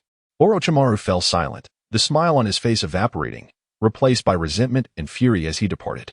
Though he felt a deep-seated unwillingness, he found himself powerless to oppose Madara and could only acquiesce to his directives. Subsequently, Orochimaru acquired numerous other potions through his endeavors. Among them, the most valuable was the dimensional summoning elixir, capable of summoning an entity from another realm that resonates most profoundly with the user, granting them access to its full powers for a brief period before reverting to its original state, with a cooldown of 1 month. The difficulty in replicating this potion is exceedingly great. Orochimaru has spent several months to develop the first prototype. This is the very potion that Kimimaro possesses, and it has now become evident that its side effects are substantial, rendering it a failure. Orochimaru initially contemplated further research, but Madara could no longer afford to wait. The reason Madara decided to assist Orochimaru is that he possesses a vial of elixir, the function of which, upon perfect replication, could be deemed the ultimate aspiration of all. This is the resurrection potion, capable of flawlessly reviving a deceased individual with a single dose. Regrettably, this potion is merely a one-time use, and to expend it directly would be a tremendous waste. Thus, Madara instructed Orochimaru to commence research on a replica of this potion. However, Orochimaru showed little interest in it. To him, the technique of Edo Tensei seemed far superior to this potion. What could be more desirable than perfect resurrection and an immortal body, which can also be controlled at will?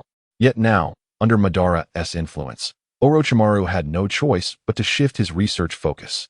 Madara had kept Orochimaru's endeavors from Obito. As once Obito learned of the resurrection potion, it was obvious what his intentions would be. After Obito revived Rin, would he continue to assist Madara without complaint? It was evidently unlikely. After attending to these matters, Madara's thoughts drifted to a particular man, and he couldn't help but chuckle to himself. Hashirama.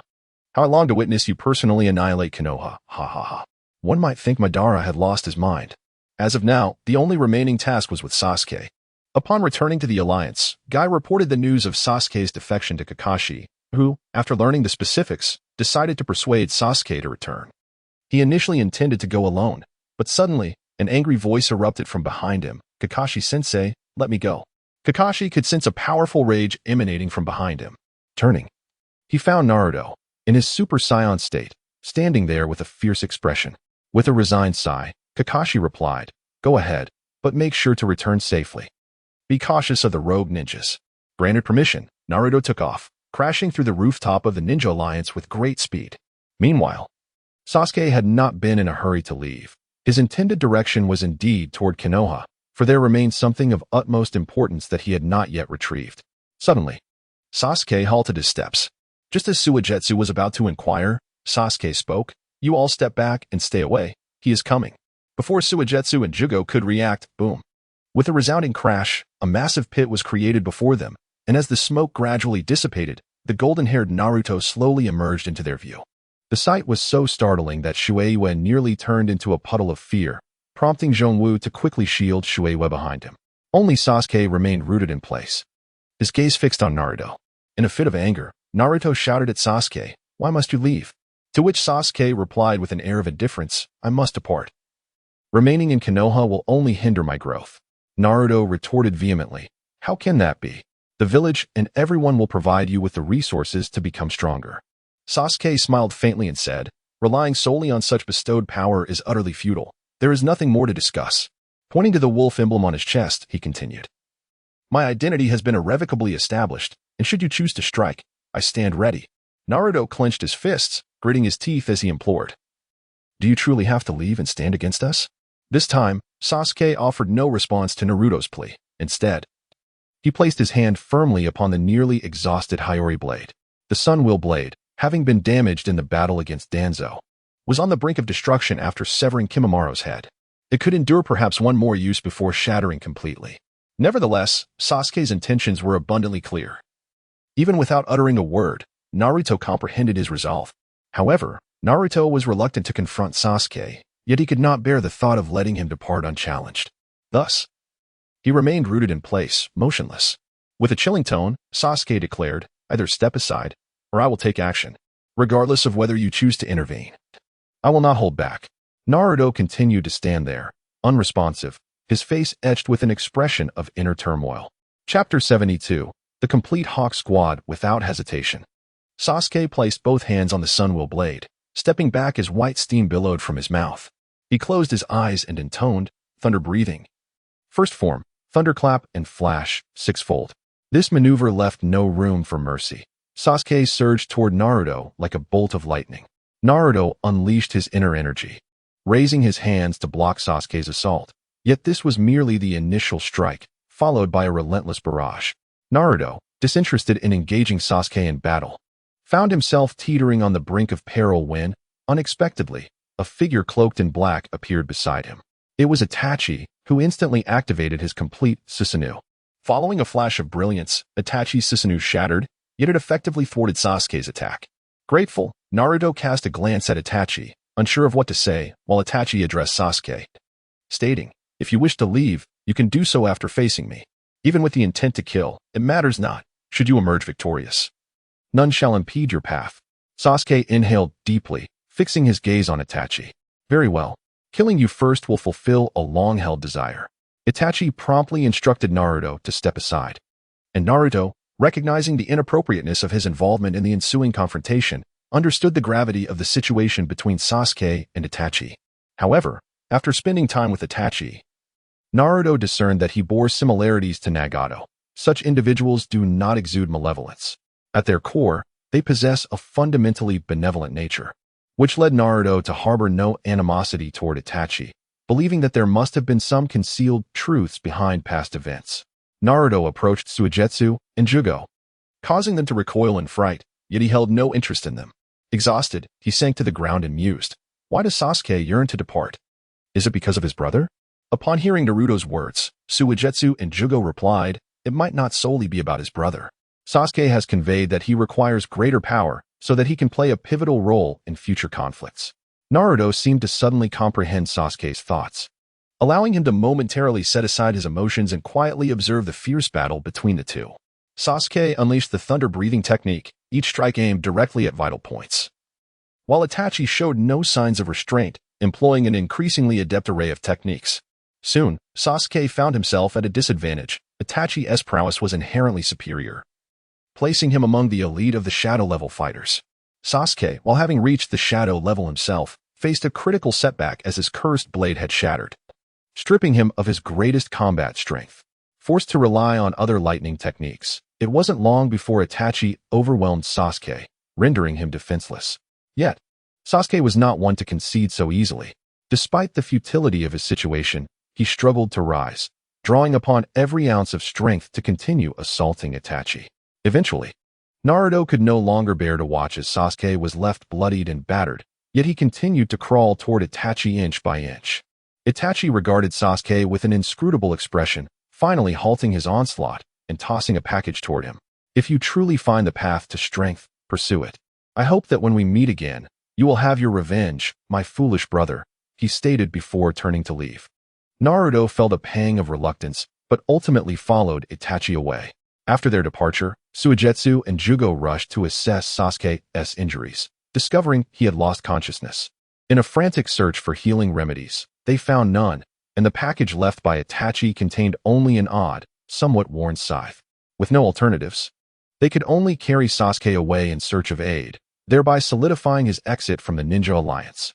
Upon Kakashi's assumption of leadership, The alliance began to function with remarkable efficiency, and its accomplishments markedly improved. After all, management was never a forte of Karui. In no time, Kakashi earned the trust of the alliance's upper echelons, who recognized his capabilities. Nevertheless, his scheduled confrontation with Gaara proceeded as planned, though it remained unannounced. No one declared a victor or a vanquished.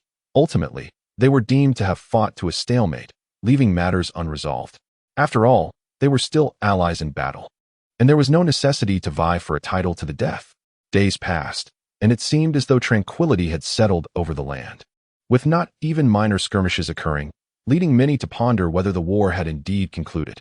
Yet, the astute understood this was merely the calm before the storm. Meanwhile, in a remote area, yet another minor faction was eradicated. A bespectacled girl with red hair joyously emerged with a large chest of treasures, exclaiming, "Sasuke-kun, the resources here are sufficient for a trip to the trading post." The young maiden, named Uzumaki K-Rin, stands as the sole survivor of the Uzumaki clan. Untouched by the ravages of war, after enduring the cruel whims of fate, she was blessed with a glimmer of hope, inadvertently acquiring a precious artifact that led her to a trading post for an exchange. The acquisition of 3 purple cards catalyzed a profound transformation in K-Rin's life, enabling her to awaken the sealing abilities of the Uzumaki lineage. Furthermore, she developed a unique method of healing, propelling her into a coveted position, desired by many despite her lack of affiliation with any faction. Her prowess was recognized at the level of AJ Nin, a classification that encompassed her healing capabilities as well. In terms of combat strength, she was slightly inferior to the likes of Mizujetsu and Jugo. During their search for allies to aid in the healing of Sasuke, Mizujetsu and Jugo chanced upon K-Rin, who was busy restoring others. Without hesitation, Mizujetsu whisked K-Rin away to tend to Sasuke's injuries. With the healing abilities derived from her fate cards, K-Rin swiftly restored Sasuke to perfect health. Enchanted by his striking appearance, she resolved to accompany them, and Sasuke, deeming her presence beneficial, agreed to her joining. Mizujetsu, however, harbored reluctance, finding K-Rin's presence burdensome, a sentiment that K-Rin reciprocated with discontent. This discord led to frequent quarrels between the two, marking a shift in their relationship. Thus, Sasuke's Hawk Squad was formally established, successfully obtaining their desired objectives and parting ways with the Ninja Alliance, a step that aligned with Sasuke's premeditated plans. As for the contents of the package left to Sasuke by Itachi, it could be surmised that it contained the legendary Reisudo previously wielded by Hanzo. Chapter 73. The resurrection of that man. Following Hanzo's defeat at the hands of Nagato, the Reisudo should have remained with him. However, after Naruto and his companions intervened, Nagato resolved to relinquish the Reisudo to the Ninja Alliance, only to be thwarted by Itachi, who wished to grant this opportunity to Sasuke. Nagato, despite understanding the item's immense value, acquiesced to Itachi's request. Consequently, the Reisudo remained in Itachi's possession, while Sasuke initially intended to retrieve some resources he had stored away. Unexpectedly, Itachi bestowed the Reisudo upon him, placing Sasuke in a position where he merely had to await the moment when Qin Wange would initiate this type of resource exchange. During this interval, Sasuke and his companions, including Mizujetsu, scoured for resources to bolster their strength. However, it was evident that Sasuke only needed to inform Qin Wange of the situation to commence the exchange, as Qin Wange was not waiting for an opportune moment but had entirely forgotten about the matter. He spent his days in idleness, either watching films or observing the happenings within the ninja world, or seeking amusement with Celia, leaving little for him to occupy his thoughts. Thus, his memory of the Reisudo had faded entirely. Over the subsequent month, the ninja world remained unusually tranquil, devoid of significant clashes, until one fateful day. One faction launched an assault on the Lair of Light, specifically the besieged Kumogakure, where the formidable Fourth Raikage was vanquished in a single blow, etching the image of the white-haired youth into the memories of all. It was only after Obito took the initiative to acknowledge his wrongdoings and extend apologies that one faction chose to withdraw. After this incident, the entire realm of light became somewhat apprehensive. Some individuals began to lose their once unwavering pride and confidence. They had never contemplated that their deity, Ban, would one day exhibit fear and seek reconciliation in such a manner. Consequently, a faction of them began to defect. Although they bore the mark of the small sun upon their heads, their crimson names stood as a testament to their disloyalty to Ban. However, Ban remained utterly indifferent to these betrayals. His sole concern now was the resurrection of that man. On this day, after an interminable wait, Orochimaru finally succeeded in replicating a nearly flawless resurrection potion. The sole imperfection of this concoction lay in the possibility that the resurrected individual's powers might not be restored to their original magnificence. This matter had long been contemplated by Obito, and he was fully prepared, now merely waiting for that man to be resurrected. Orochimaru and Obito arrived at a clearing, whereupon Orochimaru promptly poured the concoction he had replicated onto the ground. In the next moment, the earth began to undergo a remarkable transformation. The previously barren land instantly blossomed into a lush meadow.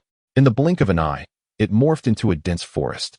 Observing this scene, Obito felt a surge of hope, realizing success was imminent, and thus he too commenced his preparations. He summoned a peculiar puppet from the ground.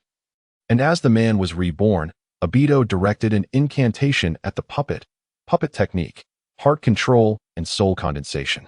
After a series of intricate maneuvers, the man once hailed as the god of shinobi, Hashirama Senju, was resurrected.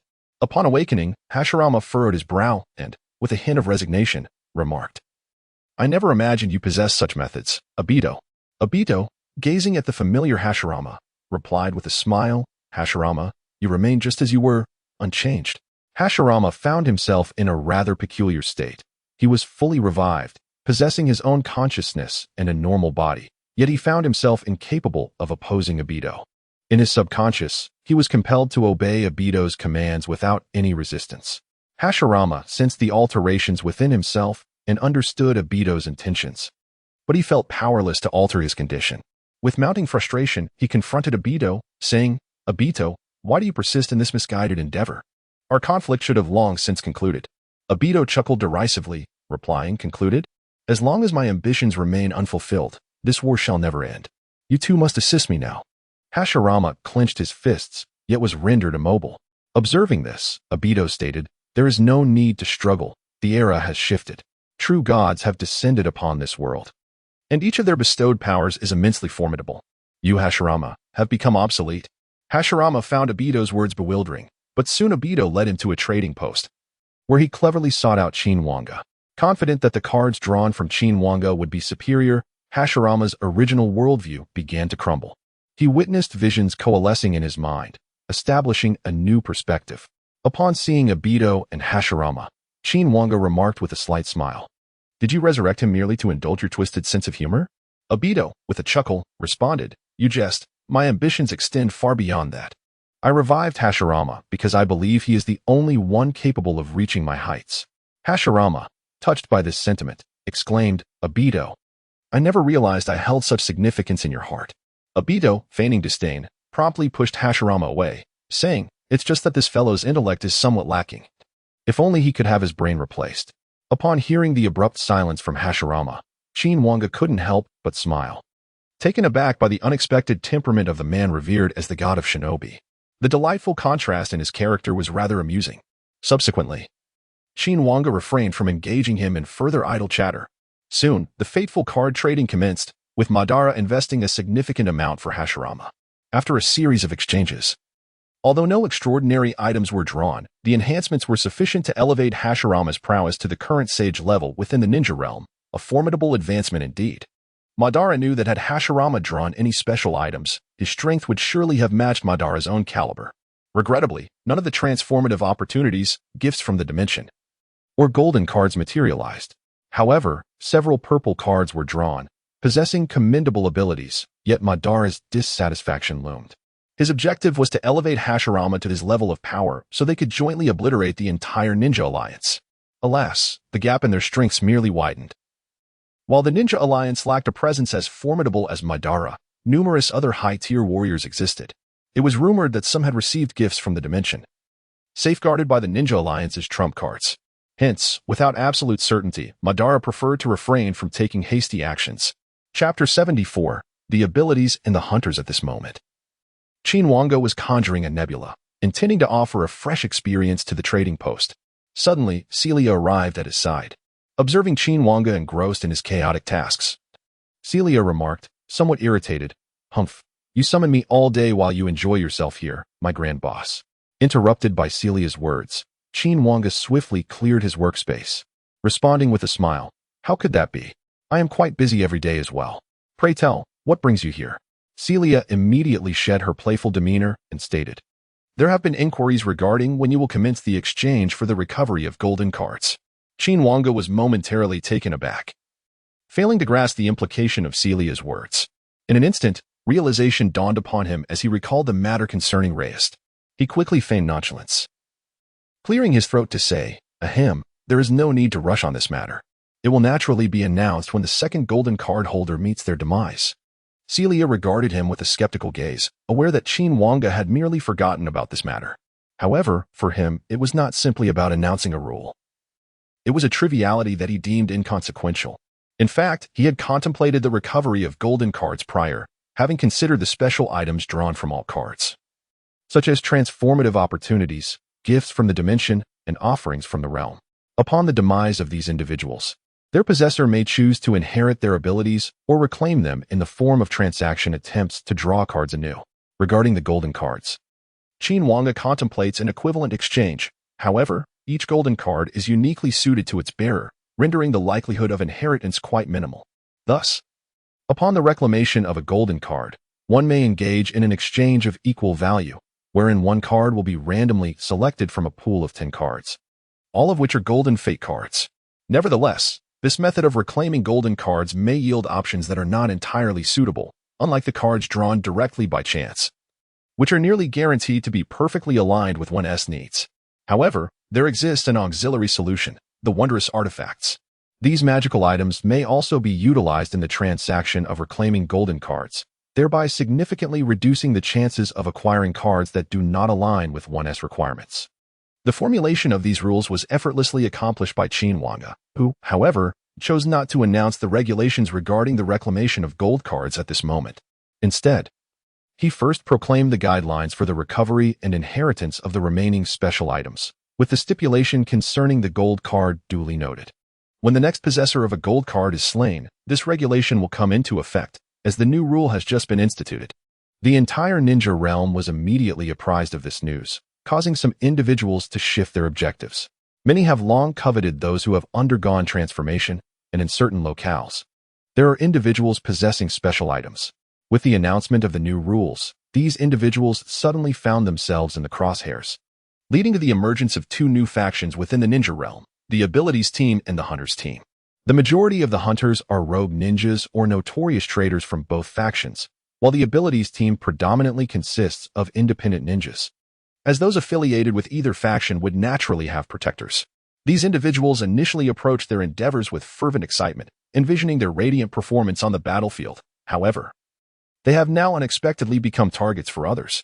In truth, most of these individuals possessing extraordinary abilities are familiar faces, albeit transformed into solitary figures for various reasons. The leader of these gifted individuals is Mitsuba, a general of the Iron Nation, renowned as a legendary master of the Aido technique. His swordsmanship is characterized by remarkable speed, rendering it impossible for ninjas to form their seals. In his youth, Mitsuba was defeated by Hanzo, yet Hanzo, understanding Mitsuba's convictions, provided him with an antidote, allowing him to survive. Subsequently, Mitsuba was granted a second chance at life through the Fate card, leading to a transformative experience that enabled him to master a particular school of martial arts. The flying sword technique is distinguished by its attributes of speed, ferocity, and precision, with the former two qualities taken to their utmost extremes. With the aid of divine swiftness, the velocity of the flying sword technique is undeniably astounding, complemented by its formidable offensive maneuvers and its emphasis on counterattacks. Such martial prowess is indeed insurmountable and elusive. However, the most formidable aspect of the flying sword technique lies in its divine swift draw technique. It is typically unremarkable until it is unleashed, at which point it astonishes.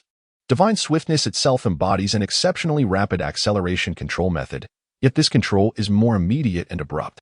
Simply put, by the time one perceives the opponent employing divine swiftness, the attack has already struck. This is the flying heaven swordsmanship. Underpinned by such formidable power, Mifune, already renowned as a master of Aido, finds himself thriving. His strength instantaneously ascends to the level of a shadow, nearing the pinnacle of that rank, signifying an extraordinary enhancement of his prowess. The remaining members are familiar faces: Darui, Yamanaka Ino, Aburame Shino, and Mariboshi Kosuka. Darui, having narrowly escaped after the occupation of the Hidden Cloud Village, experienced a remarkable stroke of luck post-tournament, drawing a dimensional gift. He received a boon from the balanced sect of the Valoran continent, the Raging Heart Qin, learning formidable lightning techniques. His power surged to the semi-shadow tier. Yet before he could master his newfound abilities, he found himself relentlessly pursued and ultimately joined a team of empowered individuals. Yamanaka Ino and Aburame Shino can only be described as having stumbled upon fortuitous circumstances. Immediately following Danzo's demise, they vacated the Hidden Leaf. In a bid to evade pursuit, they spent nearly every day on the run, inadvertently discovering a resource-rich locale. They fortuitously arrived as two minor factions engaged in mutual destruction, seizing all the resources available. Through numerous card draws, they acquired dimensional gifts, and remarkably, they received a double portion. They obtained a gift from the J0J0 dimension, the Rainbow Village's Itai, with Aburame Shino becoming the perfect substitute for Yamanaka Ino. This explosive space, characterized by close-range power, possesses the ability to sever dimensions. For those who may not be familiar with J0J0, let me provide a brief overview. The bomb space ability can obliterate any material, be it water, fire, or stone, and even the fabric of space itself. The obliterated entities are left unaware of their fate. As a close-range, power-oriented stand, bomb space also exhibits impressive melee prowess, capable of contorting an iron tower into a twisted form. Chapter 75. A chaotic situation unfolds. Due to the unpredictable nature of the powers wielded by the Mountain Wind and Oil Woman, their strengths cannot be easily categorized. It can merely be stated that their potential reaches celestial levels, yet their minimum capability might merely align with that of a Ch-Nin, thus rendering them rather conventional and akin to an unstable bomb. At last, we are left with Marahoshi Keisuke. This elder is undoubtedly known to loyal fans of Naruto. Keisuke, a genin from the Hidden Leaf Village in the Land of Fire, has witnessed the reigns of the 2nd, 3rd, 4th, and 5th Hokage. He possesses exceptional survival skills and a fervent will fueled by fire, dedicating his life to the village. He is a man recognized by both the 2nd and 3rd Hokage. Due to his willingness to accept his mistakes and atone for them, the 2nd Hokage personally taught him water release techniques. The 3rd Hokage elevated him to Jonin and imparted further ninjutsu, though Keisuke declined the Jonin title. The 4th Hokage even tended to his wounds, establishing him as an outstanding figure among Jonin. Logically, he should not be present in this situation, as he should be aligned with the Hidden Leaf regardless of circumstances. However, this time is different. Keisuke was assigned a new mission by Sarutobi Hiruzen, choosing to depart for the sake of the village. Only by becoming a lone ninja could he avoid being restrained by the conflicts between the two factions, allowing him the freedom to act at will. Consequently, before his departure, Sarutobi invested significant resources to enhance Keisuke's abilities, resulting in a transformative evolution. He became a magus, awakening water flow magic, a newfound power that allows this diligent elder to contribute to the current era, elevating his strength to that of an average Kage level. His newfound power is non-evolutionary, equivalent to having received all his strength in one fell swoop. With age having tempered his competitive spirit, he originally sought only to fulfill the tasks assigned by Sarutobi. However, following the enactment of new rules, his identity was uncovered, leading to a swift onslaught of pursuers, forcing him into the company of the ability user team. To temporarily evade the storm, one must ponder who possesses the capability to gather such formidable individuals for hunting. Among lone ninjas, only one stands capable, the enigmatic Accelerator. Initially, Accelerator showed little interest in these matters, but after his confrontations with Obito and later with Madara, he became acutely aware of the formidable power of fate cards. To truly attain supremacy, he recognized the necessity of relying on such strength. Thus, upon the establishment of the new rules, Accelerator promptly fixated on these individuals, intending to collect them for a high-stakes card exchange, aspiring to acquire a golden card. Currently, nearly everyone among the lone ninjas covets the abilities of these individuals. Consequently, Accelerator has drawn them closer, enlisting their aid. Once he secures the desired items, it will be effortless for him to claim them all for himself. The reason these ability users band together is that if any one of them is ensnared by the hunters for a prolonged period, Accelerator will swiftly arrive to eliminate them. Thus, in their quest for survival, they have congregated to discuss their future. Originally, the two factions could have enjoyed a period of tranquility. However, an unforeseen event has drastically altered the landscape, as Konoha's trump card, Nara Shikamaru, has fully integrated that artifact of legendary significance. This item was originally meant to manifest as a golden card. However, due to its overwhelming nature, Qin Wange imposed restrictions upon it. The item in question is known as the Death Note. The abilities of the Death Note require no extensive introduction. It is a straightforward mechanism, write a name, and that individual meets their demise. However, due to the restrictions imposed by Qin Wange, the Death Note can now only be utilized once every 7 days. And the user also experiences significant backlash. The stronger the target, the more severe the repercussions for the user. If Shikamaru dared to inscribe Madara's name, it would result in their simultaneous deaths. This effectively diminishes the power of the Death Note to a considerable extent, which is why it was presented as a gift from another realm. Now that Shikamaru has successfully mastered the Death Note, the Ninja Alliance has decided to take decisive action and prepare for war without further delay. Akatsuki hurried back at the first opportunity, and Naruto immediately concluded his training. He now perpetually embodies the form of a Super Saiyan, driven by his desire to attain even greater power, yet he remains at a loss. Logically, the Super Saiyan transformation should consist of 3 distinct stages. The second stage represents an evolution from the first, characterized by significant muscle expansion, greatly enhancing speed and strength compared to the ordinary Super Saiyan form. The third stage builds upon the second, resulting in extreme muscle growth, substantial energy consumption, and a marked decrease in speed. The full power state is a unique condition that allows one to maintain the Super Saiyan form for an extended period, an ideal manifestation of the Super Saiyan state. Currently, Naruto has yet to grasp the second and third stages of Super Saiyan, focusing instead on sustaining the full power form. This is a promising development. With the right opportunity, Naruto could potentially unlock Super Saiyan 2. At that point, he alone could bring an end to the war, though achieving this is no simple feat. In the conference room of the Ninja Alliance, all high-ranking members have gathered to deliberate on their strategy, with Kakashi serving as the architect of the plan. There is no dissent among the ranks. Kakashi reassures them by revealing that Konoha still possesses a hidden trump card, alleviating their concerns. He then outlines the tasks ahead, citing reliable intelligence regarding the new rogue ninja's sage-level combat prowess. Only the enigmatic figure known as Vortex Phase stands alone in strength, while the remaining formidable combatants are few, albeit led by the immensely powerful Madara. The subsequent strategy entails Naruto and Akatsuki fully engaging Madara, while the rest of the Ninja Alliance swiftly eliminates the new rogue ninjas.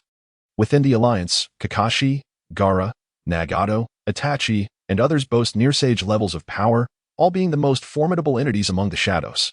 Thus, confronting the mysterious Vortex Face and his allies should prove relatively straightforward, as long as Naruto and Akatsuki can hold their ground until the alliance has cleared the field.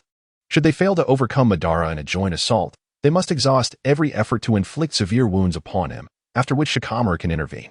Utilizing the Death Note, he could ensure the vanishing of the grievously injured Madara. Chapter 76, Arbitrary Slaughter. Meanwhile, Madara, having resurrected Hashirama, faces the approaching Ninja Alliance with complete composure, devoid of any anxiety. Had Hashirama's card draw been more favorable, it is likely that Madara would have initiated the war first. Now that the opposing side is unable to contain themselves, Madara is more than willing to engage them in a delightful game. With this in mind, he summons Obito and instructs him, "Go and deliver some gifts to those young ones in the Ninja Alliance." Obito nodded and vanished from the spot, fully comprehending what Madara implied. After Obito's departure, Hashirama gradually materialized and addressed Madara, asking, "Why do you subject a child to such immense suffering?" Madara chuckled and replied, "Suffering? Were it not for my intervention back then, he would have perished long ago. He should consider himself fortunate to be my pawn." Hashirama, filled with resentment towards Madara, gritted his teeth, yet felt utterly powerless to act. At this moment, One Unchanging received the news and prepared to intervene. However, these abilities users were wasting his time. Therefore, he decided to take matters into his own hands to swiftly eliminate them before seeking an opportunity to disrupt the battlefield. Meanwhile, Sasuke's Hawk team had also received the news. During this period, Sasuke had assisted Suigetsu, J-Go, and Karen in enhancing their powers. Now, their strengths had reached a level close to that of Elite J-Nin. While Sasuke himself remained stagnant, he had been waiting for the opportunity, anticipating the demise of the next gold card holder. Should the war commence and he still receive no word, Sasuke resolved to lead a team to slay a gold card holder. Upon learning that war was imminent, the ability users believed that One Unchanging had no interest in them and was surely preparing to intervene in the conflict. Consequently, they decided to leave. Although Mitsuba was cautious and opposed leaving at that moment, some among them were eager to showcase their abilities elsewhere. Darui, who had always been at odds with them, found it displeasing to follow the orders of a samurai, thus he departed. Shimon also left with oil woman Takaru, sharing similar sentiments as Darui, leaving only Marahoshi Kogetsu behind. Mitsuba held Marahoshi Kogetsu in high regard, having never encountered an elder of such age with such tenacious spirit and willpower. Moreover, he had witnessed Marahoshi Kogetsu's prowess, which further solidified his respect. Therefore, when he noticed Marahoshi Kogetsu had not left, Mitsuba inquired with curiosity, "Are you not planning to depart? If I am not mistaken, you must also have your own matters to attend to." With a warm smile, Marahoshi Kogetsu replied, "Indeed, but I choose to trust your judgment. I too believe that leaving now is not safe." Mitsuba expressed his gratitude, saying, "Thank you for your understanding. Rest assured, as long as I, Mitsuba, am alive, no one shall harm you." Marahoshi Kogetsu engaged in conversation with Mitsuba, unaware that their decision had indeed saved their lives. The three who remained steadfastly believed that no one was pursuing them. They left Mitsuba's sanctuary without a backward glance, only to be met with pursuit the moment they stepped outside. However, they were not afraid. They thought that as long as one unchanging did not arrive, these adversaries were insignificant. Thus, they unleashed their full strength in combat. Darui activated his ultimate technique, lightning armor, swiftly navigating through the crowd, causing all those he collided with to collapse from electric shock. A few stronger individuals managed to stand their ground, but this was merely a prelude. Halting, Darui unleashed his ultimate technique, electric blade. Instantly, hundreds of robust bolts of lightning surged from his hands, targeting all those who had previously been struck by his lightning armor. For them, escape was futile. Amidst the cacophony of anguished screams that echoed across the mountains, hundreds lay lifeless at Daly's feet. Having unleashed his fury, a newfound confidence surged within him. He charged into the throng, boldly proclaiming, "Come forth. Witness who the true prey is." Observing Daly's exuberance, both Mountain Wind and Oil Girl could no longer contain themselves. Initially, they harbored concerns regarding One Way, but now their worries dissipated, surmising that he had surely vacated the area. With a decisive gesture, Mountain Wind summoned forth the bombing space, while Oil Girl transformed into a bizarre creature adorned with blue and white stripes. Their abilities, it seemed, were intrinsically linked. Mountain Wind summoned the bombing space, while Oil Girl became it. Ultimately, the true power lay within the bombing space. Once transformed, Oil Girl unleashed a flurry of strikes upon the unsuspecting crowd, comprised of mere low-level ninjas incapable of withstanding such might. In mere moments, a vast number fell before them. As time progressed, the once vibrant forest became a graveyard, littered with corpses. Exhausted from their ruthless assault, Dalu-E and the bombing space were poised to depart when an ominous presence of death suddenly enveloped Dalu-E. Before he could react, a white-haired youth materialized before him. In an instant, with a casual flick of his hand, One Way severed a head from its body, draining the blood, which then lingered, suspended in the air. Witnessing this harrowing spectacle, Mountain Wind fled in terror, not daring to look back, but it was too late.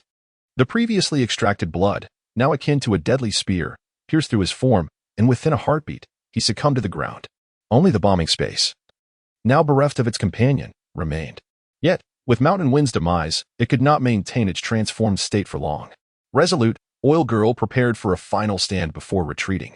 A peculiar energy fluctuation emanated from the right hand of the bombing space, which then launched a crescent-shaped blue attack towards One Way. Sensing the intent behind this assault, One Way chuckled, "Erasing space, is it? I wonder if you've ever attempted it yourself." Before the bombing space could comprehend his words, One Way swiftly grasped the attack, utilizing his own powers to reverse its trajectory. In that fleeting moment, the bombing space was overwhelmed by an explosive surge of energy emanating from its right hand. The ensuing blast obliterated its form, and One Way, with a hint of disappointment, remarked, "I had hoped you could endure, especially if you could erase space. I expected more from you." Having dealt with these three individuals, 2 gifts from the realm were obtained. However, One Way is evidently not content, yet it seems that for now, he must set aside his dissatisfaction. A significant incident has occurred on the battlefield. Chapter 77. The First Hokage, Senju Hashirama. What is this? Am I seeing things? Could it truly be the First Lord? This is impossible. There can be no mistake. This is indeed the First Lord. The First Hokage, Lord Senju Hashirama. Grandfather, how could you? The series of astonishments was ignited by the unexpected appearance of an individual on the battlefield, none other than the First Hokage, Hashirama Senju. Even more astonishing was the sight of him standing alongside Madara, a scene that struck all the ninjas of Konoha with immense shock before the battle had even commenced. Among them, Tsunade was the most taken aback. Initially, Hashirama did not recognize the woman before him, clad in armor and wielding a shield while riding a unicorn. Suddenly hearing Tsunade's name, he exclaimed in astonishment, "Could it be? You were little Tsunade?" Although Tsunade did not respond, Hashirama discerned the truth from her expression. Filled with excitement, he exclaimed, "Little Tsunade, I can hardly believe you have grown so much. Time truly flies, haha." Tsunade was at a loss for how to respond to Hashirama, as the man before her bore an uncanny resemblance to the Hashirama of her childhood. Yet, the question lingered. Why was he standing beside Madara? What had transpired? Tsunade promptly called out to Hashirama, "Grandfather, why are you standing over there? What on earth has happened?" Hashirama's expression shifted to one of seriousness as he replied, "I am sorry, little Tsunade. I do not know what has happened either. All I know is that Madara has resurrected me, and now he controls my body." Upon hearing this, Tsunade's fury erupted as she shouted at Madara, "You dare to exploit even the dead? I will not let you get away with this." Madara chuckled and remarked, "Ah, Hashirama, is this your granddaughter? Such commendable courage. Let us begin with her." Taken aback, Hashirama immediately shouted at Madara, "Madara, what do you intend to do?" In the next moment, Hashirama assumed a stance to perform a jutsu, urgently calling out to Tsunade, "Little Tsunade, run." However, before he could finish, the technique was unleashed without the need for hand signs. The wood dragon technique surged forth, a formidable wooden dragon charging directly at Tsunade. Unfazed, Tsunade raised her shield and declared, "Shield transformation. Knight's guardian. Nature's protection." Instantly, a powerful enhancement surged through her, dramatically elevating her defensive prowess. The colossal wooden dragon merely pushed her back a couple of steps before being thwarted by her shield. Hashirama, witnessing this, exclaimed in delight, "Little Tsunade, I did not realize you had become so formidable. With such strength, I could face death again with peace of mind." Tsunade, brimming with pride, retorted, "Humph. Do you still see me as that little girl? Who says only you can protect Konoha? I will become Hokage and safeguard our village even more than you." Hashirama laughed heartily, "Ha ha ha. Indeed, you are my granddaughter."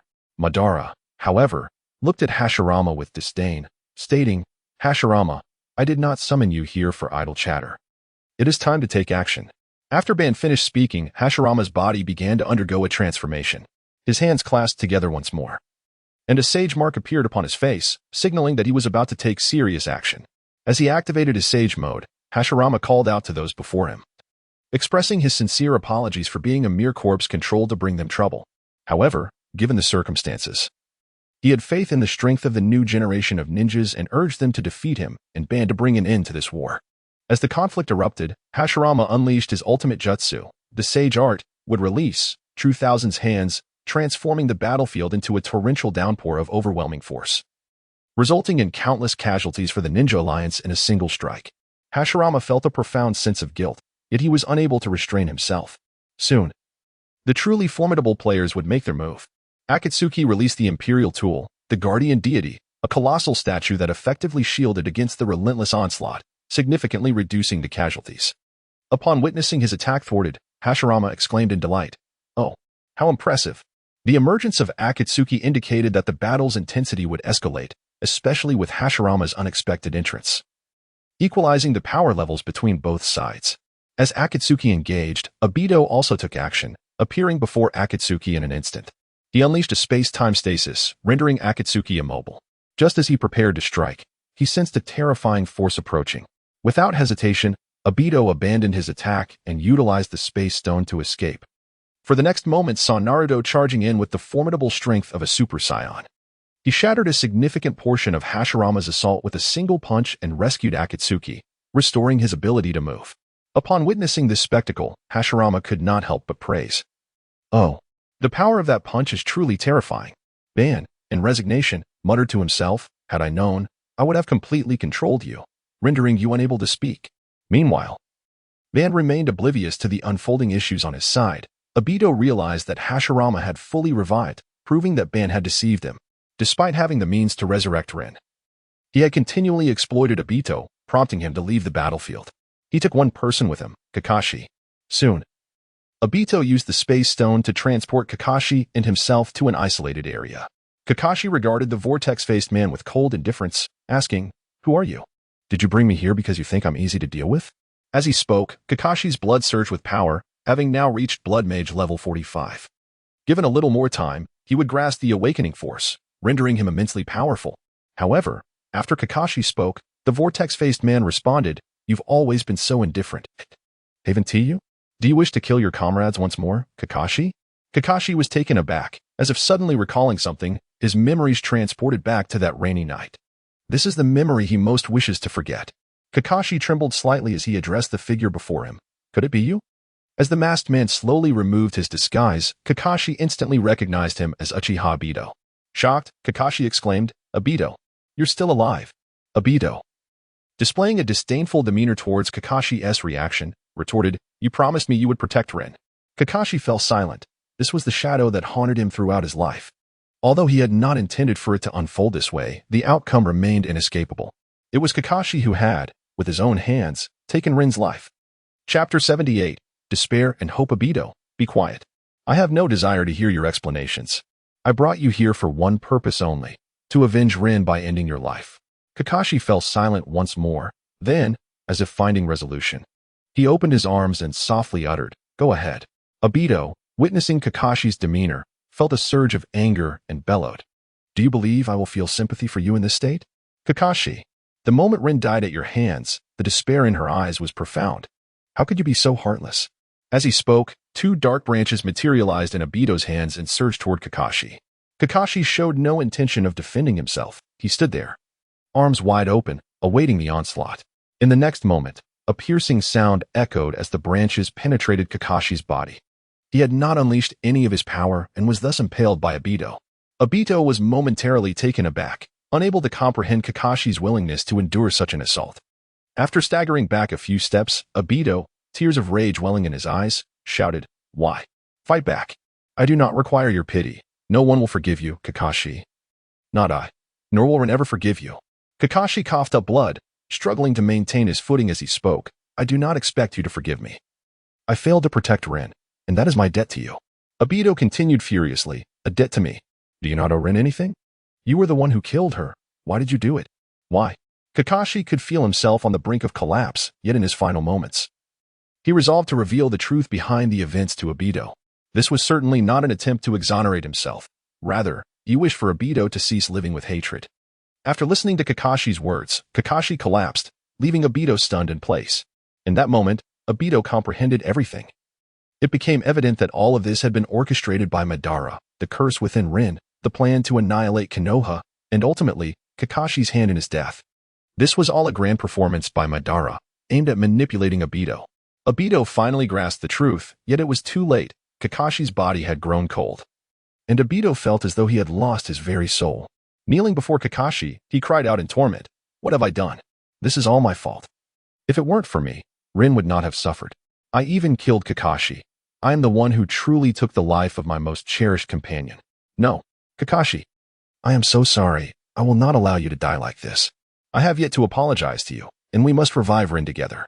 Kakashi, both your and Rin's misfortunes stem from me, and I will put an end to all of this. Wait for me."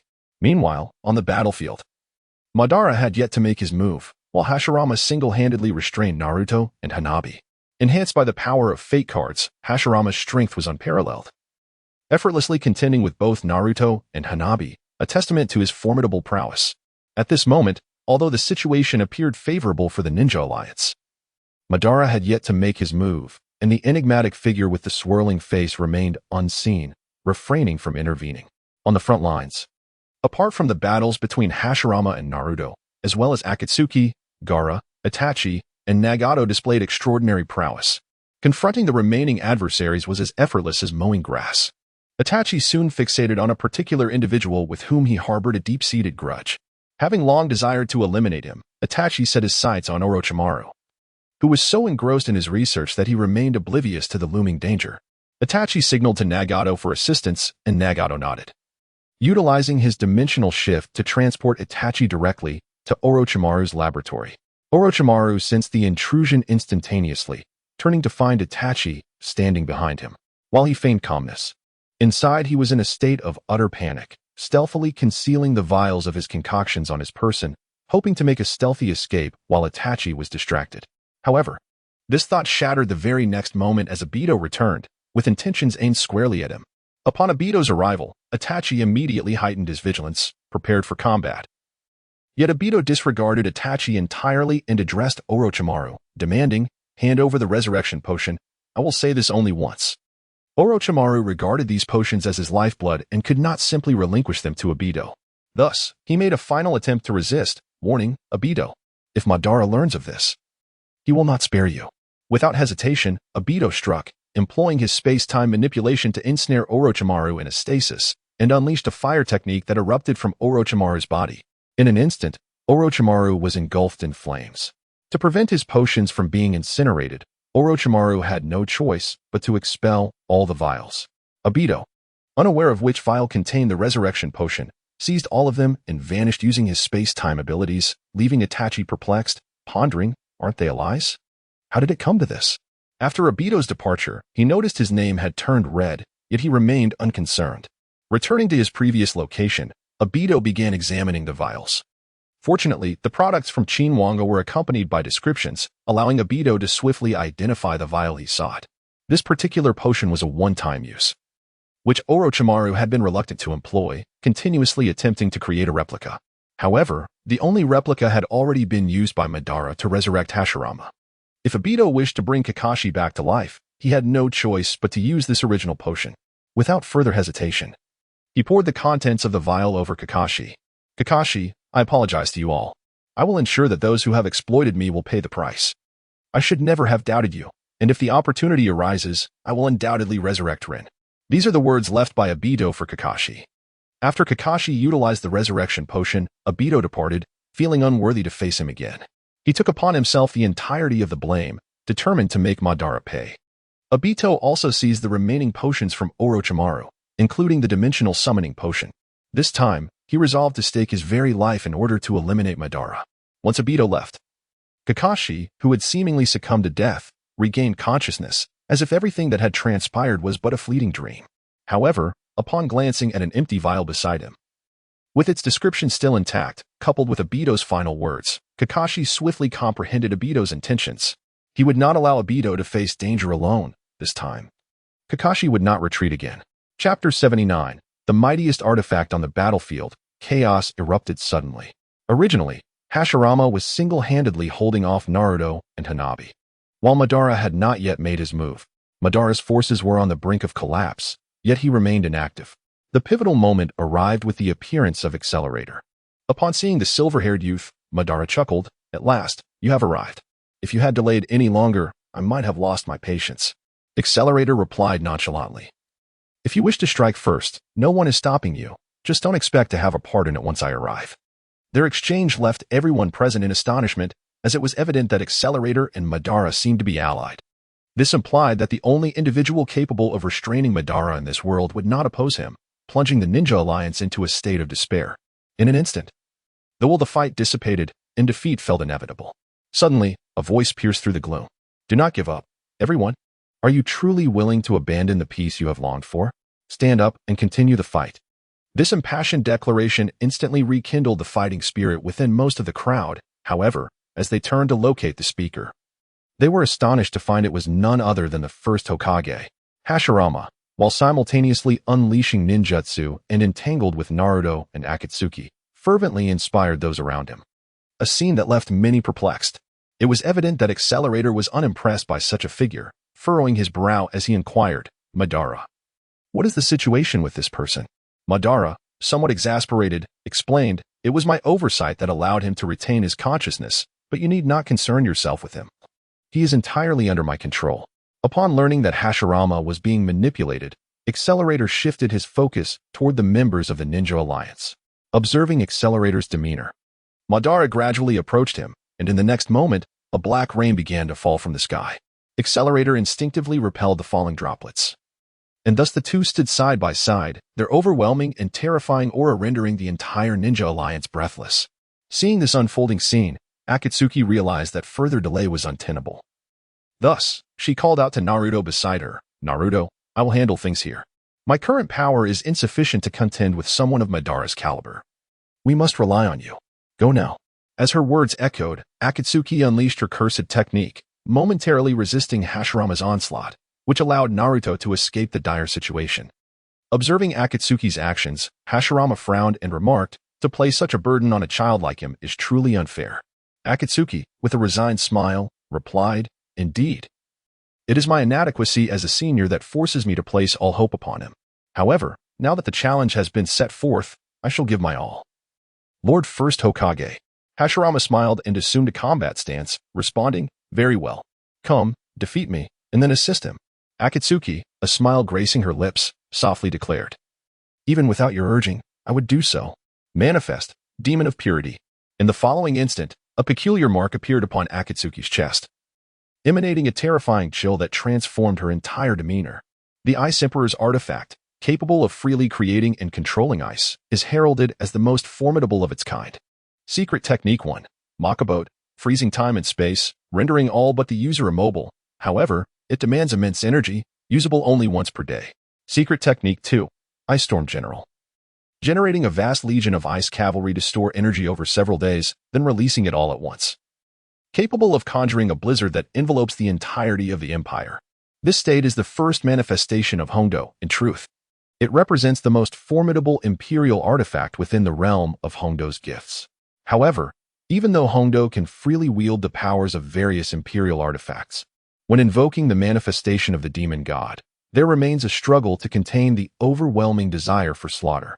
A moment's carelessness could easily lead to madness driven by this insatiable urge. Thus, the period of Hongdo's previous disappearance was dedicated to nurturing her heart, ensuring it remained calm and unyielding against the consuming hunger for bloodshed. Now, with the release of the demon god manifestation in conjunction with other imperial artifacts, her overall strength approaches that of divinity. It is for this reason she boldly declared her intent to defeat Hashirama, with neither party exchanging further words. Hashirama's body continued to act beyond his control, unleashing powerful wood-release techniques aimed at Hongdo. She, however, did not evade. In fact, she made no movement at all. The sudden chill enveloped the battlefield, freezing all of Hashirama's attacks in an instant, and Hongdo charged towards him. In response, Hashirama summoned a colossal wooden figure, empowered and significantly more formidable. The speed of his technique's release had also accelerated considerably. In a heartbeat, a gigantic wooden golem materialized, yet Hongdo remained unfazed. She conjured an ice flower in her right hand, which she then thrust into the interior of the wooden figure. Hashirama immediately sensed the impending danger and leaped upward. However, the transformation occurred in an instant. The massive wooden figure transmuted into a vast ice crystal, culminating in a sharp ice spike that surged from the golem's head toward Hashirama in midair. This time, he found no refuge. In a last-ditch effort, Hashirama shifted his body, altering the trajectory of the impending injury, but the colossal ice spike pierced through the shoulder of one of his arms. Yet this was not the end. With a flourish of her hands, Hongdo unleashed a catastrophic explosion from the airborne ice crystal spike, scattering a multitude of ice shards throughout the air. Just as Hashirama appeared on the brink of being impaled by the relentless barrage of ice, he finally resorted to his hidden trump card, transforming his body into that of wood. This is the life-saving form of Hashirama, the cell of which, combined with the form of the tree man, renders him impervious to physical harm. However, he was still struck down by the ice spikes from Akadama and fell to the ground, reverting to his original form with some injuries. Akadama, intent on a swift resolution, commanded a multitude of ice crystals to surge towards Hashirama. With a hint of resignation, Hashirama cautioned her, "Be careful, little girl. I am about to unleash a formidable being, which I deem exceedingly dangerous. If you find yourself unable to contend with it, retreat swiftly." As he unleashed his technique, he continued to advise Akadama, who sensed an unsettling aura. She intensified her efforts, aiming to disrupt Hashirama's incantation. Yet it was too late. The two ice crystals collided before Hashirama, resulting in a tremendous explosion that billowed forth clouds of dust. Cautiously employing her skill, skyward flight, Akadama ascended to observe the unfolding situation. Soon, amidst the swirling haze, she discerned the silhouette of a monstrous entity. Chapter 80. The Wish of Makai. As the smoke gradually dissipated, Hashirama's figure emerged, astonishingly accompanied by another presence. It resembled a colossal tree spirit, exuding an eerie aura. Hashirama glanced at this being and began to elucidate to Akadama. This creature is known as the Twisted Tree Spirit, Makai, a gift from another plane. However, its form is unique. It does not endow me with its abilities but allows me to summon it. Exercise utmost caution, for I am aware of its formidable power. Akadama furrowed her brow, fixated on Makai, sensing an unsettling force within him, an essence reminiscent of vengeance. With her hands outstretched, a multitude of ice crystal spikes materialized in the air, propelled by her intent towards Makai. Initially, I intended merely to observe the tactics of this individual. To my surprise, he did not evade my scrutiny, allowing the onslaught of attacks from Hongdo to land upon him unimpeded. Enraged and feeling underestimated by Makai, Hongdo once again commanded the icy crystalline spikes, causing all projectiles aimed at Makai to undergo a swift transformation. In no time, Makai found himself completely encased in ice. Subsequently, Hongdo softly uttered the words, "Shatter for me." A sharp crack echoed through the air as the ice crystals fragmented, and Makai's form disintegrated into countless shards. However, this proved futile, for Makai was indestructible. As the ice splintered, his body began to gradually reassemble and restore itself. In a short while, he returned to his original state and, gazing at the airborne Hongdo, remarked, "You are indeed far more formidable than the specters of Shadow Isles." The opening of this narrative nearly sent a shiver down one's spine. Who could have anticipated that this creature possessed the ability to speak? Yet, in the eyes of Hongdo, the voice of Makai resonated more akin to that of an elderly sage, albeit a rather fierce one. In truth, Makai is merely a tree spirit, his imposing stature belying a heart ablaze with fury. Tirelessly, he contends with the horrifying phenomena of Shadow Isle. A cataclysmic magical disaster laid waste to his homeland, transforming him into a harbinger of vengeance. It is solely through the life-giving essence infused within him that he evaded the curse of undeath, enabling his survival and metamorphosis into his current form. Once, Makai was a serene spirit of nature, but now he is perpetually engaged in a furious battle, striving to expel the undead blight from Shadow Isle and restore the beauty of his cherished homeland to its former glory. The gift from this realm was initially intended to transfer his abilities to Hashirama. However, he opted for an alternative path, guided by his own convictions. Countless years of relentless combat had left him weary, to the point where he had begun to forget the purpose behind his ceaseless struggles. Thus, Makai sensed that his strength was waning. He sought formidable assistance to restore his homeland to its former glory. In a moment of inexplicable despondency, Akane found herself devoid of the will to fight.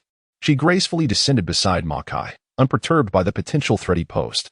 Makai exhibited no inclination to engage in combat.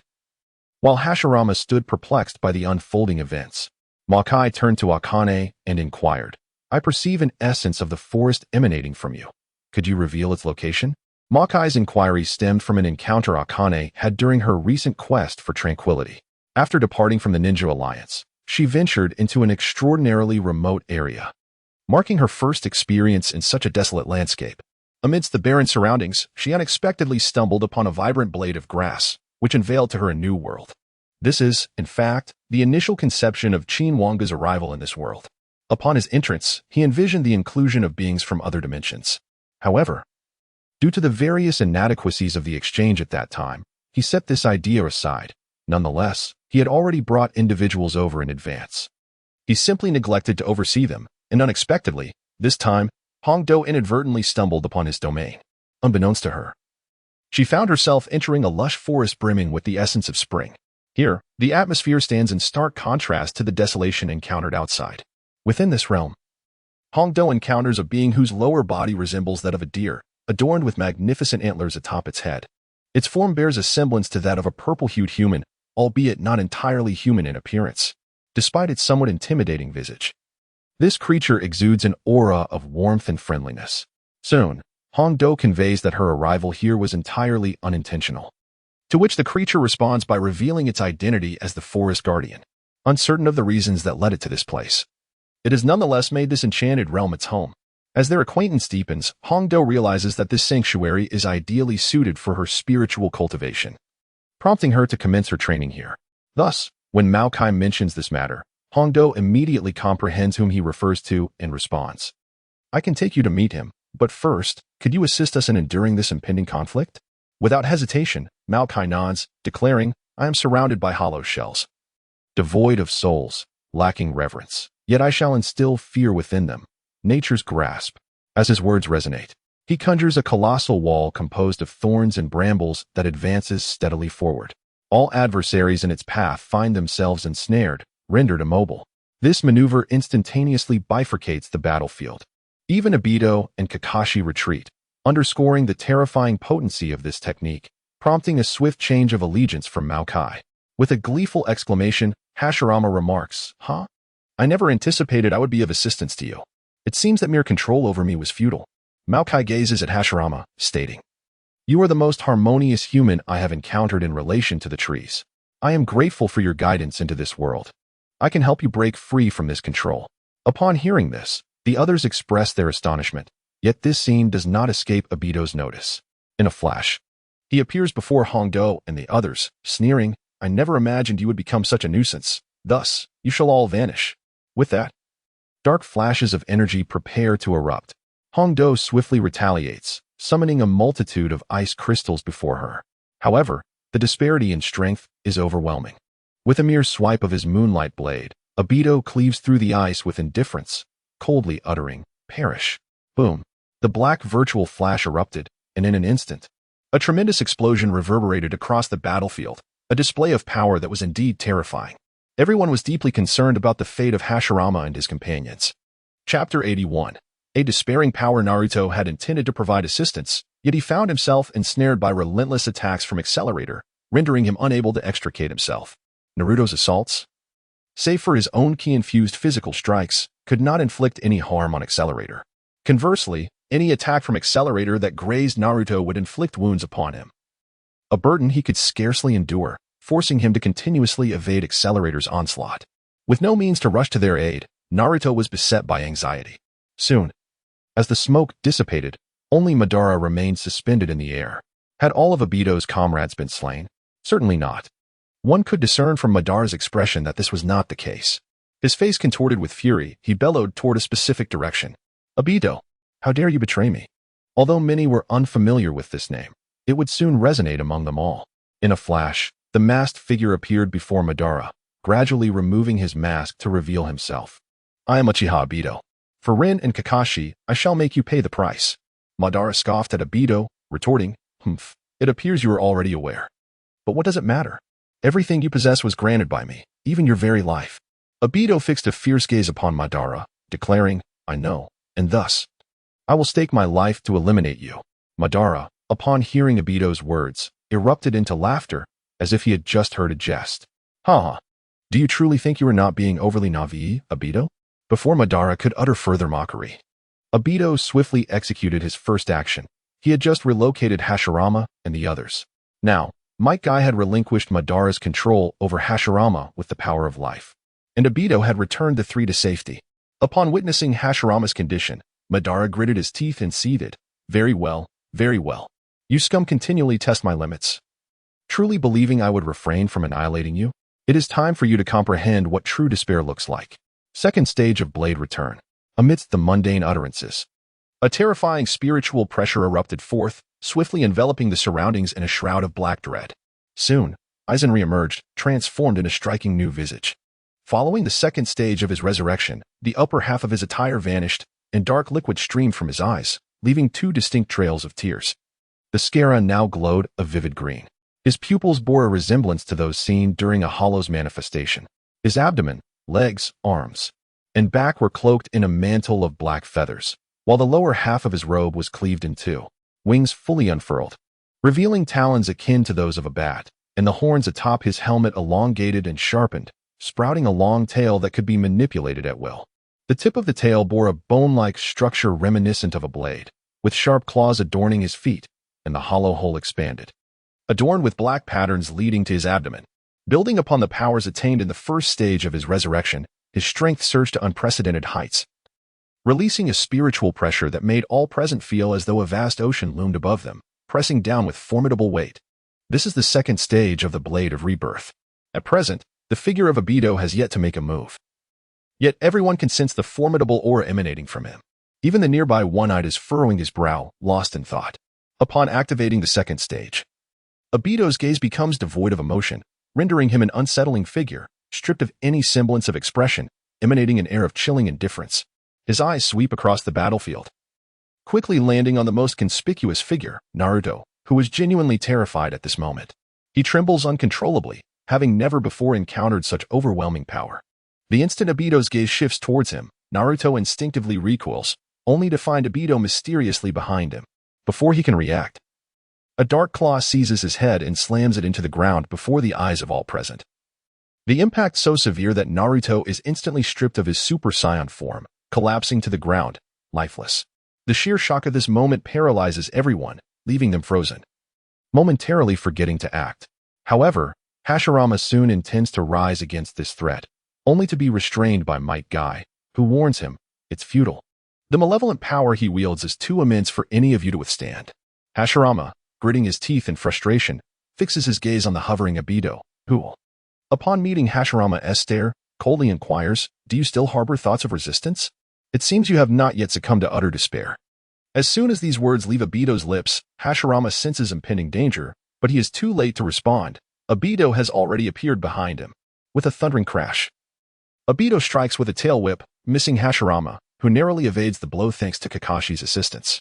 Nevertheless, the force of Obito's attack devastates the ground, causing extensive destruction and resulting in further casualties on both sides. Witnessing this scene, some can no longer contain their fear, beginning to weep and flee. The flight of one instills doubt in many, and gradually, both factions begin to retreat, each feeling a profound sense of despair, lacking the courage to remain.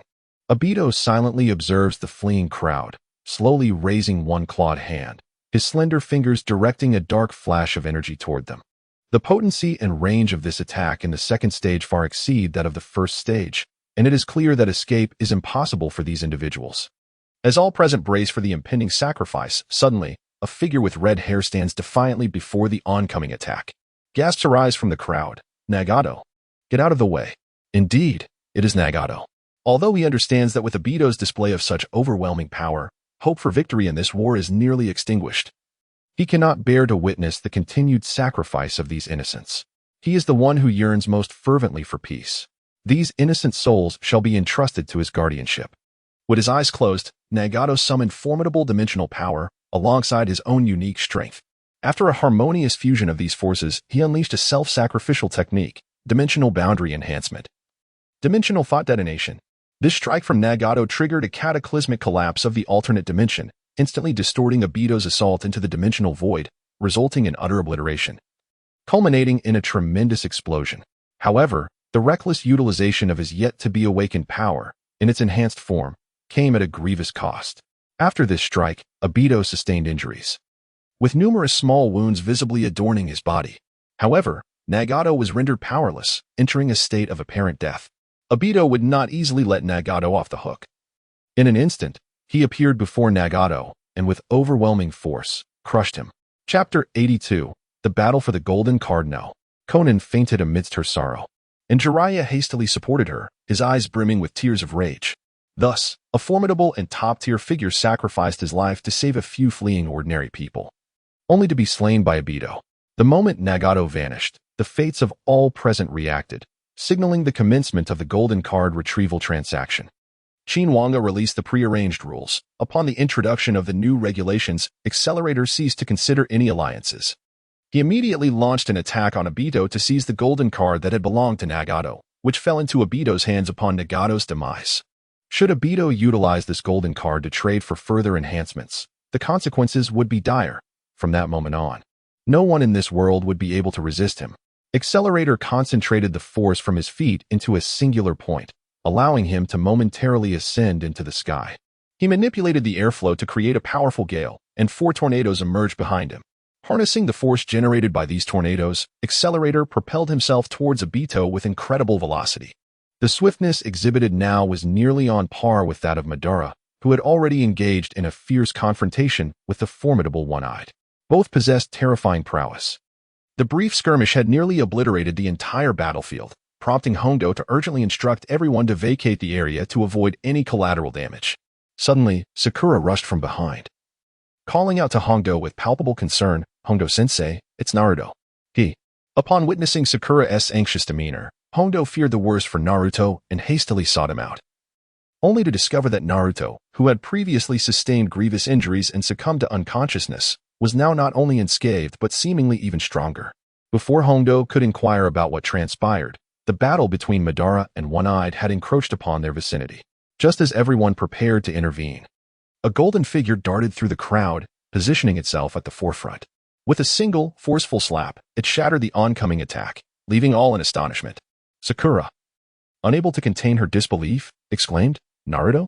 In the next moment, Naruto's golden aura erupted from his body, now adorned with flickers of lightning. His presence seemed to amplify 100-fold, rendering words unnecessary. Some had already begun to discern the transformation.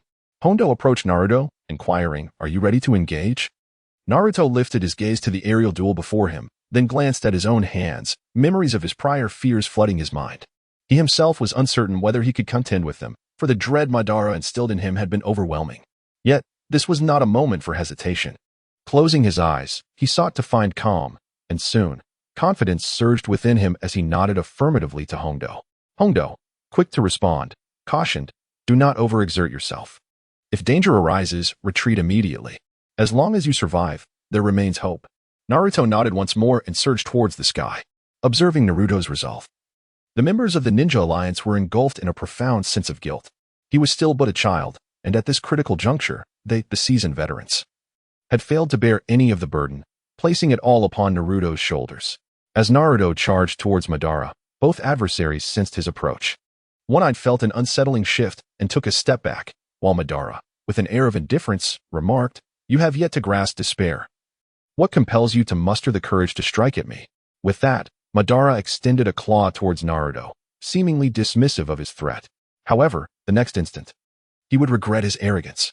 A slight smile crept across Naruto's lips as he unleashed the Kaioken, combining it with Super Saiyan 2.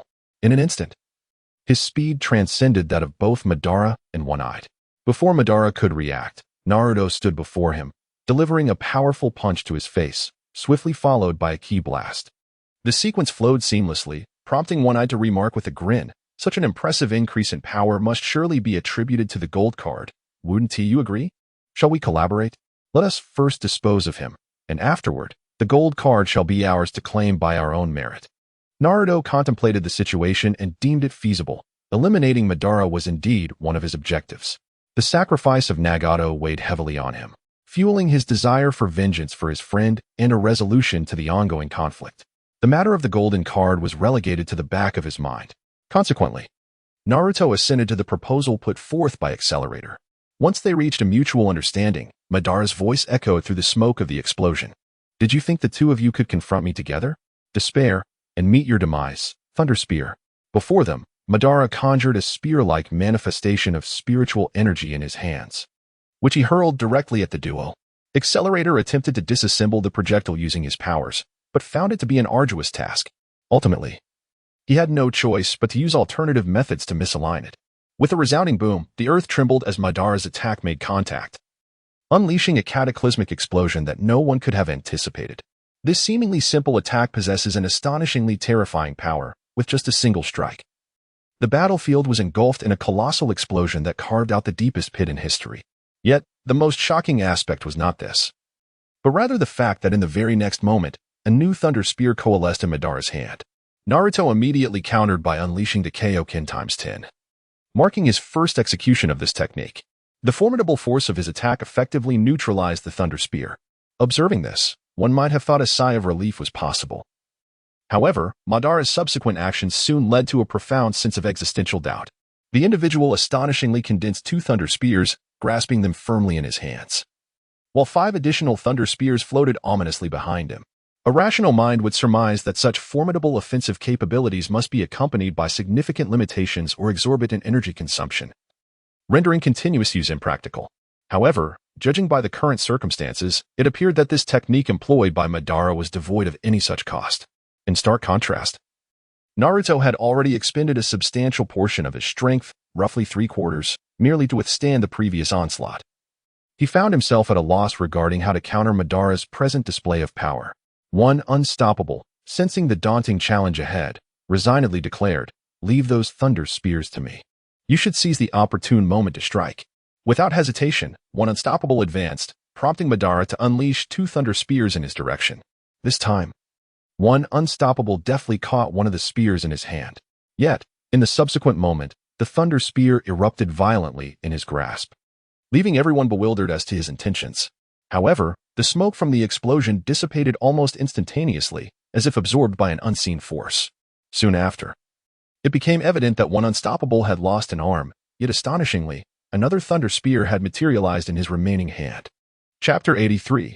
The ownership of the gold card. It was evident that this particular thunder spear was not conjured by Madara, implying that it had been summoned by one unstoppable himself. Madara, maintaining his icy demeanor, hurled 3 more thunder spears at one unstoppable, remarking, "Your actions hold no significance." In response, one unstoppable chuckled, "Isn't it merely a matter of having no consumption? It's not particularly challenging." As his words resonated, hundreds of thunder spears materialized behind him and surged towards Madara, clearly catching him off guard.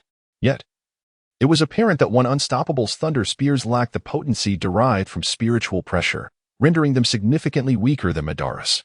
Nevertheless, the sheer volume of the assault swiftly tipped the scales in one unstoppable's favor.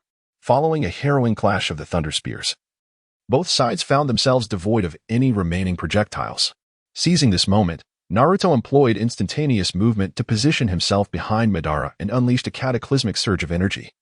Activating the 20-fold Kaioken, a titanic dragon fist struck Madara squarely upon the head, its immense force driving him deep into the earth's depths. The confrontation was far from over.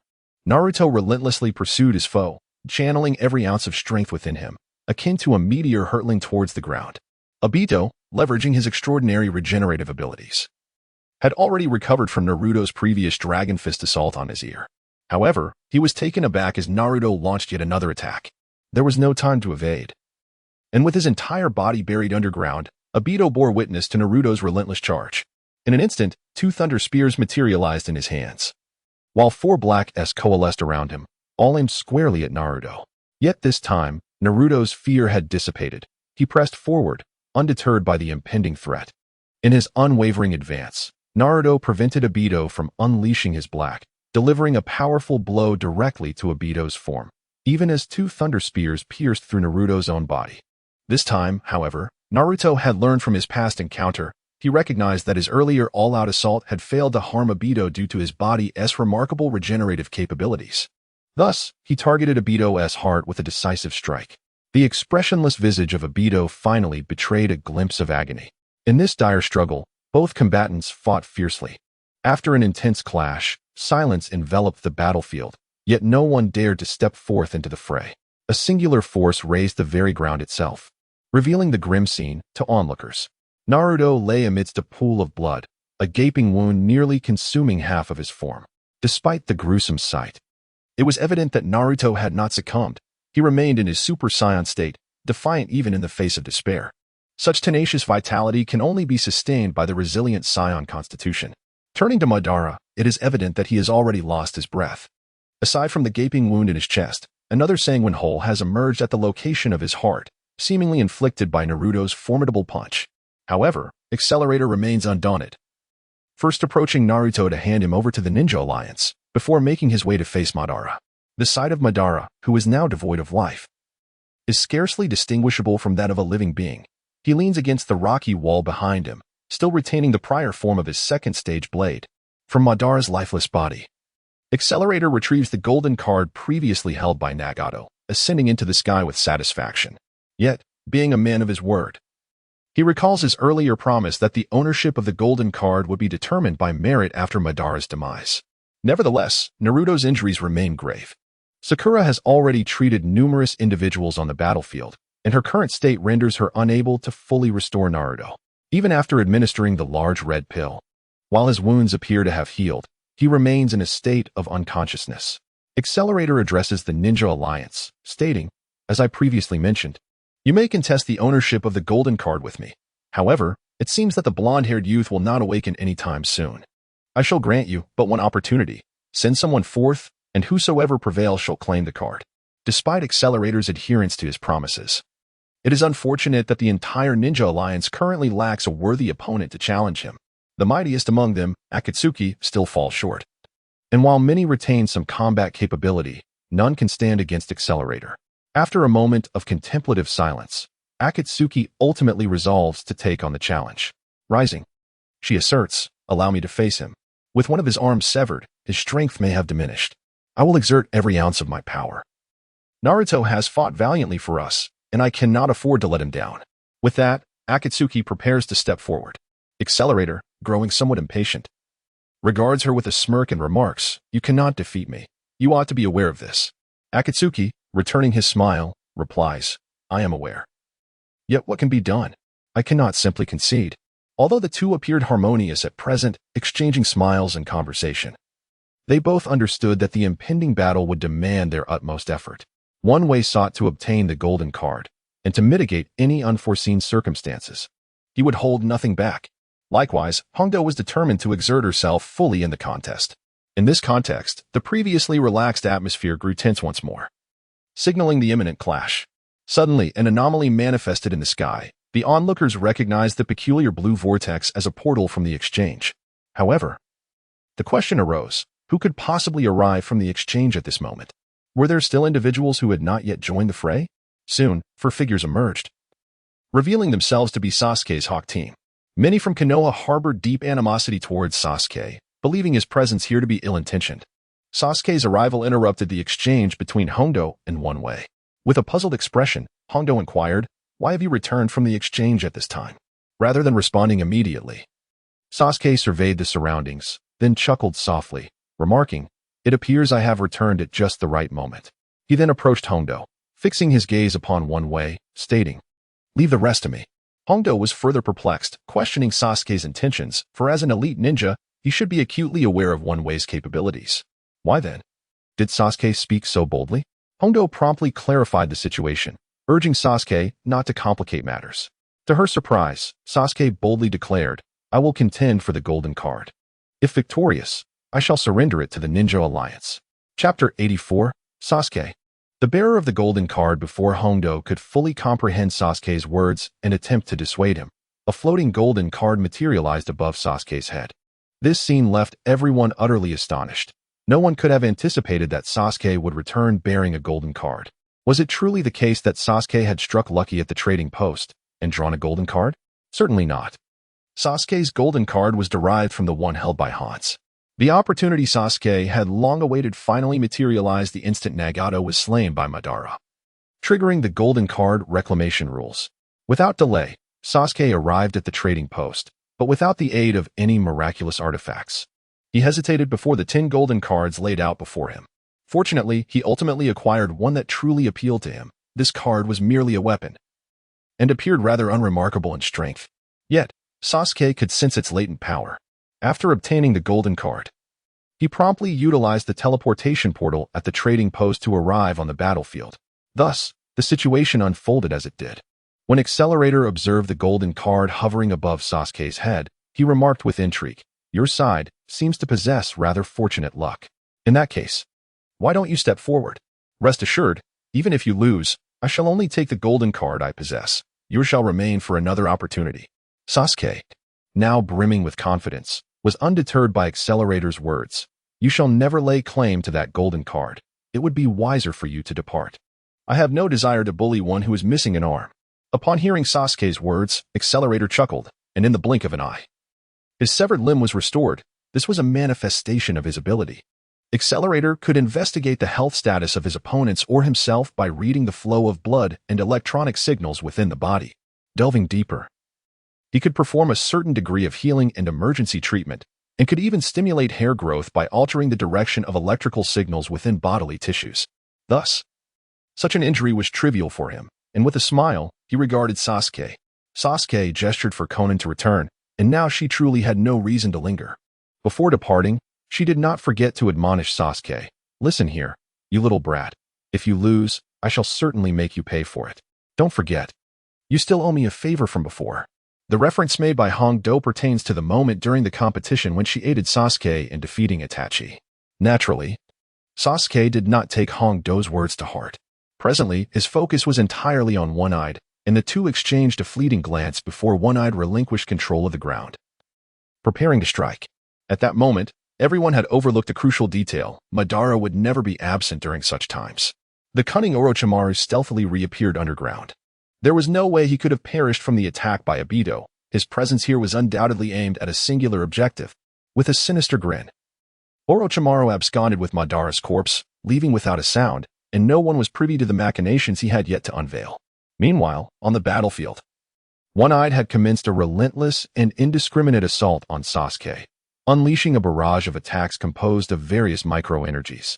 However, Sasuke, while evading, bore several injuries but had yet to retaliate. One-Eyed had no intention of prolonging the confrontation. Suddenly, a sphere of intense heat materialized in his hand, exuding an air of imminent danger. This phenomenon is akin to a one-way street, where the wind converges at a singular point. The air is compressed to an extraordinary degree, transforming into a sphere of scorching heat exceeding 10,000 degrees Celsius, compelling the surrounding atoms to dissociate into cations and electrons, thereby manifesting what is referred to as plasma. Manipulating this is not merely a matter of reflection. It necessitates meticulous calculations of both the initial and final trajectories, rendering the task quite cumbersome, even for a 1A street. There are inherent limitations to its capabilities, and this searing sphere now poses a significant threat to Sasuke. However, Sasuke remains unfazed, as he has yet to reveal his true prowess. Suddenly, he grasps the blade at his waist, directing his gaze toward the fiery sphere and intoning, total concentration, water breathing. 7th form, droplet wave piercer. With a simple thrust, the immense sphere becomes momentarily immobilized. In the next instant, cracks begin to spiderweb across its surface, culminating in an explosion that scatters molten heat into the air. Without hesitation, Sasuke draws his sword once more, proclaiming, "Water breathing, 6th form, vortex twist." As his blade begins to whirl, a torrent of water spirals into existence around him, instantaneously countering all the dispersed thermal energy. Witnessing Sasuke's capabilities, the one-way street furrows his brow, realizing that Sasuke has not yet exerted his full strength. Consequently, the one-way street intensifies his assault, as a multitude of replicated thunder spears materializes behind him. This is the technique I just mastered, the one inspired by the original thunder spear. Although its power is significantly diminished compared to the authentic version, these hundreds of thunder spears are still formidable enough to rival several of the genuine thunder spears. It is well known that the might of a thunder spear is truly astonishing. Unfazed, Sasuke draws his blade once more, however, this time. The Sun Will sword in his hand seems to undergo an instantaneous transformation. Gripping the sword with both hands, he feels an intense flame ignite within him. Confronting the multitude of thunder spears raining down, he boldly declares, "Breath of fire, 4th form, raging flame vortex." In an instant, Sasuke unleashes a swirling slash of fire from his very being, effectively countering the widespread assault unleashed by his opponent. At that moment, it seemed as if I could faintly hear Sasuke's voice. Thunder breathing, 1st form, thunderclap, and flash, Godspeed. This maneuver epitomizes the pinnacle of speed. An unparalleled flash that dramatically enhances both velocity and the force of the strike, albeit at a tremendous cost. In an instant, a golden bolt of lightning surged forth from the swirling flames, occurring so swiftly that One-Way had no time to react. With a swift motion, Sasuke slashed past One-Way, narrowly missing his head but leaving a profound gash across his chest. Sasuke was acutely aware that One-Way must have executed some last-minute maneuver. Nevertheless, this remained an opportune moment, compelling Sasuke to swing his blade once more. However, One-Way was not devoid of temper. In a fit of rage, he exclaimed, "How dare you? Do you truly believe me to be a benevolent soul?" Ignoring his own injuries, he pivoted and grasped Sasuke's daybreak blade, simultaneously conjuring the very energy from the earlier attack that had wounded him. Chapter 85. The malevolent blade of 1,000 edges. Sasuke sensed the imminent danger and hastily retreated. Yet One-Way clutched his sword with unyielding tenacity, rendering Sasuke immobile. The daybreak blade in Sasuke's grasp underwent a subtle transformation, igniting in a blaze as he declared, "5th form, Flame Tiger." In an instant, an overwhelming torrent of flames erupted from the blade, gradually morphing into a ferocious fire tiger that lunged towards One-Way, who shockingly showed no intention of relinquishing his hold. He continued to unleash an attack upon Sasuke. With a sharp sound, blood splattered as a deep wound appeared on Sasuke's body, mirroring One-Way's own injury. Yet the ordeal was far from over. One-Way remarkably absorbed the force of Sasuke's attack, flawlessly decomposing it before unleashing it once more, as the fiery tiger seemed poised to engulf Sasuke entirely. At this moment, should Sasuke choose not to relinquish his sword, calamity would undoubtedly ensue. Ultimately, gritting his teeth, he relinquished the Nichiren blade to evade the impending assault. One unstoppable. Observing the scene with satisfaction, chuckled, "So, without that blade, can you still contend with me?" Sasuke took a moment to steady his breath, surveying the serious wounds adorning his body, from which blood flowed incessantly. Meanwhile, One Unstoppable had completely recovered from his injuries, leaving Sasuke to endure his pain as he spoke in a chilling tone. Initially, he had no intention of revealing all his trump cards. Yet it seemed he had been overly naive. Very well, let us commence. I shall wield the demon blade, 1,000 blades. As he uttered these words, an extraordinary sword materialized in Sasuke's grasp, its blade composed of thousands of shards. The hilt was black, with half of the blade visible, adorned with blue stripes. The blade depicted a ghastly pattern, capable of emitting either blue or purple luminescence. Only when the stripes glowed could its formidable power be unleashed. It was a weapon of pure offense, unmatched in the world. The demon blade, 1,000 blades. This time, Sasuke not only acquired the golden card demon blade, Qianren, from the exchange, but also received an incomplete dimensional gift from the world of Demon Slayer. All breathing techniques significantly elevated Sasuke's strength and confidence, yet he underestimated Accelerator.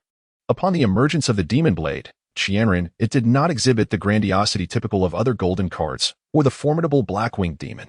Instead, it appeared as an ordinary weapon, a notion that would be naively simplistic. The demon blade Qianren is one of the national treasures of the divine forging kingdom, with its 1,000 blade fragments capable of transforming shapes to assault foes in diverse manners. It is solely offensive, unrivaled in its might, making it the most potent weapon. With the demon blade Qianren in hand, Sasuke unleashed a brilliant blue light from the blade and charged directly at Accelerator.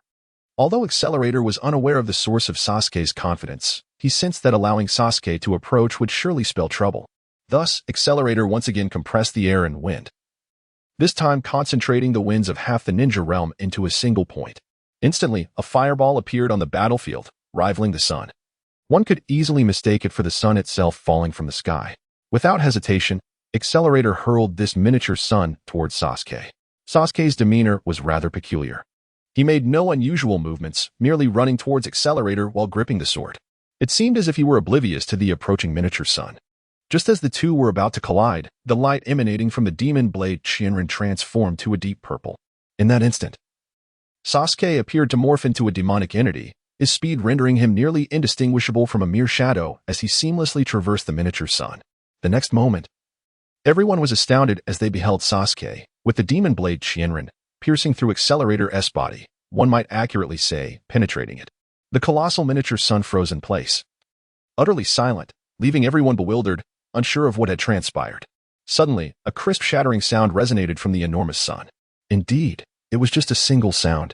Following that, the great sun was perfectly bisected, crashing to the ground and unleashing a terrifying wave of heat. In that fleeting moment, all witnessed the sun being flawlessly divided into two halves, with the smooth cut in the middle appearing as if it had always existed. This scene was utterly astonishing.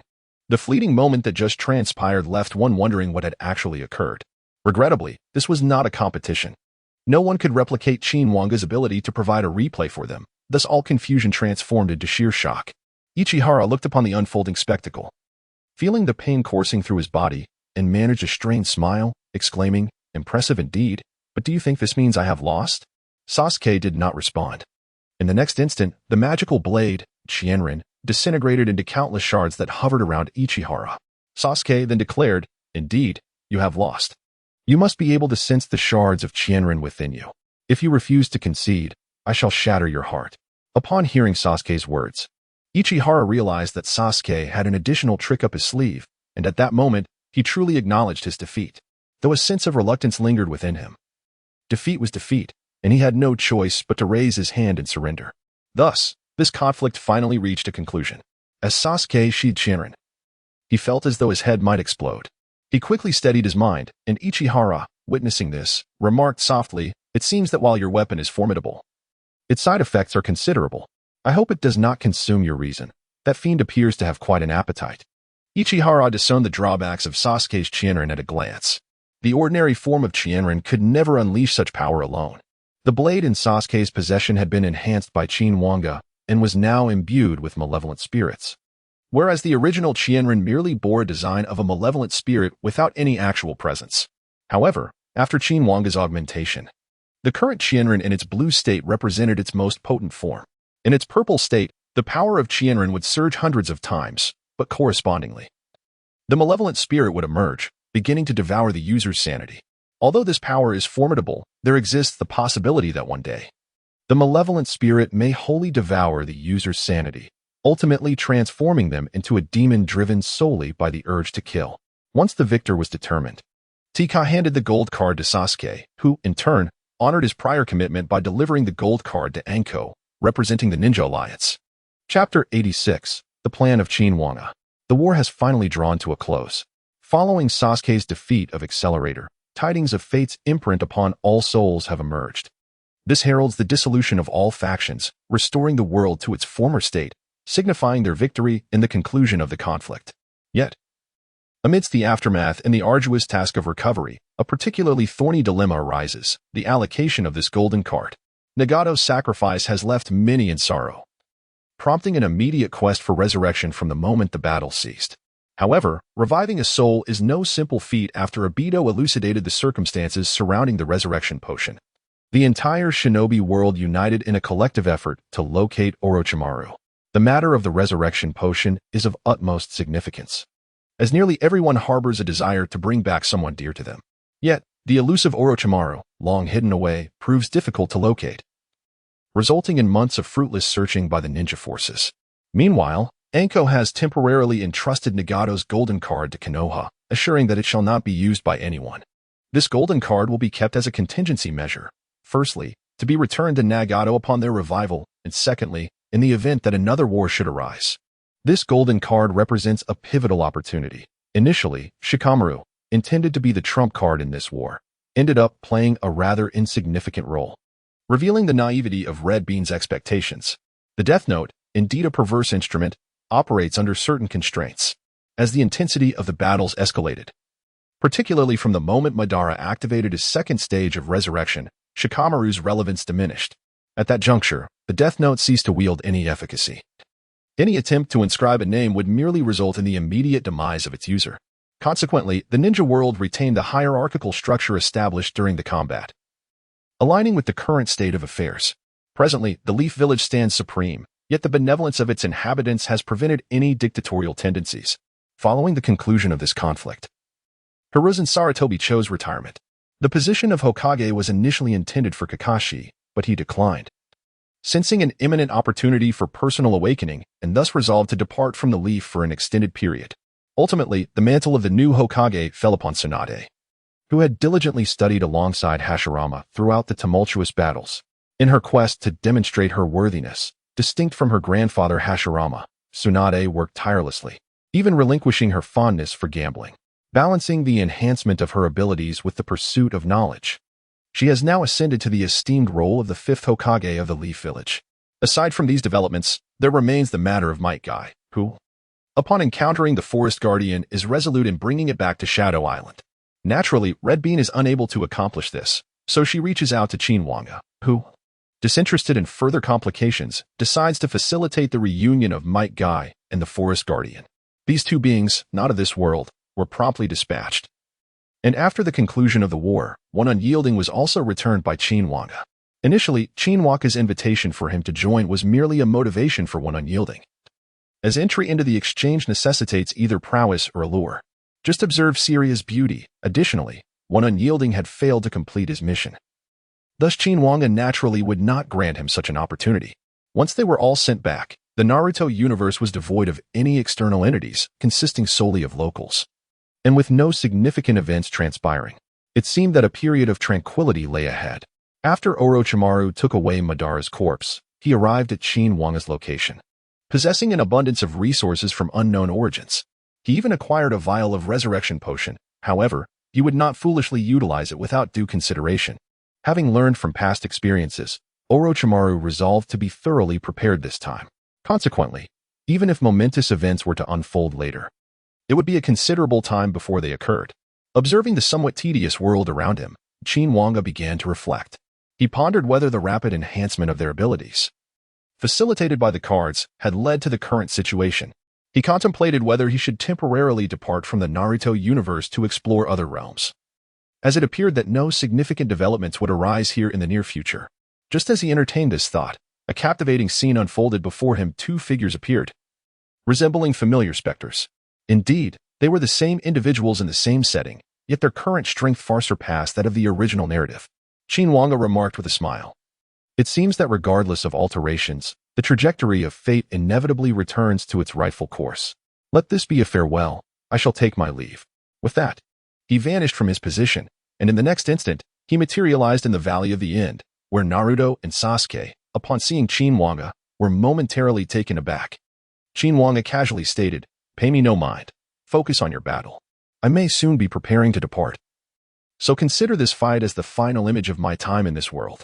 Naruto, stunned, immediately inquired, "Uncle, are you leaving?" Although Sasuke remained silent, it was evident he too sought an answer. Qin Wange nodded and continued, "Rest assured, after my departure, Gojo Satoru and Siriya will remain here. Moreover, I shall return. When significant events arise in this realm once more, I will certainly be back. Now, continue as if I am not here." Upon receiving the news of Qin Wange's impending departure, both of their spirits dampened, yet they absorbed his words. Consequently, Sasuke assumed a poised stance. His gaze icy as he fixed his eyes on Naruto and declared, "Naruto, if you dare to hold back, I shall claim your gold card." Naruto smiled, clenching his fists as an overwhelming aura erupted from him, transforming him into Super Saiyan 2. With unwavering confidence, he declared, "Of course, I will give it my all. I've been displeased with you for quite some time, Sasuke." The battle was imminent, and Qin Wange silently projected the scene of their confrontation into the skies above Konoha and other nations, capturing the attention of all. Without providing any context, he simply urged them to observe, as the two figures in the frame became increasingly clear. They represented the pinnacle of strength in the current ninja world, two young genin hailing from Konoha, engaged in conflict for reasons unknown. Regardless of the outcome, Qin Wange was determined to showcase to everyone that these were the most formidable beings in their world. He encouraged them to strive for greatness in their quest to surpass him. The details of their clash need not be elaborated. Naruto's Super Saiyan 2 form completely overwhelmed Sasuke's every breath technique. However, the emergence of the Demon Blade, Qianren, abruptly shifted the tide of battle. In the end, their desperate final strike was intercepted by Qin Wange, for had no one intervened, Naruto would have been cleaved in two, while Sasuke would have been obliterated by Naruto's punch. Such a gruesome scene was not one that Qin Wange wished to behold, as it would certainly mar the atmosphere. Chapter 87. Preparing to depart after being halted by Qin Wange, both individuals exhaled in relief, for they had felt the weight of their impending fate through their own combat experience. Fortunately, Qin Wange had intervened. Following this battle, their relationship underwent a subtle yet significant enhancement, and their fierce struggle was witnessed by all. Henceforth, in the realm of ninjas, whenever the strongest were mentioned, it would undoubtedly refer to these two young genin from Konoha.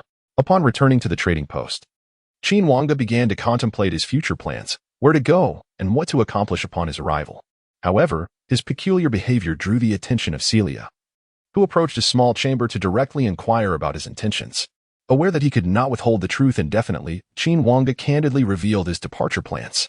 Upon learning of Qin Wange's intention to leave, Celia was visibly distressed. She had no desire to part ways with him.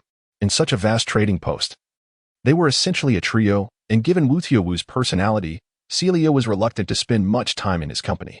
Now, with Qin Wange planning to depart, and seemingly unwilling to take her along, Celia's demeanor began to shift, growing increasingly irritable. In a fit of frustration, she even resorted to physically confronting Wu Tiawu, although in a true bout, she would not stand a chance. Nonetheless, having spent considerable time at the trading post, Wu Tiawu could discern the complexity of Celia's relationship with her superior. Even if Celia's affections were unreciprocated, should fate align, she could suddenly find herself elevated to the status of the boss's wife. Therefore, Wu Tiawu was resolute in his decision to refrain from any confrontation with Celia. Upon hearing the news, Qin Wange promptly sought to comfort her. The process proved to be arduous, akin to soothing a distressed spouse, as he acquiesced to Celia's various requests, ultimately even bringing Linus into the fold. The seemingly unassuming blacksmith is far from ordinary. Qin Wange possesses the omniscient and omnipotent eye, capable of discerning Linus's true prowess. It was anticipated, for it is evident that a mere blacksmith in the game, capable of executing such formidable feats, must harbor some secrets. The bond between Linus and Celia resembles that of a father and daughter, and with him present, Celia is spared from the pangs of boredom. After considerable effort, Qin Wange finally resolved all matters at hand, leaving only the contemplation of future destinations and endeavors. He resolved to learn from his experiences in the Naruto dimension, opting for a more discreet approach to his undertakings. Although fate ultimately realigned itself, many circumstances transformed significantly due to Qin Wange's involvement, leading to outcomes that deviated from his original intentions. Thus, he decided against establishing a trading post in the next dimension. Furthermore, he intends to revise all existing rules within this realm, presenting himself solely as a mysterious merchant in the forthcoming dimension. He aims to engage in every event while striving to preserve the integrity of the original storyline, rectifying certain imperfections along the way. Such an approach may yield far better results. The plan is already in place, and now it is time to select a realm. There are indeed numerous realms available for exploration. However, the larger realms, such as that of Naruto, are relatively few. After a moment's hesitation, Qin Wange resolved to journey to the world of One Piece. In this dimension, Qin Wange had never revealed anything from the Naruto world. The initial intention was to preserve a sense of novelty for future visits. It now seems that Qin Wange's foresight was indeed astute. After some time had passed, he was fully prepared for the final steps. He did not inform anyone unnecessarily, merely notifying those at the trading exchange before directly activating the dimensional space and departing. Once Qin Wange had left, Saria found herself increasingly melancholic, quietly shedding tears. Linus, upon witnessing Qin Wange's remarkable capabilities, couldn't help but express his admiration. This esteemed Mr. Qin can achieve such feats. It seems even a true deity would pale in comparison. At that moment, Wu Tiaowu appeared by Linus's side and remarked, I have never dared to speculate on the boss's strength. I fear that no matter how exaggerated my guesses may be, I would ultimately discover it to be merely the tip of the iceberg, and that realization would leave me utterly despondent about life. Linus glanced at Wu Tiaowu, a knowing smile gracing his lips as he said, Young man, I have great faith in you. Your future is boundless. Wu Tiaowu, rather than feeling encouraged, found the statement somewhat peculiar and instinctively inquired, Uncle, how many people have you said this to? Linus laughed heartily, countless adventurers. Each of them has a future that knows no limits, and so do you. Wataru Goju awkwardly smiled before promptly returning to his post. Qin Wange had specifically instructed him before leaving. Aside from his daily responsibilities, his primary task was to vigilantly oversee everything in this realm. For should any significant upheaval occur during Qin Wange's absence, it would spell disaster for Wataru Goju. Thus, from the moment Qin Wange departed, Wataru Goju assumed the role of temporary manager of this exchange. His strength warranted such a position, yet any major decisions still rested with Celia. Wataru Goju's main duty was to step in when circumstances arose that Celia could not handle. At this juncture, everything had been meticulously arranged by Qin Wange, who had left behind means of communication to prevent unforeseen incidents. Naturally, this did not extend to those in the exchange, but rather to individuals who had reached a certain level within this realm. Most of them relied heavily on the assistance of fate cards, as their attunement to the cards had deepened significantly. The stronger their abilities, the more profound their connection became. The moment Qin Wange departed, Naruto and Sasuke instinctively sensed the change, their gazes fixed upon the tranquil sky, silent yet tinged with sadness. After all, without Qin Wange's presence, their current selves would not exist. Although Qin Wange's departure had not been announced to everyone, many had nonetheless perceived the shift, transforming what was initially an unnoticed event into a widely recognized occurrence throughout the ninja world. Almost the entirety of the ninja realm gathered at the exchange to bid farewell to Qin Wange.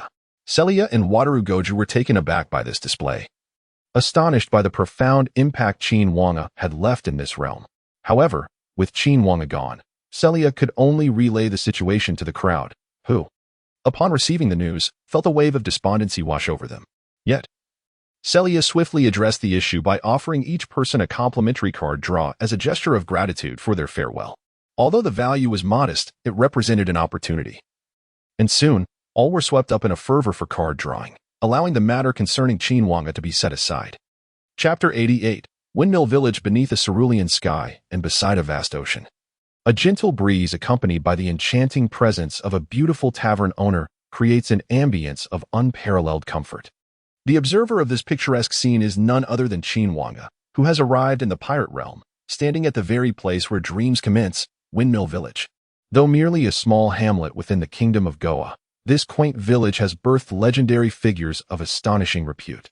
As the origin of dreams, it was only fitting for Qin Wange to partake in its narrative.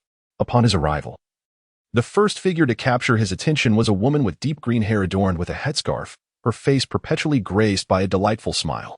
Her name is Makino, the owner of the tavern in Windmill Village, characterized by her kind, gentle, and cheerful disposition. At the time of Qin Wange's arrival, the red-haired pirates had anchored their ship here for an extended period, marking the final moments before the story's arc began. Qin Wange's timing could not have been more fortuitous. Dressed in a black and white suit, with a short cane in hand, he exuded the aura of a merchant, his amiable visage evoking immediate goodwill. Makino, initially on her way to gather some supplies, happened upon Qin Wange, who appeared lost in thought, standing still as if in a daze. Mistaking him for a merchant who had just arrived and lost his way, she approached him with warmth and concern, inquiring, "Excuse me, hello there. You seem to be lost. May I assist you?" Qin Wange regarded Makino with a gentle smile and replied, "I indeed require some assistance. Might I inquire where the finest tavern is located, dear lady?" Makino was momentarily taken aback by Qin Wange's smile, rendering her somewhat dazed. However, she quickly regained her composure and responded with a smile, "Sir, you possess a delightful sense of humor. If you wish to indulge in a drink, my tavern would be the perfect choice, as it tends to be quite lively." Qin Wange nodded, inviting Makino to lead the way, following her closely. Along their journey, Makino inquired about various aspects of Qin Wange's life. He, in turn, disclosed no secrets, revealing that he was merely an ordinary merchant with no permanent abode. When questioned about his wares, Qin Wange refrained from providing a direct answer and instead remarked, "My goods are intended solely for those in need, and it appears that you, Ms. Makino, do not fall into that category." This remark sparked a hint of displeasure in Makino, who, with a trace of confusion, inquired, "How do you know I don't need it?" Qin Wange responded with a smile, "Because I can see it." Thus, the two continued their conversation as they arrived at Makino's tavern.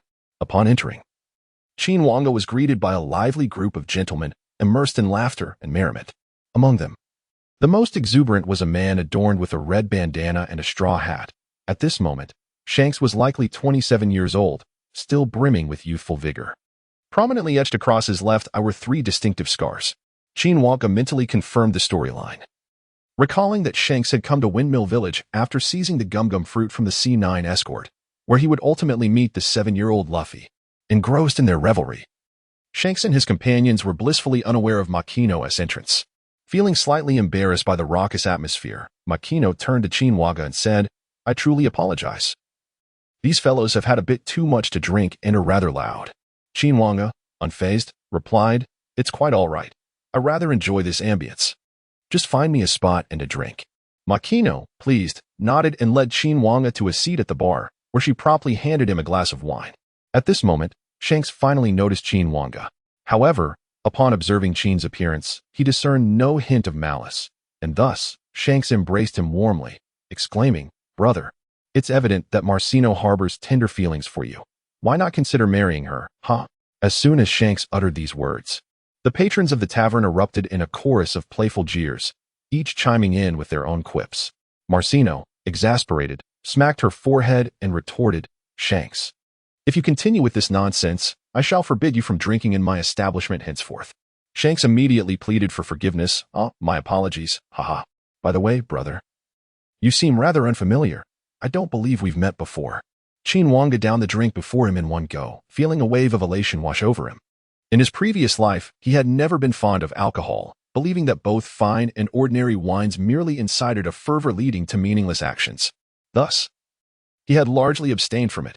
However, this beverage, hailing from the realm of pirates, transformed his perspective on alcohol. It was refreshing on the palate, with a sweet aftertaste, and surprisingly invigorating, far superior to what he had known. After finishing his drink, Qin responded to Shanks's inquiry. Upon learning that Shanks was a merchant, the crowd grew intrigued. They clamored to see his wares and unabashedly declared their identities as pirates, boasting of their wealth. Qin Wange reiterated the explanation he had previously given to Marcino, stating, "I only sell my goods to those in need."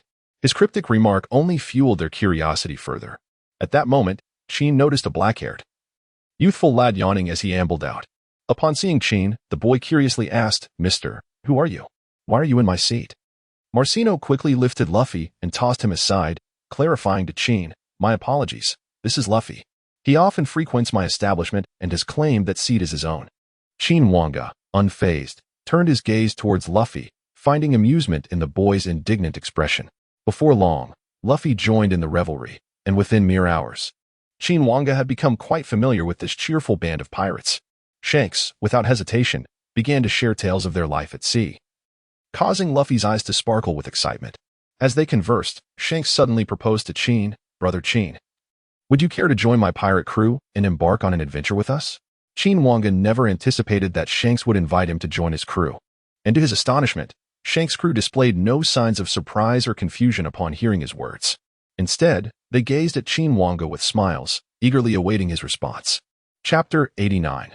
The Mountain Bandit King, Sig. Ultimately, Qin Wange shook his head and declined, stating, "I apologize for disappointing you, but I believe a merchant suits me better." Shanks, not overly disheartened, replied with a hint of regret, "What a pity. It seems my old friend Qin does not yearn for the sea." Hearing Shanks' comment, Qin Wange shook his head once more, asserting, "That is not the case. I long for the vast ocean, yet I believe a merchant's life offers greater freedom." Shanks, taken aback by Qin Wange's words, chuckled lightly. "Freedom, you say? I believe pirates embody the truest essence of freedom upon the sea." The two exchanged a knowing smile, choosing not to dwell on the matter further, and the atmosphere returned to its previous state. However, such tranquility would not endure for long. In the next moment, the tavern door was kicked open with a resounding crash, revealing a towering figure who proclaimed, "Pardon my intrusion." As he strode in, he remarked, "Is this what they call pirates?" They all appeared to wear the same foolish expression. Witnessing this scene, everyone was momentarily taken aback, with only Shanks continuing to eat nonchalantly. While Qin Wange calmly sipped his drink, the individual approached the counter, pushing past Shanks, and addressed Magino, saying, "We are mountain bandits, however. We have not come here to cause trouble. Please sell us approximately 10 barrels of your finest liquor." Magino promptly replied, "I apologize, but we have just sold out." At this moment, the man directed his gaze towards Qin Wange, who sat beside him, yet she naturally refrained from casting even a glance in his direction. The leader of the Sig Mountain Bandits, with a staggering bounty of 8 million berries, was an arrogant individual, a reputation he earned purely due to his excessive bravado, which had become the subject of mockery in the world. Encountering him in person confirmed that the tales were far from exaggerated. Sig then turned to the pirates behind him and remarked to Makino, "It is truly peculiar. Do these pirates imbibe their own urine?" Makino replied, "The alcohol currently available has all been sold. There is no excess." At that moment, Shanks interjected, "I sincerely apologize. It appears we have consumed all the liquor here. My regrets." He then picked up a bottle from his table and offered it to Sig, saying, "If you don't mind, this unopened bottle is yours." Slowly, Sig extended his hand, only to suddenly clench his fist and shatter the bottle. Makino and Luffy were taken aback, while the previously silent pirates now bore expressions of discontent. Sig, still somewhat haughty, declared, "Old Purple is a man with a bounty of 6 million berries. This single bottle is hardly sufficient for me to rinse my mouth. Do not underestimate me." After a moment of silence, Shanks, with a troubled expression, said, "The floor is all wet. I apologize, Miss Makino. Do you have a rag?" Upon uttering these words, Shanks began to clean up the shattered glass. Makino immediately offered, "Let me handle it." However, in the next instant, Sig drew his sword and, with a swift motion, sliced the counter, stating, "It seems you enjoy cleaning. Is that enough for you to wipe it away?" With a scoff, Sig put away his knife, turned around, and left with his crew, not forgetting to taunt, "Farewell, you spineless fools." At this moment, Luffy was seething with rage, gritting his teeth, while Shanks sat in a disheveled state, leaning against his chair. Marcy rushed forward with concern. "Are you all right, Captain? You're not hurt, are you?" Shanks waved his hand dismissively. "I'm fine. I'm not injured." Suddenly, a smile crept onto Shanks' lips, and he burst into laughter, causing all the pirates present to join in the revelry. One after another began to tease Shanks. "You've really been bullied terribly. How embarrassing." "Ha ha ha." Shanks himself removed his straw hat, laughing heartily. Qin Wange stood quietly to the side, observing the scene, pondering, this is the demeanor of a strong man. He does not engage in meaningless brawls, possessing a patience that surpasses ordinary people's, truly admirable. Shanks. However, one individual was not pleased. Luffy suddenly shouted, "How can you still be laughing? Don't you feel ashamed? Why don't you fight back?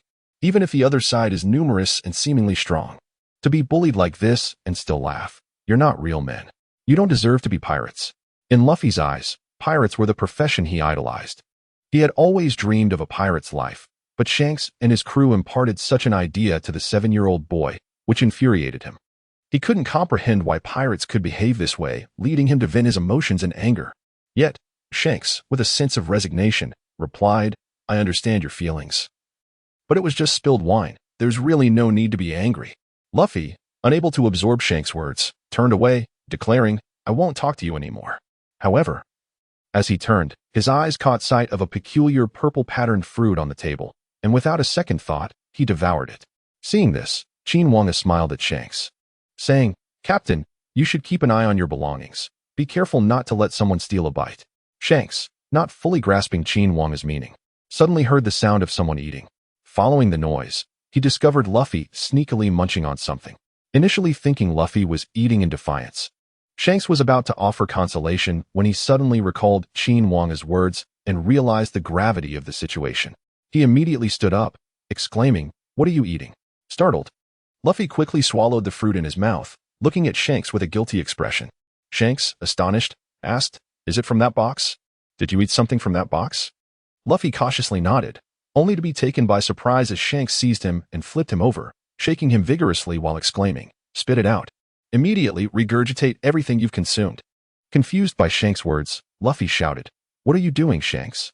In the next moment, an astonishing scene unfolded before everyone, as Shanks, while still shaking Luffy, suddenly stretched out his head and collided with the floor.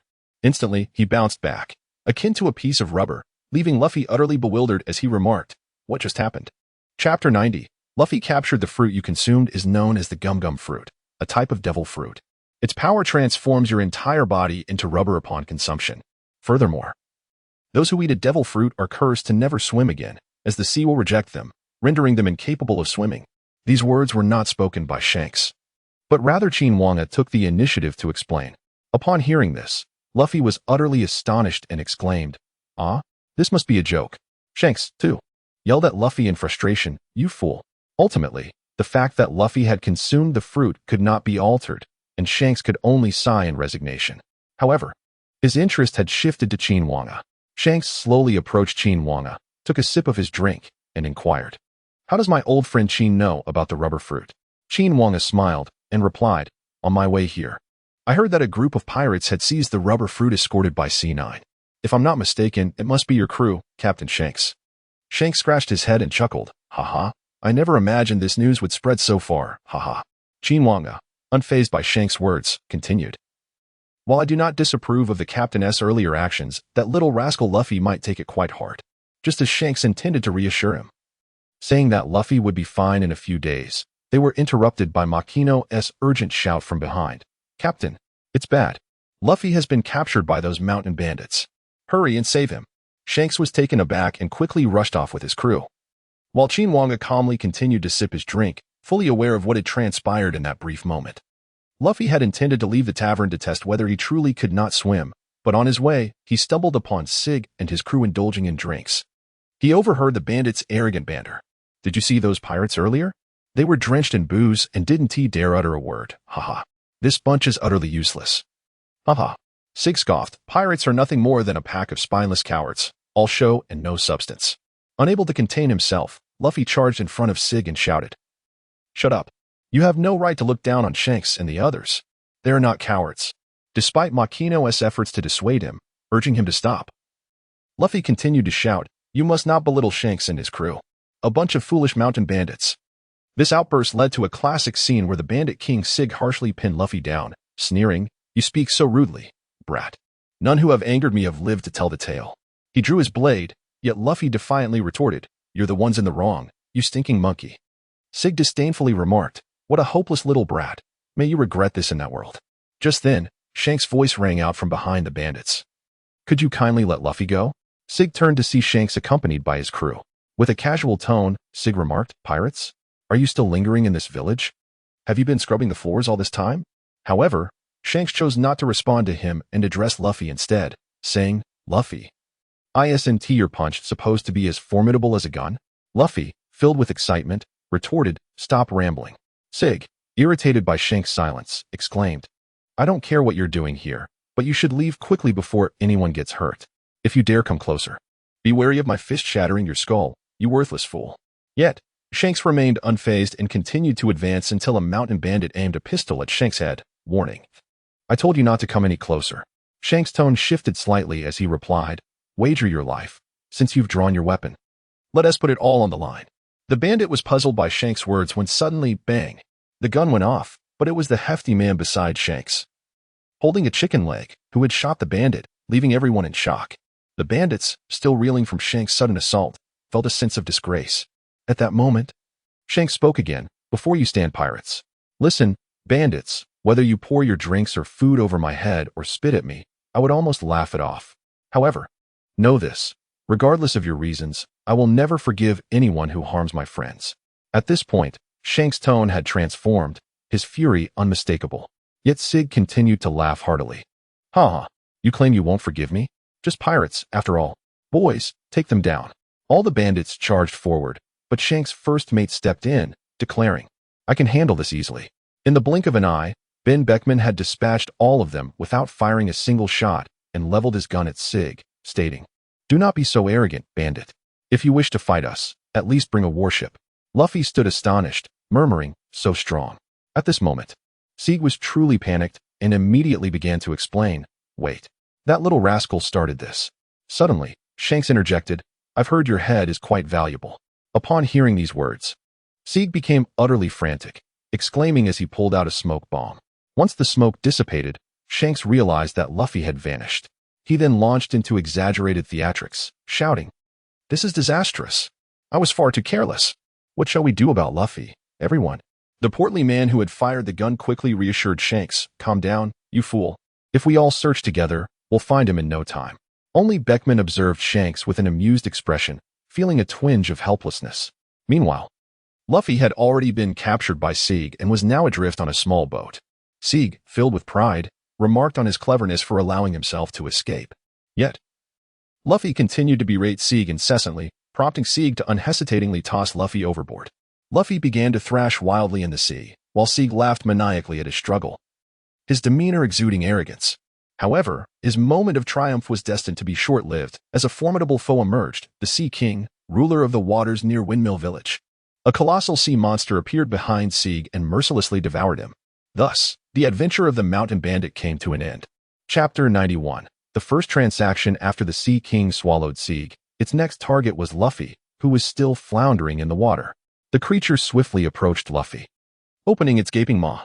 At that instant, Shanks appeared and rescued Luffy just in time, but the Sea King was undeterred and prepared to turn back for another bite. Suddenly, Shanks locked eyes with it, causing the Sea King to freeze in fear until Shanks darkly commanded, Get lost. Instantly, the Sea King fled without daring to look back. Once the creature had retreated, Shanks comforted Luffy, saying, Thank you, Luffy. I've heard from Miss Makino that you fought for us, right? However, Luffy seemed oblivious to Shanks' words. Clutching Shanks' clothes tightly, tears streaming down his face, Shanks gently smiled at Luffy and said, Don't cry, aren't you a man? At this moment, Luffy finally broke down and cried out, Shanks, your hand. Shanks maintained his gentle demeanor, placing a hand on Luffy's head, reassuring him, It is merely a hand. It is of no consequence. As long as you are unharmed, that is all that matters. Overwhelmed with emotion, Luffy could no longer contain himself and burst into tears, his wails echoing across the vast expanse of the sea. At this moment, Qin Wange gazed silently at the scene before her, a smile gracing her lips as she murmured, Shanks, you truly have put on a splendid performance for Luffy. Yet, this is quite all right. It marks the first imperfection in the unfolding tale. Soon, it shall be my turn to take the stage. After this event, Shanks and his companions finally decided to depart. Having disturbed the residents of Windmill Village for nearly a year, it was becoming increasingly untenable to remain. Shanks began to prepare for the transfer of supplies to their ship. Luffy, observing Shanks, remarked, You are leaving, aren't you? Shanks nodded in affirmation, responding, Indeed, although we have spent such a long time here, parting is inevitable. You will feel quite lonely, won't you? Luffy candidly replied, Yes, but I will no longer allow you to take me with you, for I have resolved to become a pirate on my own. Shanks, with a teasing tone, responded, In any case, I have no intention of taking you along. With your abilities, how can you ever become a pirate? Luffy, filled with indignation, shouted, I will. One day, I will find comrades who are my equals and discover the greatest treasure in the world. I am determined to become the Pirate King. Shanks chuckled, Oh, so you aspire to surpass us? He then placed his straw hat upon Luffy's head, saying, Then, I entrust this hat to you. It is my most cherished possession. You must take good care of it. Overwhelmed with emotion, Luffy began to cry once more. As Shanks prepared to leave, he gazed at Luffy from the ship, contemplating. You must return it to me once you have become an exceptional pirate. We have made a pact, Luffy. Just as Shanks was about to depart, Qin Wange approached. Upon seeing him, Shanks stepped forward and asked, Have you decided to join us, Brother Qin? Qin Wange smiled and shook his head, saying, Not quite. But I do have something to discuss with you. Shanks looked puzzled as Qin Wange continued. I do not wish to see imperfections arise. Hence you have become the individual in need of my merchandise. Shanks still did not grasp the meaning behind Qin Wange's words, and after a moment's reflection replied, So, you mean I can now purchase your items, correct? His words piqued the curiosity of everyone around, as they had grown quite familiar with Qin Wange during their recent interactions.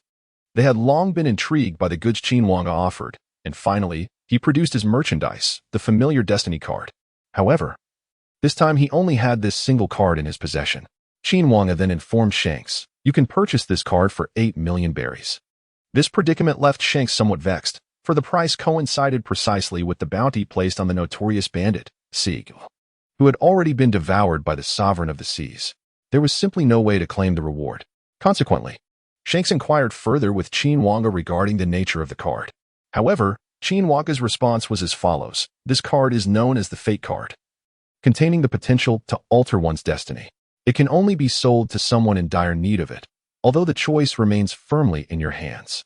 After much anticipation, having finally laid eyes on Qin Wange's merchandise, Shanks and his companions were unwilling to let this opportunity slip away. Ultimately, Shanks produced 8 million berries to acquire the Fate card. Rather than revealing its contents in front of others, he deliberately set sail, avoiding any chance for Luffy to glimpse the card's secrets. Frustrated, Luffy, momentarily forgetting the sorrow of parting, shouted at Shanks' ship, calling him a miser. It was only after Shanks' vessel had receded into the distance, well beyond the confines of Windmill Village, that he unveiled the card. At that moment, everyone gathered curiously around, and Shanks did not hesitate to flip the Fate card. As it turned over, it instantly emanated a brilliant light, rendering everyone momentarily blind. After a brief interlude of radiance, the crowd regained their sight, save for Shanks, who had yet to fully recover. He grumbled, What on earth is Brother Qin selling? My eyes nearly went blind. However, upon uttering his complaint, he noticed the absence of any agreement from the others, until the rotund fellow clutching a drumstick finally spoke up. Boss, your hand. It was only then that Shanks looked down and realized that the severed arm he had lost had inexplicably regrown in its entirety. This scene left everyone utterly astonished, including Shanks, who was filled with surprise. At that moment, he began to reflect on the words of Qin Wange. He realized that his aversion to witnessing imperfection stemmed from this understanding. With a smile, Shanks gazed at the sky and remarked, Brother Qin, I truly owe you a great favor this time. I shall certainly repay you when the opportunity arises. However, upon this thought, Shanks' expression shifted to one of despondency as he lamented, how unfortunate. I still failed to bring Brother Qin aboard. This elicited a renewed wave of teasing laughter among the crowd, and the atmosphere aboard the ship transformed into one of joyous mirth. Meanwhile, Qin Wange quietly observed them, pleased with the outcome. His reason for staying was primarily because there remained a business transaction yet to be concluded. Contemplating this matter, he turned his gaze towards Luffy. Chapter 92. Terms of trade. After Shanks and his companions departed, Luffy clung to Qin Wange, determined to discover the secrets concealed within the Fate cards. Qin Wange explained, Each Fate card is unique, thus I myself am unaware of their contents. Luffy, hearing this, felt a wave of disappointment wash over him. However, Qin Wange's next words quickly reignited his excitement. Qin Wange said to Luffy, In fact, you possess an opportunity for trade as well. Luffy's eyes sparkled with enthusiasm as he eagerly inquired, Does that mean I can also obtain one of those cards? Qin Wange nodded and continued, However, I realize you may not have much to offer, so I have adjusted the requirements for you. For a period thereafter, he stipulated that Luffy assist Miss Makino in overseeing the tavern's operations, which could be understood as lending her a helping hand. As long as you can persist, I shall grant you a Fate card on some future day, he concluded.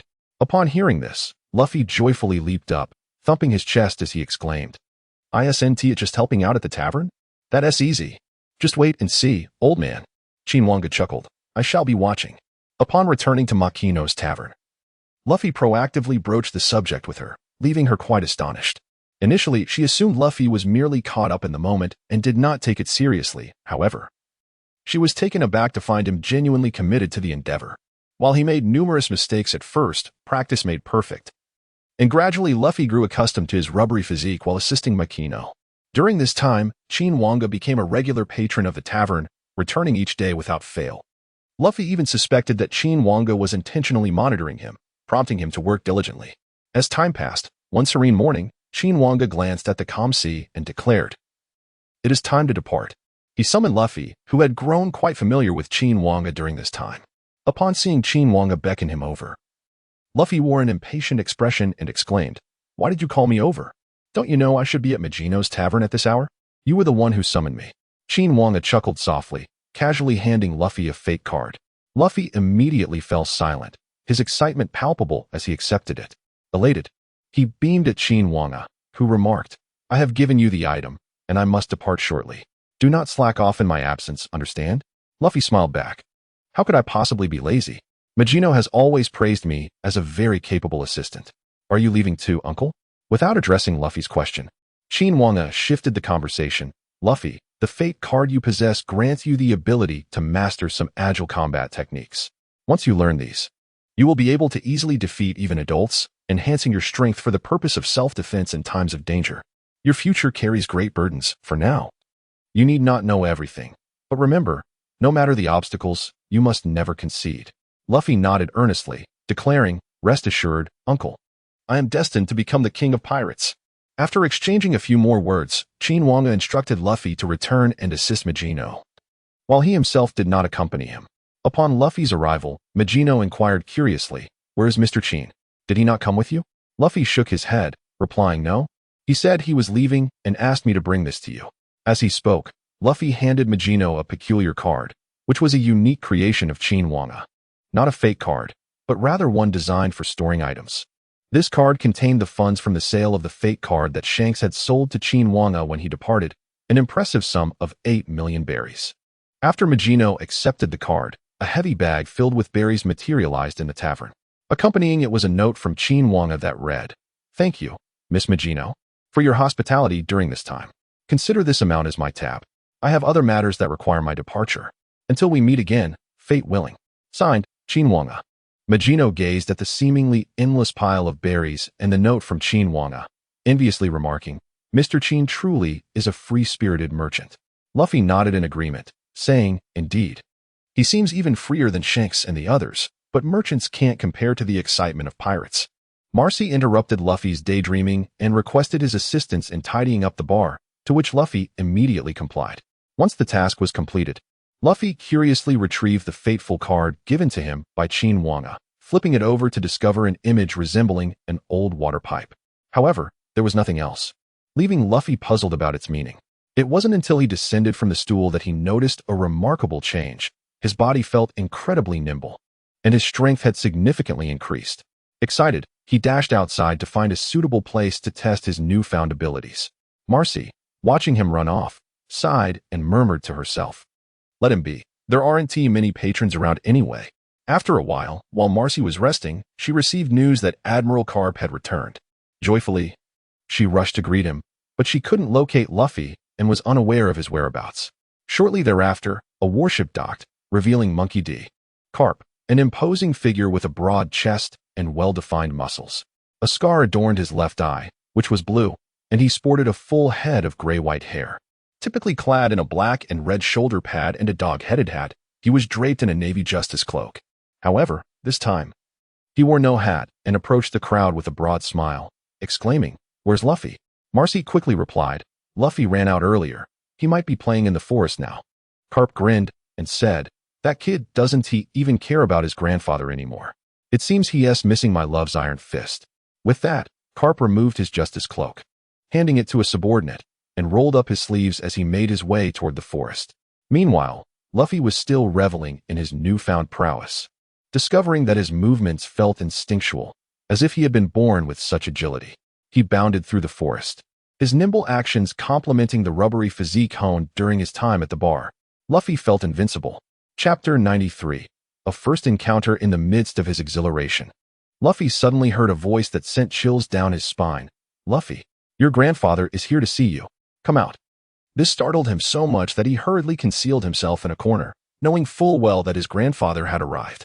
Yet, such a hiding place was no match for Garp, who swiftly located Luffy. Without hesitation, he aimed to deliver his love's iron fist. To Garp's astonishment, Luffy instinctively dodged the punch, a reaction he had not anticipated. This unexpected moment filled him with confidence as he shouted at Garp, "Grandpa, I'm really strong now. You can't, ouch. That hurt." Before Luffy could finish his words, he was struck on the head by Garp, resulting in a prominent bump. Instantly, he clutched his head and began to yell. Garp, with a triumphant fist raised, proclaimed to Luffy, "My love-infused iron fist will always teach you a lesson." Luffy, still holding his head, retorted, "Why does it still hurt so much, Grandpa, when I've turned into rubber?" Garp, taken aback by Luffy's statement, examined his body to confirm its veracity before directly hauling Luffy to Makino's tavern. After ordering some drinks, the group began to converse, and soon Garp learned of all that had transpired with Luffy during this time. Upon discovering Luffy's intention to become a pirate, Garp was infuriated, his mustache bristling with anger as he landed a few more punches on Luffy's head, threatening, "You must become a marine." Undeterred, Luffy countered boldly, "No way. I want to be a pirate, and I will definitely become the Pirate King." Ouch! Just as he finished his declaration, another punch landed, causing the bumps on his head to accumulate. Yet no matter how much Garp hit him, Luffy remained resolute in his desire to become a pirate. Garp could only blame Shanks for all the trouble, gritting his teeth. "That rascal Shanks, if I ever catch him, I'll make sure to apprehend him." Hearing this, Luffy sprang up, grasping Garp's mustache, and shouted, "Grandpa, you can't capture Shanks." Garp, with righteous indignation, replied, "It is the duty of the Marines to capture pirates. Why should I not pursue them?" The two then engaged in a childish argument, each stubbornly clinging to their own illogical reasoning, delighting in their quarrel. It was not until late into the night, when Luffy had worn himself out and fallen asleep, that they finally ceased their bickering. Garp gazed at the slumbering Luffy, sighed, and remarked, "Makino, has that rascal Shanks done anything while he has been here for so long?" Makino shook her head, smiling, and replied, "The captain and his crew come here daily to drink and chat. They even saved Luffy's life not long ago." Garp, pondering this for a moment, continued to inquire, "Do you know anything about the merchant Luffy mentioned?" Makino chuckled and responded, "Of course, Mr. Qin, known as Qin Wange, is a merchant.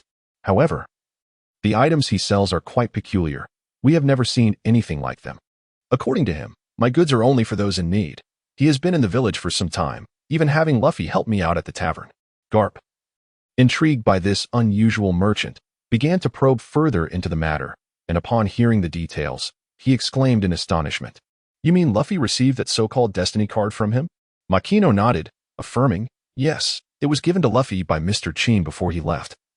And it was after seeing that card that Luffy excitedly ran off into the forest." At this moment, Garp recalled how, during their midday encounter, Luffy had astonishingly evaded his punch, a reaction entirely uncharacteristic of a mere 7-year-old.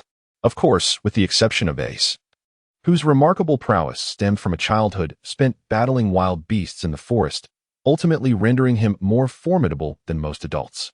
Now, witnessing Luffy transform into such a being through the mere use of a card was indeed rather baffling. However, Garp quickly reassessed the situation, finding merit in it. After all, he had intended to bring Luffy to live with Dayton. This revelation alleviated his concerns for Luffy's safety, prompting Garp to chuckle heartily. Suddenly, Luffy, in the throes of slumber, mumbled, "I want to become the Pirate King." Upon hearing this, Garp's expression shifted dramatically as he raised his fist and exclaimed, "Iron Fist of Love." Thud. Ouch. That hurts. And thus, the night passed. The following day, Garp brought Luffy to Dayton's residence, Kaylee Dayton. The elderly woman with golden curls and a cigarette dangling from her lips exuded an aura of malevolence. Upon the arrival of Garp, Dayton hurriedly stepped forward to greet him. But a sense of foreboding washed over her when she noticed a young boy accompanying him. Dayton immediately broached the subject of Ace, stating, "Ace is already 10 years old. We can no longer control him. You must take him away." Garp, seemingly oblivious to the latter part of Dayton's plea, raised Luffy and declared, "From now on, this lad will also be entrusted to you. Luffy, say hello." The suspended Luffy waved to Dayton and the others, prompting Dayton to inquire in astonishment, "Who is this kid?" Garp replied nonchalantly, "This is my grandson." Upon hearing this revelation, Deiden and her companions gasped in disbelief and knelt before Garp, exclaiming, "Impossible. We cannot care for another child. We can barely manage Ace as it is." Garp, undeterred, began to threaten them. "Very well. Choose your fate. Will you spend the rest of your lives in prison? Or will you raise this boy? You have committed numerous crimes, and I have turned a blind eye thus far. Ha ha ha." Meanwhile, Luffy, feeling bored, glanced around until a spat of saliva unexpectedly flew his way, which he dodged with a casual twist of his neck. He then shouted, "Who did that? How disgusting." Soon, he spotted a boy with freckles, brandishing an old pipe, seated atop a colossal beast. Luffy strode over, demanding, "Whoever you are, apologize to me." Garp, overhearing, approached and said, "Luffy, this is Ace, 3 years your senior. From today onward, you will live together." Luffy, still fuming from the earlier incident, ignored Garp's words and fixed a glare on Ace, who returned his gaze with indifference. Garp then addressed Deiden and the others. "It's just a small matter. If I have the time, I will come and check on you." Chapter 94. The indifferent Ace having concluded this conversation, Garp departed, and Luffy entered the modest wooden cabin. As soon as he stepped inside, he sensed danger. A bandit, unaware of Luffy's origins, thrust a knife against his neck, attempting to intimidate him. However, Luffy was no longer the clumsy boy he once was. He swiftly retaliated, extending his leg and delivering a powerful kick that sent the bandit flying. This sudden event startled all the bandits in the room, and they exclaimed in astonishment, "Who is this little rascal?" At that moment, a person outside the door lamented, "He is Mr. Garp's grandson and will be living with us from today onwards." Upon hearing this news, the bandits were taken aback and exclaimed, "What? Another one? Why don't we refuse? The boss is utterly useless." Just then, Deiden emerged with a large platter of meat, exclaiming, "This is so annoying. Everyone, it's time to eat." In an instant, all the bandits rushed forward, eager to seize the meat. Their speed was astonishing. Before Luffy, who was visiting for the first time, could comprehend the situation, all the meat had been snatched away. With a hint of sadness, Luffy clutched his stomach and said, "I wish I could have some meat too." At this moment, Luffy spotted the boy who had previously spat at him. Now aware that his name was Ace, Luffy approached him directly and said, "Your name is Ace, I assent it? You haven't apologized for spitting on me earlier. Of course, if you prefer not to apologize, that's fine. Just share your meat with me." Ace completely disregarded Luffy, showing no interest in him. At that moment, Deiden interjected, stating, "All this meat comes from the wild buffalo that Ace has hunted. He shared it with us, which is why we have food on the table. If you could also hunt a beast, you'd have meat whenever you want it." Luffy, visibly unconvinced, retorted, "What a say beast. I'll go catch one right now, humph." While munching on his meat, Ace glanced at Luffy with indifference, then set down his food and left. Carrying a water pipe, Deiden and the others asked Ace where he was headed, but he ignored them entirely. Initially, Ace had no interest in Luffy. However, given Luffy's earlier display, it seemed that despite his lack of intelligence, he possessed some skill. Thus, Ace quietly followed him to observe what Luffy was capable of. Yet, this was Luffy's first time in the area, and he was unfamiliar with his surroundings, making it impossible for him to find any beasts. After wandering for quite some time, Luffy, overcome with hunger, sat down and complained, "I'm so hungry.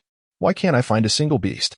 Suddenly, he inadvertently caught sight of Ace, who was standing atop a relatively high slope.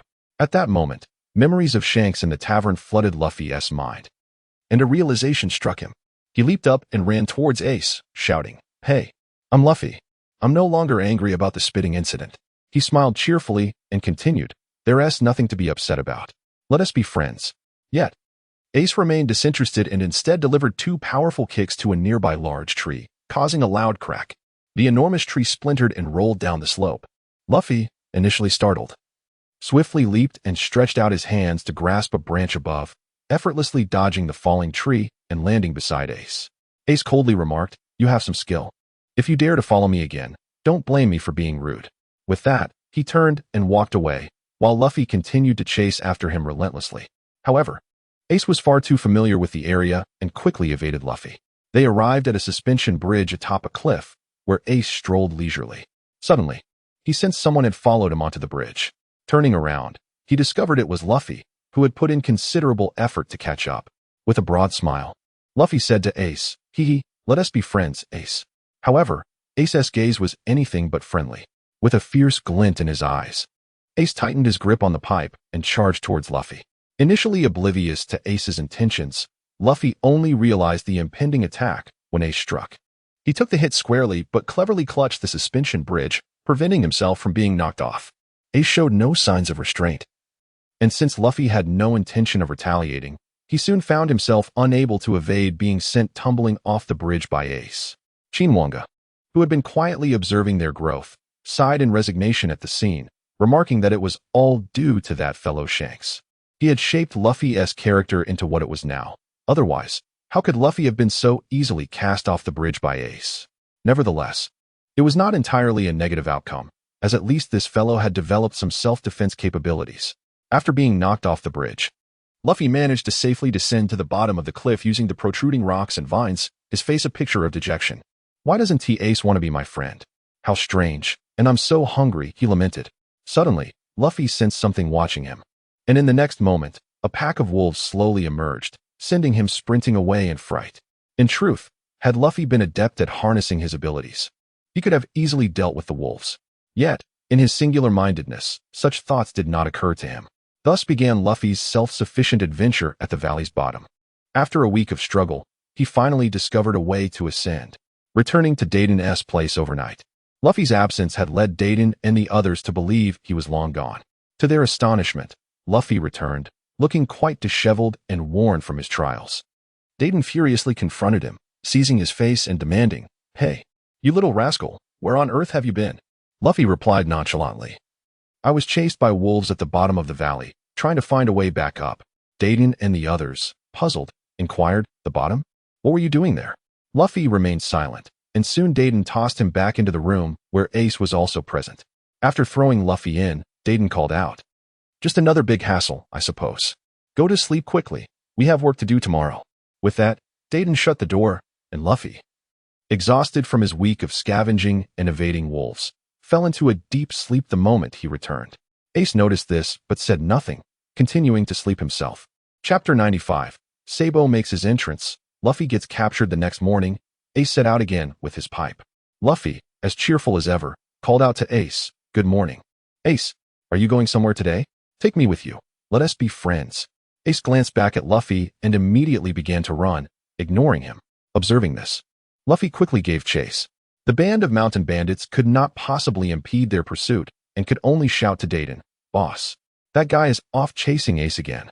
Thus, for several days, Luffy and Ace engaged in a relentless game of chase, with Luffy pursuing Ace, who seemed to evade capture effortlessly.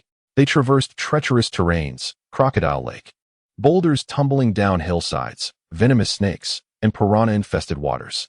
This continued for a full 2 months, with Luffy tirelessly pursuing Ace each day, only to be outpaced in the end. However, as time passed, Luffy became increasingly attuned to his own body and adept at navigating the traps set by Ace. On one fateful day, after once again losing sight of Ace, Luffy rounded a corner and encountered the master of Gulber Mountain, a colossal tiger. Despite Luffy's newfound confidence, the sheer size of this beast instilled a profound fear within him, causing him to falter and sit down on the ground. Witnessing this, Ace nervously muttered to himself, "Why aren't you running? You'll be eaten." Unable to contain himself any longer, Ace was about to intervene when suddenly, a similarly gigantic black bear emerged from the shadows. The two titans roared at each other, evenly matched in ferocity, providing Luffy the perfect opportunity to scramble away in a frantic escape. Seeing this unfold, Ace couldn't help but smile. Having narrowly escaped, Luffy soon spotted a rainbow in the sky, instantly forgetting the harrowing experience. He lay back on the ground, laughing heartily. Qin Wange, witnessing Luffy's exuberance, couldn't help but exclaim, "It's truly no small feat for you to have survived and grown, Luffy." A month later, Luffy finally discovered the location Ace frequented, navigating through the forest with determination. After crossing the woods to the north of Dayton's residence on Gulber Mountain, he arrived at a place known as the Junkyard, the final destination for discarded items. The residents here are all scoundrels expelled from the nation's heart. Existing in a lawless zone, with no doctors in sight, crime and disease proliferate unchecked. This place has become a veritable dumping ground, henceforth referred to as the garbage dump for convenience. After searching the entirety of the site, Luffy was still unable to catch a glimpse of Ace. At that moment, Ace was embroiled in a treacherous act of betrayal. Having just stolen a bag of treasures from two unsuspecting victims and preparing to make his escape. By a stroke of fate, Luffy happened to witness this scene and, filled with delight, immediately decided to follow. At this moment, Ace had arrived at one of his small hideouts, where another individual had been waiting for quite some time, Sabo. Ace placed the plundered treasures alongside those that Sabo had previously acquired. It was at this juncture that the two revealed the purpose behind their heists. Both were driven by the aspiration of becoming pirates, having amassed these riches over the course of 5 years, with the singular ambition of purchasing a pirate ship. At this moment, Luffy, who had just arrived, overheard the conversation between Ace and Sabo and immediately exclaimed with enthusiasm, "Pirate ship? Are you pirates too?" Before he could finish his sentence, Ace and Sabo rushed down, each delivering a punch to silence him. Subsequently, Luffy found himself bound to a tree without any resistance. Nevertheless, Luffy, undeterred, addressed Ace, saying, "Ace, so you come to places like this every day?" Sabo, frowning as he regarded Luffy, remarked, "Is this the Luffy you mentioned, Ace?" Luffy, brimming with excitement, responded, "Yes, I am Luffy. Has Ace mentioned me to you?" Ace replied nonchalantly, "He merely complained that you are a nuisance." Ignoring Ace's words, Luffy turned to Sabo and asked, "Are you Ace's friend? Then let us be friends too. What is your name?" Just as Sabo was about to blurt out his name, he quickly regained his composure and retorted, "Why should I tell you?" The two then deliberated on how to dispose of Luffy, ultimately deciding that Ace would end his life, a plan that Luffy inadvertently overheard. Instantly, Luffy began to wail uncontrollably, prompting the two to hurriedly cover his mouth, yet they were unable to stifle his cries. Before long, Luffy's lamentations attracted trouble. The two individuals Sabo had previously confronted were members of the Brujum pirate crew. They returned with reinforcements, and Ace and Sabo swiftly untied Luffy, prompting the trio to hide together. Soon enough, the group appeared, led by a towering figure wielding a machete, exuding an intimidating presence. Sabo recognized him as Bergerm, a ruthless subordinate of Brujum, known for skinning those he captured. His methods were notoriously brutal, and it dawned on Ace that they had inadvertently crossed paths with a formidable adversary, initially mistaking him for a mere street thug. Although they were formidable, they were still just a bunch of kids. These were pirates with blood on their hands. The three quickly concealed themselves to assess the situation. But before Ace and Sabo could gather their thoughts, Bertram seized Luffy. In the face of the towering brute, Luffy struggled futilely, and with no other recourse, he began to cry out for Ace. This moment also captured the attention of Burgess, who threatened Luffy, demanding to know the whereabouts of Ace. Then came one of Luffy's iconic scenes, featuring the most abysmal lie in history. With his gaze diverting sideways and his lips pouting, he declared, "I have no idea." Observing Luffy's reaction, Burgess immediately donned a sinister expression and said, "You don't know? Well, I shall assist you in remembering. Come along." Thus, Luffy was taken away by Burgess, leaving Sabo and Ace gritting their teeth, unsure of what to do next. After bringing Luffy back, Burgess swung a heavy iron hammer down upon him. However, Luffy, being a rubber man, was entirely immune to the attack. He effortlessly deflected Burgess's hammer, exclaiming, "I told you. I am a rubber man who has consumed the gum-gum fruit." Burgess's expression grew even more malevolent as he replied, "A devil fruit, indeed. It appears to be true. Bring me my boxing gloves." At this moment, his subordinate finally grasped the situation, promptly suspending Luffy in midair before presenting a spiked gauntlet to Bergermi. Chapter 96. Do not always rely on others. Following this, a gruesome scene unfolded as Bergermi landed a punch squarely on Luffy's face, causing blood to spurt forth instantaneously. At this moment, Luffy was engulfed by a profound sense of terror and danger, bursting into tears as he cried out, "Help. It hurts. It's so frightening." Yet, the only response he received was the relentless barrage of punches from Bergim, leaving him bloodied and battered. Meanwhile, Ace and Sabo were frantically relocating their treasure, for Ace believed it was merely a matter of time before Luffy would divulge their secret. Thus, they felt compelled to safeguard their hard-earned possessions from 5 years of effort. Unbeknownst to them, however, was the sheer magnitude of Luffy's willpower. As time elapsed, Luffy found himself too exhausted to continue his cries for help. Bergim's fists had turned a deep crimson, and Qin Wange, who had been observing this grim scene, let out a resigned sigh and muttered to himself, "It seems that Shanks has truly influenced you, Luffy. I recall advising you to avoid relying on others, and it appears I must take action." With those words, Qin Wange vanished, soon standing quietly beneath a towering tree. In the next moment, he spotted Ace and Sabo, who, upon seeing him, immediately grasped their weapons and regarded him with suspicion. However, Qin Wange did not resemble a villain, nor did he bear the mark of Bergem's subordinate. Ace, maintaining his vigilance, called out, "Who are you, and why are you here?" Instead of answering their inquiry, Qin Wange posed a question of his own. "Why are you relocating all this treasure?" His words left them momentarily stunned, for they had not anticipated that Qin Wange would be aware of their treasure. Ace, now prepared for a fight, braced himself. Yet, what Qin Wange said next left them utterly astounded. "That boy named Luffy is your friend, is he not? I see he is undergoing torment. Nevertheless, his willpower is truly remarkable. Even on the brink of death, he remains silent. It is a pity that you do not seem to share the same sentiment toward him." With that, Qin Wange departed, leaving Ace and Sabo in a state of shock, their hearts swirling with a myriad of complex emotions. They both recognized the selfishness of their previous thoughts and immediately abandoned their treasure, rushing to rescue Luffy. At that moment, when Luffy had nearly succumbed to despair, the image of Qin Wange suddenly appeared in his mind, conveying the message: "The strength I grant you is meant to encourage you not to rely on others, but to learn to protect yourself with your own power." In an instant, Luffy experienced a moment of clarity, as Bergemy once again pushed him back. Luffy swiftly wrapped his legs around a nearby pillar. He then elongated himself and propelled forward, delivering a powerful kick that sent Bergemy flying.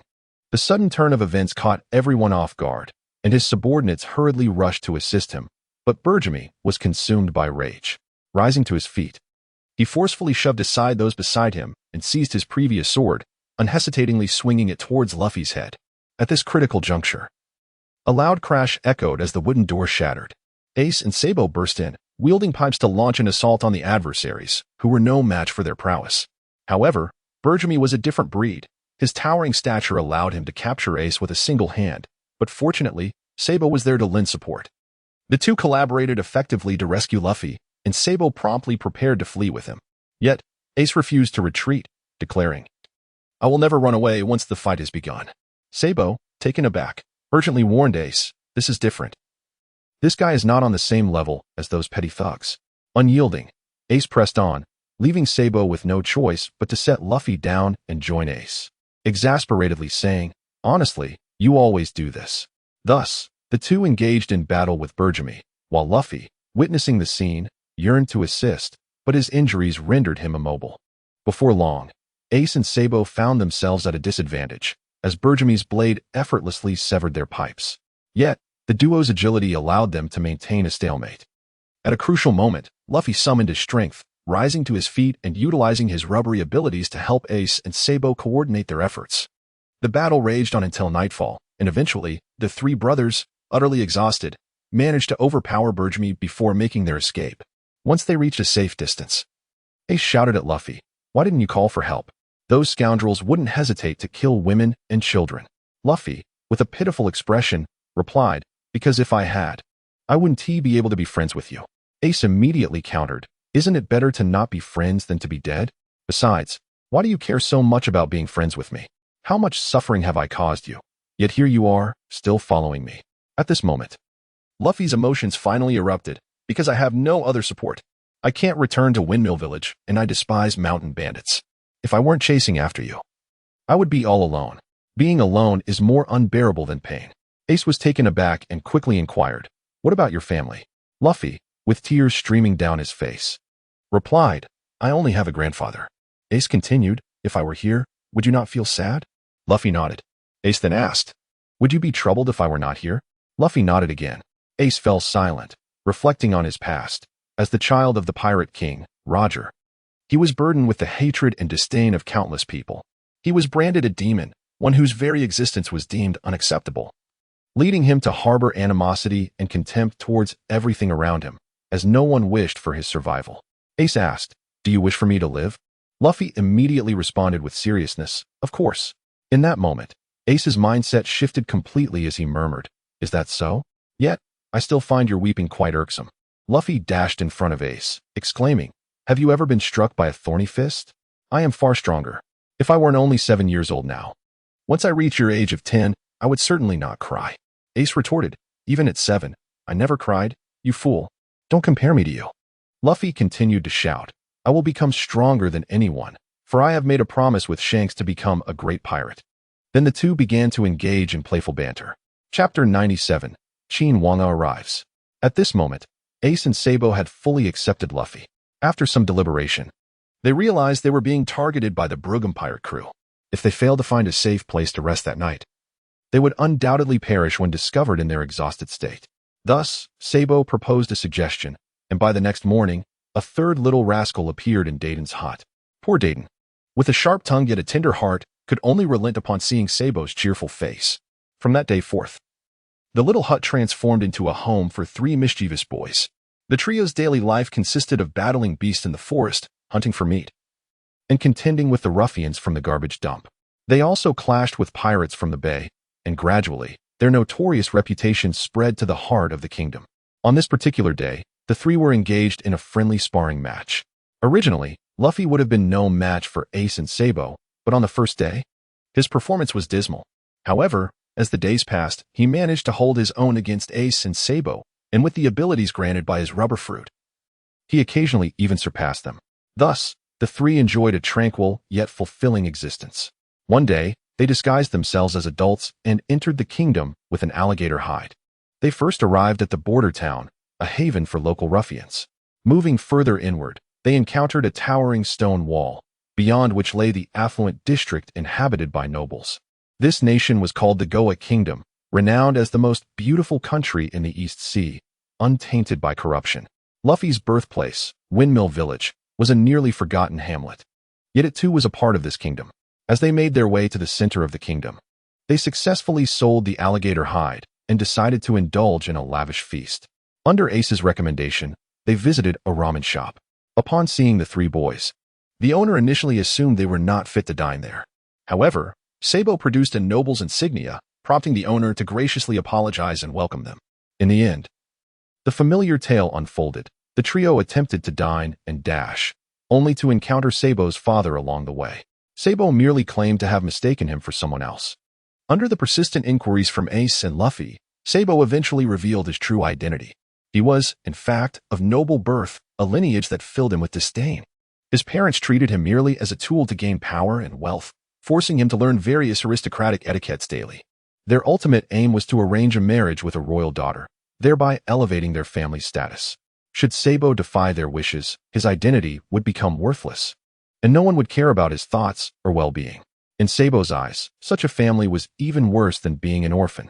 Ultimately, the three brothers partook in a ceremonial drink, solidifying their bond. At that moment, their aspirations were set upon the vast ocean before them.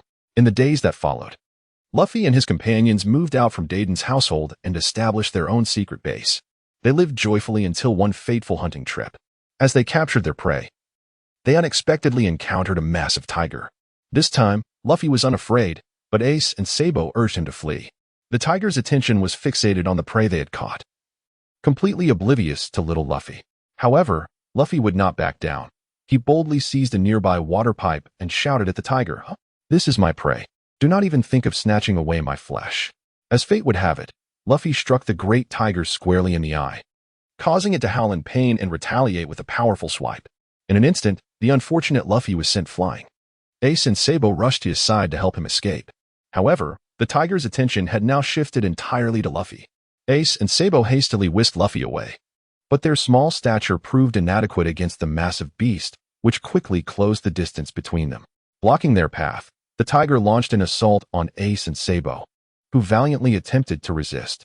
Tragically, their feeble efforts with their worn-out pipes were futile against the colossal creature, and soon both were injured and collapsed.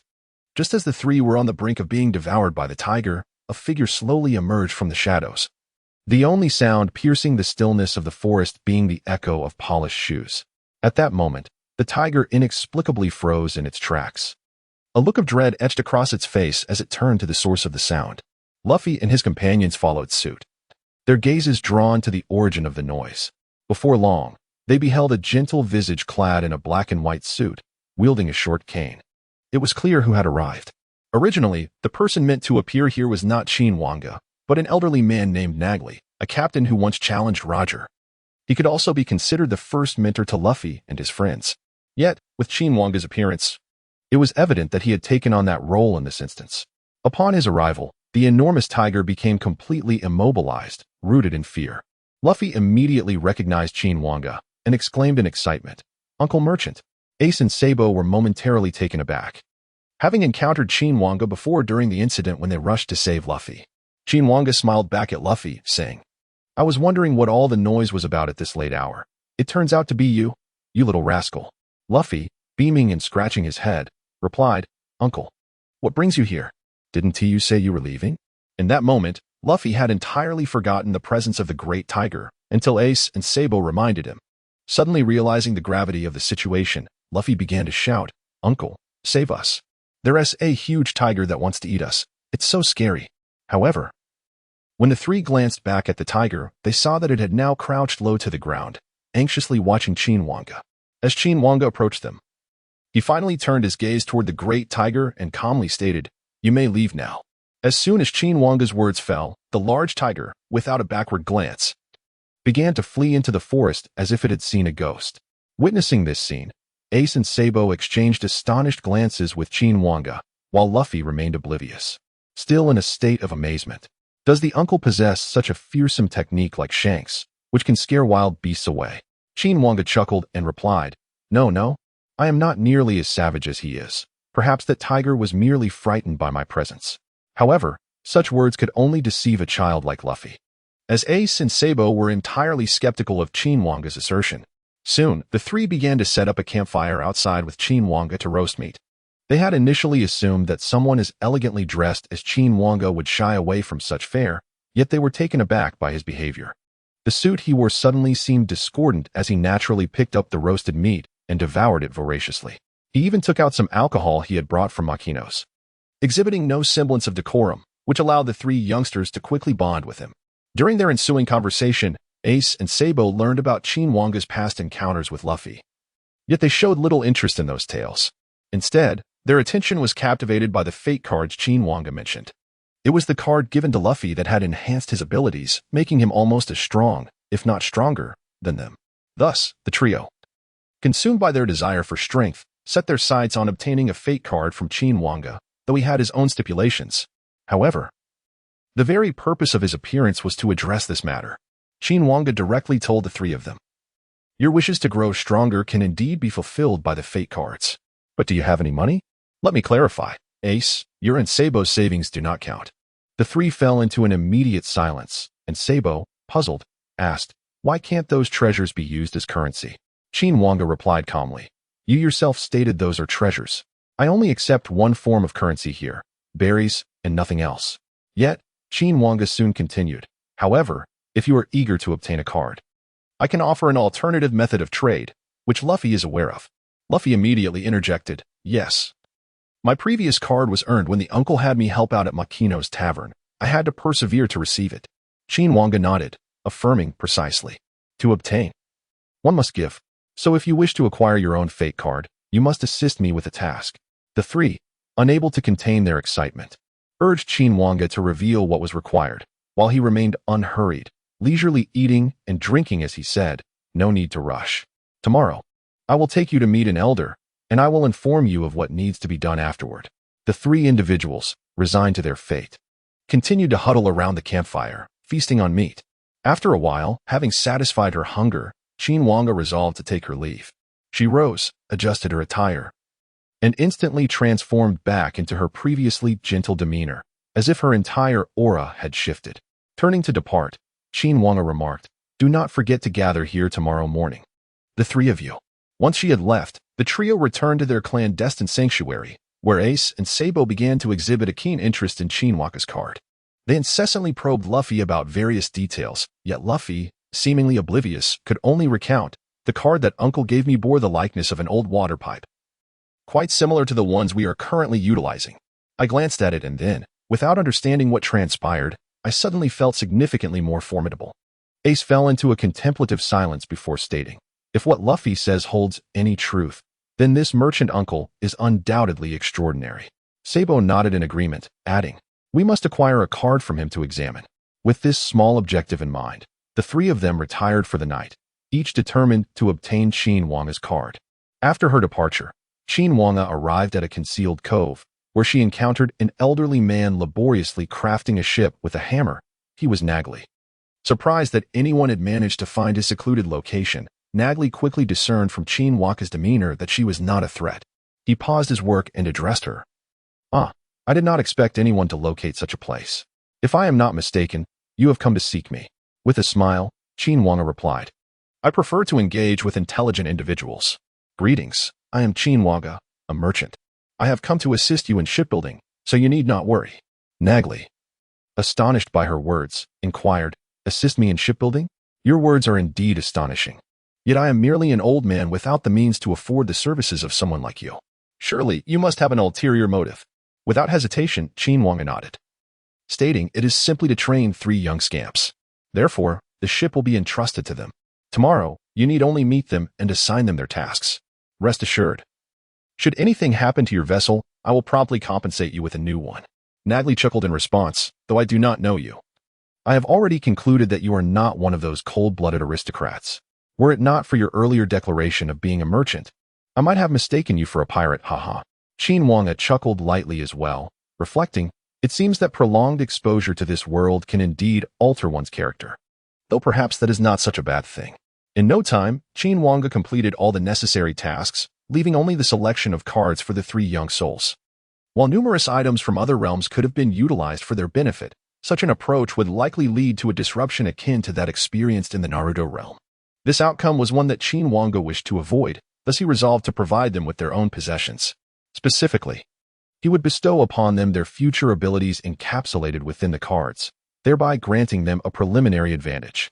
The unfolding events promised to be exceedingly intriguing.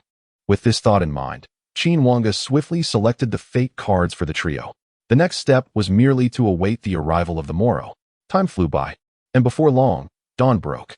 Ace and Sabo promptly rose to prepare for their journey to the designated location from the previous day, while Luffy remained soundly asleep. The 2 resorted to playful punches and kicks to rouse him.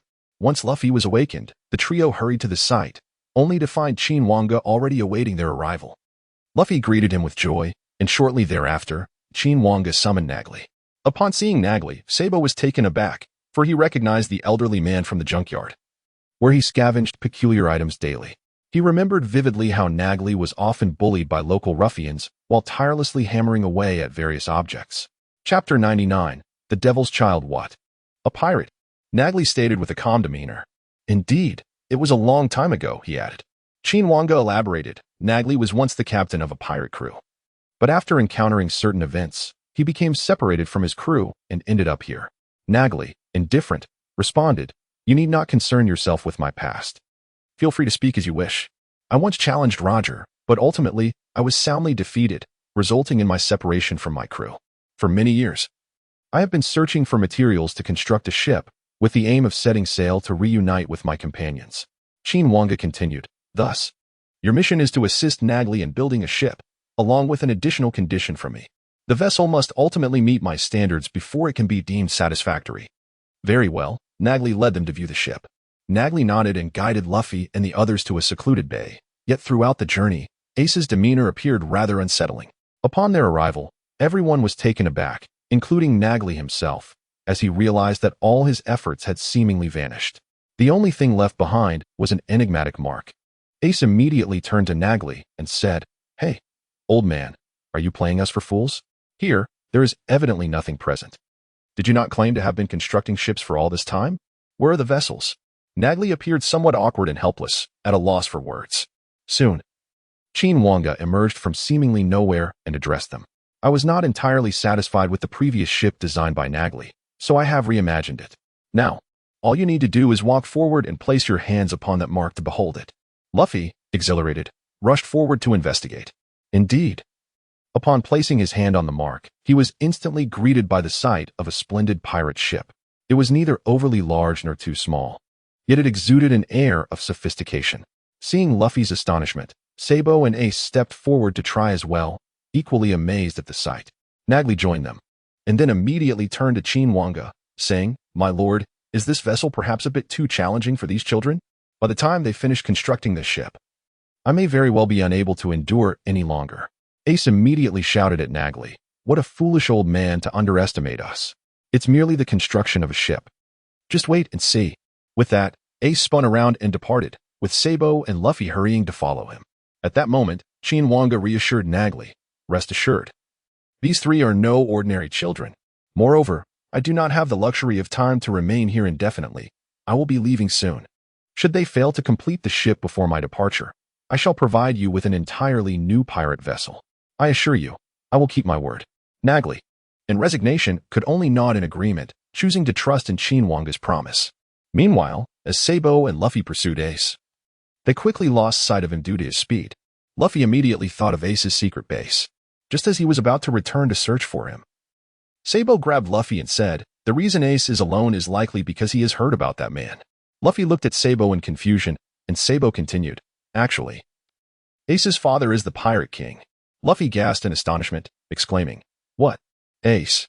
Sabo quickly covered Luffy's mouth, urging him not to shout. But Ace seems to harbor a strong aversion to his father and is reluctant to discuss it. So when we return, be sure not to mention it, understood? We must act as if everything is normal. Luffy nodded, and the two made their way back to the secret base. Upon their return, Luffy's first words were, "Hey, Ace. The Pirate King is your father, isn't he?" This was not the first time Luffy had thrown his comrades under the bus, leaving Sabo momentarily dumbfounded. Subsequently, Ace received a sound reprimand from the two of them. Striking out on his own, Ace sought out Nagli and inquired, "You must still harbor a grudge against that man who defeated you, right?" Nagli replied, "Who? Roger? Not at all. That man possessed tremendous grace. One must understand that as a pirate, one must be prepared to sacrifice their life in every battle. Had I not challenged Roger, I might very well have perished long ago, so I bear no resentment towards him." Ace, incensed, retorted, "Stop joking around, old man." Nagli, unfazed, calmly responded, "You were Roger's child, aren't you? I never expected that Roger would have descendants." With a hint of self-deprecation, Ace remarked, "Do you also believe that the son of the devil should not exist?" Nagli shook his head and said, "Not at all. In fact, I admire your courage. If I were in your position, I certainly would not choose to become a pirate. That path would likely mean living forever in Roger's shadow. And I find you quite brave for choosing otherwise." Ace disdainfully asserted, "It is precisely because of that man that I have resolved to become a pirate. I will defeat every adversary before me. One day, my name will echo across the seas, and all will know of my existence. I will not be bested by anyone." As he spoke, applause resonated from a distance, and Qin Wange approached, saying, "Quite the bold proclamation. However, it may be a tad premature for you. Living in the moment while envisioning the future is what you should focus on." Feeling belittled by Qin Wange, Ace suddenly conceived a notion and pointed an old water pipe at him, declaring, "Mister, let us duel." Qin Wange, intrigued, asked, "What has prompted such a thought?" With a smile, Ace replied, "I know you must be a formidable warrior. Only by sparring with the strong can I grow stronger." Qin Wange chuckled, "Ah, Ace, I must say, this notion of yours is rather childish. While sparring with the strong can indeed foster growth, I am not the champion you envision. For you, Nagli is already a strong contender. You may practice with him." Ace disdainfully gazed at Nagli, saying, "He is merely an old man. Even if he was once a captain, he can hardly be deemed capable now." As soon as Ace finished his remark, Nagli slowly rose to his feet. Ace, seeing this, assumed a fighting stance and chuckled, "Did I strike a nerve, old man?" In an instant, amid a brief clash, Ace's water pipe was sent flying, leaving him momentarily speechless in shock as he stared at Nagli. Qin Wange then spoke, "This sea is far larger than you can imagine. Strive to grow, Ace." Chapter 100, The Reward of the Six Styles. In the days that followed, the trio devoted themselves to crafting a vessel for Nagli and engaging in sparring sessions with him, while Qin Wange observed them closely, seemingly supervising their endeavors. As time passed, Nagli's ship neared completion, prompting the three to momentarily set aside their work. They planned to challenge the formidable tiger they had encountered earlier, with the victor earning the title of captain. However, it must be noted that these three young lads were still rather inexperienced. While they might manage to collaborate effectively, none of them stood a chance against the tiger in a one-on-one confrontation. When the tiger appeared, Ace charged forward, wielding an old water pipe, and struck it fiercely on the head. The impact was significant. Ace had become considerably stronger through his recent training, and his blow caused the tiger some discomfort. Nonetheless, it was a mere annoyance, as the beast swatted Ace away with little effort. Next, Sabo took his turn, unleashing a carefully prepared trap. Suddenly, two colossal trees, twisted beyond recognition, sprang up beside the tiger and struck it, forcing the creature to stagger back a few paces. Yet, this too proved inconsequential, as the tiger swiftly dispatched Sabo with another casual swipe. Now, only Luffy remained, who fought to suppress the tremors in his legs. Faced with such a massive creature, Luffy felt a twinge of fear, but ultimately summoned the courage to strike, launching a rubber pistol punch at the tiger. However, his trepidation prevented him from delivering his full strength, and the tiger remained unscathed, advancing menacingly towards Luffy and raising its enormous paw to strike him down. Ace and Sabo, witnessing this, rushed to Luffy's aid, bracing against the tiger's claws. It was at this moment that Ace realized the futility of confronting the beast alone. He urgently called to Luffy, "Luffy, use your balloon to topple it." Upon hearing Ace's command, Luffy immediately complied, inhaling deeply, rubber balloon. In an instant, his body transformed into a giant rubber ball, propelling the tiger's paw away and disrupting its balance. Seizing the opportunity, Ace and Sabo leaped onto Luffy's inflated form, launching themselves high into the air and directed a powerful attack at the tiger's belly. With a resounding thud, the tiger was toppled heavily to the ground, and the three erupted in victorious cheers. However, their jubilation quickly turned to contemplation. The question of who would assume the role of captain lingered. Observing quietly from the sidelines, Qin Wange stepped forward and remarked, "A captain requires not only strength, but also the recognition of their crew. You are still far from that point. There is no need to debate this matter just yet. Now, let us focus on completing Nagle's ship." The three individuals nodded in unison, and soon, through the diligent efforts of the three little spirits, the new vessel was finally completed, a significant improvement over the makeshift boat Nagle had previously cobbled together from various scraps. Once aboard, Nagle promptly set sail in search of his long-lost companions, leaving only Qin Wange, Luffy, and one other behind. Observing Nagle's departure, Qin Wange mused to himself, "It is time for me to depart as well. Before I go, here is your reward. Take it." With that, 3 fate cards materialized in the hands of Luffy and his companions, eliciting great excitement and joy among them. Before the trio could unveil the cards, Qin Wange preemptively explained, "Since your sole desire at present is to grow stronger, the fate cards will provide you with the most practical techniques for enhancement. This includes the 6 styles, also known as the Navy 6 styles, though it is not exclusive to the Navy, the reason being that they have instructors to teach them." Luffy, with a displeased expression, remarked, "Navy techniques? Not a fan." Sabo, pondering for a moment, responded, "I have heard of it. The 6 styles are said to surpass the limits of human physical capability, and they are exceptionally powerful techniques." Although Ace also held a distaste for the Navy, he was not as oblivious as Luffy and, in his eagerness, promptly revealed the card in his possession. Before Ace could discern its contents, Qin Wange interjected, "The 6 styles consist of shave, iron body, paper drawing, moonwalk, storm leg, and finger pistol. Ace, your fate card grants you paper drawing, one of the defensive techniques among the 6 styles. It allows you to relinquish all bodily strength, effortlessly controlling your movements as if painting on paper, adapting to the fluctuations of the opponent's attacks. You can evade incoming strikes at the very last moment. It is a versatile technique to navigate various combat situations." Upon hearing Qin Wange's description, Ace appeared somewhat disappointed. He was not particularly interested in a defensive technique and remained uncertain of its true efficacy. Unable to contain himself, Sabo immediately flipped open his card, prompting Qin Wange to explain once more. "Sabo, your fate card has bestowed upon you the finger pistol, a technique renowned for its gun-like power. It concentrates the entirety of your strength into your index finger, delivering a strike with hardened digits in the blink of an eye. The attack possesses bullet-like force, capable of piercing through human flesh and even steel with ease."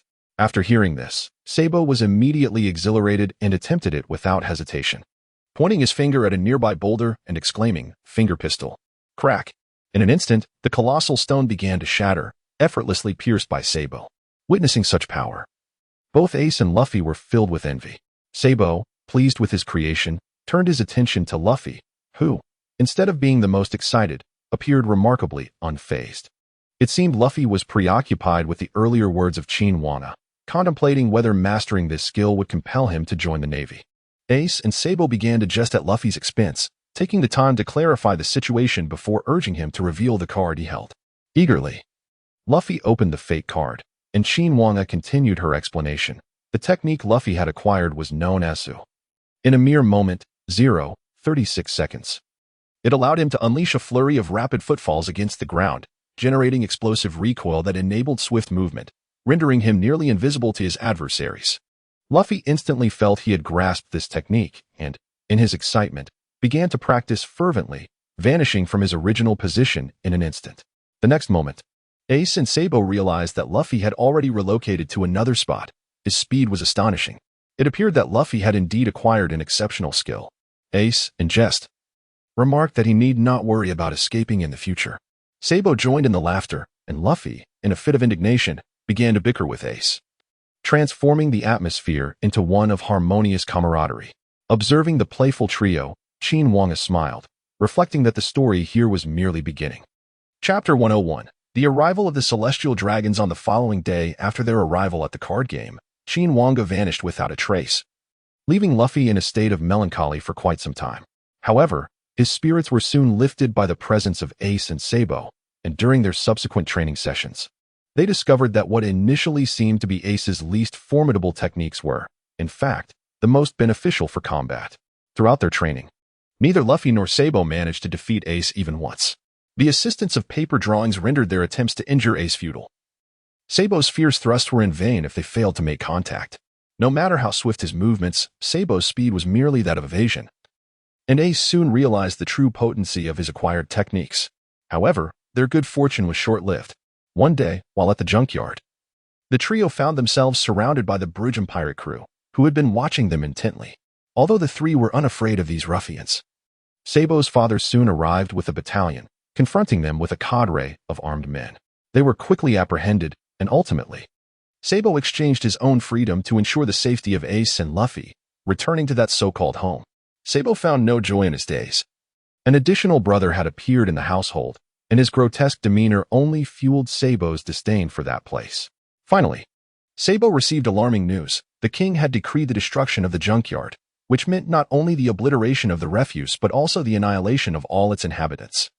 Unsure of the veracity of this information, Sabo took to the streets, where he observed that everyone appeared unchanged, leading him to momentarily breathe a sigh of relief, thinking it was mere gossip. However, after casually inquiring with a few individuals, he discovered that they were all aware of the impending doom but maintained their usual demeanor. The denizens of the junkyard were regarded with utter disdain, akin to refuse itself. Sabo could no longer endure this reality and resolved to escape and inform everyone of the impending catastrophe. Unfortunately, his initial attempt at fleeing was reckless, and he was swiftly recaptured by the military and confined within a cage. Nevertheless, Sabo seized an opportunity, effortlessly using his spear to unlock the cage and escape once more. Yet fate remained merciless. The 10-year-old Sabo was powerless to alter the course of events. Soon, he found himself gravely injured, helplessly crawling through a narrow alley, still determined to exert every ounce of strength to avert this calamity. At this moment, a man appeared before him, Monkey D. Dragon, in a state of despair and helplessness. Sabo confided everything to Dragon. He felt a profound shame regarding his identity and harbored a deep-seated loathing for the wretched system, which was far removed from the freedom he yearned for. Dragon listened to his lamentations and expressed his understanding of Sabo's sentiments, after which Sabo fainted. Meanwhile, the junkyard had erupted into a furious blaze, with the king playing mockery with Brujum, who found himself trapped in the inferno. In their madness, they resolved to eliminate Luffy and Ace. Just as Luffy faced peril, Ace erupted with fury, unleashing his conqueror's haki for the first time at the tender age of 10. Instantly, everyone except Brujum collapsed to the ground. Enraged, Brujum seized Ace, intent on shooting him. In this critical moment, Deiden and her companions arrived just in time to save Ace. However, while the group initially planned to escape together, Ace was reluctant to leave. Ultimately, Deiden chose to stay with Ace, promising to bring him back. Together, they triumphed over Brujum, but the flames had already spread. Deiden shielded Ace from the fire with her own body. They managed to escape, but Deiden sustained severe injuries. Ace quickly sought a concealed spot and ventured into town to procure medicine and bandages, spending several days pulling Deiden back from the brink of death. During this time, a significant event unfolded. Sabo set sail, stealing a fishing boat to leave the country. He no longer wished to remain, fearing that he too would be consumed by the nation and everything it represented. Upon reaching the sea, he once again felt the intoxicating allure of freedom and the ocean breeze. However, this day also marked the arrival of the celestial dragons in the Goa Kingdom.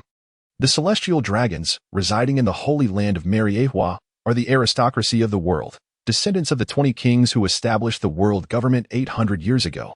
They consider themselves the progeny of creators, viewing themselves as superior and refusing to share the same air as commoners, donning bubble-like headgear.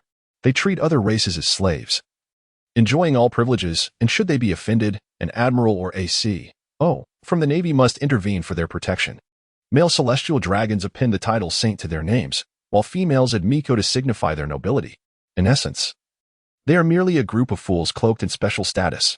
This was the first time Qin Wange truly encountered a celestial dragon, and the reality exceeded the rumors in every regard. Upon discovering Sabo's small boat, a celestial dragon promptly took up a cannon and obliterated Sabo's vessel, along with him aboard. Sabo could not fathom why he was attacked without provocation. The celestial dragon, usually appearing foolish, could transform into a monstrous figure at the slightest provocation. Clearly not an individual of good character. This time, Qin Wange's intervention altered everything. She directly rescued Sabo and brought him aboard the ship of the celestial dragons. The celestial dragon, furious, glared at Qin Wange and Sabo, bellowing, "Why are there two beasts on my ship? Wasn't that little brat on the other vessel moments ago?" Upon hearing the celestial dragon's command, the entire crew on board swiftly appeared, intent on capturing Qin Wange and Sabo. Before Sabo could comprehend the situation, a large group appeared, intent on capturing them, prompting an immediate readiness for battle. However, Qin Wange, unfazed, calmly remarked, "Sabo, do you understand why that fool with the fish tank is attacking you?" Before Sabo could respond, her words left everyone aboard the ship in shock, all gazing at Qin Wange in disbelief. They thought she was surely doomed. One who insults the celestial dragons cannot possibly survive. Sabo, puzzled, inquired about her statement. Qin Wange then began to lead Sabo step by step toward the celestial dragon, explaining, "Because this individual is a celestial dragon. He embodies the very identity you despise most, and he holds the highest status among them. Should he appear before your parents, they would comply with any demand he makes. Even if he commanded the king of this nation to bark like a dog, the king would have no choice but to obey. That is the essence of his identity. Thus, he attacks you without cause, perhaps because he perceives you as an eyesore. Do you understand?" Chapter 102. Qin Wange becomes notorious. The celestial dragon, observing Qin Wange approach, immediately shouted at her, "Impudent beast! Now that you know who I am, you dare to act with such insolence? Kneel and apologize, and I shall allow you to perish alone. Otherwise, everyone connected to you shall meet their end." Ignoring him completely, Qin Wange smiled at Sabo and said, "Do you see? This is the vile facade of those at the pinnacle of this world. To change all of this, one requires immense resources. Remember that man in the black cloak you encountered before?" Sabo nodded. Qin Wange continued, "That man is named Dragon. Labeled the world's most notorious criminal by the government for advocating revolutionary ideas to overthrow the world government. He is regarded as the leader of the revolutionary army, with the potential to dismantle the world government's rule. His aim is to abolish the unjust regulations that disregard humanity, establishing a world of harmony, freedom, equality, and dreams. If you wish to change this world and seek true liberation, I suggest you join him. I understand that becoming a pirate is your aspiration, so consider this merely a suggestion. The final choice rests with you." The two conversed leisurely, indifferent to their surroundings, which incited the celestial dragon's wrath. He raised his firearm at Qin Wange. Bang! After the gunshot rang out, Qin Wange remained unscathed, holding a round bullet in his hand, but then his expression shifted. His gaze, cold as death, fixed upon the celestial dragon, who, drenched in sweat, screamed, "Help! This man intends to kill me." At that moment, he realized that everyone aboard the ship seemed frozen in place, unresponsive to his presence. Qin Wange cast a frigid gaze upon the individual before her and remarked, "It appears you are more eager than I. Allow me to escort you on your final journey as a fitting gift to commemorate my arrival in this world." With that, Qin Wange extended her hand towards the celestial dragon, and with a delicate pinch of her fingers, the next instant resounded with a soft thud. In an instant, the celestial dragon's head shattered within the confines of the fish tank. Qin Wange found this outcome rather satisfactory. Since you are unwilling to breathe the air of the outside world, may you perish within your diminutive aquarium. The situation has escalated dramatically. A celestial dragon has perished, and in full view of the public no less. The entire populace of the Goa Kingdom witnessed the shocking event, causing time itself to seemingly stand still. However, As reality set in, chaos erupted as people began to scream in panic. The celestial dragon is dead, and none dared to contemplate the consequences. Such an occurrence was thought to be utterly impossible. In mere moments, the news spread across the globe. The image of Qin Wange was captured clearly in photographs. And at that instant, the entire world became acquainted with him. Despite the turmoil, Qin Wange maintained an air of calm, while Sabo stood in disbelief, recalling Qin Wange's earlier mention of the deceased's identity. For someone of such standing, the ramifications of death were unfathomable. Even an injury could provoke monumental repercussions. Trembling, Sabo turned to Qin Wange and asked, "Uncle, will we be in trouble?" Qin Wange, still composed, reassured him, "Do not worry. We have merely eliminated a fool. And remember this, Sabo, when one possesses power that transcends all, the rules no longer bind you." With that, Qin Wange vanished with Sabo from the ship, leaving behind a crowd filled with terror. This scene was fortuitously witnessed by a bandit from the Dayton family, leaving me utterly astounded for an entire year. In a state of panic, he hurried back to the Dayton residence. Upon arrival, he heard Luffy joyfully exclaiming that Ace and Dayton had returned safely. However, before they could fully rejoice, he immediately reported what he had witnessed. After hearing the news, Dayton, astonished, momentarily disregarded her injuries and leaped up, exclaiming, "What? That fellow killed a celestial dragon. This is disastrous. The entire Goa kingdom may be doomed." Both Luffy and Ace were taken aback. Yet their shock was but a prelude to the astonishment that was soon to befall some prominent figures. Meanwhile, Dragon had just rescued a group of people trapped in flames at the garbage dump when he received this latest news. Stunned, he could hardly process the information before Qin Wange unexpectedly appeared with Sabo at his side. The Revolutionary Army immediately assumed a defensive stance at the sudden appearance of the man on the ship, but Dragon swiftly commanded, "Stand down. Do not be rude." He then respectfully addressed Qin Wange, saying, "My lord, what brings you back to me? Your situation is exceedingly perilous." With a smile, Qin Wange handed Sabo over to Dragon and stated, "This little rascal is in your care now. You must have met him. He believes that the Revolutionary Army can lead him to true freedom." Without a moment's hesitation, Qin Wange departed, for soon, the true power players would be seeking him out. At this moment, the kingdom of Goya was engulfed in chaos. Qin Wange stood alone on a fishing boat, drifting serenely upon the sea. Soon, a fleet of warships arrived, bringing with them the formidable naval forces. Among them were the Supreme Commander, Steelbone Kong, and the General, Buddha's warlord, alongside the black-armed Zephyr, who, despite having taken on the role of instructor, still retained the title of general. The ever-reliable Vice Admiral, Iron Fist Carp, was also present. Such an assembly of might was unparalleled. Even Roger from the past would not have commanded such an entourage. This tumult was incited by Qin Wange's act of slaying a celestial dragon, which subsequently drew forth the world's most powerful intelligence agency, C0. An official directly linked to the world nobles, celebrated as the strongest shield of the celestial dragons. In a flash, agents from the world government and the navy converged, all with a singular aim, to capture Qin Wange. Before long, a multitude of warships encircled Qin Wange's modest boat. Unperturbed, he rose and stretched leisurely, surveying his surroundings. They arrived rather swiftly. "Let me see if there are any familiar faces." "Oh, right.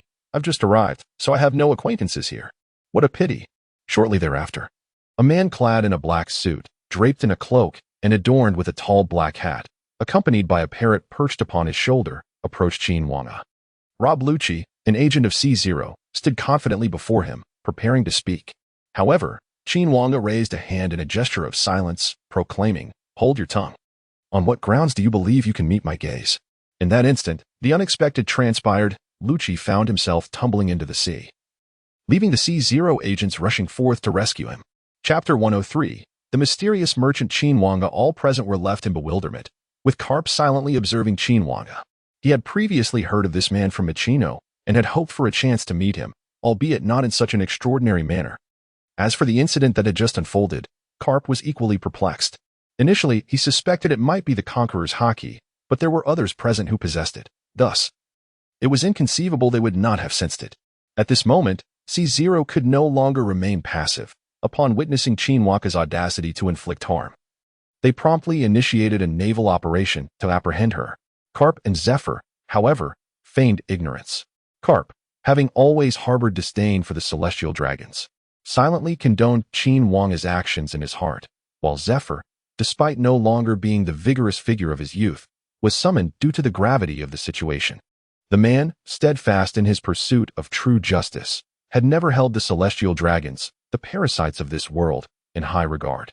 The atmosphere became somewhat awkward. Helpless.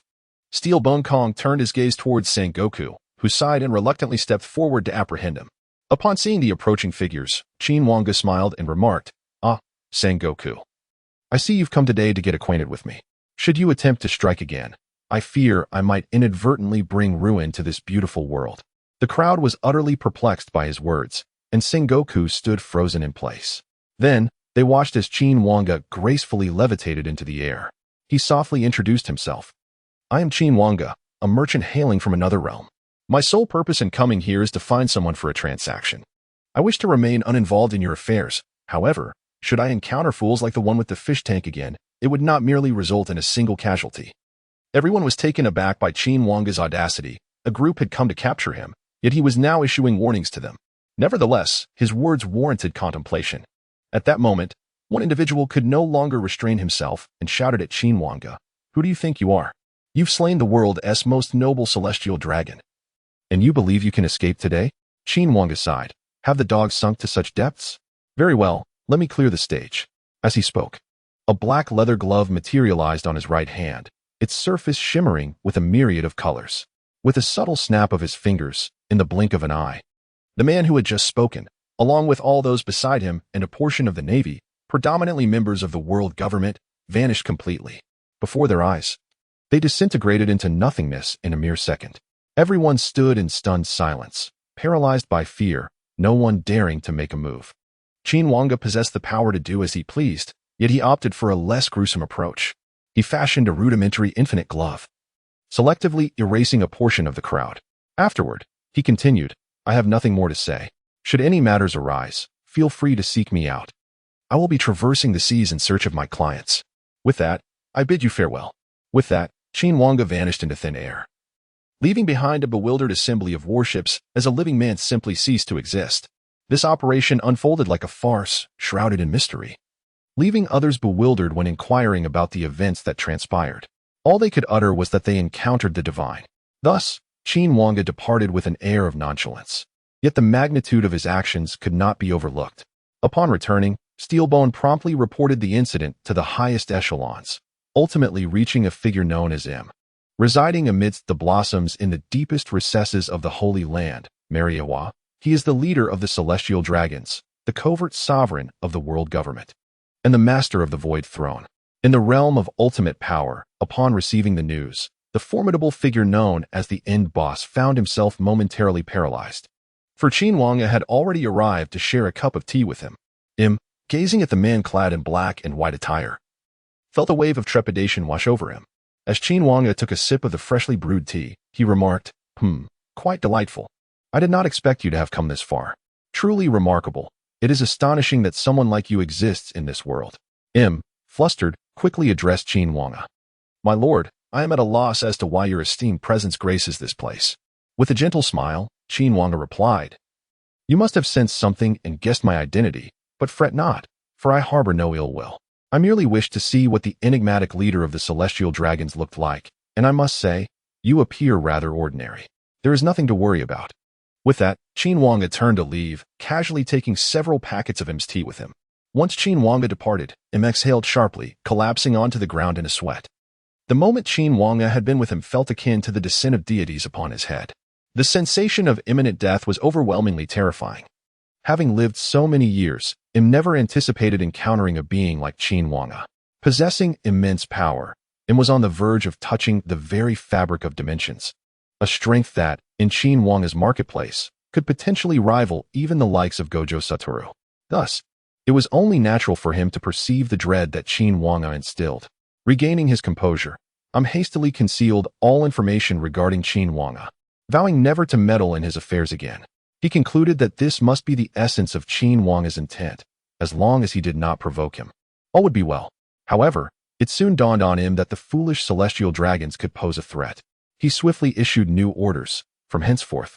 Regardless of whether they were nobles, royalty, or celestial dragons, any encounter with Qin Wange was to be avoided at all costs. Feared the possibility of their foolishness inciting Qin Wange's wrath, which could ultimately endanger him.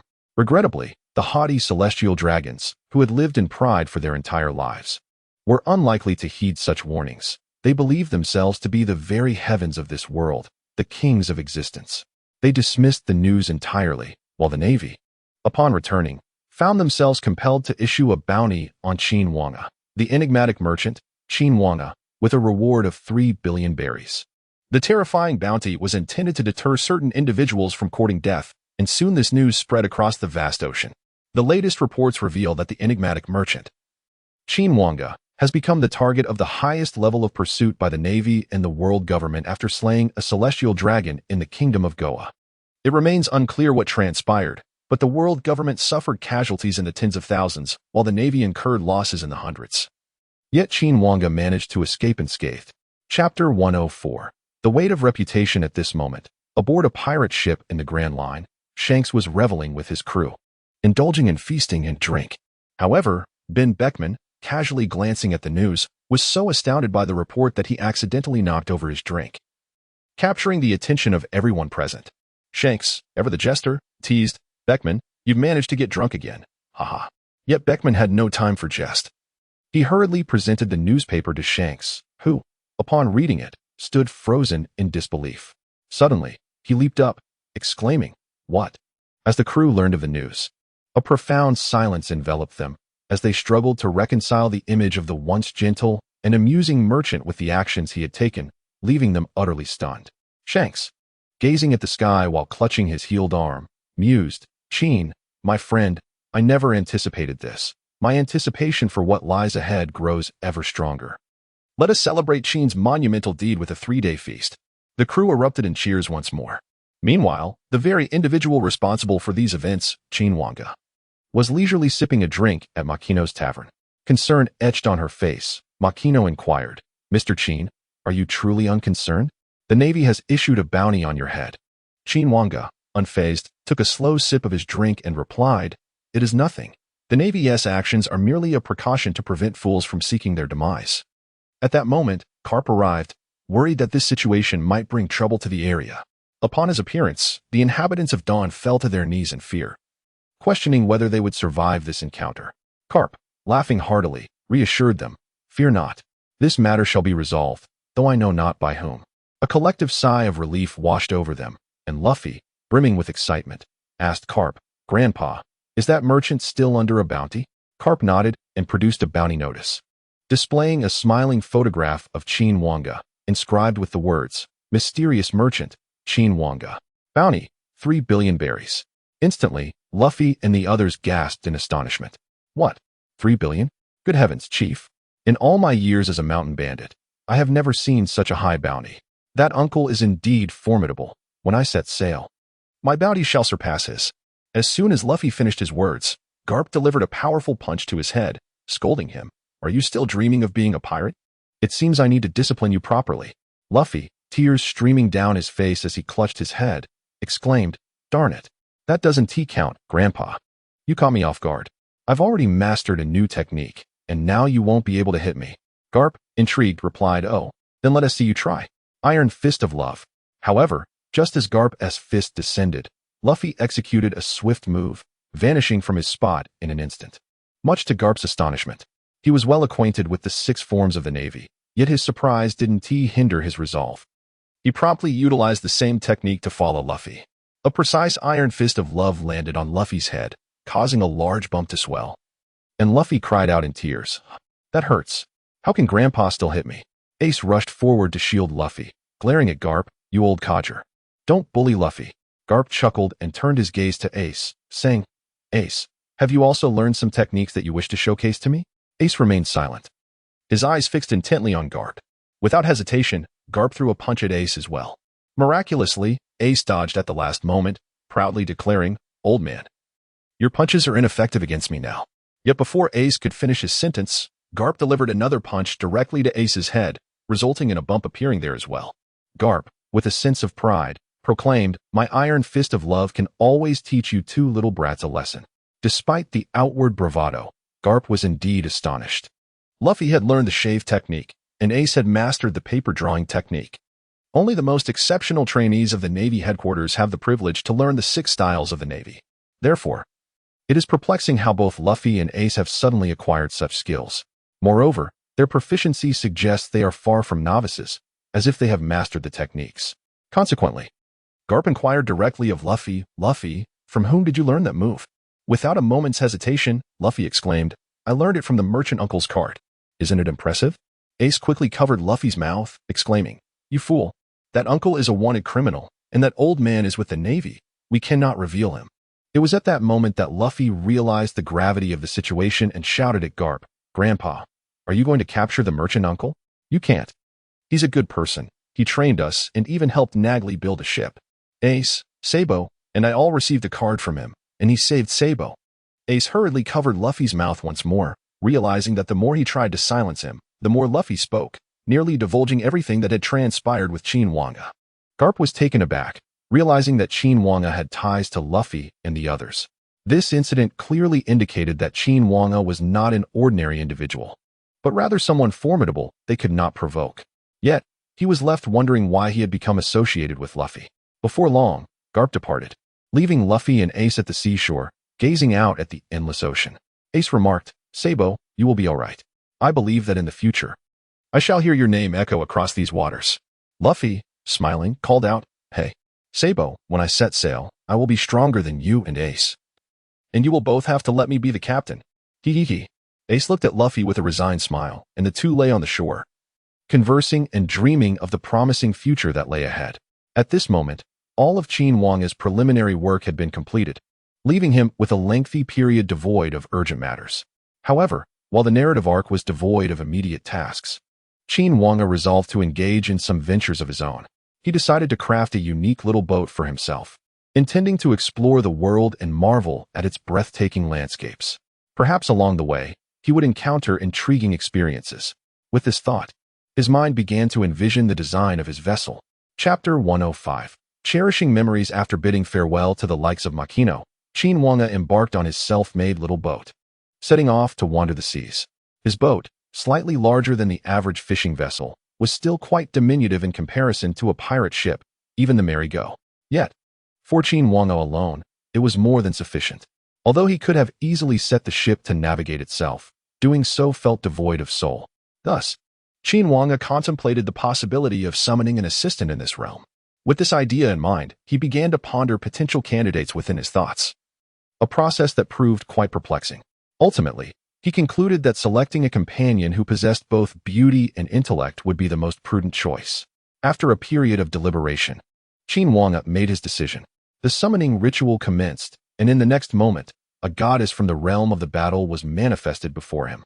She had long black hair styled into 2 braids that elegantly cascaded over her shoulders, her slender form evoking a sense of fragility. A waterfall of bangs veiled the stunningly beautiful left half of her face, while the other side revealed a wine-red eye and lips as delicate as cherry blossoms.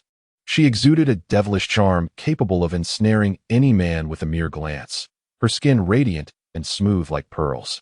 She was Tokisaki Kurumi, powerful, strikingly beautiful, and possessing a sharp intellect that matched her allure. Qin Wange gazed at the girl before him with satisfaction and remarked, "I never expected you to be so exquisite." Upon being summoned to this unfamiliar world, Kurumi had already grasped the situation. Faced with the strangeness of both the world and Qin Wange himself, she exhibited no signs of confusion. Instead, she leaned in closer, teasingly asking, "Do you find me appealing, master?" Qin Wange was no ordinary individual. He remained composed in the face of Kurumi's flirtation, responding with confidence, "Just call me boss from now on. You will accompany me in this world, assisting in my endeavors." With a smile, Kwang Sen nodded obediently and stood beside Qin Wange. Since another person had joined the vessel, the decision was made to slightly enlarge the ship for their journey to the fabled love. With a mere thought, the small boat transformed into one comparable in size to the Mary, though it was not a pirate ship. Rather, it was a merchant vessel, the first of its kind in these vast seas. The overall design of the ship was simple and unadorned, with its only distinguishing feature being a colossal fate card, nearly the size of the ship itself, floating above it. From a distance, it resembled a grand sail, but upon closer inspection, one could discern the enormous card suspended in the air. The ship's dimensions were indeed increased, and the deck now boasted an array of leisure amenities, including reclining chairs. Additionally, 2 rooms were constructed, occupying almost the entirety of the space beneath the deck, as Qin Wange required little else. After everything was set, Qin Wange glanced at Kurumi, lost in thought for a moment before a beautiful outfit suddenly materialized in Kurumi's hands. Qin Wange spoke, "Since we are embarking on a maritime journey, it would be best to change out of your student uniform. This attire suits you splendidly." Kurumi nodded with a smile and retreated into the room. In a short while, the exquisite girl emerged clad in a light blue shipgirl outfit. Although it was visually appealing, it did not quite align with Kurumi's essence. Thus, Qin Wange made an adjustment, transforming it into a black-themed shipgirl outfit. Instantly, the aura changed. The elegance of long black legs was palpable. Understanding the transformation, Kurumi joyfully stood before Qin Wange, inquiring if she looked appealing. Qin Wange nodded in satisfaction. Subsequently, Qin Wange imparted the most formidable nautical skills to Kurumi, entrusting her with the vessel and all its responsibilities. Qin Wange would only need to rest.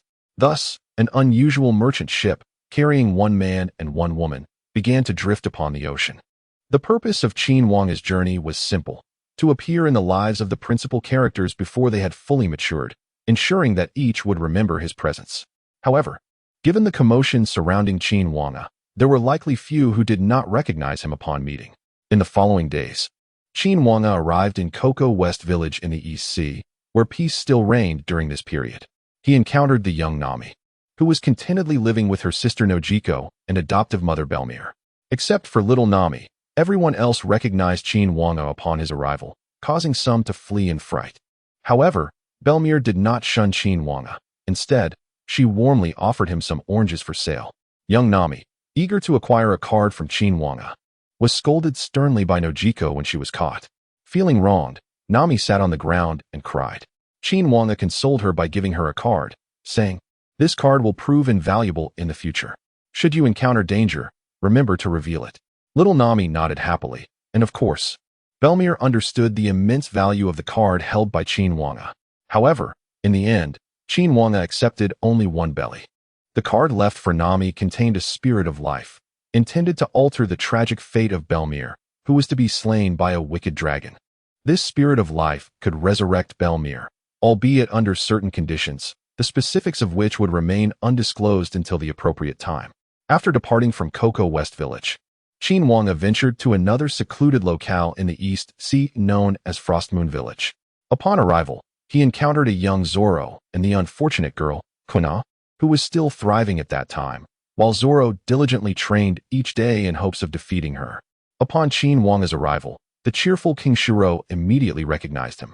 After engaging in light conversation, Qin Wange and King Shiro struck a deal. The details of what King Shiro acquired remain a mystery, though it is known that he expended nearly all of his life savings. Subsequently, Qin Wange intentionally crossed paths with the sorrowful Kuina, imparting to her the wisdom that in this world, regardless of gender, only the strong earn the respect they rightfully deserve. Rather than weeping here, she should cherish the time to strengthen herself. It is only through acquiring sufficient power that one can alter the course of their desires. Thus, these words were also overheard by Zoro, who was lurking nearby. However, this was precisely the intention of Qin Wange. The journey to Frostmoon Village had come to a conclusion, and after their departure, Qin Wange leisurely set sail towards the next destination. Chapter 106, The Grand Line. This station is a quaint village by the East Sea, known as Zilabu Village, the home of Usopp and the birthplace of the future Mary.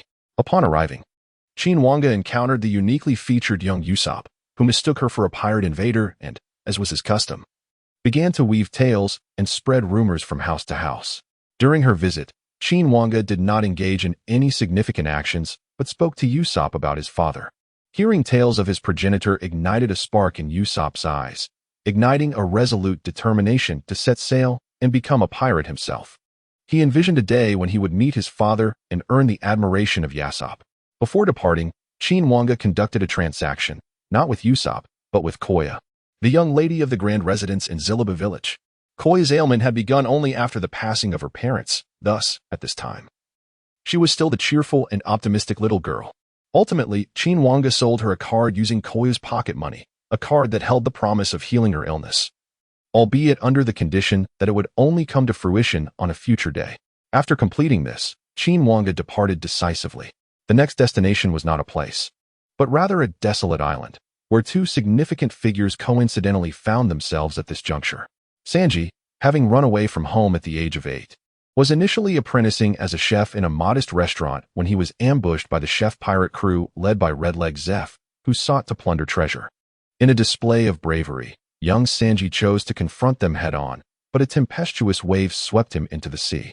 In a remarkable act of courage, Zeph leaped into the tumultuous waters to rescue him, only to have his foot trapped by the ship, forcing him to sever his own right leg with an anchor to save Sanji. 2 days later, they found themselves washed ashore on a deserted island devoid of sustenance. While it seemed they would languish in hunger for an extended period before their eventual salvation, Qin Wange decided to alter their fate slightly, for at this moment, Red-Leg Zeph had already expressed his heartfelt desire. How wonderful it would be to have a restaurant upon the sea. Upon the appearance of Qin Wange, both Sanji and Zhefu were filled with immense joy. However, upon confronting Qin Wange, Zhefu was instantly struck with fear, gripping Sanji and preventing him from advancing. Zhefu recognized the true identity of Qin Wange, and upon the revelation of this identity, Sanji too recoiled in shock. Yet, the gentle demeanor of Qin Wange soon alleviated their trepidation, rather than assisting them in their plight. Qin Wange exchanged a treasure for a destiny card with Zhefu and provided them with some food and water before departing. The two then remained on the deserted island, awaiting rescue. Unfortunately, their provisions soon dwindled. Zhefu selflessly divided the last of their food, ensuring Sanji received the majority. Sanji, under the false impression that Zhefu had hoarded more sustenance, contemplated violence to seize the remaining food. It was then he discovered that Zhefu's left foot was broken, rendering him even more emaciated than himself. The bag Zhefu had claimed contained food was, in fact, empty. Upon learning the truth, Sanji was deeply moved by Zhefu's sacrifice. In gratitude for his life-saving actions, he resolved to partner with Zhefu in establishing a seaside restaurant, ensuring that no one would suffer the pangs of hunger again. They were ultimately rescued on the 48th day following their ordeal. This experience profoundly transformed Sanji's perspective on life, instilling in him a deep appreciation for the significance of food and the arduous struggle to survive. Qin Wange's role was forever etched into their memories. After their rescue, Sanji repeatedly inquired of Zhefu concerning the nature of the card Qin Wange had given them. However, Zhefu never divulged its contents, merely stating that what lay within the card was of utmost value to him. Subsequently, the two established the Baratai, a floating restaurant. Meanwhile, after leaving, Qin Wange set his sights on his next destination, the Drum Kingdom on Drum Island, the birthplace of Chopper. At this juncture, Chopper has endured the rejection of a herd of deer, followed by being perceived as a monster by humans, until he encountered Dr. Hiralik. During his time with Hiralik, he developed a profound affection for the doctor, who remarked to the reindeer, "You are a reindeer, endowed with antlers robust enough to fell trees," thus bestowing upon him the name Chopper. Hiralik was once a notorious thief from a distant western land, but he was afflicted with a grave heart condition. One day, upon witnessing the breathtaking panorama of cherry blossoms in full bloom, he was so deeply moved that he experienced a miraculous recovery. Consequently, he renounced his identity as a thief and resolved to heal the ailing Drum Kingdom, suffering under the tyranny of the current King Whirlpool, using his medical skills. At the same time, he encouraged Chopper to venture forth into the vast world and seek adventure. At this juncture, Dr. Hiralik had yet to succumb to his terminal illness, and he shared a delightful rapport with Chopper. However, fate is an unalterable force. Upon Qin Wange's arrival, he engaged in a modest transaction with Dr. Hiralik, while also imparting a touch of inspirational wisdom to Chopper. "Chopper, if you wish to prove your worth, strive to become an exceptional doctor. There is no ailment that a physician cannot cure." Qin Wange's words resonated deeply with Chopper, leaving an indelible impression of the man clad in black and white attire. This brief encounter soon drew to a close. Continuing along the Grand Line, Qin Wange's next destination was Water 7, where a 10-year-old Frankie had recently been abandoned by his parents. Originally named Cutty Flam, he hailed from a family of pirates in the South Blue and had traversed the Grand Line with his parents before he could fully comprehend his surroundings. At the age of 10, deemed unmanageable by his parents, he was forsaken on Water 7. Recognizing the boy's prodigious talent for crafting weaponry, Tom took him in and offered him a position in his workshop. In this place, there was little for Qin Wange to do. He merely made an appearance and subtly showed Frankie a glimpse of a transforming robot, igniting a fervor within the young boy. Furthermore, they exchanged a fate card, which Frankie could unveil only on a future day. With matters on the Grand Line nearly concluded, there was no need for Qin Wange to visit Brooke, as the timelines did not align. Brooke existed long before Roger's era. In the year 1480, when Roger was 35, Brooke had already transformed into a skeleton for a decade. Thus, Qin Wange proceeded directly to the West Blue, but upon careful consideration, he discerned that the timeline there was also misaligned. He initially intended to visit O'Hara in the West Blue to partake in Robin's memories, yet that event had long since transpired. The O'Hara incident occurred in the year 1500, 2 years into the Great Pirate Era, a time before Luffy's birth. Consequently, Qin Wange demonstrated to Kurumi the true ability to traverse timelines at will.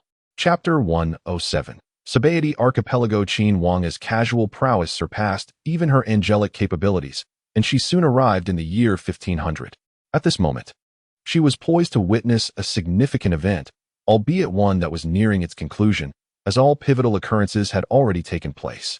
The time of Qin Wange's arrival coincided with the moment when Kazan released Robin, who at that time was still a mere rear admiral. His presence here was due to the ongoing purging of the renowned archaeological sanctuary of O'Hara in the West Blue, where Robin was born. Due to the early demise of her father, Robin retains no memories of him, while her mother is a fugitive relentlessly pursued by the world government. Consequently, Robin's childhood is marked by profound solitude. At the tender age of 2, her mother sets out to explore history, leaving her in the care of her uncle's family in their hometown. Living under the roof of others, Robin faces disdain from relatives and neighbors alike. And her possession of the devil fruit ability leads local children to regard her as a monster. Eventually, she finds acceptance among Dr. Clover and the scholars of O'Hara, where she immerses herself in the study of archaeology. At just 8 years old, she takes the doctoral examination and achieves a perfect score, earning her title as an archaeologist. However, as the investigation of historical texts is deemed illegal, Dr. Clover, sensing Robin's curiosity could bring her dire consequences, resolutely forbids her from exploring anything related to history. Subsequently, Robin befriends the giant, Dr. Hachwandi, Sorrow, whom she encounters in the bay. Before long, the world government discovers O'Hara's investigation into historical texts. At this critical moment, Robin's mother, Alvia, returns to warn the other archaeologists. The world government official Spandam arrives and initiates a thorough search. In a desperate act of defiance against Spandam, Alvia is captured by his subordinate, C9. Seizing the opportunity, Spandam launches a massacre order against O'Hara.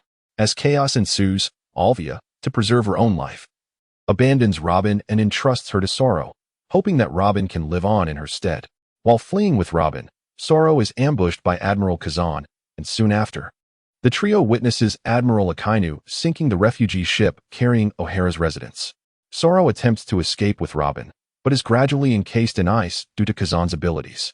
In their parting moment, he imparts to Robin that the ocean is vast, and she will eventually encounter companions willing to protect her. After sorrowfully fleeing alone, Robin finds herself unexpectedly awaited by Kazan. Yet, out of respect for his old comrade Sorrow, Kazan carves a path of ice through the sea, allowing Robin to sail away in a small boat. Before her departure, he advises her, "Whom you choose to hate is your own freedom. But be grateful that you have been granted a second chance at life. From now on, strive to survive. Also, remember, I am not your friend. I will be the first to apprehend you when you commit wrongdoing." In the aftermath, Spandam, under the pretext of having destroyed 6 naval warships, placed a staggering bounty of 79 million berries on the young Robin, branding her with the moniker Demon of O'Hara. With such a notorious title, the innocent Robin found it exceedingly difficult to seek refuge, gazing despondently at the aimless sea. Tears streamed down her face as she lamented the loss of her dearest friend. The fleeting reunion with her mother, the esteemed Professor Clover, who recognized her worth, and ultimately, everything she held dear. This pitiable child was destined for an even more arduous existence. However, with the arrival of Qin Wange, the tides began to shift, as Robin helplessly drifted upon the waves. She suddenly beheld the merchant ship of Qin Wange. It was indeed her first encounter with such a vessel. As Robin drew closer, she beheld the enchanting Kurumi and the gentle Qin Wange, momentarily at a loss for words. Qin Wange softly urged Robin, "Come aboard, dear child. I shall take you to a special place." Although Robin understood the peril of trusting strangers, There was an enchanting quality to Qin Wange's words that compelled her to step onto the merchant ship without hesitation. Subsequently, Qin Wange comforted the sorrowful Robin, imparting a wealth of inspirational wisdom.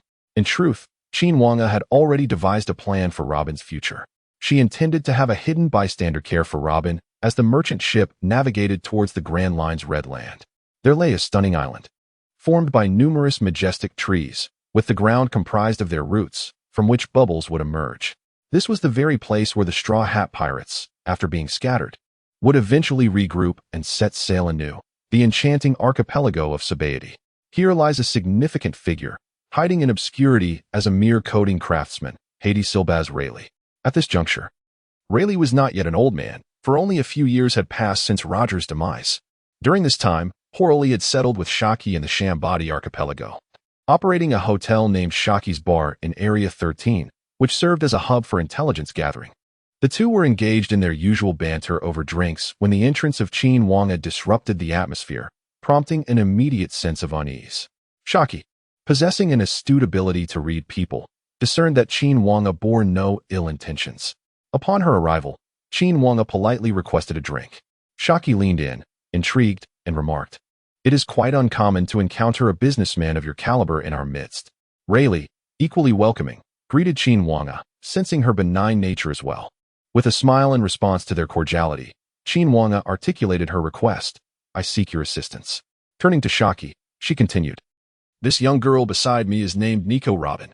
Though you may not yet recognize her, you will soon understand her significance. I wish for you to care for her until she matures and becomes independent." Typically, one would expect reluctance to comply with such an unusual request from a stranger. However, Shaki was not so easily deterred. Observing Robin's appearance, she noted the glimmer of despair in the girl's eyes, indicating a profound history of misfortune. Thus, Shaki replied directly, "I can agree to this, but know that my assistance comes at a price. I never engage in unprofitable ventures." With a knowing smile, Qin Wange produced 2 fake cards, rare treasures that are seldom encountered. One of these is for Robin, to be given to her when the time comes for her to leave your care. The other is for you. You may open it now, and I assure you, its contents will delight you. Shaki, taken aback by the sight of the cards, had never encountered